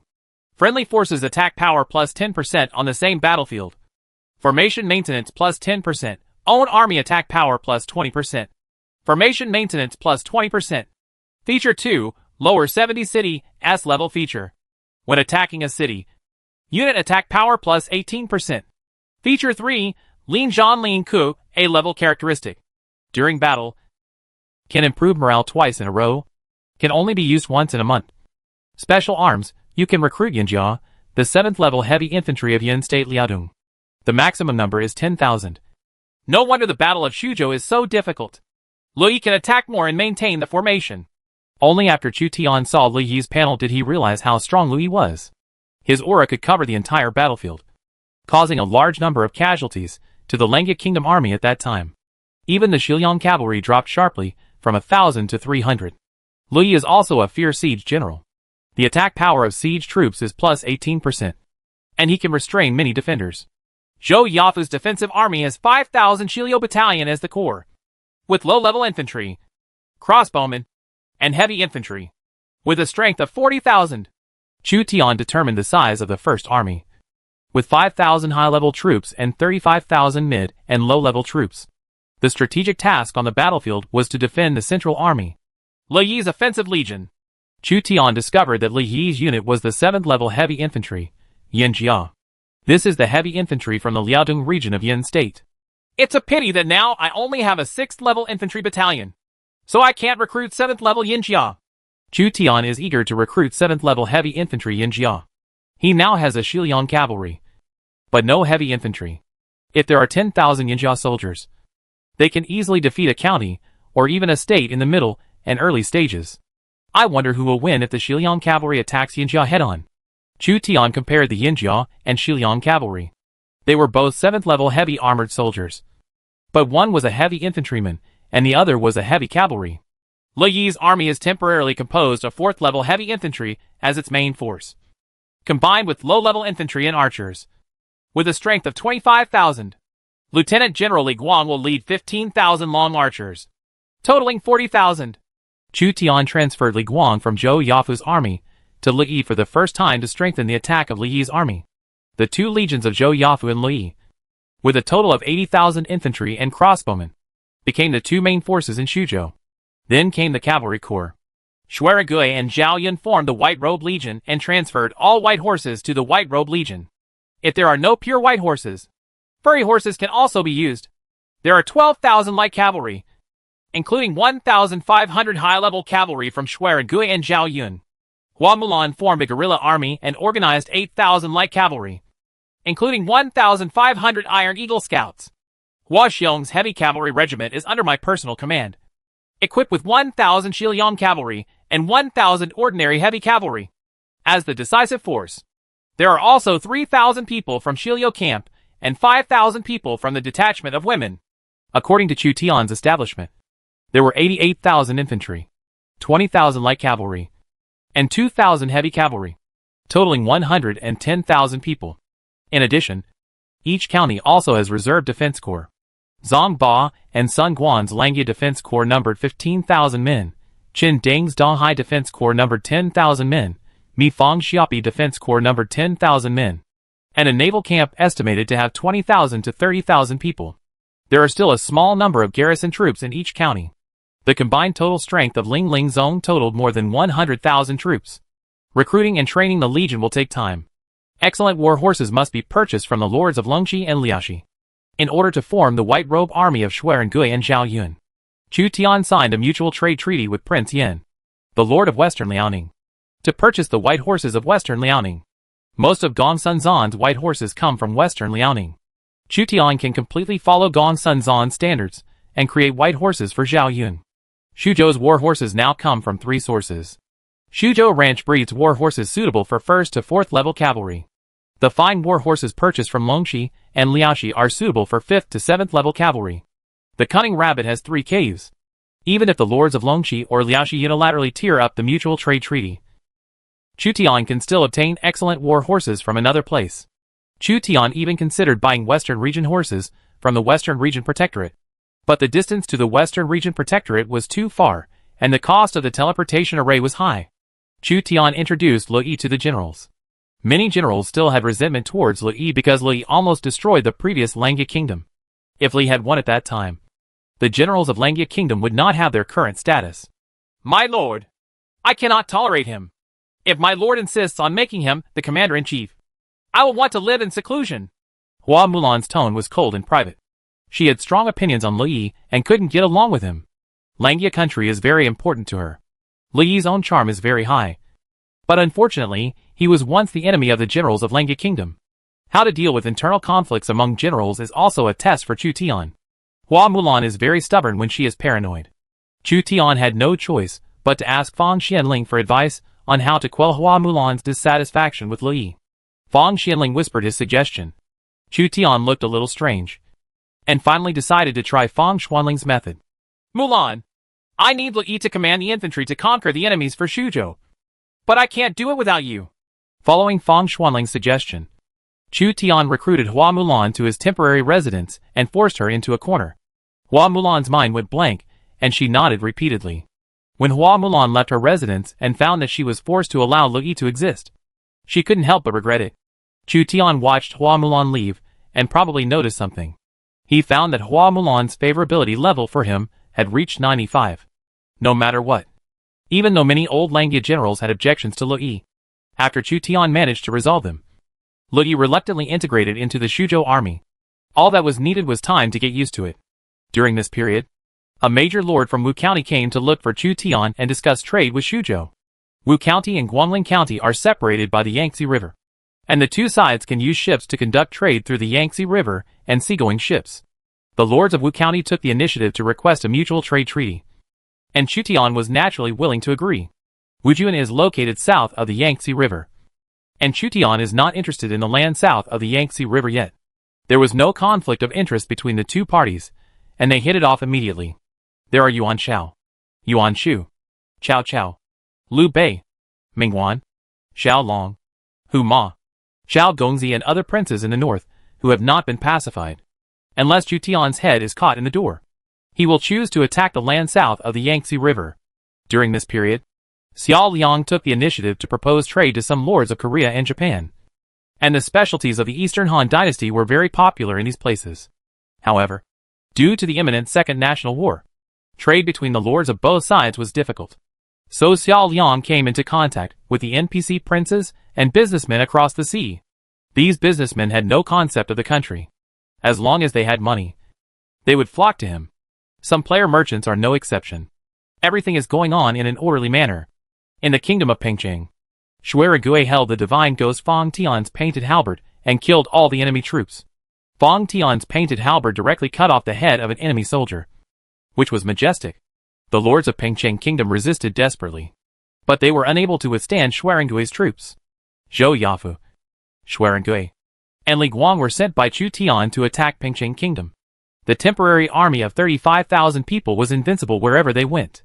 The main force of Pengcheng Kingdom has been exhausted in the Battle of Shuzhou, and the remaining lords are just struggling to their death. As a partial general, Zhou Yafu advanced all the way to Pengcheng.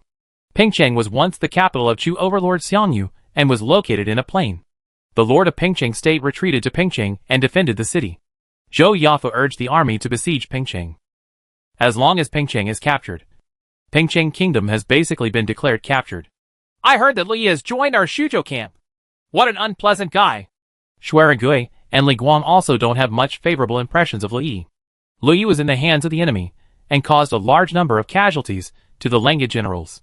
Shuerigui and Li Guang naturally had no good impressions of Li. Victory and defeat are common matters for military strategists, and there are only a handful of people who remain undefeated in 100 battles.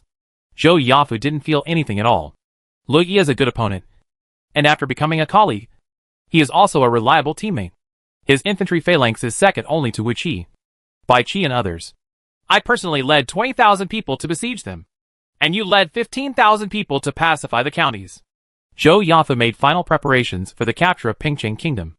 Under his offensive, there was no suspense.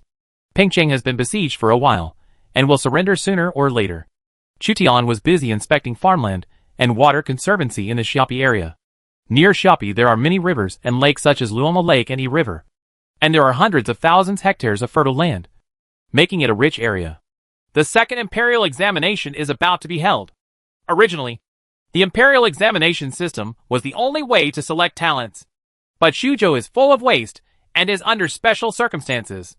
I plan to issue a talent search order to gather talented people from all over the world. Chu Tian put forward his own ideas to Fang Xianling, Mi Zhu, Qin Gui and others who were following him. He wanted to recruit talents from other counties for his own use. There may be some celebrities from the three kingdoms, or famous generals from other dynasties who have no owners, living among the people, and Chu Tian wants to catch them all. Mi Zhu and Qin Gui were worried that talents from other counties would usurp the Shuzhou family's status. Fang Xianling said, My lord, as the shepherd of Shuzhou, issued an order seeking talents, which can certainly attract talents from various counties to gather in Shuzhou. However, the governors of each county will not easily let talents go, so the effect of the order may be greatly reduced.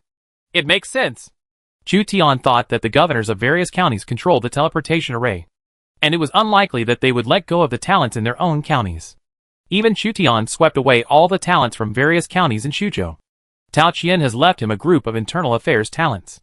Regardless of whether it can attract talents, you might as well give it a try. Maybe some wandering talents have not been discovered yet. It doesn't cost much for Chu Tian to issue an order seeking talents. All he needs to do is notify foreign players to publicize the recruitment of talents in Shuzhou in various counties. How is the establishment of the racecourse going? 10 horse farms have been selected, including 4 in Langya Kingdom, 3 in Donghai Kingdom, and 3 in Xiapi Kingdom, with an annual output of 10,000 horses. With these 10 horse farms, even if we lose tens of thousands of cavalry every year, we can still get replacements. Chu Tian, as Shuzhou shepherd, was surrounded by a group of people. Shuzhou's territory is large enough to be king, and its population in the tens of millions is already quite large.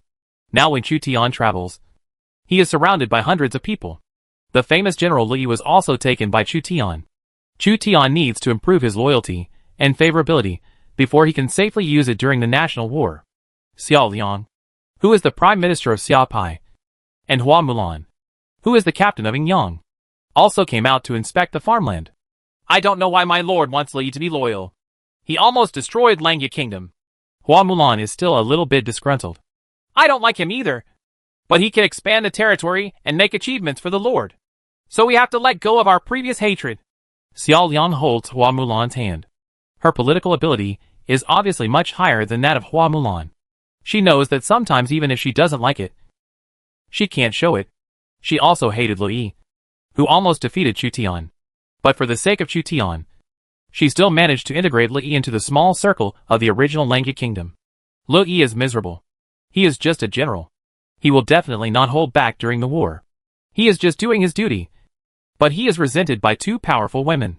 Sister Mulan, do you want to serve the lord? Xiao Liang suddenly asked Hua Mulan about it. Hua Mulan didn't understand.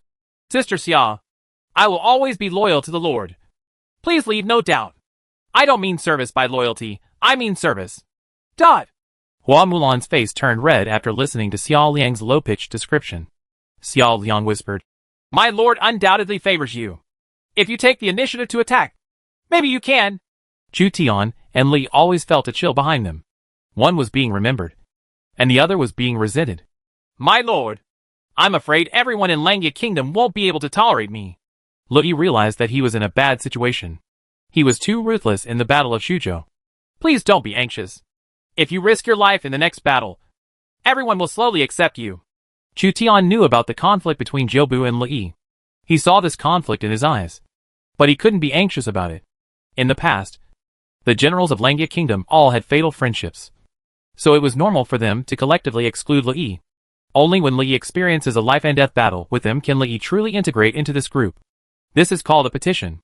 Chapter 249 Powerful Alien Opponents.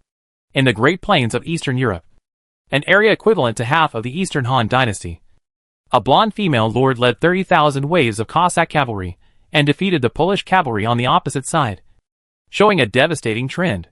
The Polish hussars have been avoided by our roundabout tactics. They will regret being enemies with me.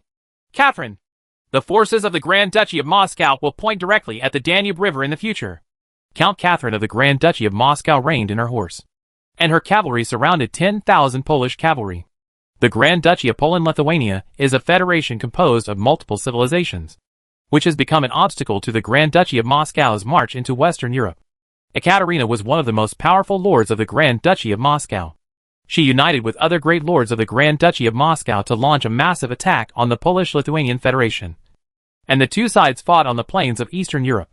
By virtue of her military exploits, she was already an earl, and from there, she was a marquis or a duke. The Second National War spread to the war between the Grand Duchy of Moscow and the Polish-Lithuanian Commonwealth. Other lords have decided to temporarily suspend the war with Poland and Lithuania. Ekaterina received notice of cavalry scouts from nearby towns. We cannot miss the Second National War.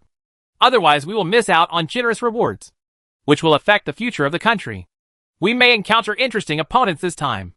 My Boyar heavy cavalry, Divo cavalry, and Cossack light cavalry will be invincible. The #1 lord in the world right now is... I just want to farm well. Yekaterina took a look at the ranking of world lords. The first place seemed to be the lord of the Eastern Han district. I just want to farm well. The population of the Eastern Han district is really large, and their #1 lord is also the #1 in the world. It's not surprising. It's just that the stronger the Eastern Han dynasty is, the more likely it is to be targeted in the Second National War. If there is a chance to fight with this, I just want to farm well and compete. Let's see who is better. The cavalry in the Eastern Han dynasty, or my cavalry regiment. Ekaterina is full of expectations for the Second National War, because the birthplace of the Second National War is random. The lords of the Grand Duchy of Moscow may also encounter the lords of the Eastern Han dynasty. In France, Paris, a lord used a recruitment order to recruit a female military general. He couldn't help but shine. In the Second National War, I might become one of the top 3 lords in the world. In England, the Lord, God will bless you, used the recruitment order, but never recruited England's legendary heroes King Arthur and the Knights of the Round Table. In the Roman Republic, the Lord, the last Roman, has gathered several famous ancient Roman generals, including Scipio the Great, and began to expand the territory of the Roman Republic, intending to rebuild a new Roman Empire. This time, the world's first will be We Are from Rome. All the lords in Persia, Egypt, Northern Europe and other places were alerted and prepared for the Second National War in a few months. In the melee of various civilizations, no one knows what kind of rewards can be obtained. In order to farm, Chu Tian needed a large number of talents. So as usual, the Second Imperial Examination was held in Suzhou. At the same time, Chu Tian, in the name of Shuzhou Mu and General Anton, issued orders seeking talents all over the world. Today, the world is in chaos. The people are suffering. Shuzhou is stable, and everything is waiting to be revitalized. This is the time when we are in urgent need of talents. The second and third sons help me to promote the humble, but only the talents can be promoted, and I can use them. Chu Tian's order for seeking talents is very concise and powerful. It is promoted to counties, and counties all over the world through foreign players, which shows Chu Tian's thirst for talents.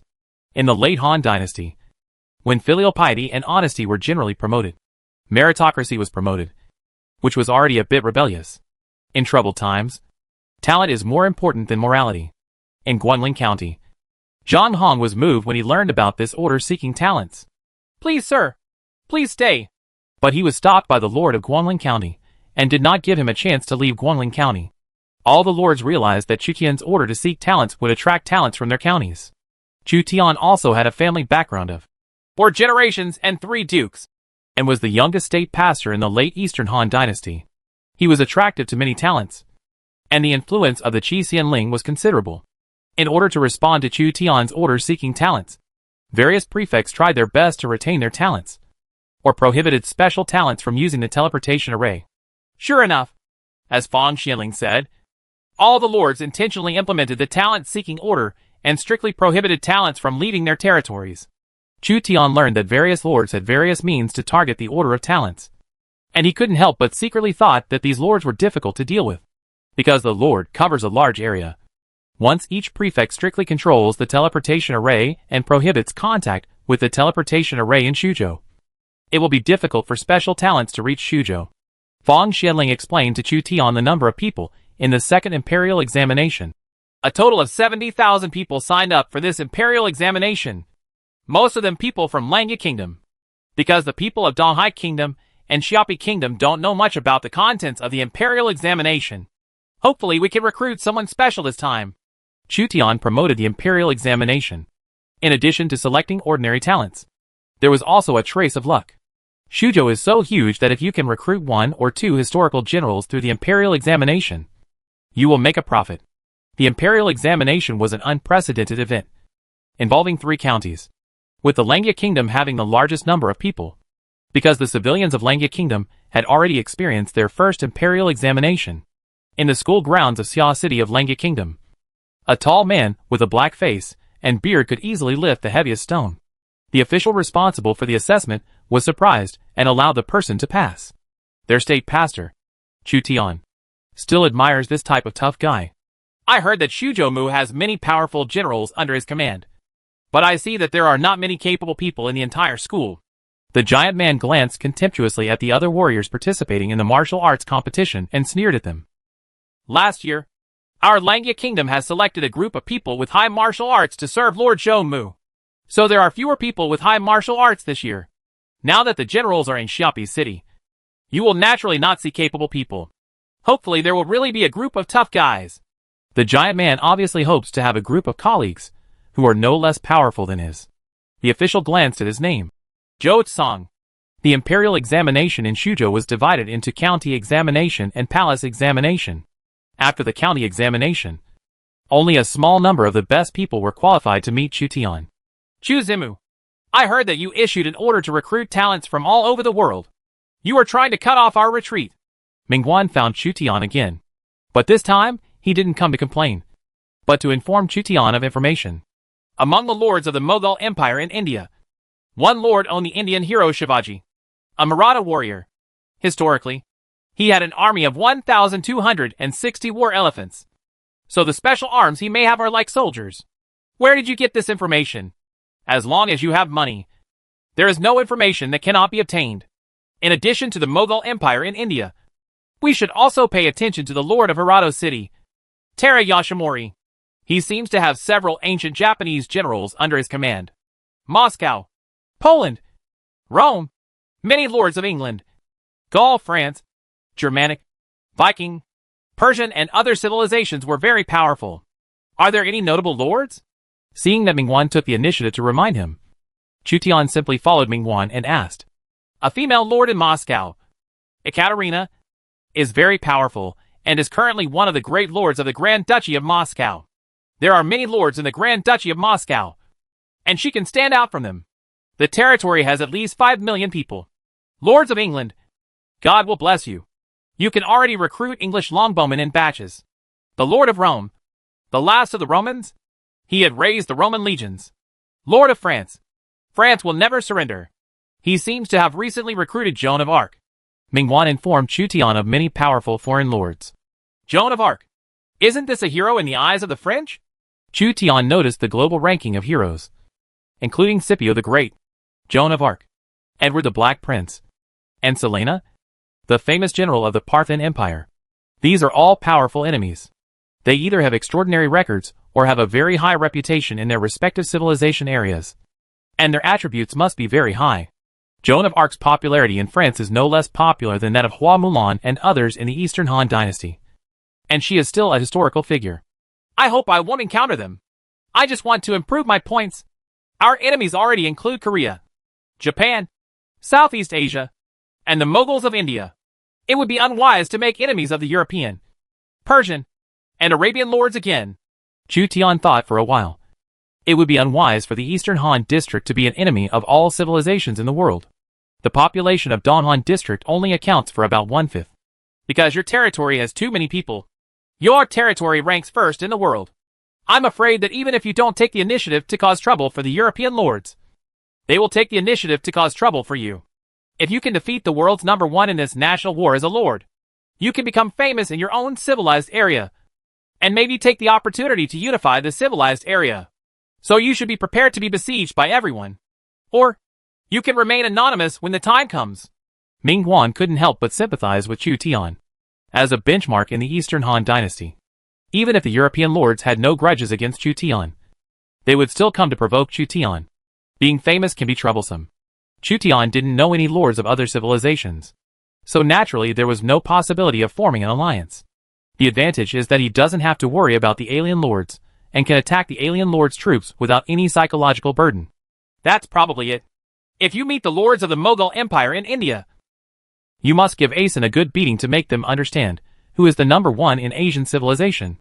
After Mingwan mentioned some powerful enemies that Chu Tian needed to pay attention to, he contacted others. This is a lord who likes foreign wars very much, and often fights with the lords of Goryeo. We'll see then. Chu Tian came to his senses and continued to establish a ruling system in Shuzhou while preparing for the Second National War. The Second Imperial Examination in Shuzhou ended, and the selected talents came to Xiapi City to meet Chu Tian, who was then selected and appointed by Chu Tian. When you found no historical officials, Chu Tian checked the panels of all the selected civil servants one by one. There was an ordinary civil servant whose politics reached 79, which was a platinum-level ordinary civil servant. In addition to the civil servants with a political attribute of 79, there are also more than 30 ordinary civil servants with a political attribute of 55 to 75, all of which were assigned by Chu Tian to various counties for training. Chu Tian estimated that all the famous figures in the late Eastern Han Dynasty were divided among the various lords. This can be seen from the fact that Zhao Yun was abducted from Jizhou to Qingzhou 1 month after the order was issued. No historical figure came to seek refuge. The order to seek talents did not have an effect. Is it because the talents were intercepted by various prefects? Or were they on the way? The other lords were not vegetarians either. When Chu Tian issued an order seeking talents, they used hard and soft tactics to keep talents in their territories. It is better not to get talents yourself than to let others get them. Otherwise you may become your own enemy in the future. After allocating the civil servants recruited for the second civil examination, Chu Tian recruited talents selected for the military examination. The talents selected for the martial arts examination range from the weak and commanding talents to the powerful and reckless men. There are very few talents who are truly wise and courageous. Zheng Ergu. Chunda. Each of the talents who came out of the martial arts competition had the name of a passerby. Chu Tian originally had no hope. Zhou Song. When Chu Tian saw the last powerful general, he was finally inspired by him. In the second imperial examination, a historical figure finally appeared, and he is also a figure who appears in martial arts. Speaking more carefully, if Princess Li Xiaoning of Pingyang Zhao had not been able to catch up with the first imperial examination, maybe there would have been a historical figure in the first imperial examination. Name, Zhou Song. Talent, Diamond Level, Infantry General. Level 80. Identity, General of Guan Yu. Fictional character in the novel. Loyalty, 85. Commander, 66. Force, 84. Intelligence, 42. Politics, 33. Charm, 54. Character, Reckless. Favorability, 70. Feature 1. Guard, A-level exclusive feature. When the general is in danger. Personal attack power plus 20%.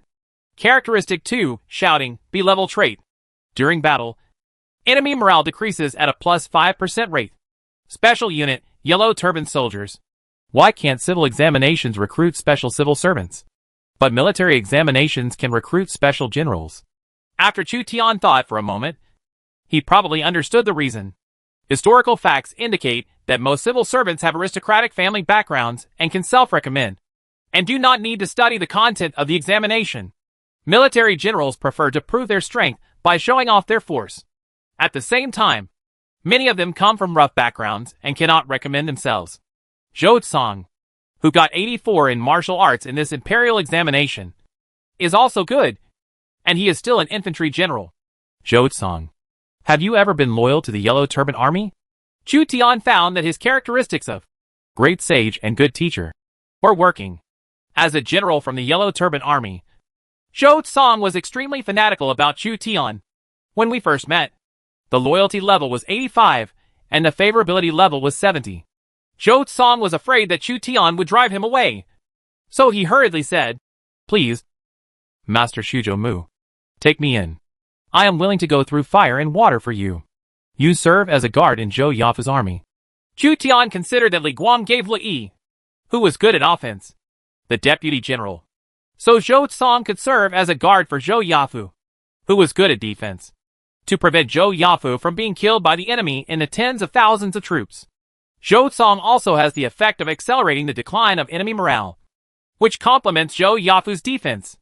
As for Chu Tian, with Xuerengui, Zhao Yun, and Hua Mulan serving as guards, Zhou Song is not needed.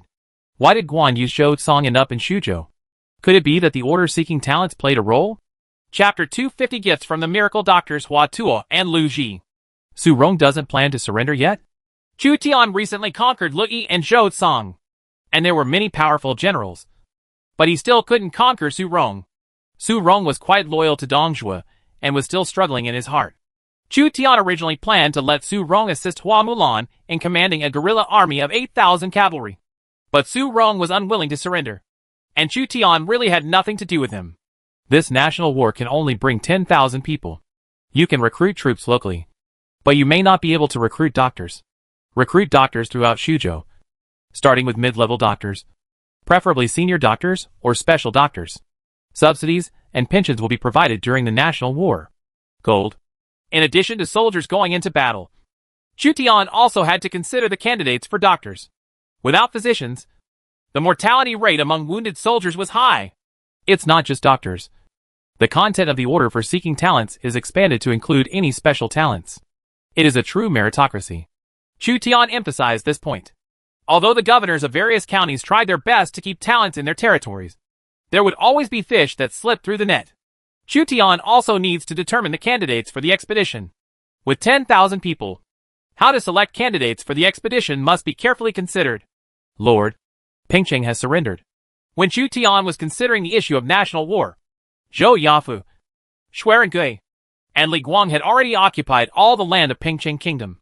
In this way, Chu Tian owned the 4 kingdoms of Langya Kingdom, Donghai Kingdom, Xiapi Kingdom, and Pingcheng Kingdom. Only Guanling County was left in Shuzhou. The Lord of Guangling County plans to participate in the national war. If the army is sent to attack, the terrain of Guangling County is harsh, and the famous General Yang Yi will not be able to capture it for a while. By then, Guangling County will be protected by the system, which will be even more troublesome. Chu Tian originally planned to conquer Guangling County in one go. Considering the current situation, he could only temporarily stop the pace of expansion and consolidate the 4 counties. Guangling County could only wait for the Second National War before annexing it. The content of the order for seeking talents has been expanded, and it will be posted in all counties and counties in Shuzhou first. The Lord's Mansion is not just recruiting civil servants and military generals, but any type of talent. Any type of talent can self-recommend to make up for the shortcomings of the imperial examination system. The Lord's Mansion recruits doctors, especially those of intermediate level and above. Those who participate in the national war will receive 3 times the salary during the period. The pension will be 30 times the salary. In order to recruit better doctors, Chu Tian tried to improve the doctor's remuneration as much as possible. If you participate in a national war, you will die and cannot be resurrected. If you want to participate in a national war, you must have both skills and the courage to face death. Many mid-level doctors and doctors above mid-level have applied for this job. Meritocracy. A doctor in his 40s saw a request for talent posted by the county government and went to a nearby government office. During this period, the Star Observatory in Xia City was built, and Chu Tian went back to pay homage to this building. The observatory consists of 2 parts, the star platform body and the stone observatory. The height of the star platform is 9.46 meters, and the height of the small room on the top of the platform is 12.62 meters. The top sides are each 8 meters long, and the base sides are each 16 meters long. It is equipped with ancient astronomical instruments such as Zhou Gong's observatory, floating leakage, Jingshuang, Yangmei, scenery symbols, sundial, and so on. Shirgui is used to measure the length of the sun's shadow, also known as the measuring sky ruler. It is made of 36 square bluestone slabs laid out in succession, with a brick base at the bottom. Shirgui is 31.196 meters long, 0.53 meters wide, 0.56 meters high at the south end, and 0.62 meters high at the north end. This observatory is an astronomical building from the Yuan dynasty. When Chu Tian saw the astronomical building designed by the ancients, he couldn't help but marvel at the wisdom of the ancients. It was possible to design such an observatory based on the conditions at the time, which was already the pinnacle of astronomical technology at that time. Star observatories could assist in formulating the lunar calendar, thereby increasing agricultural yields. Not only agriculture, but also explaining astronomical phenomena for rulers. Using astronomical phenomena to consolidate the ruler's status and enhance the ruler's majesty. Xiaoqing already has 2 special buildings, the Confucian Temple and the Star Observatory. Lord, there is someone who claims to be a top-notch doctor and came here after reading the order seeking talents. Chu Tian was marveling at the ingenuity of ancient astronomical technology. And someone came to tell him about recruiting talents. Special physician? Chu Tian was a little surprised. He didn't expect that a top doctor would come to seek refuge. Ask him to come to me. Chu Tian is equally polite to special talents. Some special talents give great bonuses to the territory. A middle-aged man was brought near the observatory. He took one look at the spectacular observatory and couldn't help but praise it in his heart. I'm going to Huayuanhua. Before Chu Tian could ask any more questions, the visitor should give his or her name. Magnificent. Huatua. How did the Qi Xian order explode the miracle doctor Huatua? Chu Tian tried to recruit this miraculous doctor. It is my great fortune that Yuan Hua comes to serve me. Huatua shook his head. No. I heard the order to seek talents and wanted to save lives and heal the wounded. So I just wanted to do my part. Chu Tian probably understood what Huatua meant. He only came to participate in the national war and do his best for the soldiers of the Eastern Han dynasty.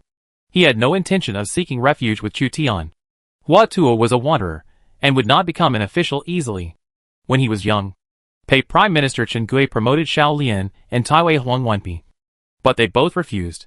Since then, he has been traveling around the world, treating people's illnesses, and has high moral standards. Then please, sir, stay. The soldiers will fight, and there will be many casualties. I have asked people to recruit all the capable people in Shuzhou. Maybe, sir, you can meet like-minded people. Facing the legendary miracle Dr. Huatua. Even if Huatua is unwilling to serve as an official, Chu Tian must try to keep him and provide for him. In the future, if an important subordinate has a problem, at least he can find a famous doctor to treat him, so he won't be helpless. Hua Tuo was not very afraid when facing Zhou Mu. I'm sorry for bothering you, Master Zhou Mu. Special talents always have quirks of one kind or another. Chu Tian did not force Hua Tuo to become an official. Cao Cao had proven to Chu Tian that forcing Hua Tuo would not help. For such a wandering person, it is best to show kindness. They are grateful, and will most likely help if someone asks for help. Chu Tian asked people to prepare a good private house for Hua Tuo to live in Xia City. Hua Tuo was flattered and declined the offer, choosing only an ordinary house. Chu Tian listed Hua Tuo on the list to participate in the Second National War. If other army doctors could learn skills from Hua Tuo, it would be a good deal. Hua Tuo's grade can no longer be distinguished by low level, intermediate, high level, and special levels. He was one of the miracle doctors in the Eastern Han Dynasty, and a special talent in historical facts. Along with Hua Tuo, there are Bian Ke, Zhang Zhongjing, Sun Simio, Li Shizhen, and others. 1 Hua Tuo, 5 senior doctors, 15 mid-level doctors, and several low-level doctors. Chu Tian determined the list and number of doctors accompanying the army. In addition to doctors, there were hundreds of military craftsmen who made siege equipment. The logistics team Chu Tian does not need to carry it, because there are towns and villages in the national war battlefield, and supplies can be obtained from local towns and villages. Positions: military craftsmen, horsemen, and foremen. These miscellaneous logistics personnel accounted for a large proportion. Chu Tian has basically decided on the candidates to participate in the Second National War. Before determining the candidates to participate in the battle, the first step is to determine the candidates for the guardianship. Xiao Liang, Li Kui, Mi Zhu, Chen Ding, Qin Gui, and others were left by Chu Tian to preside over Xuzhou's internal affairs. Chu Tian suspected that Xiao Liang was a hidden military god. He originally wanted to take him to fight the national war, but he needed someone to guard Xuzhou. The aristocratic families in Xuzhou are not as peaceful as they appear. Chu Tian is worried that Xuzhou will change if he returns from participating in the national war. So he must leave the elders of the Lengya kingdom to suppress the aristocratic families in Xuzhou. In addition to civil servants, there were also military generals who stayed behind. During the national war, the 4 counties of Xuzhou were protected by the system and did not need to leave too many generals. But Chu Tian has 2 issues to consider. First, the possibility of internal rebellion in Xuzhou. It was during the period of change in Xuzhou, and people were in panic. Xiao Liang, who was guarding the family, needed an army to deter the aristocratic family, and not give the aristocratic family a chance to cause chaos. Secondly, Cao Cao was still confronting the anti-Cao Cao alliance in Yanzhou. Chu Tian was worried that Cao Cao would rise during the Second National War, so he wanted to leave an army to support the anti-Cao Cao alliance and continue to suppress Cao Cao.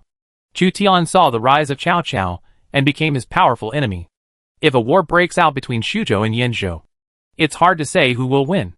Chu Tian decided to leave Zhou Yafu, who was good at disgusting enemies, to guard the home while supporting the anti-Cao Cao alliance. The newly conquered reckless General Zhou Tsong served as Zhou Yafu's bodyguard to make up for Zhou Yafu's lack of force. Lu Yi is good at attacking cities. Chu Tian must take Lu Yi to participate in the national war. Otherwise it will be difficult to capture the town. The national war was also Lu Yi's petition.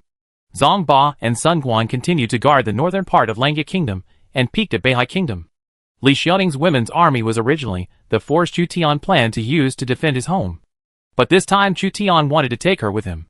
Li Xiaoning has strong morale-boosting characteristics and can make a comeback from desperate situations. Moreover, the recruitment conditions for Li Xiaoning's 6th level infantry unit are not so harsh.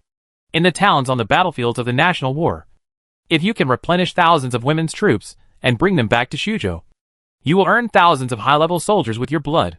There is also Mi Fang, a military general who guards the home. Leaving Zhou Yafu, Zhou Tsong, Zhang Ba, Sun Guan, and Mi Fang can basically meet the needs of guarding the family, and can also go out to harass Cao Cao from time to time. Li Xiaoning is Xiao Liang's retainer, and Chu Tian wants to go to her specifically to borrow Li Xiaoning. He should probably agree. Chu Tian has also determined the troops that will go into battle, and they are basically elite. Chu Tian's own Xisheng camp has 3,000 people.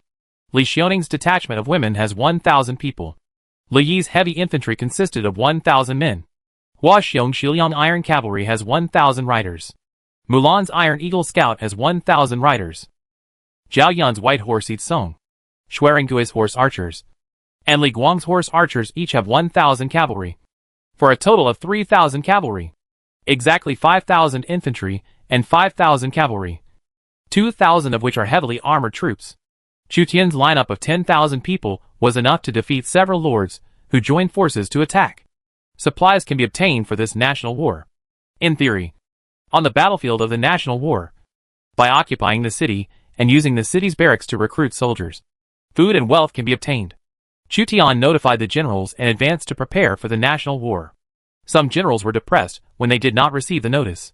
For example, Mi Fang, the unparalleled general of Shuzhou, did not understand why Chu Tian did not send him to fight. He also shed blood and was injured for Shuzhou Mu.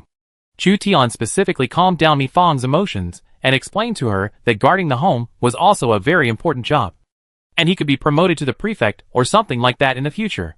Mi Fang was relieved. It turned out that Shuzhou Mu was training him as a candidate for the prefect. Defending the home does not mean that you cannot attack. Active defense is also defense. There were also some people Chu Tian originally planned to take to the battlefield, but due to various considerations, he could not invite them to come out. For example, Lu Ji is already old. Lu Ji himself is also an excellent commander, but he is really old. The national war was as brutal as any battle Chu Tian had ever experienced. Long-distance raids and large-scale battles continued one after another, and only young people could handle it. Lu Ji's physical strength could not keep up with the intensity of the national war. For this reason, Chu Tian did not disturb Lu Ji. Sir, Mr. Lu Ji invites you to meet at Du Fu's thatched cottage. After Lu Ji heard that Chu Tian was going to participate in the national war, he asked to see Chu Tian. Chu Tian probably knew that Lu Ji had an order, so he immediately went to meet him. Not to mention Lu Ji's lofty status in the Eastern Han dynasty. Just because he regarded death as life in the Battle of Shuzhou, he can gain the respect of Chu Tian, who always responds to his requests.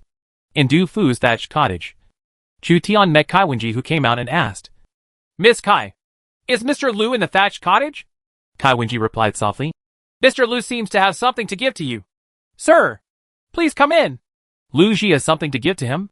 Chu Tian was a little surprised. Lu Ji was a big shot, but now he had no soldiers or power. All he had was his own talent and reputation. Chu Tian really couldn't imagine what Lu Ji would give him. Chu Tian gave Kai Wenji a choice between a music studio and a thatched cottage, and in the end Kai Wenji chose to teach in the thatched cottage. Chu Tian did a good thing and reversed Kai Wenji's fate. Lu Ji was discussing with several celebrities from the late Eastern Han dynasty in the thatched cottage. When they saw Chu Tian coming, they all bowed. Master Lu, do you have any instructions? Seeing that Lu Ji was looking for him, Chu Tian was still curious about what Lu Ji would give him. I heard that Lord Zhou Mu is going to launch an army to attack the foreign tribes. There are thousands of foreign tribes, and this trip is dangerous. Unfortunately, my body no longer allows for long-term expeditions.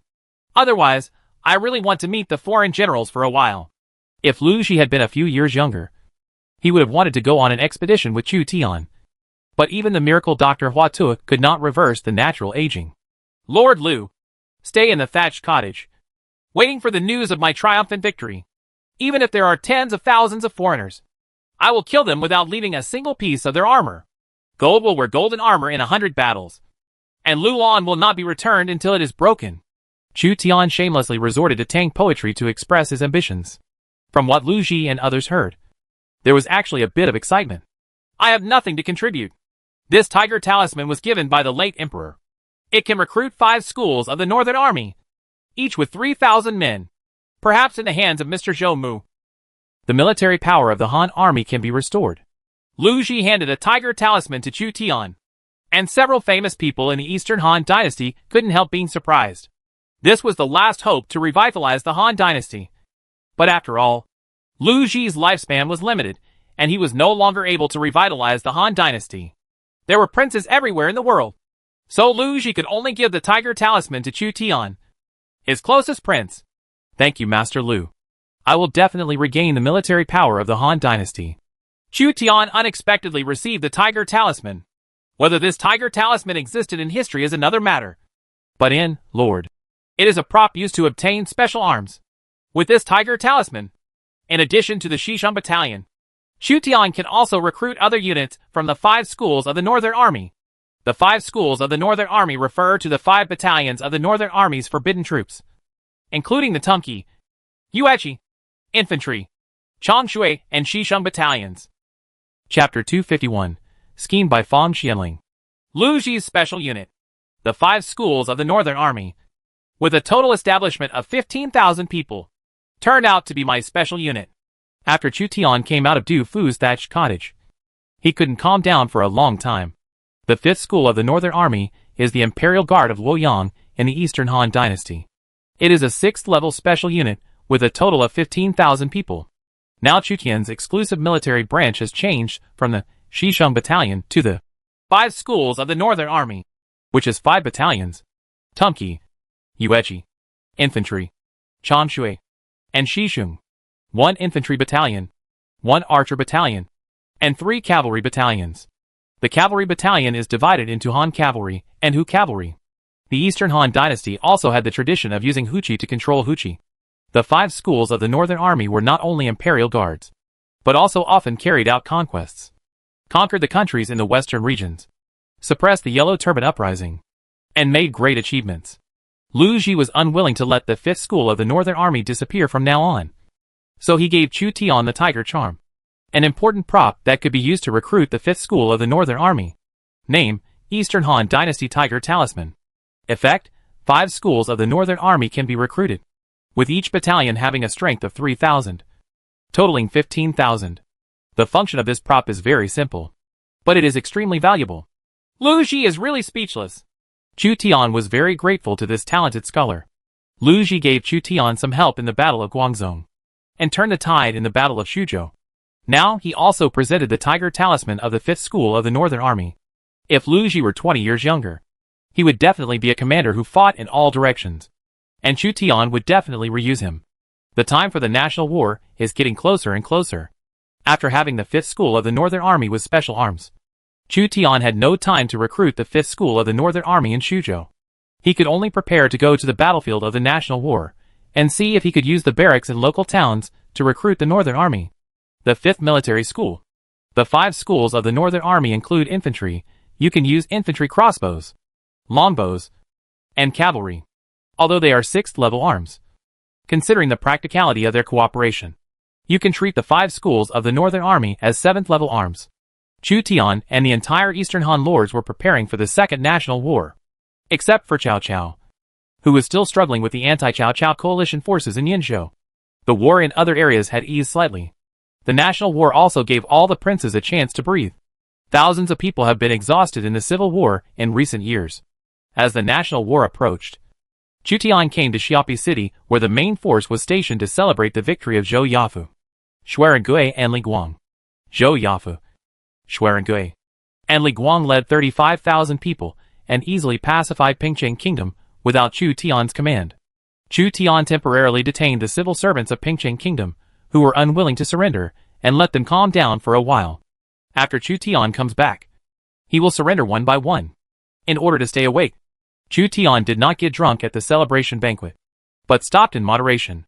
Ever since the last drunken incident, Chu Tian had sworn not to get drunk again. Fang Xianling challenged this. After the celebration banquet, he invited Chu Tian to his residence for a drink. Chu Tian was a little surprised by the sudden invitation from the military advisor, but in order to increase Fang Xianling's favorability, Chu Tian still went to the meeting.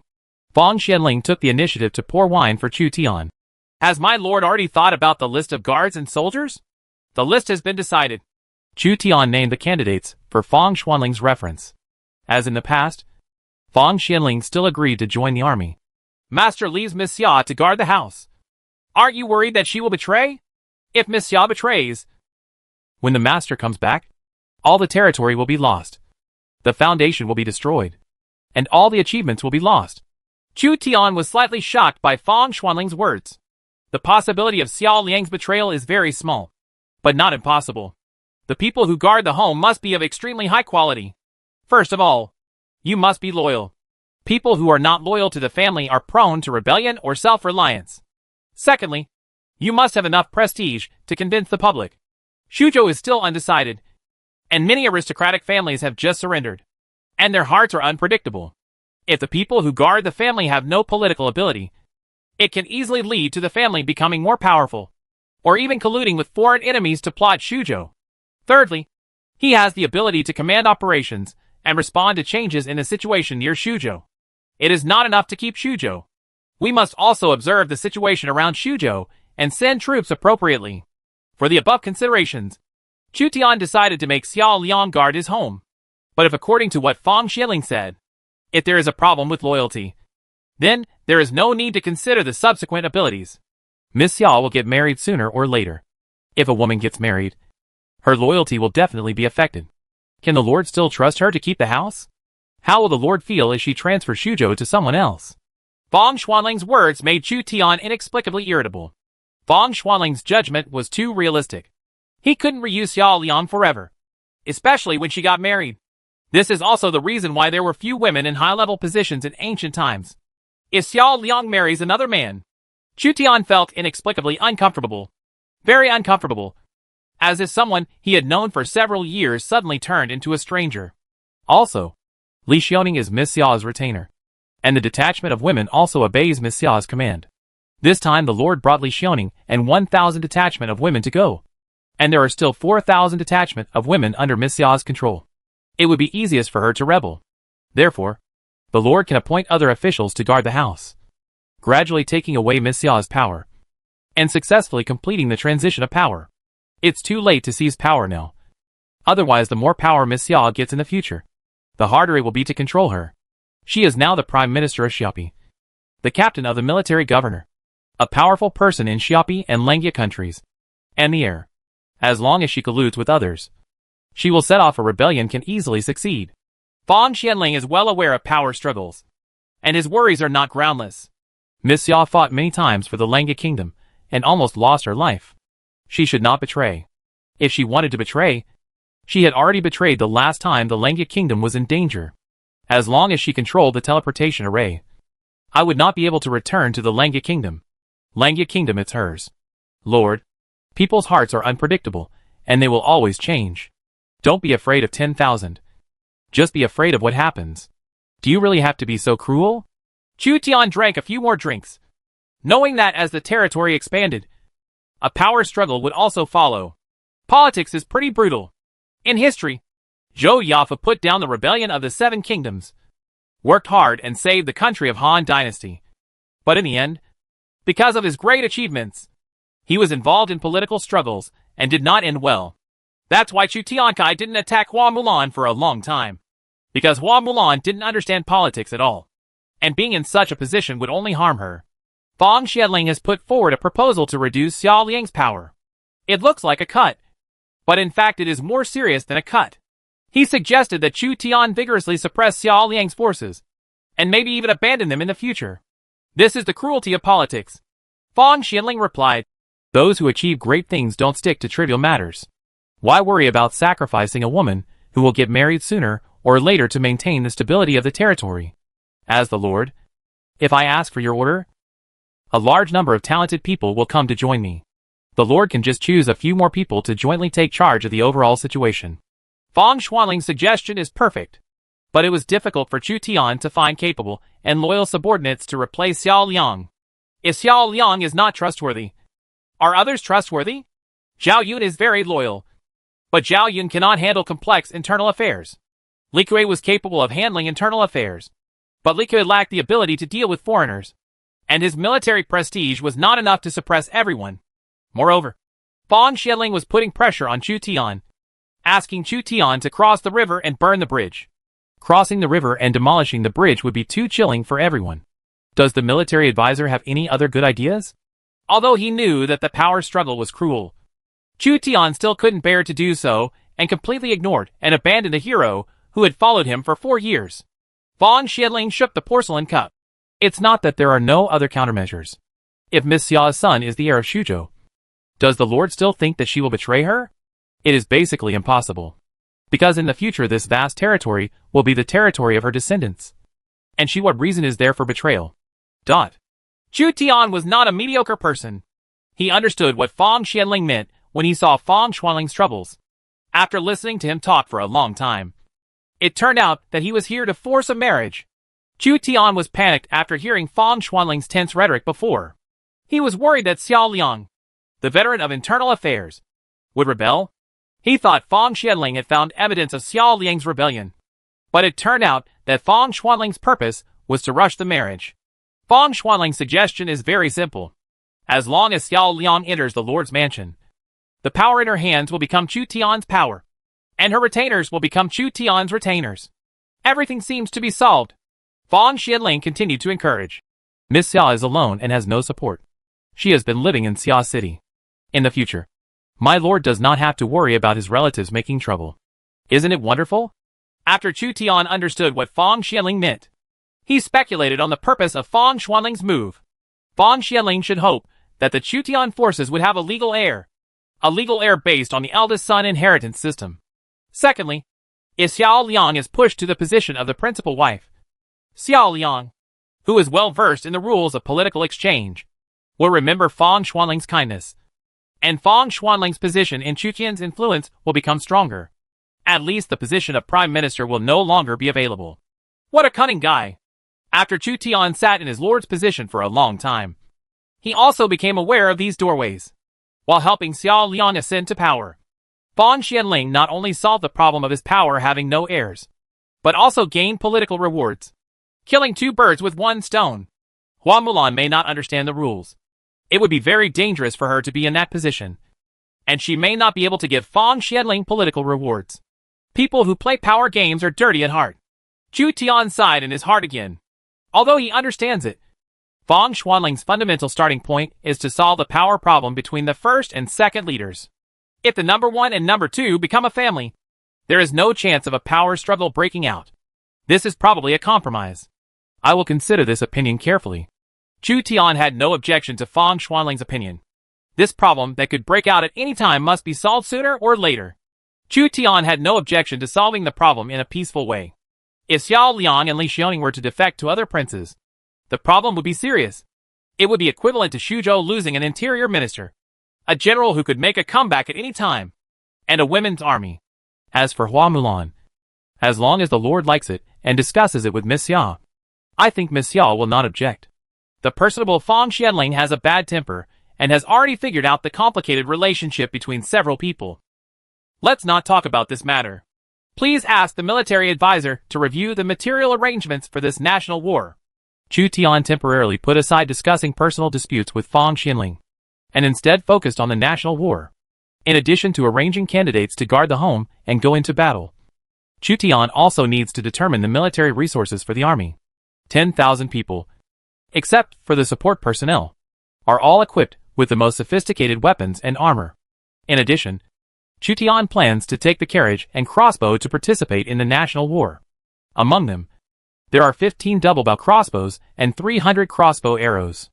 The Mughals in India may have elephant soldiers, but we don't know if there are plate knights in Europe. We have to think of countermeasures in advance. Otherwise, we will be at a huge disadvantage when encountering special units. Chu Tian kept talking with Fong Xuanling until late at night, sorting out all the matters concerning the battle one by one, trying to make sure there were no mistakes.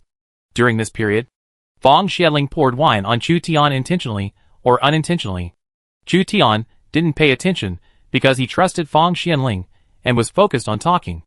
Finally, Chu Tian fell on the wooden table, unconscious. Lord, regarding the attack on Guangling County after the war, Fong Xuanling pointed at the map to plan for the complete unification of Xuzhou after the end of the national war, but found that Chu Tian had stopped moving. He pushed Chu Tian gently, but Chu Tian still didn't move. So Fong Xuanling called his servants. Fong Xuanling's servant asked, "Sir, do you want to send the Lord back to his residence?" "No. Send it to Miss Xia's residence." "Why?" "You don't need to ask any more questions. Just do as I'm told. Also, don't tell Miss Xia that the Lord has come to my place. Tell her directly that the Lord wants her to sleep with you tonight. When you pass the message, your tone must be firm. She is very smart. If she hesitates for a moment, she will notice. The villain will definitely handle it properly." The servants thought it was Chu Tian who gave the order before he got drunk, so they had no doubts. "Lord, I can only help you get here.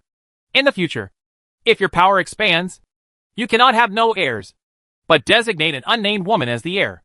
No one will be convinced by that. Fang Xianling couldn't help but sigh when she saw her servants carrying Chu Tian into the carriage and sending him to Xiao Liang's residence. It is not easy for Fang Xianling to be the chief civil servant, and he also has to worry about the heirs of the Lord. What's going on with these strangers? They encourage common people to have more children, but they don't have families. If they were ordinary princes, they would already have many wives and concubines. Although it is not a good thing to be greedy for beauty. As a state pastor, there are tens of millions of people under his rule. The population cannot be left without heirs. Fang Xianling shook his head. He didn't know much about foreigners' values, and could only act according to his own values. On the other side, the sleepy Xiao Liang was awakened, and the detachment of women guard outside the door reported, "Master of the house, your lord. Please see me. Please wait a moment. Lord." Xiao Liang hurriedly arranged her clothes and long hair in front of the bronze mirror. Why did the Lord come to visit me in the middle of the night? No matter how smart Xiao Liang is, he would not have guessed that Chu Tian was being plotted by his most trusted civil servant. When Xiao Liang opened the wooden door, several servants carried Chu Tian in. One of the servants said arrogantly, "My lord has ordered that Miss Xiao will sleep with you tonight." After saying that, the servants who acted according to Fang Xuanling's orders left, leaving Chu Tian alone. Chapter 252. The worst groom. Fang Xianling. I was tricked by Fang Xianling. Chu Tian found that his military advisor was not very good at scheming others, but he was particularly good at scheming against his own lord. Chu Tian was lying on Xiao Liang's bed, and there was a faint fragrance in the room, and Xiao Liang was lying on the bedside, less than a foot away from Chu Tian, and he could even hear his breathing. She was obviously sleeping soundly. Her eyelashes were trembling slightly, and she was breathing evenly. This was the first time that Chu Tian looked at this subordinate. If it was just about her appearance, Xiao Liang was indeed not inferior to any woman Chu Tian had ever seen. The key is ability. From politics to economics and military affairs, he is an all-rounder. Chu Tian knew that nothing happened last night. Otherwise Xiao Liang would not be lying on the bedside. When he was looking at Xiao Liang from sideways, his eyelashes flickered. Xiao Liang opened her eyes and found Chu Tian staring at her, only 1 foot away. She blushed and explained hurriedly, "Lord, nothing happened last night. My subordinate has a very good memory. I have seen Fang Xuanling's new servants before and recognized their identities at a glance. Fang Xianling must have messed up. Has nothing to do with my subordinates." Fang Xuanling's plan was discovered. For some reason, Chu Tian had some regrets. "Can I have water?" Chu Tian felt his mouth was dry and Xiao Liang hurriedly brought him a bowl of water. "During this period, you will temporarily serve as the Prime Minister of Xiapi and look after the families of Xiapi for me. When I come back from the national war, you will move to the Lord's mansion." Chu Tian thought of Fang Xuanling's proposal. If Xiao Liang was allowed to expand his power, it would indeed be detrimental to the development of his power. Live in the Lord's mansion? Xiao Tian was stunned. She did not expect that Chu Tian, who was usually just like Mu Mu and valued interests more than her, would suddenly let her live in the Lord's mansion. Apart from that, what else can you do when you live in the Lord's mansion? "If you don't want to, I obey my orders." Xiao Liang blocked Chu Tian's mouth to prevent the piece of wood from going back on his word. Chu Tian didn't expect Xiao Liang to be so proactive. A smart woman never hesitates when it's time to attack. "Put the bolt on first. My subordinates have already closed the door and have no intention of letting the Lord out." Fang Xianling held a folding fan in her hand and wandered around the streets of Xiapi City, feeling proud. The beauty of adulthood is really refreshing. If Xiao Liang comes to power, with her intelligence, she will definitely support Fang Xianling politically. In addition, Fang Xianling was one of the first people to follow Chu Tian. Even if Chu Tian recruited other civil servants in the future, his status as a long history would be difficult to shake. This is called a rare commodity. "The military advisor is in a good mood." Chu Tian's voice came from behind, and the slight smile on Fang Xuanling's face gradually solidified. Fang Xianling turned around and bowed. "My lord, as a military advisor, if you don't plot against the enemy's country, but plot against your lord, what crime should you do? This subordinate's crime deserves death. Death penalty can be avoided, but living crime cannot be escaped. There is still 1 month before the national war. In the next month, you will go to the stable to work as a groom and reflect on it." Fang Xianling suddenly frowned. Chu Tian did not make the politically speculative Fang Xianling feel easy. After 1 month of his career as a groom, he would give Fang Xianling a good beating to prevent Fang Xianling from interfering too much in these private affairs. Fang Xianling is a smart man, and should understand Chu Qian's intentions. Subordinates take orders. Fang Xianling herself was tortured and understood that this lord was not a good person. Coupled with a cold summer, Fang Xianling suddenly realized that she seemed to have formed an incredible combination. Wouldn't the ministers in the future face 2 people who are good at power at the same time? It's okay. I have the merit of Yulao. And my position as chief historian is as stable as Mount Tai. It's just that I have suffered a lot from other civil servants. Fang Xianling put away the folding fan, thinking that it would be difficult for civil servants in the future, with a lord who was constantly fighting and a shrewd woman behind him. All civil servants and noble families would tremble. There is still 1 month left before the national war. After a period of construction, Xia City can be upgraded to a medium-sized city. There are now 4 large cities in Chu Qian's territory, namely Langia City, Tan City, Xiapi City, and Pengcheng. But Xia City has special significance to Chu Tian. It will be merged with Langia City in the future to become a giant city. Chu Tian placed all the important buildings in Xia City, reinforced the city walls, and built a moat as a stronghold for turning over in the future when the war situation was unfavorable. There was a sensation in the Lord's mansion, and Chu Tian felt that the size of the Lord's mansion had expanded again. Territory: Xia City, medium-sized city. Lord: Chu Tian, Marquis of Kaiyang County. Affiliation: Langia Kingdom. Shuzhou, Eastern Han District. Specialties: ordinary green tea, newly added C-level specialties. Top-grade white porcelain, newly added S-level specialties. Population: 205,867/500000. Popularity: 91. Security: 90. Prosperity of this city: for 0507/100000. Administrative efficiency: 65/100. Agricultural efficiency: 67 out of 100. Economic efficiency: 70 out of 100. Cultural efficiency: 80 out of 100. City defense works: intermediate rammed earth brick city wall, medium-sized city tower, intermediate stone arrow tower, low-level horse face, and yet chalet. New buildings: city god's temple, a 5th-level building, increasing blessing value and popular support, and a 5th-level post station. The cultural score has actually reached 80. It's probably the result of celebrities like Lu Fang and Du Fu thatched cottage. Chu Tian personally upgraded Xia City from a small city to a medium-sized city, just like raising a child with one hand. In the beginning, Xia City was just a village, because influential historical figures such as Lu Ji, Kai Yong, Kai Wenji, Wu Qingcheng, Du Chan, not recruited, poet Du Fu, and Chao Song settled in Xiaqing. Xiaqing seems to be becoming the cultural center of Shuzhou. Chu Tian can guarantee that after the burning of Luoyang City, no city in the Eastern Han Dynasty now has so many historical figures and special talents. Even the miracle Dr. Hua Tuo temporarily lived in the city.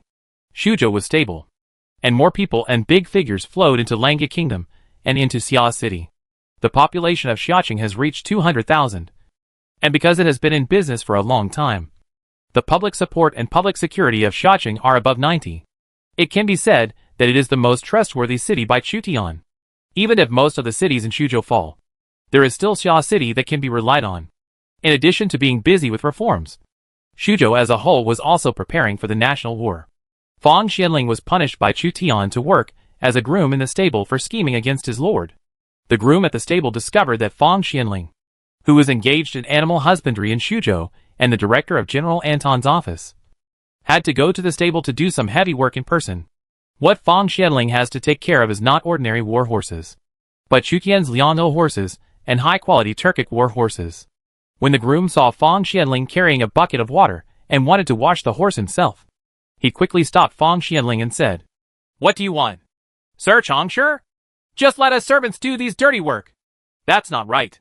Since my lord has punished me to be a groom, I can't take any tricks. Otherwise my life will be difficult in the future." Fang Xianling changed out of his robe and wore the same narrow clothes and short sleeves as the groom, and washed the fur of the war horse himself. The smell of the stables was very strong. To be precise, it was too unpleasant. Fang Xianling was a disciple of a noble family and held a high position. How had he ever encountered such treatment? There are so many absurd things in the world when you help others achieve good things, only to be punished. Fang Xianling wiped the horse's back and talked to himself. The grooms looked at each other. They could only give instructions to Fang Xianling on how to take care of the horses. But they could not replace Fang Xianling. They were helpless because this was an order from the Lord. They didn't understand why a dignified long history turned into a groom like them. Master Fang, why are you here? Hua Mulan led a fine war horse to the stable and asked the groom to take care of it. But she met Fang Xianling. When she saw that the groom looked a bit like Fang Xianling, she didn't believe it at first. But after careful observation, she saw that it was really Fang Xianling. And she was stunned. Fang Xianling, who was engaged in the pastoral administration of Shuzhou, served as the head of General Anton's office, Sher and Langyi's 3 interior ministers, and was a candidate for the future prime minister, actually worked as a groom in the stables of the Lord's mansion. And he was very motivated. Miss Mulan, Fang Xianling said out of guilt when he saw Hua Mulan. As for Miss Xia, I think this is also for your protection. You should not get involved in the whirlpool of power. Fang Xianling felt guilty about Hua Mulan. Since he was in Xiao Liang's camp, he could only wrong Hua Mulan. What about Sister Xia? I heard what she said. Please don't pay attention to it. Military advisor. To Fang Xianling's surprise, Hua Mulan was not depressed because of this incident, etc. Fang Xianling squinted his eyes. He suspected that Xiao Liang had bribed Hua Mulan and had reached some consensus with Hua Mulan in private. It seems that it is correct not to push Mulan to that position. Hua Mulan is a political novice. But as long as the Lord likes her, it's fine. With Miss Xia's protection, Hua Mulan will at least not become a victim of the power struggle. Since the 2 girls have reached an agreement, there is no need for me to intervene. Fang Xianling no longer dared to interfere in Chu Tian's affairs. This time I worked as a groom for a month. And next time, I will probably be demoted to a pig farm. I will go and intercede with my lord. With your talents as a military advisor, you should not be a groom. Miss Mulan, please don't do this. I feel even more sorry. Fang Xianling insisted on becoming a groom. Both of them are good girls. Fang Xianling helped one, but always felt sorry for the other. This is probably why the Lord is so confused. Hua Mulan saw that Fang Xianling did not want her to help and plead for mercy. So she gave up. As a prime minister, Fang Xianling struggled to take care of the horses. He was the worst prime minister in history. Chu Tian ordered various legions to be stationed in Xiapi to suppress the Shuzhou families. At the same time, Chu Tian planned to set off from Xiapi city to participate in the national war. While Fang Xianling was working hard as a groom, he and Xiao Liang lived happily in Xiapi city. Li Xiaoning turned a blind eye to the fact that the family leader and the Lord were mixing together. She had to admit one thing, that the Lord had become her head of the family in a special way. The detachment of women also became part of the imperial guard. The head of the family is really powerful. It seems that he wants to have a child before the Lord goes to war. This way, even if something happens to the Lord, he will have something to think about. And at the same time, there will be someone who can inherit the huge territory. Li Xiaoning noticed what Xiao Liang meant. National war is quite dangerous. Lords participating in the national war cannot contact the main world. Chu Tian may also die in battle. Lo Yi, Xuerengui, Li Guang, Zhao Yun, Hua Xiong and other generals who went to war gathered in Xiapi city. Everyone knew that there was going to be a fierce battle next. In order to get the reward of the national war, Chu Tian had to go to participate in the war. Otherwise the reward would be taken away by the lords of other civilized areas, which was equivalent to the increase in power of the lords of other civilized areas. Zhou Yafu, Zhou Cong and other generals responsible for guarding the family also came to Xiapi city to say goodbye to everyone. Zhou Cong was originally quite confident in his own force. But after he came to Xiapi, he was taught a lesson one by Zhao Yun, Xuerengui, Li Guang and others. So Zhou Cong no longer dared to be conceited with force. Maybe he was one of the few fierce generals in the Yellow Turban Army. But under Shuzhou Chutian's command, he was really not good enough. So that he could only serve as Zhou Yafu's bodyguard, not Chutian's bodyguard. Chutian's guards are generally 1 or 2 levels higher than Zhou Cong's. And they must be at least Hua Mulan's level to qualify as Chutian's guards. After Zhou Cong was beaten by Zhao Yun, Li Guang and others, he became Zhou Yafu's bodyguard with peace of mind. Because the national war was about to begin, Chu Tian pardoned Fang Xianling. And Fang Xianling's 25-day career as a groom finally came to an end. Chu Tian asked with great interest, "Do you still dare? Military advisor?" Fang Xianling replied nonchalantly, I know my mistake, and I won't dare to do it next time. What do you think of Miss Mulan? My lord. Dot. Chu Tian found that Fang Xianling still did not repent. He didn't know that Fang Xianling was acting out of guilt. I don't know how other lords are preparing. Young Master Wen of Yanzhou has decided not to participate in the national war in order to destroy Cao Cao. If he can really defeat Cao Cao, he may be a strong enemy. But why do I feel that Cao Cao will not take it easy? Fail. Although Cao Cao had no enmity with him, Chu Tian had been spying on Yanzhou from Suzhou, paying attention to the battle situation between Cao Cao and the Yanzhou coalition forces, so as to intervene in Yanzhou affairs at any time. Chu Tian is waiting for the countdown to the national war. A total of 56 lords in the Eastern Han dynasty participated in the national war. The terrain south of the Yangtze River is complex, with many low mountains, hills, and lakes, and there are many small lords. The plains north of the Yangtze River have formed many large princes. It would be great if we in the Eastern Han dynasty have a lord who can take first place this time. After all, this is a melee between all the lords in the world. If a big lord is killed in the national war, the structure of the Eastern Han dynasty will also change. That's true. Most of the great lords have no descendants, or their offspring are very small. Once a great lord is killed in battle, I'm afraid the entire force will collapse as a result. Players throughout the Donghan district are concerned about the national war. After all, in the melee of all civilized lords, it is very important which civilized lord can be ranked first. Zhu Zimu is going to crusade against foreigners? That's good news for me. Cao Cao, who was tricked by Chu Tian, was disgraced. The anti-Cao Cao alliance, secretly encouraged by Chu Tian, brought great trouble to Cao Cao. And Cao Cao's power was once on the verge of collapse. This national war was a rare respite for Cao Cao. He does not have to worry about Suzhou's Zhu Zimu intervening in the Yanzhou war, and can concentrate on dealing with the Yanzhou coalition forces. A foreigner who supported Cao Cao made a special trip to report to Cao Cao. My lord, Zhang Liao, who was captured by us in Luoyang, has decided to surrender and serve you. Chapter 253. The Second National War begins.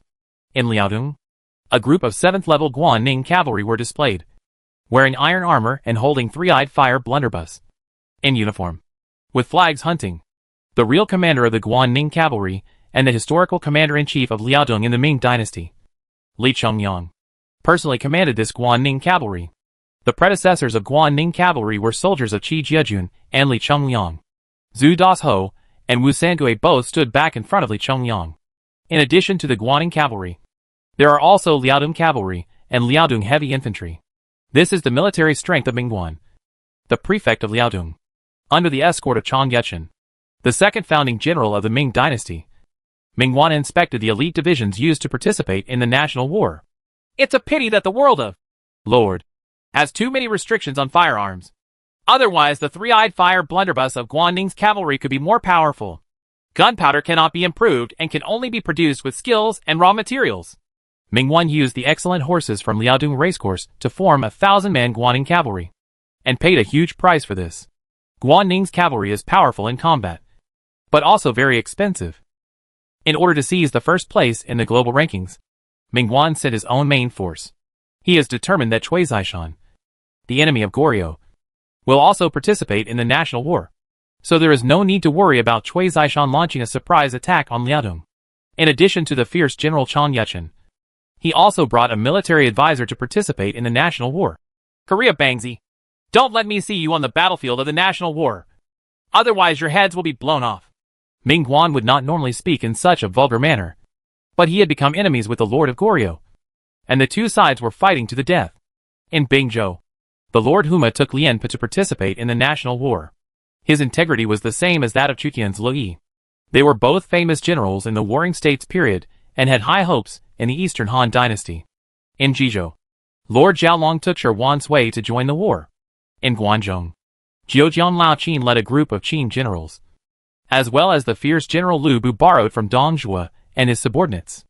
After the disbandment of the Guangdong princes, Dong Zhuo's true nature was exposed.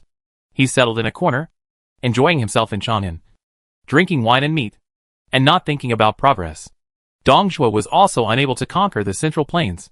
He was old, and there were so many princes in the world that he would not be able to pacify the Central Plains in his lifetime.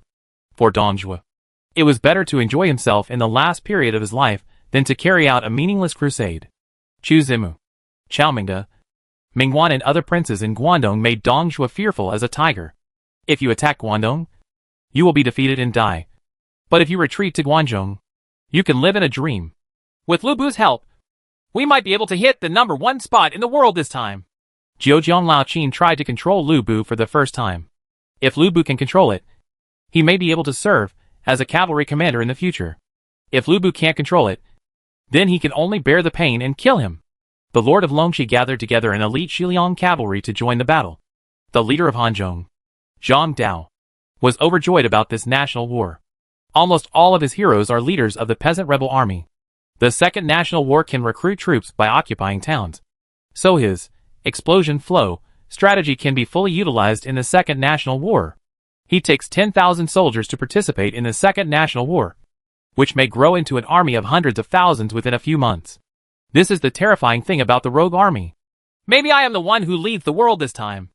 I will use the human wave tactic to let all the lords know the horror of the peasant uprising. South of the Yangtze River, the Beifu army of Lujiang Prefect Tongke was ready. This national war can bring warships. The birthplace of the lord who carries the warship is at the edge of the sea. The Beifu army is both a naval force and a land soldier. Even if they go ashore to fight, their attributes will not be affected. Wang Defa, the governor of the South China Sea, was located in the inconspicuous south of the Eastern Han Dynasty, but occupied the trading node of the Eastern Han Dynasty Maritime Silk Road, owned hundreds of warships, and the newly recruited naval hero Zheng Chengdong. The governor of Nanhai murmured to himself, "The Spaniards in the world of lords probably don't have an invincible fleet." On the plains of Eastern Europe, 10,000 cavalry were inspected by the great Lord Catherine. Ekaterina is the most powerful lord of the Grand Duchy of Moscow, and one of the most powerful female lords in the world. She has a mighty 100,000 cavalry at her disposal. In the eyes of the lords of the Polish-Lithuanian Commonwealth, Catherine was the war eagle of the Grand Duchy of Moscow. More than 70,000 Polish cavalry were killed by Catherine's cavalry. She is a genius at using cavalry, and she masters all kinds of cavalry tactics such as detours, encirclements and annihilations, ambushes, and surprise attacks. Catherine wore a bicorn hat. A knight's sword hung on her waist, and her ribbon and waistband outlined her curvy figure. The arrogant boy cavalry, noble heavy cavalry, followed Catherine behind and inspected the entire army. "I can only carry 10,000 cavalry, which is a bit of a disadvantage for me. I hope I can recruit the same cavalry on the battlefield of the national war." Catherine rode past the cavalry. Her appearance and figure made her subordinates jealous but fearful. Her military exploits dwarfed those of the male lords of Muscovy, England, near the city of London. English longbowmen, English knights, citizen spearmen, and other troops gathered together. "Lord, God will bless you." And the Black Prince Edward inspected the English longbowmen he was most proud of. "Let the world fall into hatred of our England. The fear of the longbowmen. We in England are still the empire on which the sun never sets." France, near the city of Paris. The Lord, France never surrender, leads his hero, Joan of Arc of France, to prepare for the expedition. Joan of Arc was wearing white armor and holding a battle flag. With her appearance, the French army fell into a frenzy, and their morale was high. The main force of this French army is composed of French knights, and some wealthy knights are well equipped with knight's plate armor. Even for ordinary archers, it is difficult for their bows and arrows to cause effective damage to this group of knights. There is Joan of Arc and there are noble knights. This time, I am the best in the world. The Lord, France never surrenders, has full confidence in his heroes and the army he has built at great expense. A top hero, coupled with a top heavy cavalry. If he cannot win the first place, he will not be able to gain a foothold in France, let alone claim to be the first Lord of France. He is also trying his best to improve his friendship with Joan of Arc, because Joan of Arc is a newly recruited hero. Her favorability is not high yet, and she has no way to start. In Germany, a lord led a team of cavalry on an expedition. His special unit was the Teutonic Knights, one of the 3 major knights in Europe. In the Roman quarter, 2 Roman legions were ready. The world has forgotten the power of Rome. Rome was once one of the most powerful civilizations, and the Roman legions were invincible. All roads lead to Rome. In the future, roads leading to Rome will be built around the world to make Rome the center of the world. In the Persian area, Parthian armored cavalry and light horse archers are preparing to participate in the national war. In the Viking district, a huge Viking ship is wandering. In the Spanish quarter, a fleet is moored at the pier. In the African region, a group of African chiefs formed a tribal alliance and sent elite soldiers to fight. In the Arabian quarter, a group of camel cavalry was ready to go. In the Americas, the Amazon female warriors are fierce-looking, ferocious and good at fighting. These are areas far away from the Eastern Han dynasty. It was originally difficult for the lords of the Eastern Han dynasty to contact this group of lords. But the Second National War provided such an opportunity. The birthplaces of lords of various civilizations may be in the same area. Therefore, the lords of the Eastern Han dynasty may encounter these powerful enemies as soon as they enter the national war battlefield. The lords of the European, Arab-Persian, African, American, and Central Asian regions have not yet enmity with the Eastern Han dynasty. What is really on par with the Eastern Han dynasty are the nearby civilizations of Goryeo, Japan, Southeast Asian countries, and the Mughal Empire in India. They plan to join forces to suppress the development of the Eastern Han dynasty and prevent the unification of the Eastern Han dynasty. The rise of the Eastern Han dynasty was the last thing they wanted to see. Distant friendship and close attack are also applicable to different civilizations. The private strategy of the lords of the Eastern Han dynasty was to temporarily avoid confrontation with the lords of Europe, Persia, Africa, and America, and to focus on beating the surrounding barbarians such as Goryeo Bangzi, Japanese pirates, monkeys, and Asen. In Goryeo, the two most important lords, Chui Zishan and Li Minchiul, temporarily suspended the war and participated in the national war. Li Minjia has a special military class under his command. Like the 5 schools of the Northern Army, the martial arts class is composed of multiple branches of arms. In the Japanese country, some lords borrowed generals from the daimyo to participate in the war. A cavalry outfit in red uniforms and uniform flaming helmets is arranged. With awe-inspiring armor, an alien lord with a tachi on his waist glanced at the Akabi cavalry and said with great ambition, "The Akabi cavalry of the Takeda family of Kai country, Masaki, Yama prefecture, will become famous all over the world." Elite troops such as monk soldiers, toe archers, elite Ashigaru, Kamakura samurai, and ninjas were dispatched. In the Mughal Empire of India, the lord sitting on the back of a war elephant shared power and wealth with his hero Shivaji. This time he sent 100 war elephants to join the battle. It's not that he can't send more war elephants, but that war elephants consume a huge amount of food. Carrying too many war elephants will only lead to insufficient food and starve to death in vain. If elephant soldiers can be replenished on the national war battlefield, the elephant soldiers of our Mughal Empire will trample other civilizations under our feet and ravage them severely, especially the lords of the Eastern Han dynasty. The Eastern Han dynasty is the biggest enemy of the rise of our Mughal Empire. I will tell them that the Mughal Empire in India will replace the Eastern Han dynasty and Persia and become the most powerful civilization in Asia. The Goryeo kingdom, the Japanese kingdom, and the Dai Viet kingdom are only worthy of being our minions and servants. The Brahmins, monks and nobles, and the Buddhists, the Tili, military and administrative aristocrats, will rule Asia. Huge war elephants were a trump card of the Mughal Empire in India, especially for civilizations that have no experience fighting elephant soldiers. They will be at a loss when encountering elephant soldiers, and then they will be crushed by the elephant soldiers. Of course, elephant soldiers also have major shortcomings. Shujo, Xiapi City. Shujo Muchutian is preparing to lead 10,000 elite troops to the expedition. Compared with the ambitious lords of the Eastern Han dynasty and other civilizations, Chutian was much calmer. He just wants to gain as many points as possible in this national war to make his ranking higher, preferably to be number 1 in the world.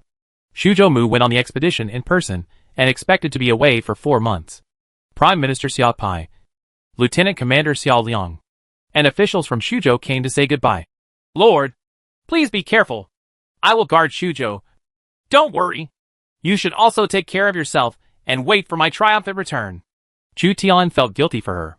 Every time he went on an expedition, she had to bear the pressure of guarding the family. The surrounding princes are not kind to each other. Xiao Liang walked to Hua Mulan's ear again and whispered, "Please protect the Lord well. When the Lord comes back, I will propose to the Lord again." Hua Mulan nodded repeatedly. "No matter what, I will protect my Lord." These two people. Chu Tian saw it, but couldn't hear the detailed conversation between the two people. after the relationship between Chu Tian and Xiao Liang developed. Hua Mulan knew about it. But what surprised Chu Tian was that Hua Mulan's favorability score not only did not drop, but instead increased from 95 to 99. This is quite strange. Master, please take care of yourself. Li Xiaoning bid farewell to Xiao Liang. Xiao Liang nodded. You must also protect the Lord. Mi Zhu, Chen Gui, Chen Ding, Mi Fang, Zhao Yu, Wang Lang and other powerful people from Shuzhou came to see him off in turn. Mi Fang was still worried about not being able to participate in the national war in person. If Mr. Zhou Mu takes me to conquer the foreigners, I will definitely defeat them and flee. Ahem. Chu Tian didn't know where Mi Fang got her confidence. Can Mi Fang compete with a group of famous Roman, European, and Japanese generals? In order to appease Mi Fang, Chu Tian had no choice but to say against his will. Only when Brother Mi guards Shuzhou can I go to conquer the foreign tribes with peace of mind. There is no one else except Brother Mi. Mi Fang was indeed very satisfied. Don't worry. With General Wu Shuang here, Shuzhou can be defended. Mi Zhu added. Master Zhou Mu, my sister can be a concubine in the future. Mi Zhu knew that his sister could not become his wife, so he had to ask for help. But he still did not give up his intention to dedicate his sister to Chu Tian. After all, this is an extremely young state animal husbandry, who will have the opportunity to compete in the Central Plains in the future. One of the Mi brothers wanted to marry his sister, and the other wanted to lead troops to fight. Chu Tian could only try to appease them. The construction of the Tsushin seaport also relied on the strength of the Mi family. Chen Gui, Chen Ding and his son came out and said to Chu Tian, Please rest assured, Mr. Shuzhou Mu, we will assist Miss Xia and guard Shuzhou. Why did Chu Tian feel that the promise made by the Chen family and his son was a bit unreliable? However, the Chen family and his son are a pair of smart people. As long as Chu Tian's power shows no signs of collapse, Chu Tian believes that the Chen family will not betray him easily. Wang Lang also said goodbye to Chu Tian. Chu Tian secretly thought that if he had the chance, he would have to gather the pair of Zhuge Liang and Wang Lang. Finally, Chu Tian held Xiao Liang's hand again, feeling a warmth in his palm. Chu Tian didn't say anything more, but let go and said to the soldiers, Get ready to go to the battlefield of the national war. 10,000 carefully selected soldiers, doctors, and military craftsmen formed a square formation on the ground outside Xiapi city. These 10,000 people are his main force participating in the national war. 10 minutes countdown to the Second National War. Chu Tian identified all 10,000 people participating in the battle. He and his 10,000 men will be transported to the battlefield of the national war. For all the lords, the battlefield of this national war is a completely unfamiliar continent. They need to compete for towns and villages on this somewhat small continent. Chapter 254 National War Battlefield. This is the battlefield of the national war. The sky was a little hazy. Behind the 10,000 troops was a dense forest, and in front was a river and a vast plain. Not far ahead, there is a village. Behind Chu Tian, Generals Lu Yi, Shuarengui, Zhao Yun, Hua Mulan, Li Guang, and Hua Xiong reined in their horses and observed the surrounding terrain. The birthplace of this national war is random, and the map is unknown, so Chu Tian cannot judge his location. In this situation, the best strategy is to send out scout cavalry to observe the nearby terrain, find towns, villages, and water sources for supplies, while guarding against other lords and their armies who may be born nearby. Chu Tian reconfirmed to Fang Xianling, who had just been promoted from being a stable boy. Military advisor. We only carry 7 days' worth of dry food. Right. Fang Xianling was very sure. Exactly 7 days. Within 7 days, we must capture a town to obtain supplies. Otherwise our entire army will be annihilated due to lack of food. The situation is not optimistic. A lord can only carry 10,000 people during a national war, so no lord will specially carry a food transport team. The food transport team will occupy a large number of soldiers. During the Second National War, all food and supplies were robbed. Towns on the national war battlefield can be plundered at will. After the national war ends, the battlefield will be reset. Cities and towns were very important during national wars. First, you can get points by occupying towns. For every 10 days of occupation, a village can produce 3 points. A town can produce 30 points. And a city can produce 300 points. Second, occupying towns can obtain troops recruited through barracks, food, weapons, crossbows, armor, warehouses or forging. Gold and silver, looting. Third, capturing towns can be used to resist attacks from other lords, because towns have relatively complete defenses. Since they only carry dry food for 7 days, Chu Tian's army had to capture a town within 7 days. Enemies may be encountered at any time during the march, so time is very tight. Chu Tian asked Hua Mulan, who was in charge of the investigation. Mulan, can your war eagle be used to find the location of the town? Hua Mulan nodded. We can get rough information.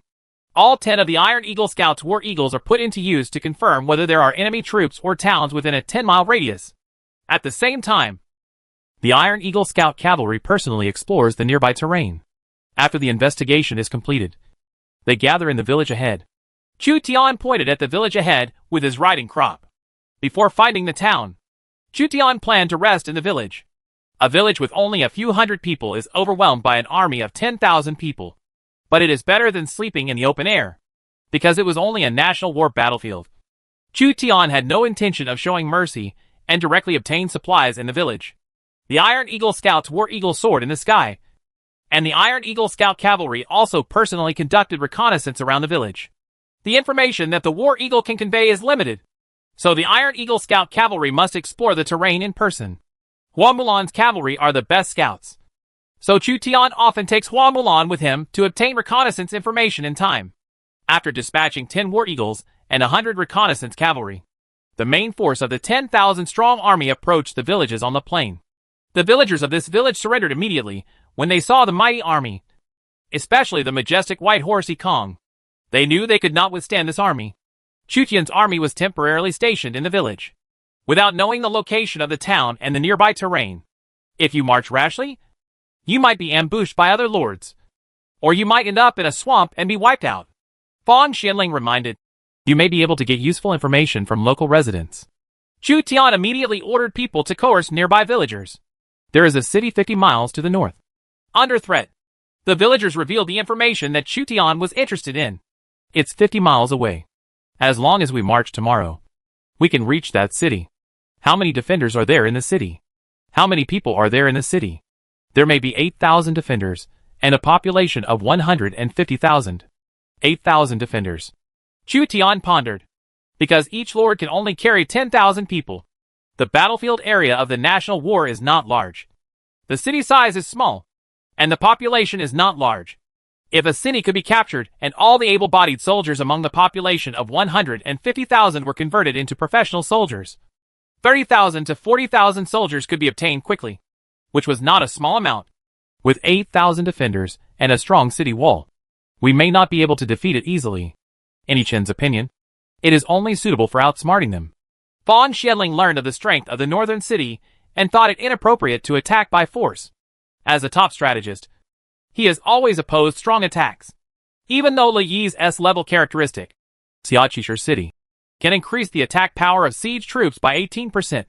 There is also another SS-level characteristic, 5 Kingdoms Conquer Qi, that can provide a 20% attack bonus to his troops. The attack power bonus of Li Yi's siege troops can reach an astonishing 38%.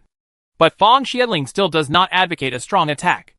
A strong attack would cost a lot, and the 10,000 people Chu Tian brought were not enough to consume. What's more, half of the 10,000 people brought by Chu Tian were cavalry. It would be too wasteful to let the cavalry attack the city. The military advisor means to lure the snake out of its hole. Chu Tian also did not advocate a forceful attack. He tried to guess the strategies that Fang Xianling might offer him. Fang Xianling said, "My lord is wise. Use a small group of soldiers and horses to show weakness. Lead the main force of the defenders out of the city, and then ambush them. You can achieve a complete victory, and then use the momentum of victory to fall into the city in one fell swoop. This is a very good plan. But there is no telling whether the other party will fall into the trap." Chu Tian initially determined and used Fang Xianling's strategy of luring the snake out of its cave to attack the city. If the strategy fails, Chu Tian will consider a strong attack.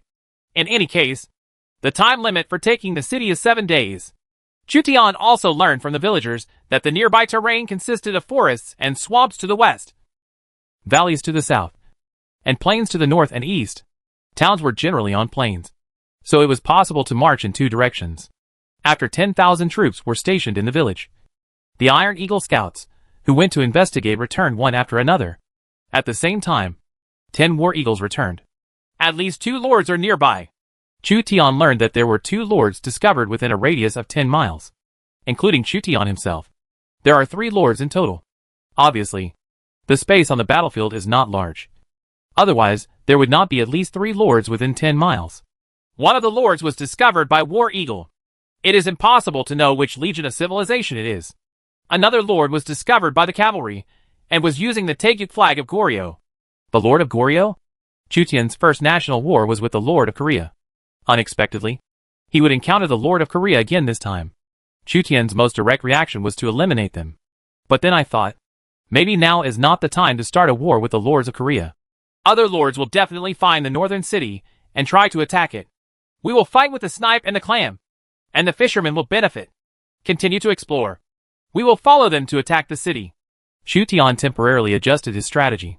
War Eagle and Iron Eagle scouts continuously sent back information about the Goryeo army and another army that did not know civilization. Chu Tian remained on high alert. The Goryeo army camped for the night in a village about 30 miles to the north. They have traveled a total of about 20 miles, advancing all the way to the north. It seems that they have discovered the city in the north. They will attack the city tomorrow. All we need to do is follow them and use the fighter planes. Military advisor. What do you think? What means does the Lord think the Lord of Goryeo will use to attack the city? Leave the snake out of its hole. We can use it to our advantage. Fang Xianling couldn't help but be secretly surprised that her lord's strategy had improved. The Goryeo army marched 30 miles to the north, and another civilized army marched 20 miles to the northwest. The lords of the 3 civilizations all want to capture the northern city. On the first day, all parties did not risk siege. They were familiar with the nearby terrain and scouting the surrounding lords. About 300 miles north of the village where Chu Tian was stationed, Yekaterina, the lord from the Grand Duchy of Moscow, led 10,000 cavalry and marched south. She sent out scout cavalry and quickly headed south. She is not afraid of any enemy at all because she has absolute confidence in her cavalry. Spearmen from an African tribe are found ahead. Destroy them. Catherine drew her sword and led the boy cavalry and Cossack cavalry quickly south. A group of African tribal warriors were aimlessly looking for a town, but found themselves targeted by Cossack cavalry on the plains of Eastern Europe. They couldn't help but gather in a circular formation in panic. The first achievement was won by me, Ekaterina. The chief of the African tribe looked at the wandering Cossack cavalry in panic.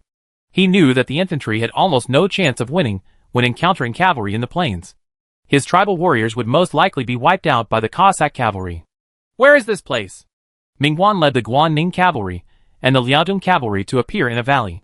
Not far away, there was a group of knights with black cross flags on a white background. The places of birth of both parties are extremely similar. The German Teutonic Knights? When Mingguan saw the Teutonic Knights, one of the 3 major knights, he didn't bite like a mad dog. The Teutonic Knights are a special force, and there are many plate-armored knights. If they bump into one, they might get a bloody head. Heavy cavalry of the Eastern Han Dynasty? As a powerful civilization in Asia, the Eastern Han Dynasty puts safety first. It is best not to fight with them for the time being. The German lords recognized the dragon flag of the Eastern Han Dynasty at a glance. The symbol of the Eastern Han Dynasty is too obvious, and it is also the opponent that many foreign lords want to avoid in this national war. Unless they were enemies of the Eastern Han Dynasty, no civilization would take the initiative to attack the lords of the Eastern Han Dynasty. If he bumps into the powerful Eastern Han lord, he will be kicked to the iron plate. The 2 great lords of the civilized area, one with the Teutonic Knights and the other with the Guanning cavalry, both powerful special units, parted ways with a tacit understanding, one marching north and the other south. Unless there is absolute certainty, the 2 sides will not easily go to war. If all the troops are exhausted on the first day of the national war, how can we attack the city? The lords of Mingguan and Germany were calm. The Eastern Han Dynasty and the German district have not yet become enemies. Secondly, they need to capture a town and obtain supplies before considering the war. Chu Tian's army spent the night in the village. The 1,000 women's army brought by Li Xiaoning inexplicably became Chu Tian's Imperial Guard. At the same time, the Xisheng camp also became the Imperial Guard. Li Xiaoning patrolled outside the village. Chu Tian was sitting in the camp and saw that a lord had already gained points in the world rankings. First place, Ekaterina of the Grand Duchy of Moscow, with 531 points. Second place, France Never Surrender of the Kingdom of France, with 482 points. Third place, the Kshatriyas of the Mughal Empire in India, with 401 points. Fourth place, commander of the Immortal Army of the Persian Empire, with 384 points. Fifth place is Jiujiang Laoqin from Donghan District, with 242 points. Sixth place, the Amazon Master in South America, with 212 points. It appears they had an encounter. Chu Tian currently has no points. Seeing many lords on the list, he was not in a hurry, because the national war had just begun. Chu Tian had an impression of the number 1 Lord Ekaterina. It was said that she was invincible on the plains of Eastern Europe, and even the Polish hussars could not stop her cavalry. Jiujiang Laoqin in the Eastern Han District has points, indicating that he has fought against other lords. This time the competition is 5 times more intense than before. Even Chu Tian couldn't guarantee that he would be number 1 in the world. After all lords could only lead 10,000 people. The next day, just after dawn, Chu Tian ordered Hua Mulan's Iron Eagle scouts to set off first, following the Lord of Goryeo. And then the army left the village, before other lords occupied the village. The village was still nominally controlled by Chu Tian. Mingwan, don't you hate the Lord of Korea very much? This time, I will help you get revenge. When I return to the main world, I will ask you for dozens of fine war horses from Liaodong in return. Chu Tian's army has already set its sights on the Lord of Goryeo. The Goryeo army moved to the vicinity of the northern city, just as Chu Tian had guessed. The Goryeo army also used the tactic of luring snakes out of their holes. A group of Goryeo cavalry showed off their power below the city, trying to offend the defenders, while other troops were ambushing outside the city. The defenders' intelligence was not high, and soon a force of 6,000 men went out of the city to pursue the Korean cavalry, leaving only 2,000 men in the city. Li Minchiul, the lord of the southern part of Goryeo, led his soldiers to observe the battle situation. The Shinchi battalion of the Baiwu band has successfully led out the defenders. Next, it is time for the Shinbu, jumping, Gonghong, fine crossbow, and fire battalions to show their strength. These defenders are really stupid. The only ones who are really difficult to deal with are the other lords. The General Iguan under his command has a special military class, which is similar to the 5 schools of the Northern Army and has several battalions. The Bielwu Band was an elite unit used to deal with the Jurchens in history. A war eagle is hovering over the Korean army, and the eagle's eyes have discovered the location of the Korean army. Shuzhou, Xiapi City. Xiao Liang is in charge of the county government office, reviewing the memorials of various counties. One of the lists caught her attention. This is the list of local high-level officials captured by Zhou Yafu, Xuerengui, and Li Guang when they conquered Pengcheng Kingdom. Sure, Zhang Zhao, the governor of Pengcheng? Xiao Liang was surprised. She did not expect Zhang Zhao, the Minister of Internal Affairs of Suqiao, to be captured by Zhou Yafu in Pengcheng Kingdom. Before Chu Tian had time to deal with these prisoners and didn't notice Zhang Zhao, he went to participate in the national war. Let's see if we can recruit him to surrender. Chapter 255. Crush the second Lord of Goryeo. In the forest outside the city, the ambushed Goryeo soldiers came out and ambushed the defenders, who were chasing after them out of the city. 6,000 defenders were attacked by Goryeo's elite special forces, and the entire army was wiped out. The level of this group of defenders is generally only level 30, which is too weak. The Baiwuban under the command of the Goryeo Lord Li Minchiul easily surrounded and annihilated the 6,000 defenders who left the city. Annihilating the main force of the defenders means that the city is empty of troops and can capture the city. This city belongs to me. The elite of the Baiwuban and a group of Goryeo's soldiers quickly marched towards the city. War eagles were still monitoring the movements of the Goryeo army in the air. Cavalry! There are cavalry approaching. The Korean scout cavalry discovered that the enemy cavalry was out. The Divine Cavalry Battalion immediately goes to intercept. Li Mingzhi did not expect to be ambushed after winning, which shows that the opponent deliberately ambushed him in order to wait for him to win and then attack. His General Iguan hurriedly arranged his troops. What? The Divine Cavalry Battalion was overwhelmed by the enemy's cavalry assault. How could my cavalry battalion be defeated so quickly? Iguan was shocked. Bielwu Band can achieve maximum effect by cooperating with multiple arms. Once the Shinchi battalion is destroyed, the remaining battalions will be quite passive. Retreat to the woods! The Goryeo army began to retreat into the nearby woods. The cavalry on the opposite side is unusually powerful, and the plain terrain means that they will be harassed and attacked by the opposing cavalry. The Goryeo army retreated hastily. Li Minchiul, who personally broke up the rear, saw the defeated cavalry of the Shinchi battalion on the horizon. And behind them were the white horse Song chasing them, and the red dragon flag symbolizing the Eastern Han dynasty.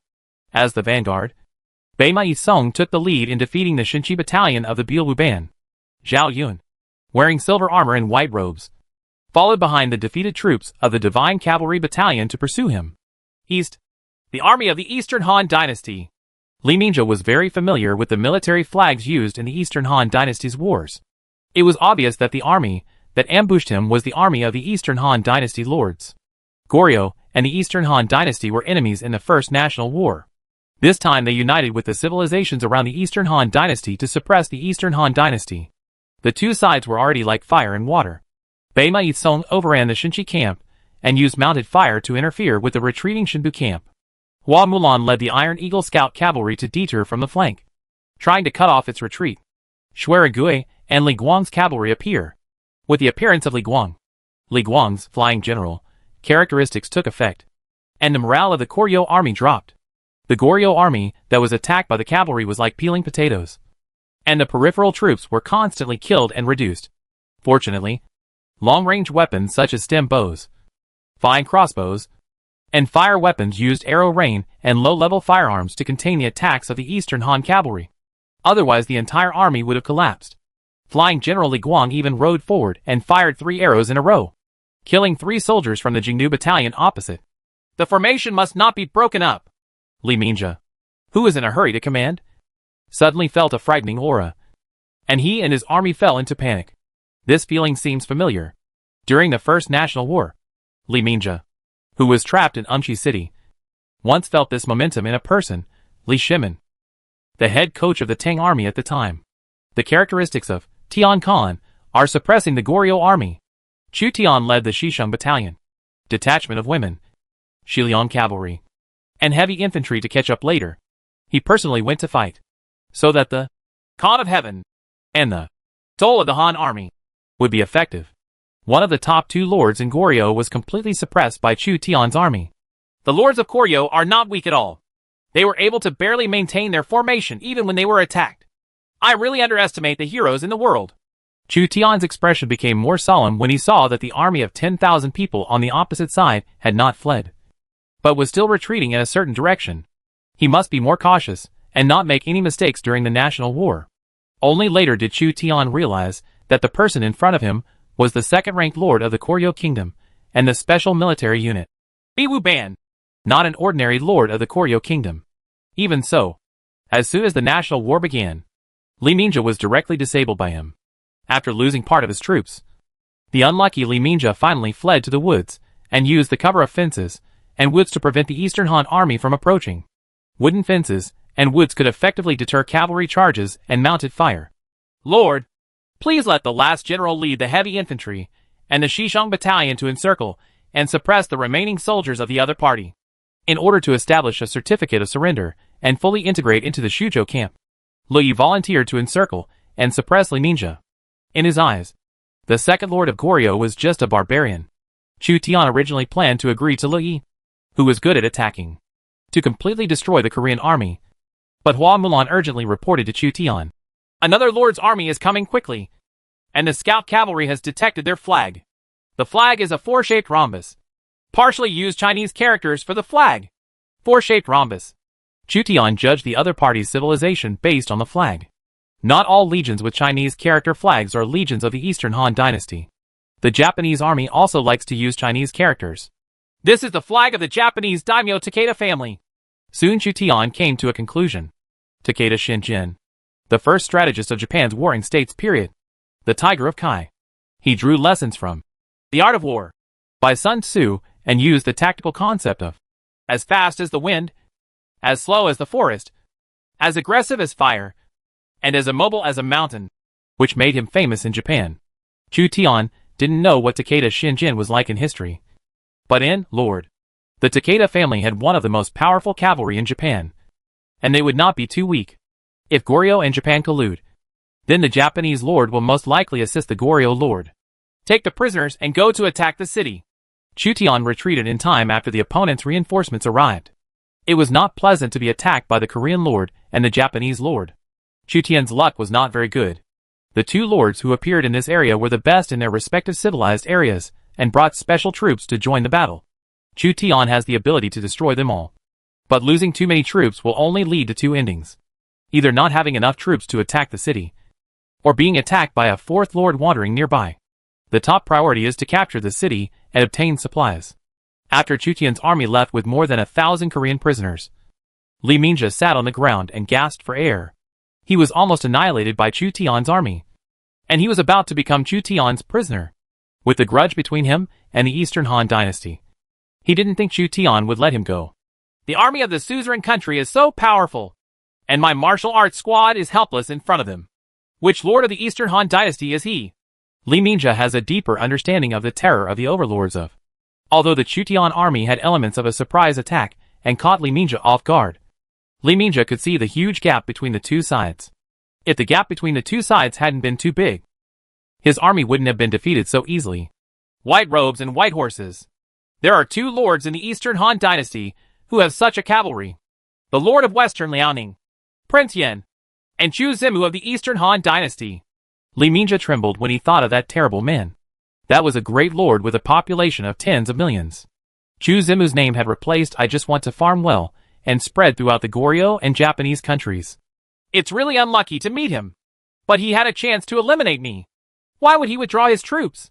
Li Mingzhe knew that Chu Tian would not be merciful during the national war. There must be a reason for his withdrawal.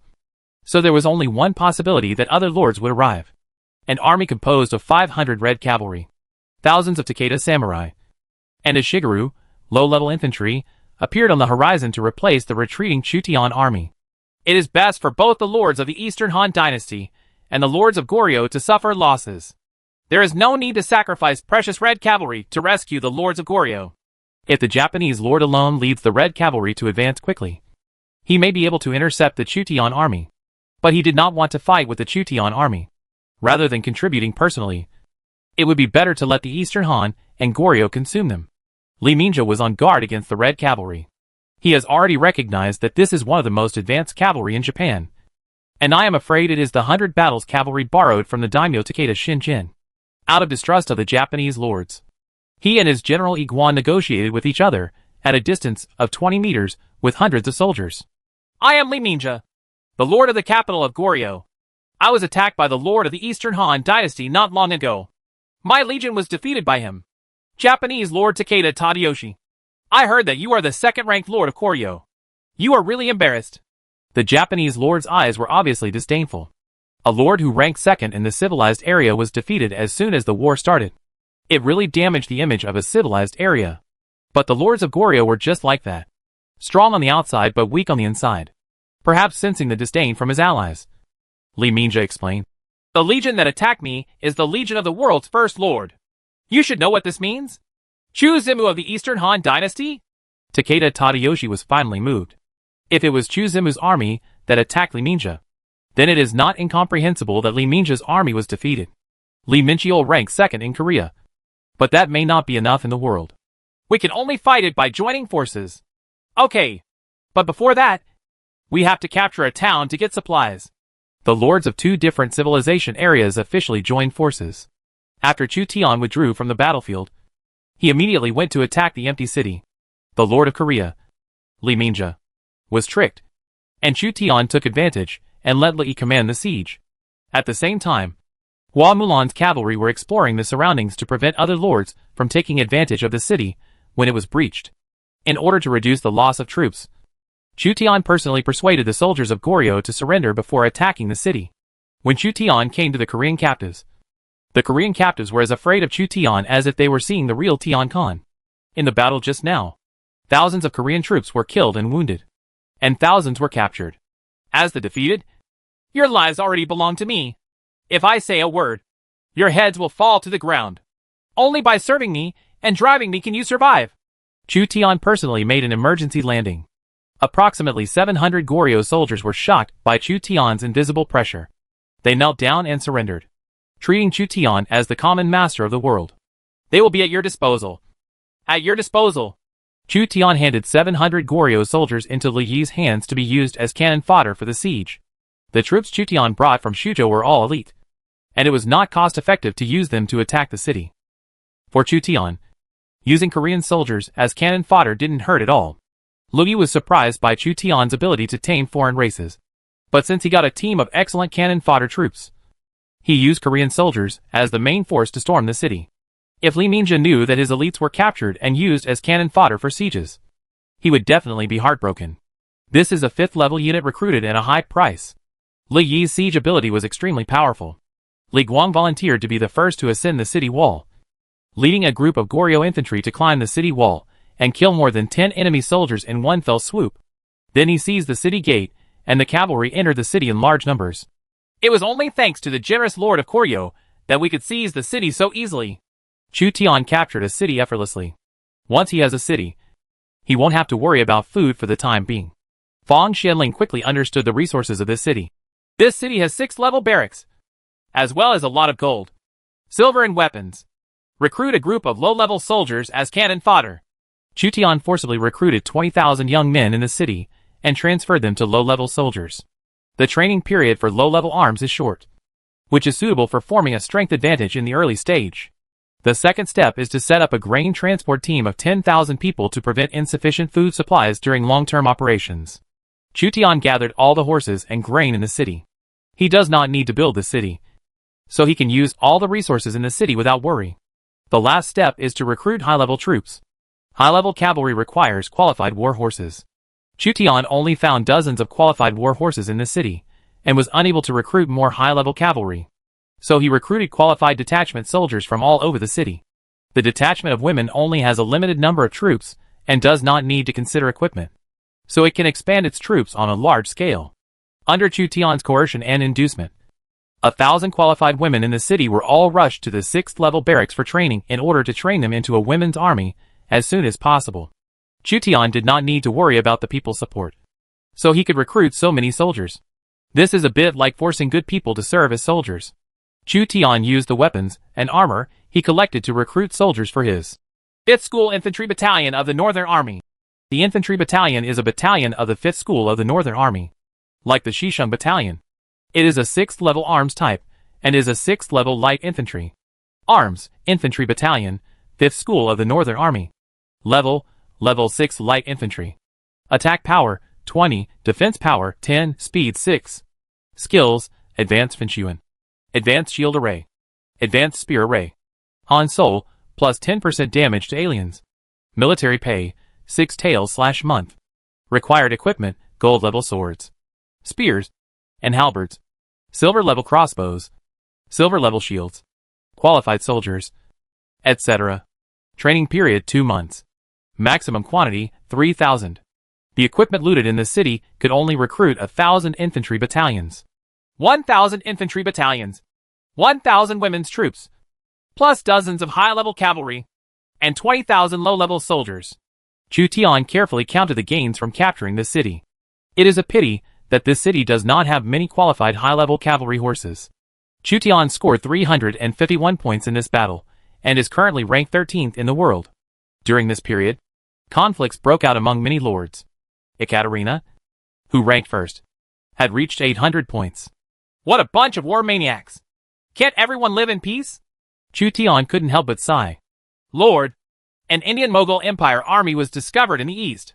Gather immediately and destroy them. Chapter 256 Killing the Mughal Lord. A lord from the Mughal Empire in India is leading an army of 10,000 people to wander on the plains. His goal is the city that has been occupied by Chu Tian. The lord of the Mughal Empire had not yet realized that the city defended by NPC defenders had been captured by Chu Tian, and was now defended by the Eastern Han Dynasty's army. He still marched towards the city. Chu Tian thought of a good idea to deal with the lords of the Mughal Empire. He ordered people to clean up yesterday's battlefield, removed the dragon flag symbolizing the Eastern Han Dynasty, disguised himself as a weak NPC garrison, and waited for the lords of the Mughal Empire to attack. The average level of the NPC army in the National War battlefield is only 30, which is not enough in front of the big lords. So many lords will choose to attack the city. This is probably called sitting back and waiting. Chu Tian sat at the top of the city, waiting patiently for the Mughal lords to attack. Chu Tian also realized that Goryeo and Japan were not necessarily powerful enemies of the Eastern Han Dynasty. The biggest enemy of the Eastern Han dynasty may be the Indian Asen. Their population is as large as that of the Eastern Han dynasty, and they often have hundreds of thousands of troops. If they could defeat Asan's spirit in the national war, they would not dare to be so arrogant and jump up and down. My lord, this move is too cruel. Fang Xianling learned that Chu Tian had moved a chair and was sitting leisurely at the top of the city waiting for the Indian Asen to kill him. She couldn't help but think that Chu Tian's tactics were insidious. Just imagine the feeling of despair that the Mughal Empire lord, who originally thought the city would be easy to conquer, suddenly ran into the iron wall composed of the Chu Tian army. Xuan Gui informed. Lord, the army of the Mughal Empire has arrived at the city. Chu Tian looked down at the densely packed enemy troops below. A 10,000-strong Mughal Empire army was arrayed under the city. The most elite of them were the Rajput cavalry and a group of infantry and archers. Many soldiers had turbans on their heads. It is true that this was a powerful Mughal lord. However, Chu Tian judged that he was not the most powerful lord of the Mughal Empire. Why didn't the Mughal elephant soldiers show up? Chu Tian regretted not seeing the elephant soldiers. But the elephant soldiers had no role in the siege. The lords of the Mughal Empire formed a storming formation. They were obviously very confident in their military power and wanted to capture the city in one go. This lord's judgment is correct, provided that the city's defenders have not changed. However, the soldiers guarding the city have been replaced by the Shunshung Battalion. The longbowmen of the Shishung Battalion prepared a large number of arrows. The Shishung Battalion received a large number of bonuses. Li Guang's SS-level flying general has plus 15% crossbow damage and plus 10% damage to aliens. Li Yi's army aura 5 kingdoms conquer, she has plus 10% attack power. Chu Tian's army aura. The Han army soul. All attributes plus 3%. The Shishung camp also has the Han soul characteristic, which deals plus 10% damage to aliens. Therefore, the attack power of the Shishung Battalion is plus 13%. And the damage of crossbows against foreign races is increased by 35%. And the damage is extremely shocking. When the alien army encounters the Shishung Battalion of the 5th School of the Northern Army, and with the bonuses of a series of famous generals, they will face a baptism of arrows. It is estimated that the English longbowmen added by the Black Prince Edward will be defeated by the Shishung Battalion added by Li Guang, Lo Yi, and Chu Tian. As a flying general, Li Guang finally showed his abilities to the fullest during the national war. Li Guang's foreign war is really strong. Compared with the civil war, he is like two different heroes. He is worthy of being the flying general who made the Xiongnu dare not invade the border. Even Li Guang's foreign war is so fierce. So what about Wei Qing and Hu Zhubing? How powerful? Chu Tian knew that Zhou Yafu and Li Guang were not the top generals in the Han dynasty. The top generals should be Han Xian, Wei Qing, and Hu Zhubing. Li Guang is now so powerful that Chu Tian can ignore Li Guang's negative characteristics. As long as Li Guang fights beside Chu Tian, his bad luck will not be that severe. The whole army aura is even better. Lo Yi is already a court general to Chu Tian. Lords of the Mughal Empire in India, let me see your strength. Chu Tian had limited knowledge of the strength of the Mughal Empire, which was a large empire established by the Turkic Mongols in India. I don't know why, but I feel a little uneasy. The Mughal lord and his army were more or less suppressed by the characteristics of the Sky Khan, and their combat effectiveness and morale were affected. Despite this, after the military craftsmen made the ladder, the lords of the Mughal Empire still chose to attack the city. Infantrymen armed with scimitars, battle axes, swords, and bucklers carried the ladder and tried to capture the seemingly easy city. The captured city. Fire the arrow! The archers of the battalion commander on the city wall fired arrows, and dense rain of arrows shot out of the air, hitting the Mughal army that was attacking the city wall. One after another, Mughal soldiers fell on the way. Unless they were heavily armored soldiers, they were shot by the Zhejiang composite bow of the Shishung battalion, narrowly escaping death. Round after round of arrows rained down, and the Mughal infantry and archers suffered heavy casualties. In less than 10 minutes, hundreds of people were killed. The Mughal soldiers braved heavy losses to storm the city. Some soldiers escaped from the rain of arrows and climbed ladders with scimitars and bucklers in hand. The Goryeo soldiers who surrendered to Chu Tian surrendered and acted as auxiliary soldiers, knocking down the Mughal soldiers with stones. It was not easy for the Mughal soldiers to board the city. A square-shaped halberd swept over and directly swept the Mughal soldiers down. The Mughal soldiers were horrified to find that they fell from the 6-meter-high city wall and were reduced to a pulp. Xuerengui and Zhao Yun were on the city wall specifically to kill the Mughal soldiers, who climbed onto the city. Hua Xiong was carrying a big sword, and one blow was enough to cut a Mughal infantryman in half. The scene was very shocking. The narrow terrain of the city wall allowed their force to be used, and a few Mughal soldiers could not break through. Li Xiaoning led a team of women soldiers to follow Chu Tian as a guard. The two sides fought for about half an hour, and the siege side suffered thousands of casualties. Instruct Xuerengui and Zhao Yun to go down to the city to command the cavalry and prepare to hunt down the Mughal lords. Next, the city wall will be defended by Li Xiaoning and Hua Xiong. Chu Tian estimated that the time would be about the same. As commanded? As Li Shimon's sister, Li Xiaoning is also a fierce person. She held 2 tang knives. One tang knives blocked the weapons of the Mughal soldiers, and the other tang knives took the opportunity to stab the enemy's abdomen. Kill the enemy without mercy. Kindness to the enemy is cruelty to oneself. The mentality of the Mughal lords below the city had collapsed, and they ordered a retreat. He brought 10,000 people to join the battle. As a result, 1/10 of his troops were reduced in half an hour. But the city showed no sign of shaking. If the fight continues, it is estimated that his 10,000-strong army will be wiped out in half a day. Just as the Mughal Empire army was retreating, the city gate opened, and Hua Mulan, Xuerengui, and Zhao Yun, who were ready to go, rushed out and charged into the Mughal Empire army. The Mughal army was unable to attack the city, and its morale had been shaken. With the addition of 3 cavalry generals, the army completely collapsed and was fiercely attacked by Hua Mulan, Xuerengui, and Zhao Yun. Hua Mulan raised the sharp tang sword in her right hand high, and the Mughal soldiers who turned around and fled were like lambs waiting to be slaughtered. Xuerengui's Tang dynasty archers fought with the Indian Rajput cavalry. Under the leadership of Xuerengui, the Tang dynasty archers were overwhelming.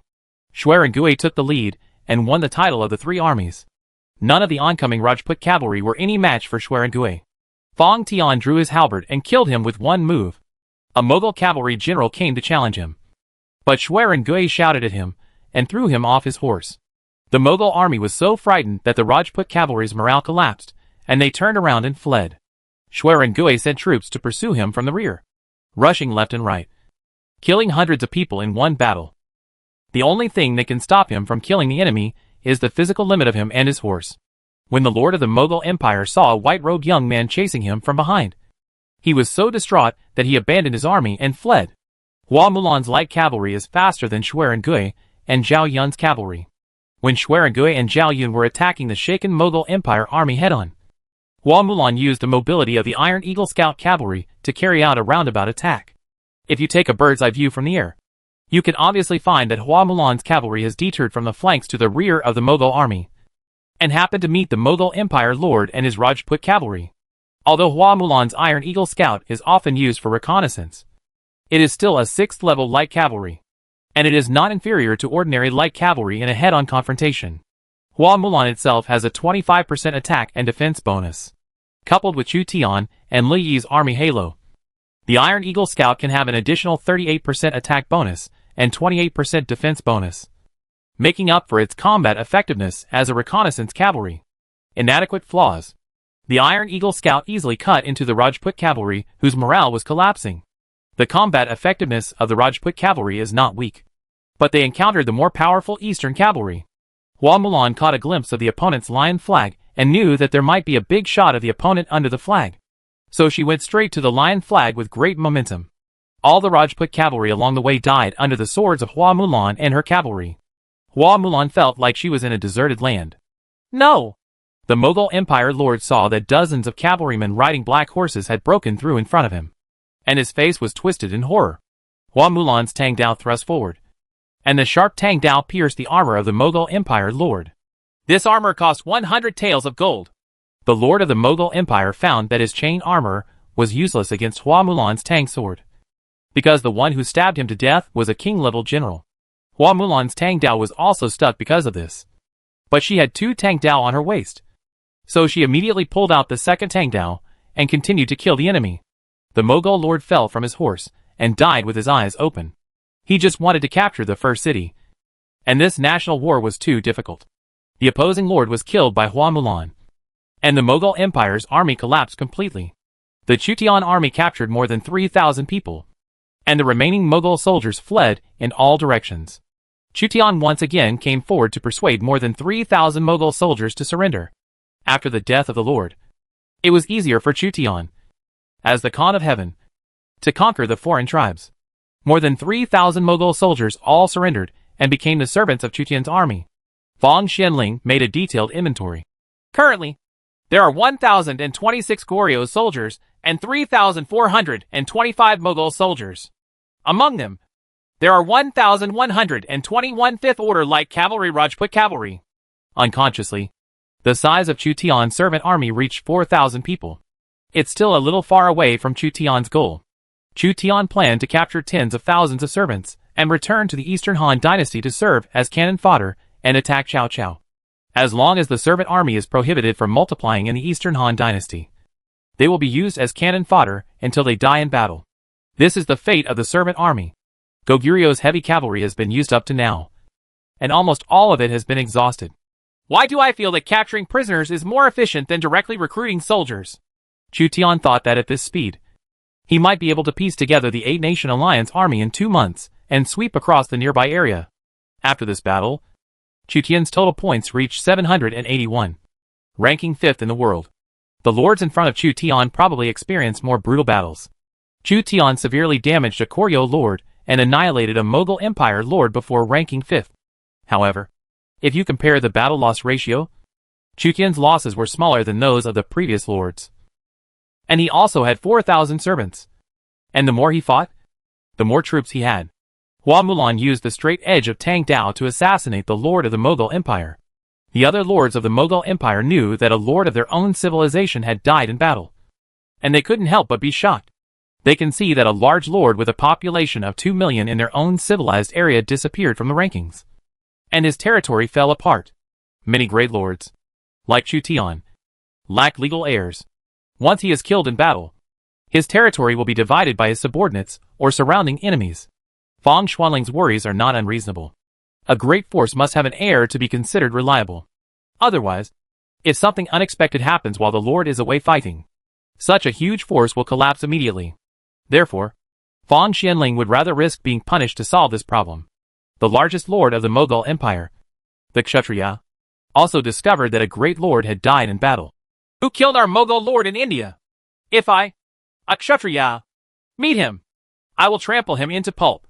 To avenge it, the Kshatriyas had joined up with another Mughal lord, and their heavy war elephants destroyed the Arabian camel cavalry on the opposite side. Lord Kshatriya, an Eastern Han army was spotted ahead. Wait until we destroy the lord of the Arabian Empire before meeting him. When Chu Tian was at war, Xiao Liang led people to the prison in Xiapi City and saw the imprisoned civil servant Zhang Zhao. Zhang Zhao was one of the top civil servants in Eastern Wu, equivalent to Sun Yu to Chao Wei and Zhuge Liang to Shu Han. Xiao Liang personally recruited Zhang Zhao for Chu Tian.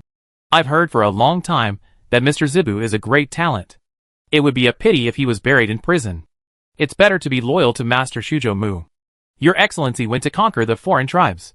When he comes back, maybe you can pay homage to him. Mr. is engaged in it. Zhang Zhao didn't have much favorable impressions of the Chu Tian forces that captured Pingqing. Master Shuzhou Mu didn't come in person, but sent a female figure. Could it be that he looked down on Zhang Zibu? Zibu, she is not an ordinary female. Zhao Yu from Langia and Wang Lang from Donghai followed them to the prison. They were coerced by Xiao Liang and persuaded Zhang Zhao to surrender. In the late Eastern Han Dynasty, many aristocratic families had contacts, and Zhao Yu and Wang Lang were Zhang Zhao's friends. Xiao Liang smiled slightly, but it made Zhang Zhao sweat. I believe Mr. Zibu will be happy to serve Master Shuzhou Mu. Right. Chapter 257 Arabian War Horses and Camels. There are elephant soldiers on the other side. Retreat. Lian Po's regiment of Huma, the prefect of Jiuyuan County in Bingzhou, was attacked by 100 war elephants. A large number of soldiers were killed. Lian Po could barely support it with his heavy infantry. War elephants are raging.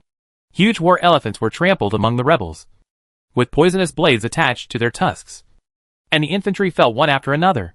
There is a solid wooden tower on the back of the war elephant. Archers and spearmen stabbed the Eastern Han soldiers with spears and spears from high above. The archers shot and killed the enemies they saw. The vast majority of lords in the Eastern Han dynasty had no experience fighting against elephant soldiers. and suffered heavy losses due to their lack of experience. If it weren't for Lianpe as the commander-in-chief, I'm afraid the entire army would collapse. This Eastern Han army is really tenacious. It was attacked by 30,000 people from our Mughal Empire and did not collapse. The great Lord Kshatriya of the Mughal Empire in India united with 2 other great lords to attack the Lianpe army. A great lord could not deny. The lords of the Eastern Han dynasty had powerful generals and soldiers. I suspect that the great lords of our Mughals who died in battle were killed by the lords of the Eastern Han dynasty. No matter what, the lord attacked by us must have huge influence in the Eastern Han dynasty. If he can be killed and his hero captured, it can cause huge losses to the Eastern Han dynasty. My hero Shivaji can strengthen the control of the war elephant. It is almost impossible for them to crack my elephant soldiers. Shivaji, the Kshatriya hero, rode on a war elephant and commanded light cavalry to besiege Lianpe's army. 30,000 Mughal soldiers clung to Lianpe's army. Hold fast. Lianpe's army was extremely tenacious and was not completely defeated. He protected the Lord Huma and retreated all the way to the city. The city's archers covered Lianpe and others as they retreated into the city. Huma returned to the city alive and finally stopped the ferocious war elephants with the towering city walls. When he came to the city wall, there was an arrow stuck in his armor, and he was bleeding profusely. The doctor rushed to treat his wound. If I had been prepared, how could I lose to the elephant soldier? And his war elephant is very different. His war elephant is very calm. Huma gritted his teeth when he saw the war elephants demonstrating outside the city. Fortunately, he captured a city in advance. Otherwise, the Lianpe army might have been completely annihilated under the attack of 3 Mughal lords. The war elephant troops of the Mughal Empire are different from ordinary war elephant troops. Even if they use a phalanx of spears, it is difficult to panic the war elephants. Lianpe was hit by several arrows, but his fish scale armor reduced the damage caused by the crossbow arrows. Lord, we must contact other lords to compete with the enemy. Where are our lords of the Eastern Han dynasty? Where are the other Eastern Han lords? Chu Tian sent cavalry to investigate everywhere, and found 5 or 6 civilized lords one after another, but never found the lords of the Eastern Han dynasty. Before joining the other Eastern Han lords, Chu Tian was looking for fighters to capture as many servants as possible while gaining points. General Zhao Yun is injured. Zhao Yun, who went out to patrol the city, returned to the city and returned injured. Zhao Yun was followed by more than a dozen white horse followers. Their white robes were dyed red with blood. Many of them were hit by arrows. There were 7 or 8 arrows hanging on Zhao Yun's Mingguang armor. A white horse righteous fell from his horse, hugging his injured shoulder and enduring the pain. Zhao Yun frowned. He was hit by so many arrows and still didn't die. Zhao Yun's vitality was extremely tenacious. Please come, Mr. Huatul. The miracle doctor Huatul and a group of doctors treated Zhao Yun and others. Among the doctors was Li Lan, who had been serving the army since Xia Xiyuan. Li Lan has reached the threshold of senior doctors. When Huatul saw that Zhao Yun was not killed despite being hit by 8 arrows, he could not help but frown in surprise. Zhao Yun's injury is really not optimistic. Huatul cut off the arrow shaft and asked Zhao Yun to take off his armor and reveal his strong body. The process of taking out the arrow cluster will be very painful. I have numbing powder here to relieve the pain. Chu Tian learned that Zhao Yun was injured and came to understand the situation. With the strength of Zhao Yun's 5 tiger generals, he would be seriously injured and his strength would be greatly reduced. Zhao Yun said, the general encountered a light cavalry. Their horses were very fast. Our group of more than 30 people were surrounded by 600 to 700 enemy cavalry. We killed hundreds of enemies before we successfully broke through. There may be several people behind them. Thousands of cavalry. And camel cavalry. No wonder Zhao Yun was seriously injured. It turned out that he was surrounded by 20 times the number of enemies. It was extremely difficult for Zhao Yun to bring half of the cavalry out from the heavy siege. Where is the enemy? It's only 7 or 8 miles away from this city. Send someone to investigate immediately. Chu Tian learned that Zhao Yun was once surrounded and the enemy appeared nearby. So he immediately mobilized the scout cavalry. He noticed the horses mentioned by Zhao Yun and asked, how do their war horses compare with Liaodong horses and Lianzhou horses? I'm afraid it will be higher than Liaodong horse and Lianzhou horse. Could it be an Arabian war horse? When Chu Tian thought of camel cavalry, he couldn't help but think of the civilization of the Arab Empire.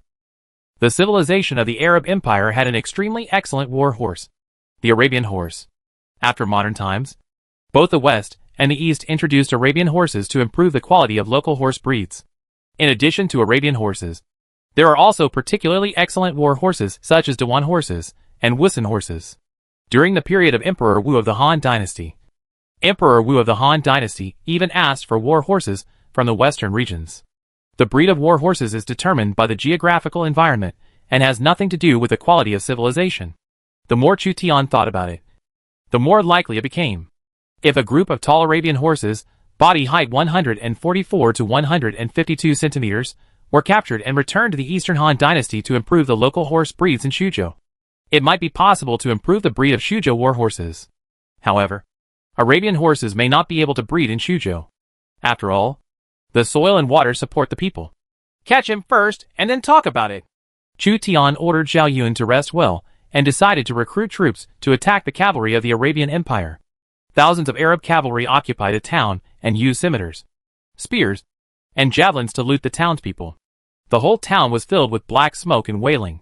I didn't expect to be defeated by the Mughal lords of India, and my city would be taken away by them. The lords of the Arab Empire lost the battle with the Kshatriyas, the lords of the Mughal Empire, and were forced to retreat to the west. On the way, they were about to encounter Zhao Yun out of the city for patrol. So they pursued Zhao Yun. Zhao Yun did not expect that a cavalry force of several thousand people would approach. So he could only rely on superb force to break through at the cost of serious injuries. The small group of cavalry I met during the day seemed to be the army of other lords. There must be a city nearby. As long as I capture the city and recruit soldiers, I still have a chance to hit the world rankings. Hundreds of camels gathered around the fire to form a camel city. Camel cavalry is only a special auxiliary unit. The great conquests of the Arab Empire still relied on the combination of light cavalry and heavy cavalry. Arabian war horses were the resources that the lords of the Arab Empire valued. Thousands of Arab cavalry were resting in the town, and a small group was separated to patrol. The Arab cavalry was tired from the continuous fighting.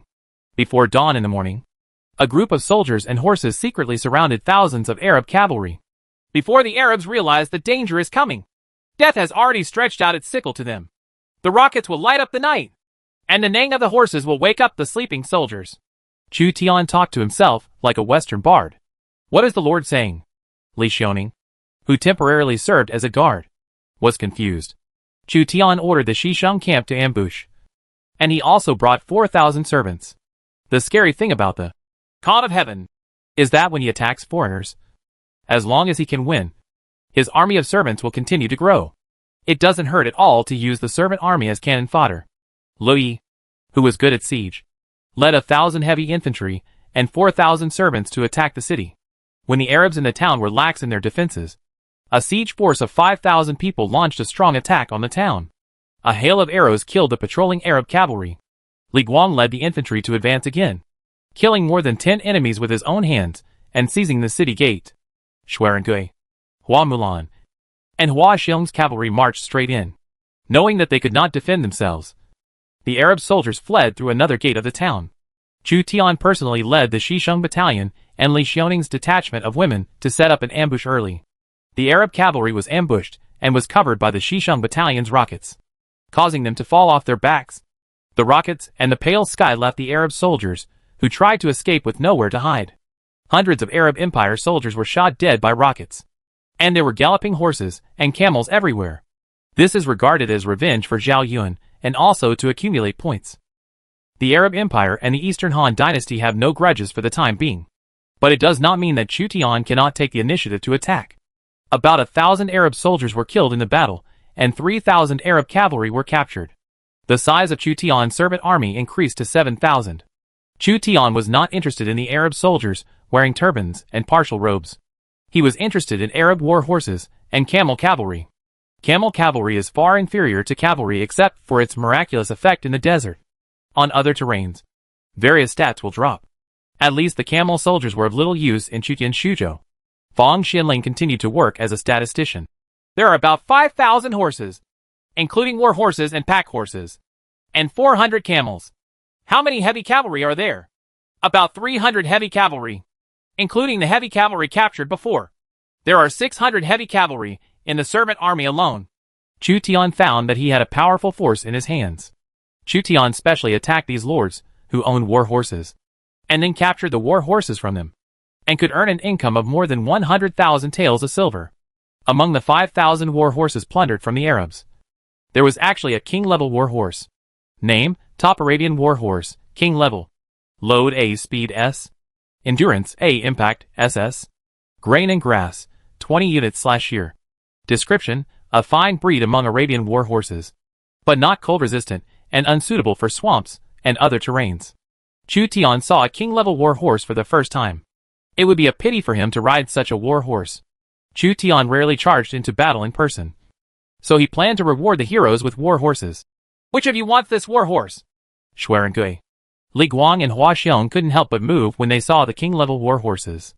As a heavy cavalry general, Hua Xiong originally wanted to buy this horse, which was suitable for heavy cavalry. But military advisor Fang Xianling glared at him. He did not dare to ask for a king-level Arabian war horse. Xuerengui understood what Fang Xianling meant. My lord can reward General Mulan. Then this war horse will be left in the care of General Hua Mulan. Chu Tian saw the general's rejection in his eyes, but didn't say much. As the first general, Hua Mulan was the favorite in the Chu Tian camp. Everyone gave in to her. Even Xiao Liang had to consider her attitude. Therefore, if there are good things, Xuerengui, Li Guang, and Fang Xianling will keep them for Mulan. Thank you, my lord. Hua Mulan accepted a king-level war horse. In her opinion, this might be a betrothal gift or something. Transport all the camels back to the city. There is no need to divide the troops to defend the town.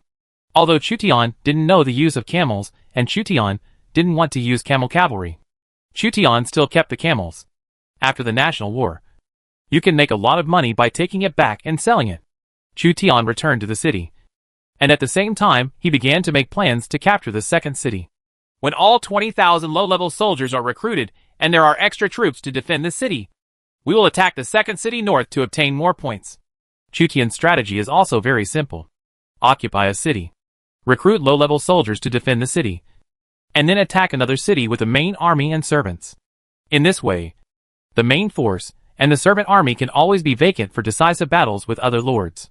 It is now the 7th day of the national war. Chu Tian has defeated 3 lords, 2 of whom were killed. The brutality of the national war is extraordinary.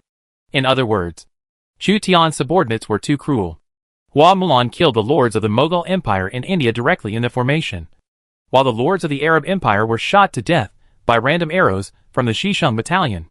A lord from Guiyang County was killed in battle. Chu Tian was paying attention to the lords of the Eastern Han dynasty, and found that the lords of Guiyang County were killed in battle, mostly by the lords of other civilizations. On the battlefield where the lord of Guiyang County died, 10,000 Eastern Han soldiers were attracted by the Roman legions into the valley, and the entire army was annihilated. The Roman commander Scipio and several other generals led the Roman legions to clean up the battlefield. Scipio stepped on the dragon flag of the Guiyang County Legion under his feet. If this is the strength of the lords of the Eastern Han dynasty, then the Eastern Han dynasty is no match for our Rome. I guess this is just a medium-sized lord in the Eastern Han dynasty. There is nothing to be proud of in defeating him. None of the 10 most powerful lords in the Eastern Han dynasty has been eliminated so far. The Roman lord carried a long sword, and this was the first Eastern Han dynasty legion he destroyed. He tried to use the Roman legions to attack the Eastern Han dynasty legions, but he won a complete victory, which greatly boosted his confidence. After the Roman legions cleared the battlefield, they marched westward, not far away from the Roman legion. The Qin legion led by Jiujiu Lao Qin was approaching the Roman legion. Jiujiang Lao Qin has discovered traces of the Roman legions. He was following the Roman legions, trying to defeat them. Who is better between the Roman legion and the Qin legion? He has Scipio under his command, but I don't have Bai Qi and Wang Jian, which is a bit of a disadvantage for me. My advantage is that I have generals such as Lu Bu and Gao Shun. Jiujiang Lao Qin could never make up his mind to attack the Roman legions. That African conqueror, Scipio the Great, was to the Roman Empire what Bai Qi and Wang Jian were to the Qin dynasty. Chapter 258. A powerful enemy from the north. Damn it! Why does she have so many troops? Jizhou Lord Zhao Long and fierce General Shi Wansui were surrounded by tens of thousands of soldiers. The troops that besieged them included African tribal warriors, Seljuk Turk cavalry, and Mamluk cavalry. Shi Wansui didn't understand why these armies from different civilizations suddenly attacked him, but he was almost certain that there must be someone commanding these armies behind the scenes. He saw a dozen cavalrymen standing on the high ground, observing the entire battlefield. In a split second, Zhao Long realized there was only one way he could win. Zhao Long personally maintained the formation. Long life sure. Lead 100 cavalry and kill the enemy's commander on the hillside for me. Listen and obey. Shi Wanshui held a longbow in his hand and drove with hundreds of cavalry, heading straight for the opponent's commander. Will this Eastern Han army be the best in the world? But the world's best army should not be easily defeated by me. Catherine was riding a war horse and noticed that the Eastern Han Dynasty army was divided into 100 troops to kill her. So she had someone blow the horn. Thousands of Cossack cavalry appeared from behind the hillside. And in the front row were the boy noble cavalry wearing armor and hanging Turkish scimitars on their waists. The cavalry all over the mountains and plains changed from trotting to charging. The boy cavalry pulled out their Turkish scimitars and slashed at Shi Wanshui. This is a trap. It is not easy for Shi Wanshui to attack the high ground and win among the dense and elite cavalry of the Grand Duchy of Moscow. The cavalry all over the mountains and plains are killing Shi Long live. Shi Wanshui charged into the rebel army and killed dozens of people in a row. He was extremely brave. But the small number of cavalry around Shi Wanshui was overwhelmed by the opponent's elite cavalry. The enemy is too cunning. Go immediately to rescue Shi Wanshui and retreat. Zhao Long knew that Shi Wanshui could not complete the beheading operation without the opponent being prepared. Continuing to let Shi Wanshui take risks will only cost Shi Wanshui his life in vain. As soon as Zhao Long retreated, tens of thousands of coalition troops came forward to besiege him. And Zhao Long was defeated. Zhao Long, whose strongman had his arm broken, gave up his infantry and archers and led his cavalry away. He had to keep 2,000 to 3,000 cavalry before he had a chance to make a comeback. Zhao Long's heart was bleeding. In one battle, thousands of elites were killed or captured. He still doesn't know who defeated him. Surrender without killing. Chu Tian rode a war horse to persuade him to surrender. Trying to use the characteristics of Tian Khan to surrender the forced slave army of spearmen from Spain. The Spanish spear phalanx can effectively resist cavalry attacks. But in front of Chu Tian's Xisheng battalion, the Spanish phalanx, which lacks high-level crossbowmen and matchlock gunners, is a fat sheep waiting to be slaughtered. Round after round of arrows hit the Spanish phalanx. Hundreds of Spanish phalanx were killed, and the remaining people surrendered one after another. As for their lords and knights, they have abandoned this group of Spanish pikemen. Korea's military squad. Mughal Empire's Rajput cavalry. Arab Empire's camel cavalry. And Spanish pikemen. Chu Tian carefully counted the number of servants, who had reached 10,000 people. After drawing the Spanish legions out of the city and annihilating them, Chu Tian led his troops to besiege the city. He wants to conquer the second city. This city was occupied by Spanish lords. However, the Spanish lord fell into the trap and was defeated. He abandoned the phalanx of spears and fled back to the city with his knights, cavalry and grooms. His vitality was greatly reduced. When Chu Tian led the Shuzhou army and the servant army, a total of 20,000 people, the main force appeared outside the small city. The Spanish lord felt suffocated. The lords of the Eastern Han dynasty were so powerful that he despaired. What made him even more desperate was that Chu Tian held the 5 nations' allied forces. And the Spanish spearmen, who were his subordinates, not long ago, actually rebelled and became Chu Tian's subordinates. Is this still a human being? God! What kind of opponent have you arranged for me?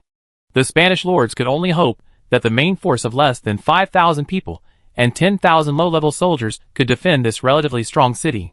Chu Tian ordered military craftsmen to build siege equipment under the city and prepare for a storm. Chu Tian had already used tactics to consume a number of the Spanish lord's troops. The Spanish lord was frightened and closed the city gates tightly. Chu Tian only had the option of attacking by force. With Lei and Li Guang here, Chu Tian doesn't have to worry too much about attacking the city. Li Guang led the Xisheng battalion to suppress the archers on the city wall. And then Li organized infantry and siege equipment to seize the city. The two sides cooperate with each other, unless they encounter a specialized defender or a specialized fortress castle. The other party will not be able to defend it at all. Lord, there is a cavalry approaching from the north. When Chu Tian was about to attack the city, Hua Mulan promptly informed Chu Tian of an important piece of information. Why is there another group of cavalry? Order Xuerengdui's cavalry to be on guard. The last time Chu Tian planned to annihilate the Korean Lord Li Ninja, he was frightened back by a group of Japanese cavalry. But he never expected that another group of cavalry would come at this time. Since he encountered so many enemies, Chu Tian thought they were probably enemies this time. Zhao Long led 2 to 3,000 Jizhou cavalry south, and he and Shi Wanshui escaped Yekaterina's pursuit. The Cossack cavalry had strong maneuverability and tried to catch up with Zhao Long and Shi Wanshui. Fortunately, Zhao Long and Shi Wanshui's cavalry were not weak, so they were not captured or killed by Yekaterina on the way. Report: traces of unknown scouts found ahead. Go and make contact immediately to see if you are an enemy or a friend. After a while, the scout cavalry turned back. It's our Eastern Han Dynasty's dragon flag. Finally, we found a lord from our Eastern Han Dynasty. I will take revenge on that woman this time. When Zhao Long fled, he probably guessed who the lord who owned the Cossack cavalry was. There are many lords with Cossack cavalry, but the only lord who has the ability to annihilate the top 10 Zhao Long 7 or 8,000 elites in the Eastern Han Dynasty is the current number 1 Yekaterina. There are only a handful of female lords in the world. Those who can become female lords must have great military exploits. Zhao Long only had 2 or 3,000 cavalry in his hands, and it was difficult for one person to seek revenge on Yekaterina. So he couldn't help but be overjoyed when he learned that there was an Eastern Han lord nearby. According to the agreement between the lords of the Eastern Han Dynasty, they can trust each other unconditionally during the national war. Zhao Long led the remaining soldiers to approach Chu Tian's camp. Chu Tian thought he was an enemy, so he asked Li Yi to prepare for war. Until Zhao Long's Jizhou army met Xuzhou army, Chu Tian discovered that the visitor turned out to be Zhao Long, the lord of the Eastern Han Dynasty and the prefect of Wei County in Jizhou. Zhao Long still supports Yuan Shao to become the Iron Lord of Jizhou Mu, and is now serving as the prefect under Yuan Shao. Zhao Long also had Shi Wanshui, a Sui dynasty military general who impressed Chu Tian, and was a powerful general at the level of the 5 Tiger generals. Chu Tian had met this man many times. He was not a stranger at all, but quite familiar with him. Both sides participated in the battle to capture Hulao Pass. It's just that Zhao Long and his general Shi Wanshui both looked a little miserable, like bloody people fished out of a blood pool. All this shows that they have experienced a tragic battle and are likely to suffer a disastrous defeat, judging from the fact that he only brought so few cavalry with him. It's really unlucky. I met Ekaterina, the lord of the Grand Duchy of Moscow, and was severely punished by her. If it was just her cavalry, that would be it. My Shavanzai may not necessarily have the same strength when the troops are equal. Fear her Cossack cavalry, but she can command a group of servants and use them to consume my troops. You should know that the people who are confident in participating in the national war this time are the great lords of various civilizations, and they are carrying the most elite of their respective forces. Army. Catherine can command a large number of servants. It is almost impossible for me to defeat so many elite troops by myself. After Zhao Long saw Chu Zimu, the number 1 lord in his civilized area, he immediately felt relieved. For some reason, Zhao Long felt inexplicably relieved. No matter how powerful Ekaterina is, she is not the number 1 in the world. The world's first lord is Chu Zimu, who has a large population. Ekaterina. Chu Tian had heard of the reputation of this hairy female lord more than once recently. She also always ranks first in the national war rankings. According to Zhao Long's description, Yekaterina also has the ability to command the servant army to fight for herself, which is somewhat similar to Chu Qian's Tian Khan. This is a powerful enemy that appears to the north. If she is not careful, Chu Tian may be defeated by her. What kind of civilized armies does her current servant army include? African tribal warriors, Seljuk Turk cavalry, and Mamluk cavalry. About 20,000 people. In addition, there are cavalry she brought herself. Chu Tian found that he had more types of servants, but the number of captives was not as high as that of Catherine. In every battle, Ekaterina almost captured all the opponents. Are you confident that you can defeat her? I have a long life and can help you. To be honest, I don't really want to fight her. Chu Tian had no grievances against her, and the two were evenly matched. If Chu Tian insisted on conquering Yekaterina, both of them would suffer heavy losses, while other lords would benefit. And Chu Tian had a bad premonition. If you want to defeat an evenly matched lord, it would be bad if one of your own generals dies in battle. If you don't provoke her, she will definitely attack you. She is like a war eagle on the grassland. No one can stop her. My goal is to capture this city. Only by capturing this city and obtaining supplies can we defeat her more easily. Chu Tian still didn't go north immediately. The city in front of him was crumbling. Chu Tian planned to capture the second city first and then make plans. Zhao Long did not ask Chu Tian to avenge him. Chu Tian had no obligation to act according to his request. so he was grateful enough to take him in at this time. Yuan Hua, you heal their wounds. Seeing that Zhao Long and Shi Wansui were injured, Chu Tian ordered Hua Tuo to come and stop the injuries of Zhao Long and Shi Wansui out of his obligation as an ally. Zhao Long and Shi Wansui came to seek refuge, which was undoubtedly a big help during the national war. It's better to say they came just in time. Zhao Long couldn't help but be surprised when he heard what Chu Tian called the arriving doctor. Yuan Hua, is this Hua Tuo? Chu Tian remained silent. In other words, he admitted that this doctor was the miracle doctor Hua Tuo. I didn't expect Hua Tuo to be here with you. It's really enviable. Is this the appeal of a state pastor? Zhao Long couldn't help but sigh at the abundance of talents under Chu Tian's command. Even a doctor in the force was a historical figure. Hua Tuo is only temporarily living and traveling in Shuzhou. It is estimated that it is difficult for anyone to really make Hua Tuo serve the government. While Chu Tian and Zhao Long were talking, the military craftsmen had already prepared the siege equipment. And under the command of Li Yi, the siege began. Li Yi's offensive was so fierce that the Spanish lords were defeated and simply abandoned the city and fled. Chu Tian arranged an ambush outside the city. When the Spanish lord escaped from another city gate, ambushes spread everywhere and made another gain. Chu Tian came to the city, captured a group of Spanish knights and servants, and recruited them to surrender. This is the second city that Chu Tian conquered on the battlefield of the national war. There is a city 40 miles to the north that originally belonged to me, but it should have been occupied by Catherine at this time. Why do you have so many servants in your tribe? Are they all willing to serve you? Are you not afraid that they will rebellion? Zhao Long knew that the servant army was suitable to be cannon fodder, and the monthly salary paid was only half of that of the Eastern Han Dynasty soldiers. But the drawback of a servant army is that its loyalty is questionable. If there is no means to restrain them, they will easily rebel. There were also frequent rebellions by servant armies in history. For example, in the Battle of Talos in 751 AD, the Anji Protectorate of the Tang Dynasty fought with the Arab Empire. As a result, the servant army rebelled, leading to the defeat of the Anji Protectorate. The servant army is cheap, but it depends on whether you dare to use it. I have my own means. Chu Tian didn't even mention to Zhao Long that he had the characteristics of Khan of Heaven. The captured Spanish knights were trembling in front of Chu Tian. The possibility of betrayal was not impossible. But with the Khan of Heaven suppressing them, they would be willing to be dogs for Chu Tian.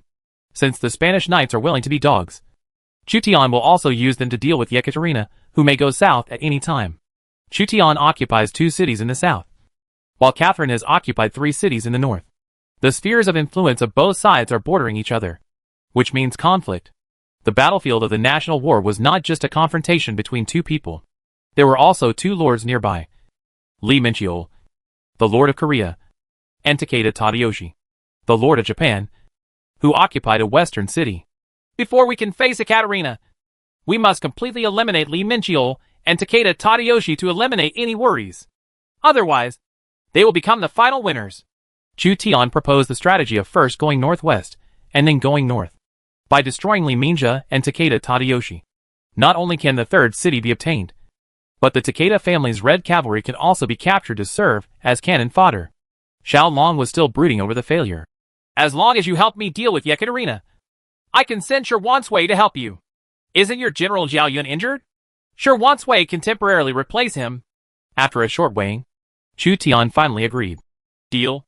The commander-in-chief of the Takeda Akabe cavalry is Masaki Yamagata, one of the 4 Takeda ministers.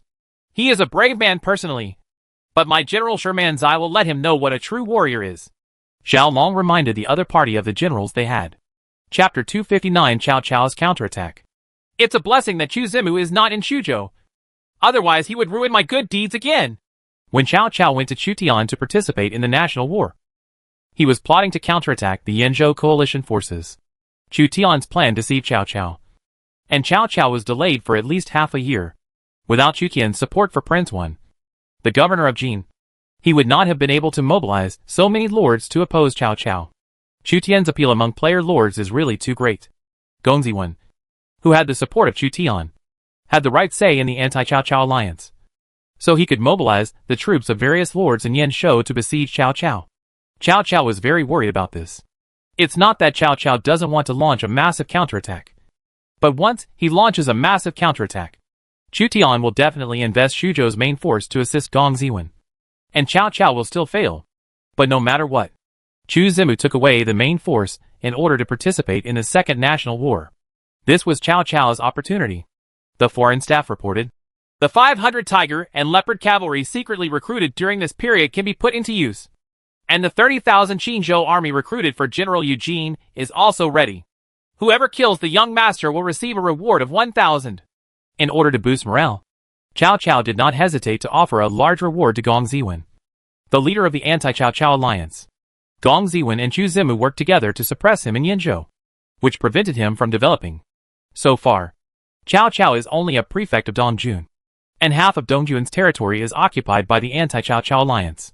Lord, while Chu Zimu has left Shuzhou and has no time to take care of Yinzhou, we must break the situation as soon as possible and occupy Yinzhou.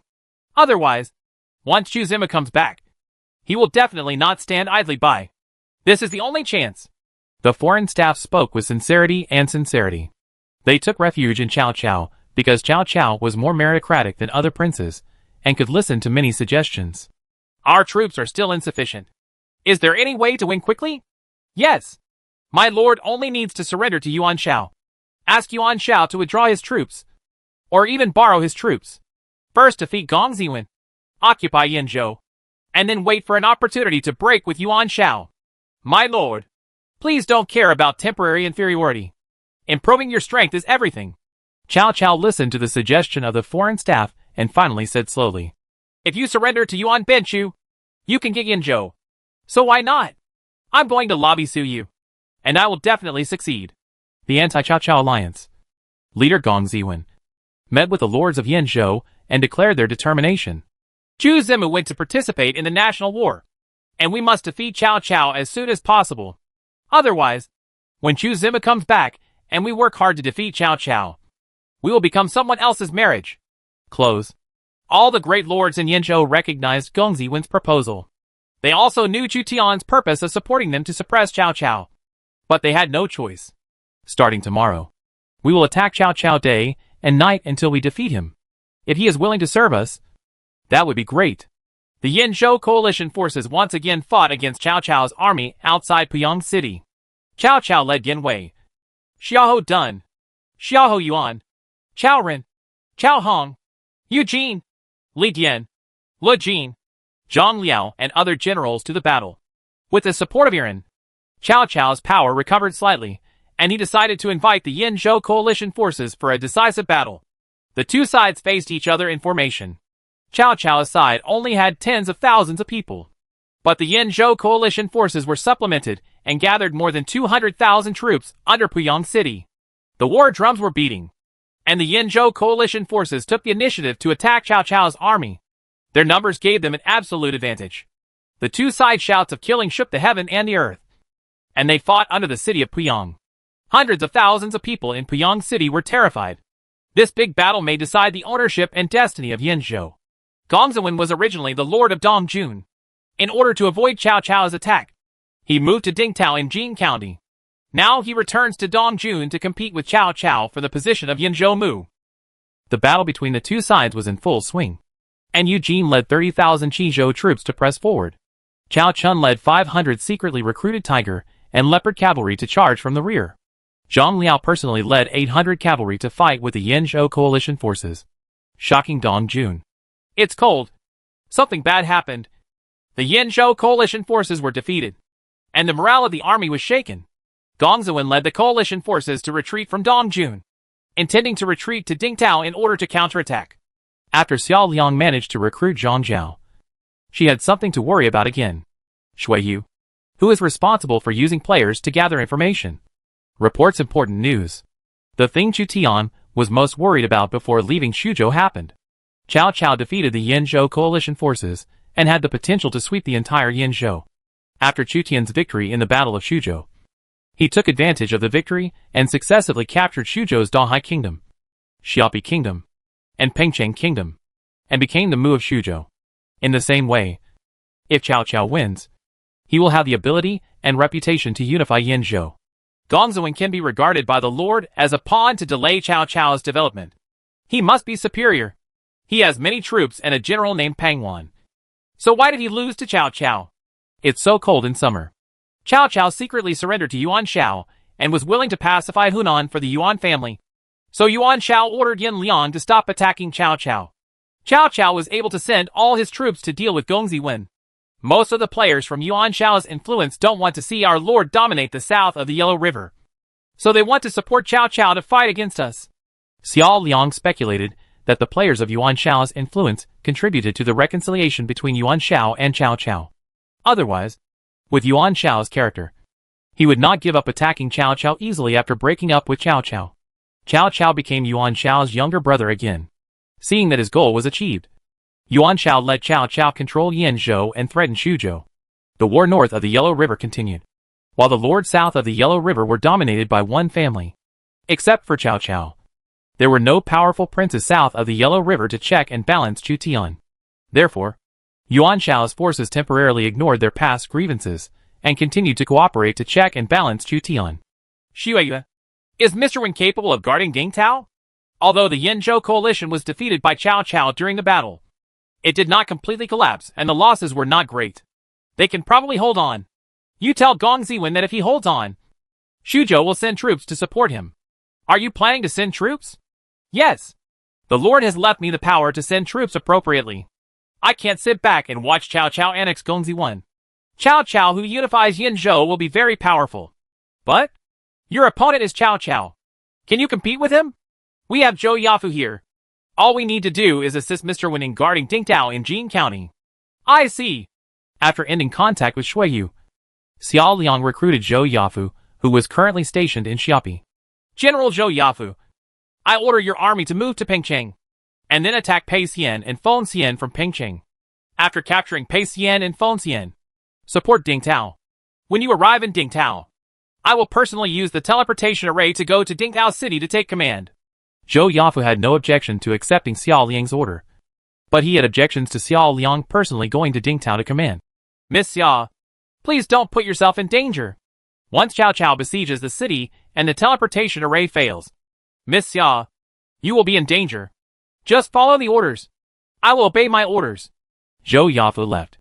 Zhou Yafu and Zhou Tsan can contain Cao Cao. This should be the reason why the Lord kept them. It would be nice if there were more generals. Yes, there is still Su Rong who has not surrendered. Xiao Liang specially ordered Su Rong, who was tied up, to be escorted over. General Su, you have been detained for several months. Have you figured it out? Xiao Liang knew that Chu Tian had been trying to persuade Su Rong to surrender. But Su Rong never surrendered.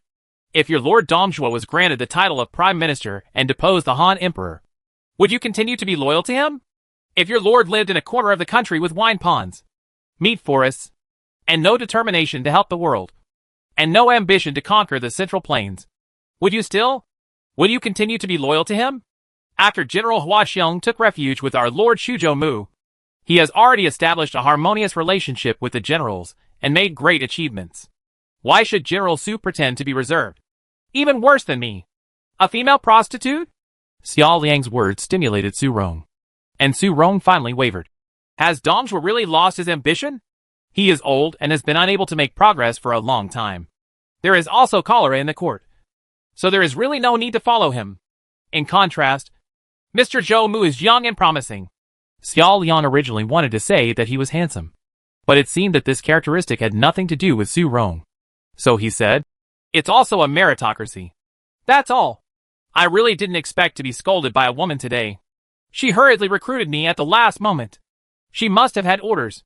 Yes, I want to ask you to deal with someone. Who? Cao Cao. But Cao Mengde, he is not an ally with you. There are no permanent friends between forces, only permanent interests. General Su doesn't understand this. Right. Then the girl believes that Su Rong will not betray me temporarily. I believe you won't have a better choice. Our lord is the most promising state pastor south of the Yellow River. I see. Su Rong was scolded but surrendered instead. If Chu Tian knew that Xiao Liang had surrendered Su Rong so easily, he would definitely be very depressed.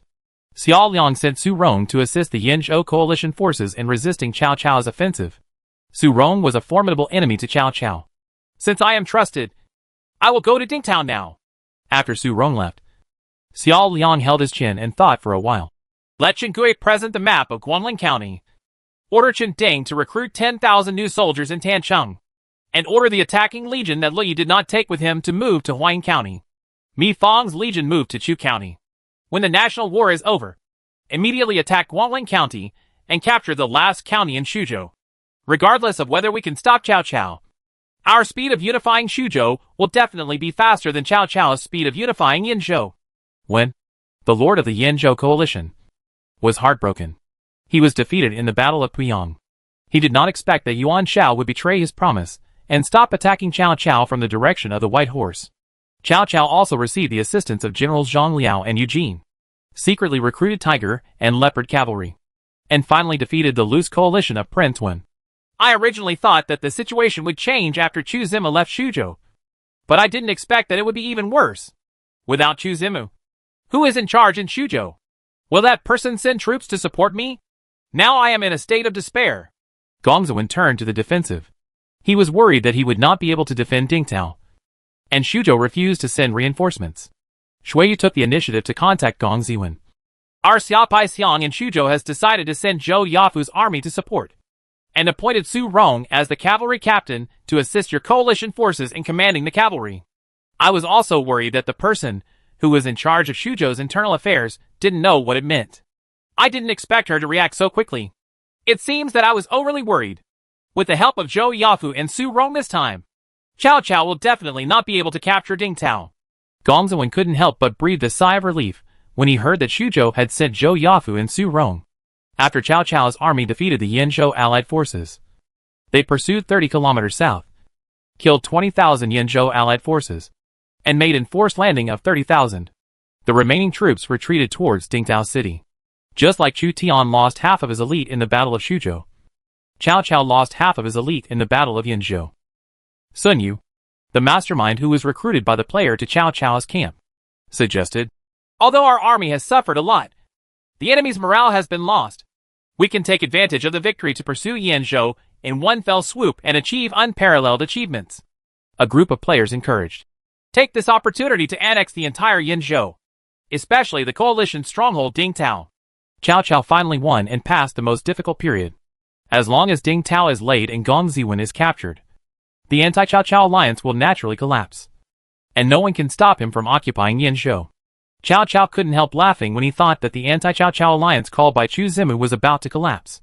Why are you laughing? My lord, I laugh at Chu Zi's plan, leaving only one woman to guard the house. If he had left a talented person to guard the house, would he have allowed us to succeed? My lord, that woman, not long ago, she defended her home with 10,000 soldiers and defeated 100,000 coalition army. Dot! Cao Cao found that he had underestimated Xiao Liang's ability. Report. Suzhou sent an army of 40,000 people to reinforce Dingtao, and the commander is Zhou Yafu. Report. Su Rong has been appointed as the cavalry commander of the Yinzhou allied forces and has arrived in Dingtao City. Report. Other legions in Suzhou are mobilizing. The marching location is unknown. The garrison location is unknown. And some towns are recruiting troops for unknown purposes. When Cao Cao learned about Suzhou's quick reaction, the corners of his eyes twitched. Originally, he could occupy the entire Yinzhou in one go. But now that Suzhou forces have intervened in the Yinzhou battle, it will take many years and months to successfully attack Dingtao. Chu Zi has found a wife like this. What else can a husband ask for? Cao Cao was targeted again and was greatly depressed. This time, he had to compete with Zhou Yafu. As long as Zhou Yafu can't hold on and drags Chu Zimu's main force back to Suzhou, Cao Cao will once again face the fear of being dominated by Chu Zimu. Chu Tian, who was on the battlefield of the national war, did not know what was happening in Suzhou and Yinzhou, so he could only leave it to his subordinates to deal with it. He assembled a large number of troops and prepared to go and destroy a Korean lord and a Japanese lord. The injured Zhao Yun was left by Chu Tian to defend the city, and the Sui dynasty's fierce General Shi Wan Sui temporarily took Zhao Yun's place. Chu Tian assembled 12,000 main troops, including Zhao Long's Jizhou cavalry, and 14,000 servants, to attack the city near the woods in the west. I wonder if Cao Cao is still being suppressed by Gong Ziwen. And what about Suzhou now? Chu Tian suddenly felt uneasy about Suzhou. Although Zhou Yafu was left behind, there was only one Zhou Yafu, so it was difficult to use him. Chapter 260 Crazy Alien Servants. The Goryeo Lord Li Minjia and the Japanese Lord Takeda Tadayoshi found themselves surrounded by troops approaching the city. And a legion under the banner of the Eastern Han dynasty surrounded their city. But this legion is a five-nation coalition with a wide variety of arms. From Spanish spearmen and Spanish knights to Arabian camel cavalry and Indian Rajput cavalry. Chu Zimu also has too many troops. Li Mingzhe found that his fingers were trembling. His army had been severely damaged at the beginning of the national war. Chu Zimu's troops were not only not depleted, but more and more were fought.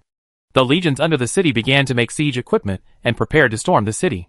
Chu Tian didn't feel bad about using his servant army. He currently had 14,000 servant troops, and he could treat them as cannon fodder and put them into battle.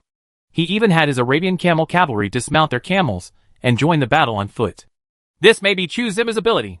He can use the servant army without any worries. We have encountered a powerful opponent. Takeda Tadayoshi faced the situation of siege by the five-nation coalition forces with a solemn expression. The five-nation alliance is not a good thing. All lords who dare to participate in national wars are top figures in each civilization. In order to protect their own safety and achieve victory, they will bring their own elites to join the battle. Generally speaking, if a lord can defeat troops twice his own in a national war, he is already the best. Therefore, Chu Tian captured the elites of various civilizations, even Spanish plate knights. A set of plate armor is expensive. Li Mingzhe and Takeda Tadayoshi faced the elites of 5 civilizations. Li Mingzhe discovered that there was another army under Chu Tian's five-nation coalition. They actually betrayed me. Li Mingzhe was indignant. The enemy is calling for formation. The defenders in the city saw Shui Rengui taking the initiative to challenge, holding a Fangtian painted halberd, silver armor and white robes, showing off his power under the city. It doesn't matter if you don't fight. It will only slightly affect morale. When a military general in fiery red armor saw Shui Rengui's deliberately arrogant posture, he couldn't help but get angry. Let me, Shanxian Changjing, attack him, take his head, and make the first contribution. Shan County Lord does not need to show off his bravery. The city is strong and cannot be conquered without 10 times the force. We can rest easy. Why should we worry about the other party calling for battle? Takeda Tadayoshi did not dare to let Masaki Yamagata, one of the 4 ministers of the Takeda family, go into battle. Shanxian Changjing's military force in the Dongying district is not low, and he is one of the most powerful military generals in the Dongying district. However, he may not be able to defeat the powerful generals of his overlord country. As a warrior, it would be humiliating if you don't take the initiative to attack the enemy. Yamagata Masaki had full confidence in the Takeda Akabe cavalry and believed that they could defeat the legion of more than 20,000 people under the city. Despite this, Takeda Tadayoshi did not let Yamagata Masaki play, but chose to continue to wait and see. He firmly believed that Chu Tian would not be able to capture the city if the troops were almost the same. What made Takeda Tadayoshi a little uneasy was that Chu Tian's Heavenly Khan characteristic had a considerable impact on the defenders. Chu Tian's army prepared for 3 days under the city, using nearby trees to make siege equipment. Chu Tian currently has an army of about 200 military craftsmen. This group of military craftsmen came from Suzhou, as well as Arabia, India, and Spain. The level of military craftsmen in the Arab civilization is not low, and they can make catapults. As the cities on the national war battlefield were occupied by various lords, the battle changed from an encounter to an offensive and defensive battle. And it took longer and longer. A city may be delayed for a month or 2, or even 3 or 4 months. But Chu Tian was not very afraid of attacking the city. First of all, he has a commander named Li who is specially used for siege, so he can capture the fortified city with less troops. Secondly, he has cannon fodder troops. Even if the servant army suffered heavy losses, the impact on the main army was almost negligible. The craftsmen of Arab civilization. I didn't expect you to capture them. Zhao Long couldn't help but feel envious when he saw the Arab craftsmen wearing headscarves in Chu Tian's camp. In addition to Arab craftsmen, there are also Arab war horses, camels, and other symbols of Arab civilization. The Arab civilization had an extremely glorious era, with its land area once reaching 13.4 million square kilometers. From the Anxi Protectorate of the Tang dynasty in the east to Spain and France in the west, the Arab empires fought against them, which is known as the Great Conquest in history. What Chu Tian attacked was the army of an Arab empire lord, and he also obtained the spoils of other civilizations through war. Chu Tian brought hemp rope, cowhide, iron nails, and other parts from Suzhou, and also obtained supplements from the enemy's baggage train. In 3 days, Military craftsmen and servants quickly built siege equipment such as siege towers, small catapults, ramming vehicles, and ladders.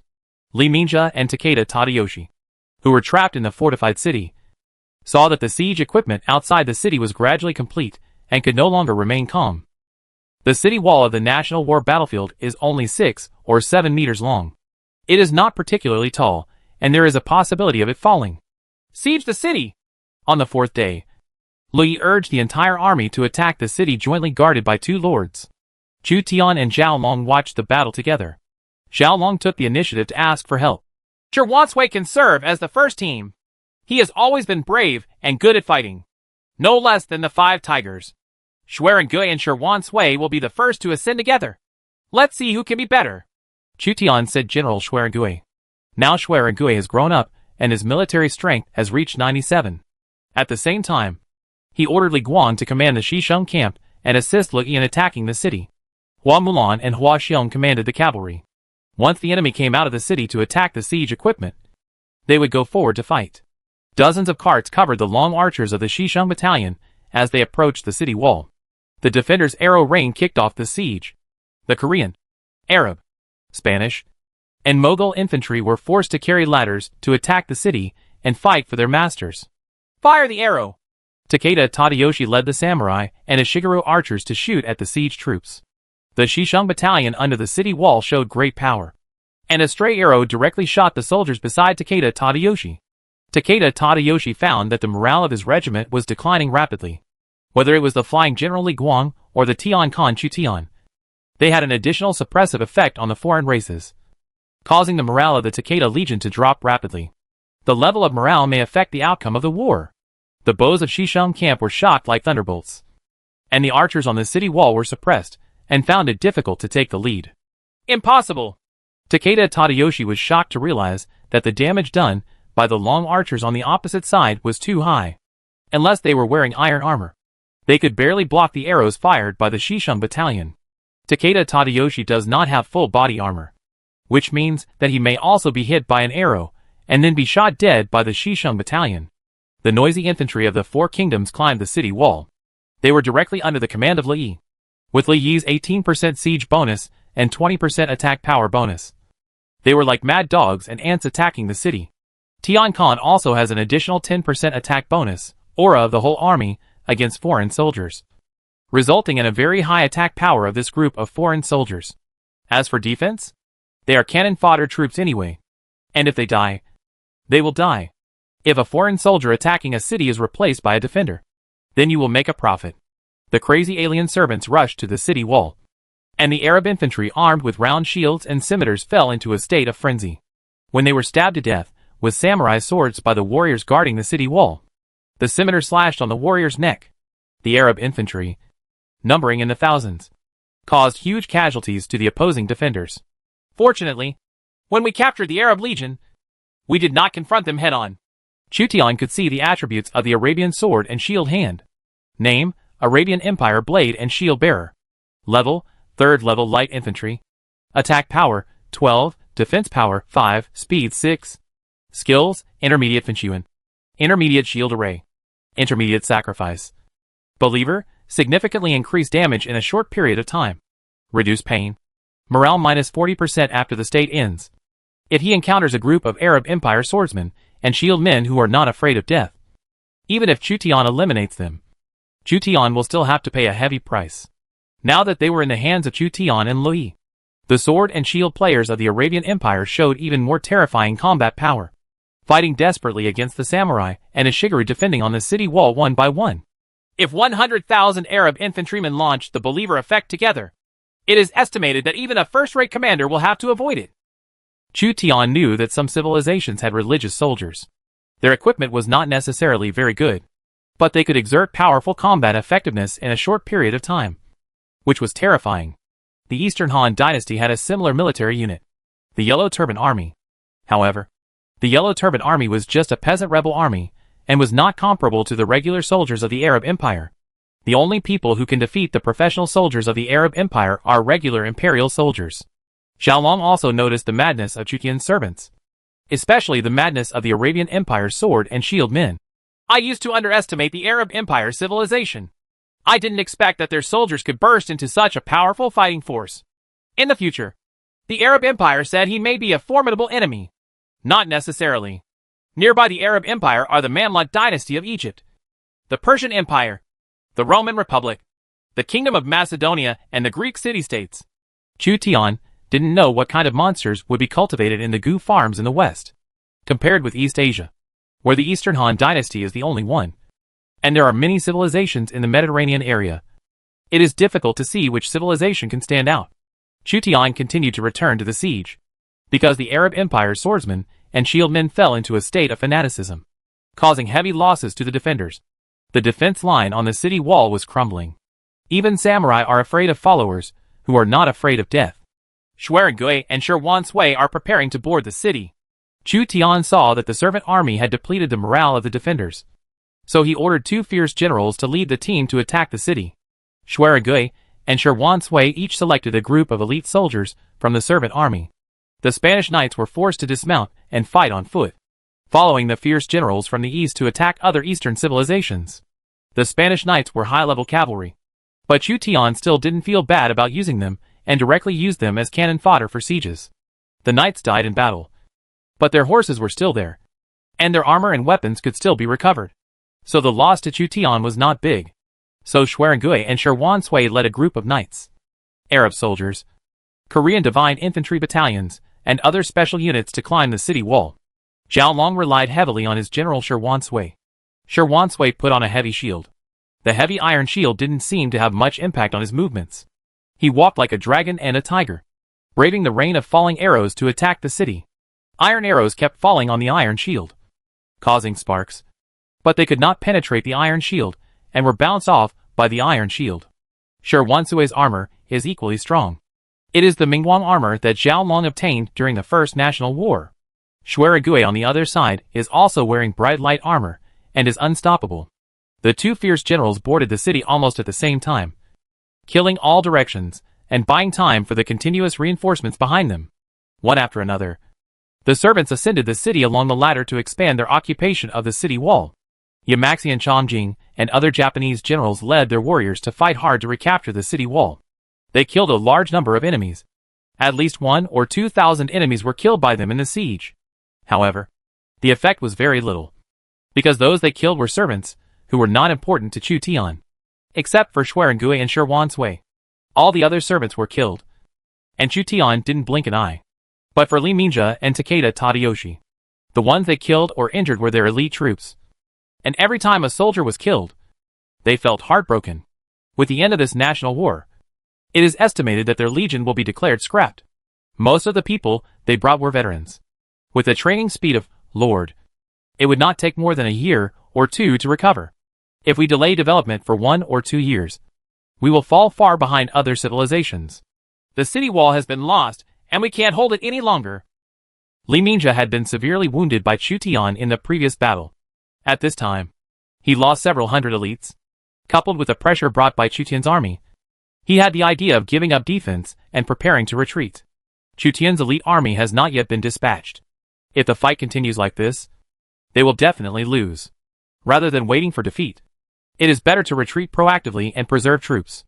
There are only more than 20,000 people in Chu Tian, so it is impossible to completely surround all the city gates. What are you afraid of? Our losses are less than theirs. Takeda Tadayoshi felt helpless towards Koryo's allies.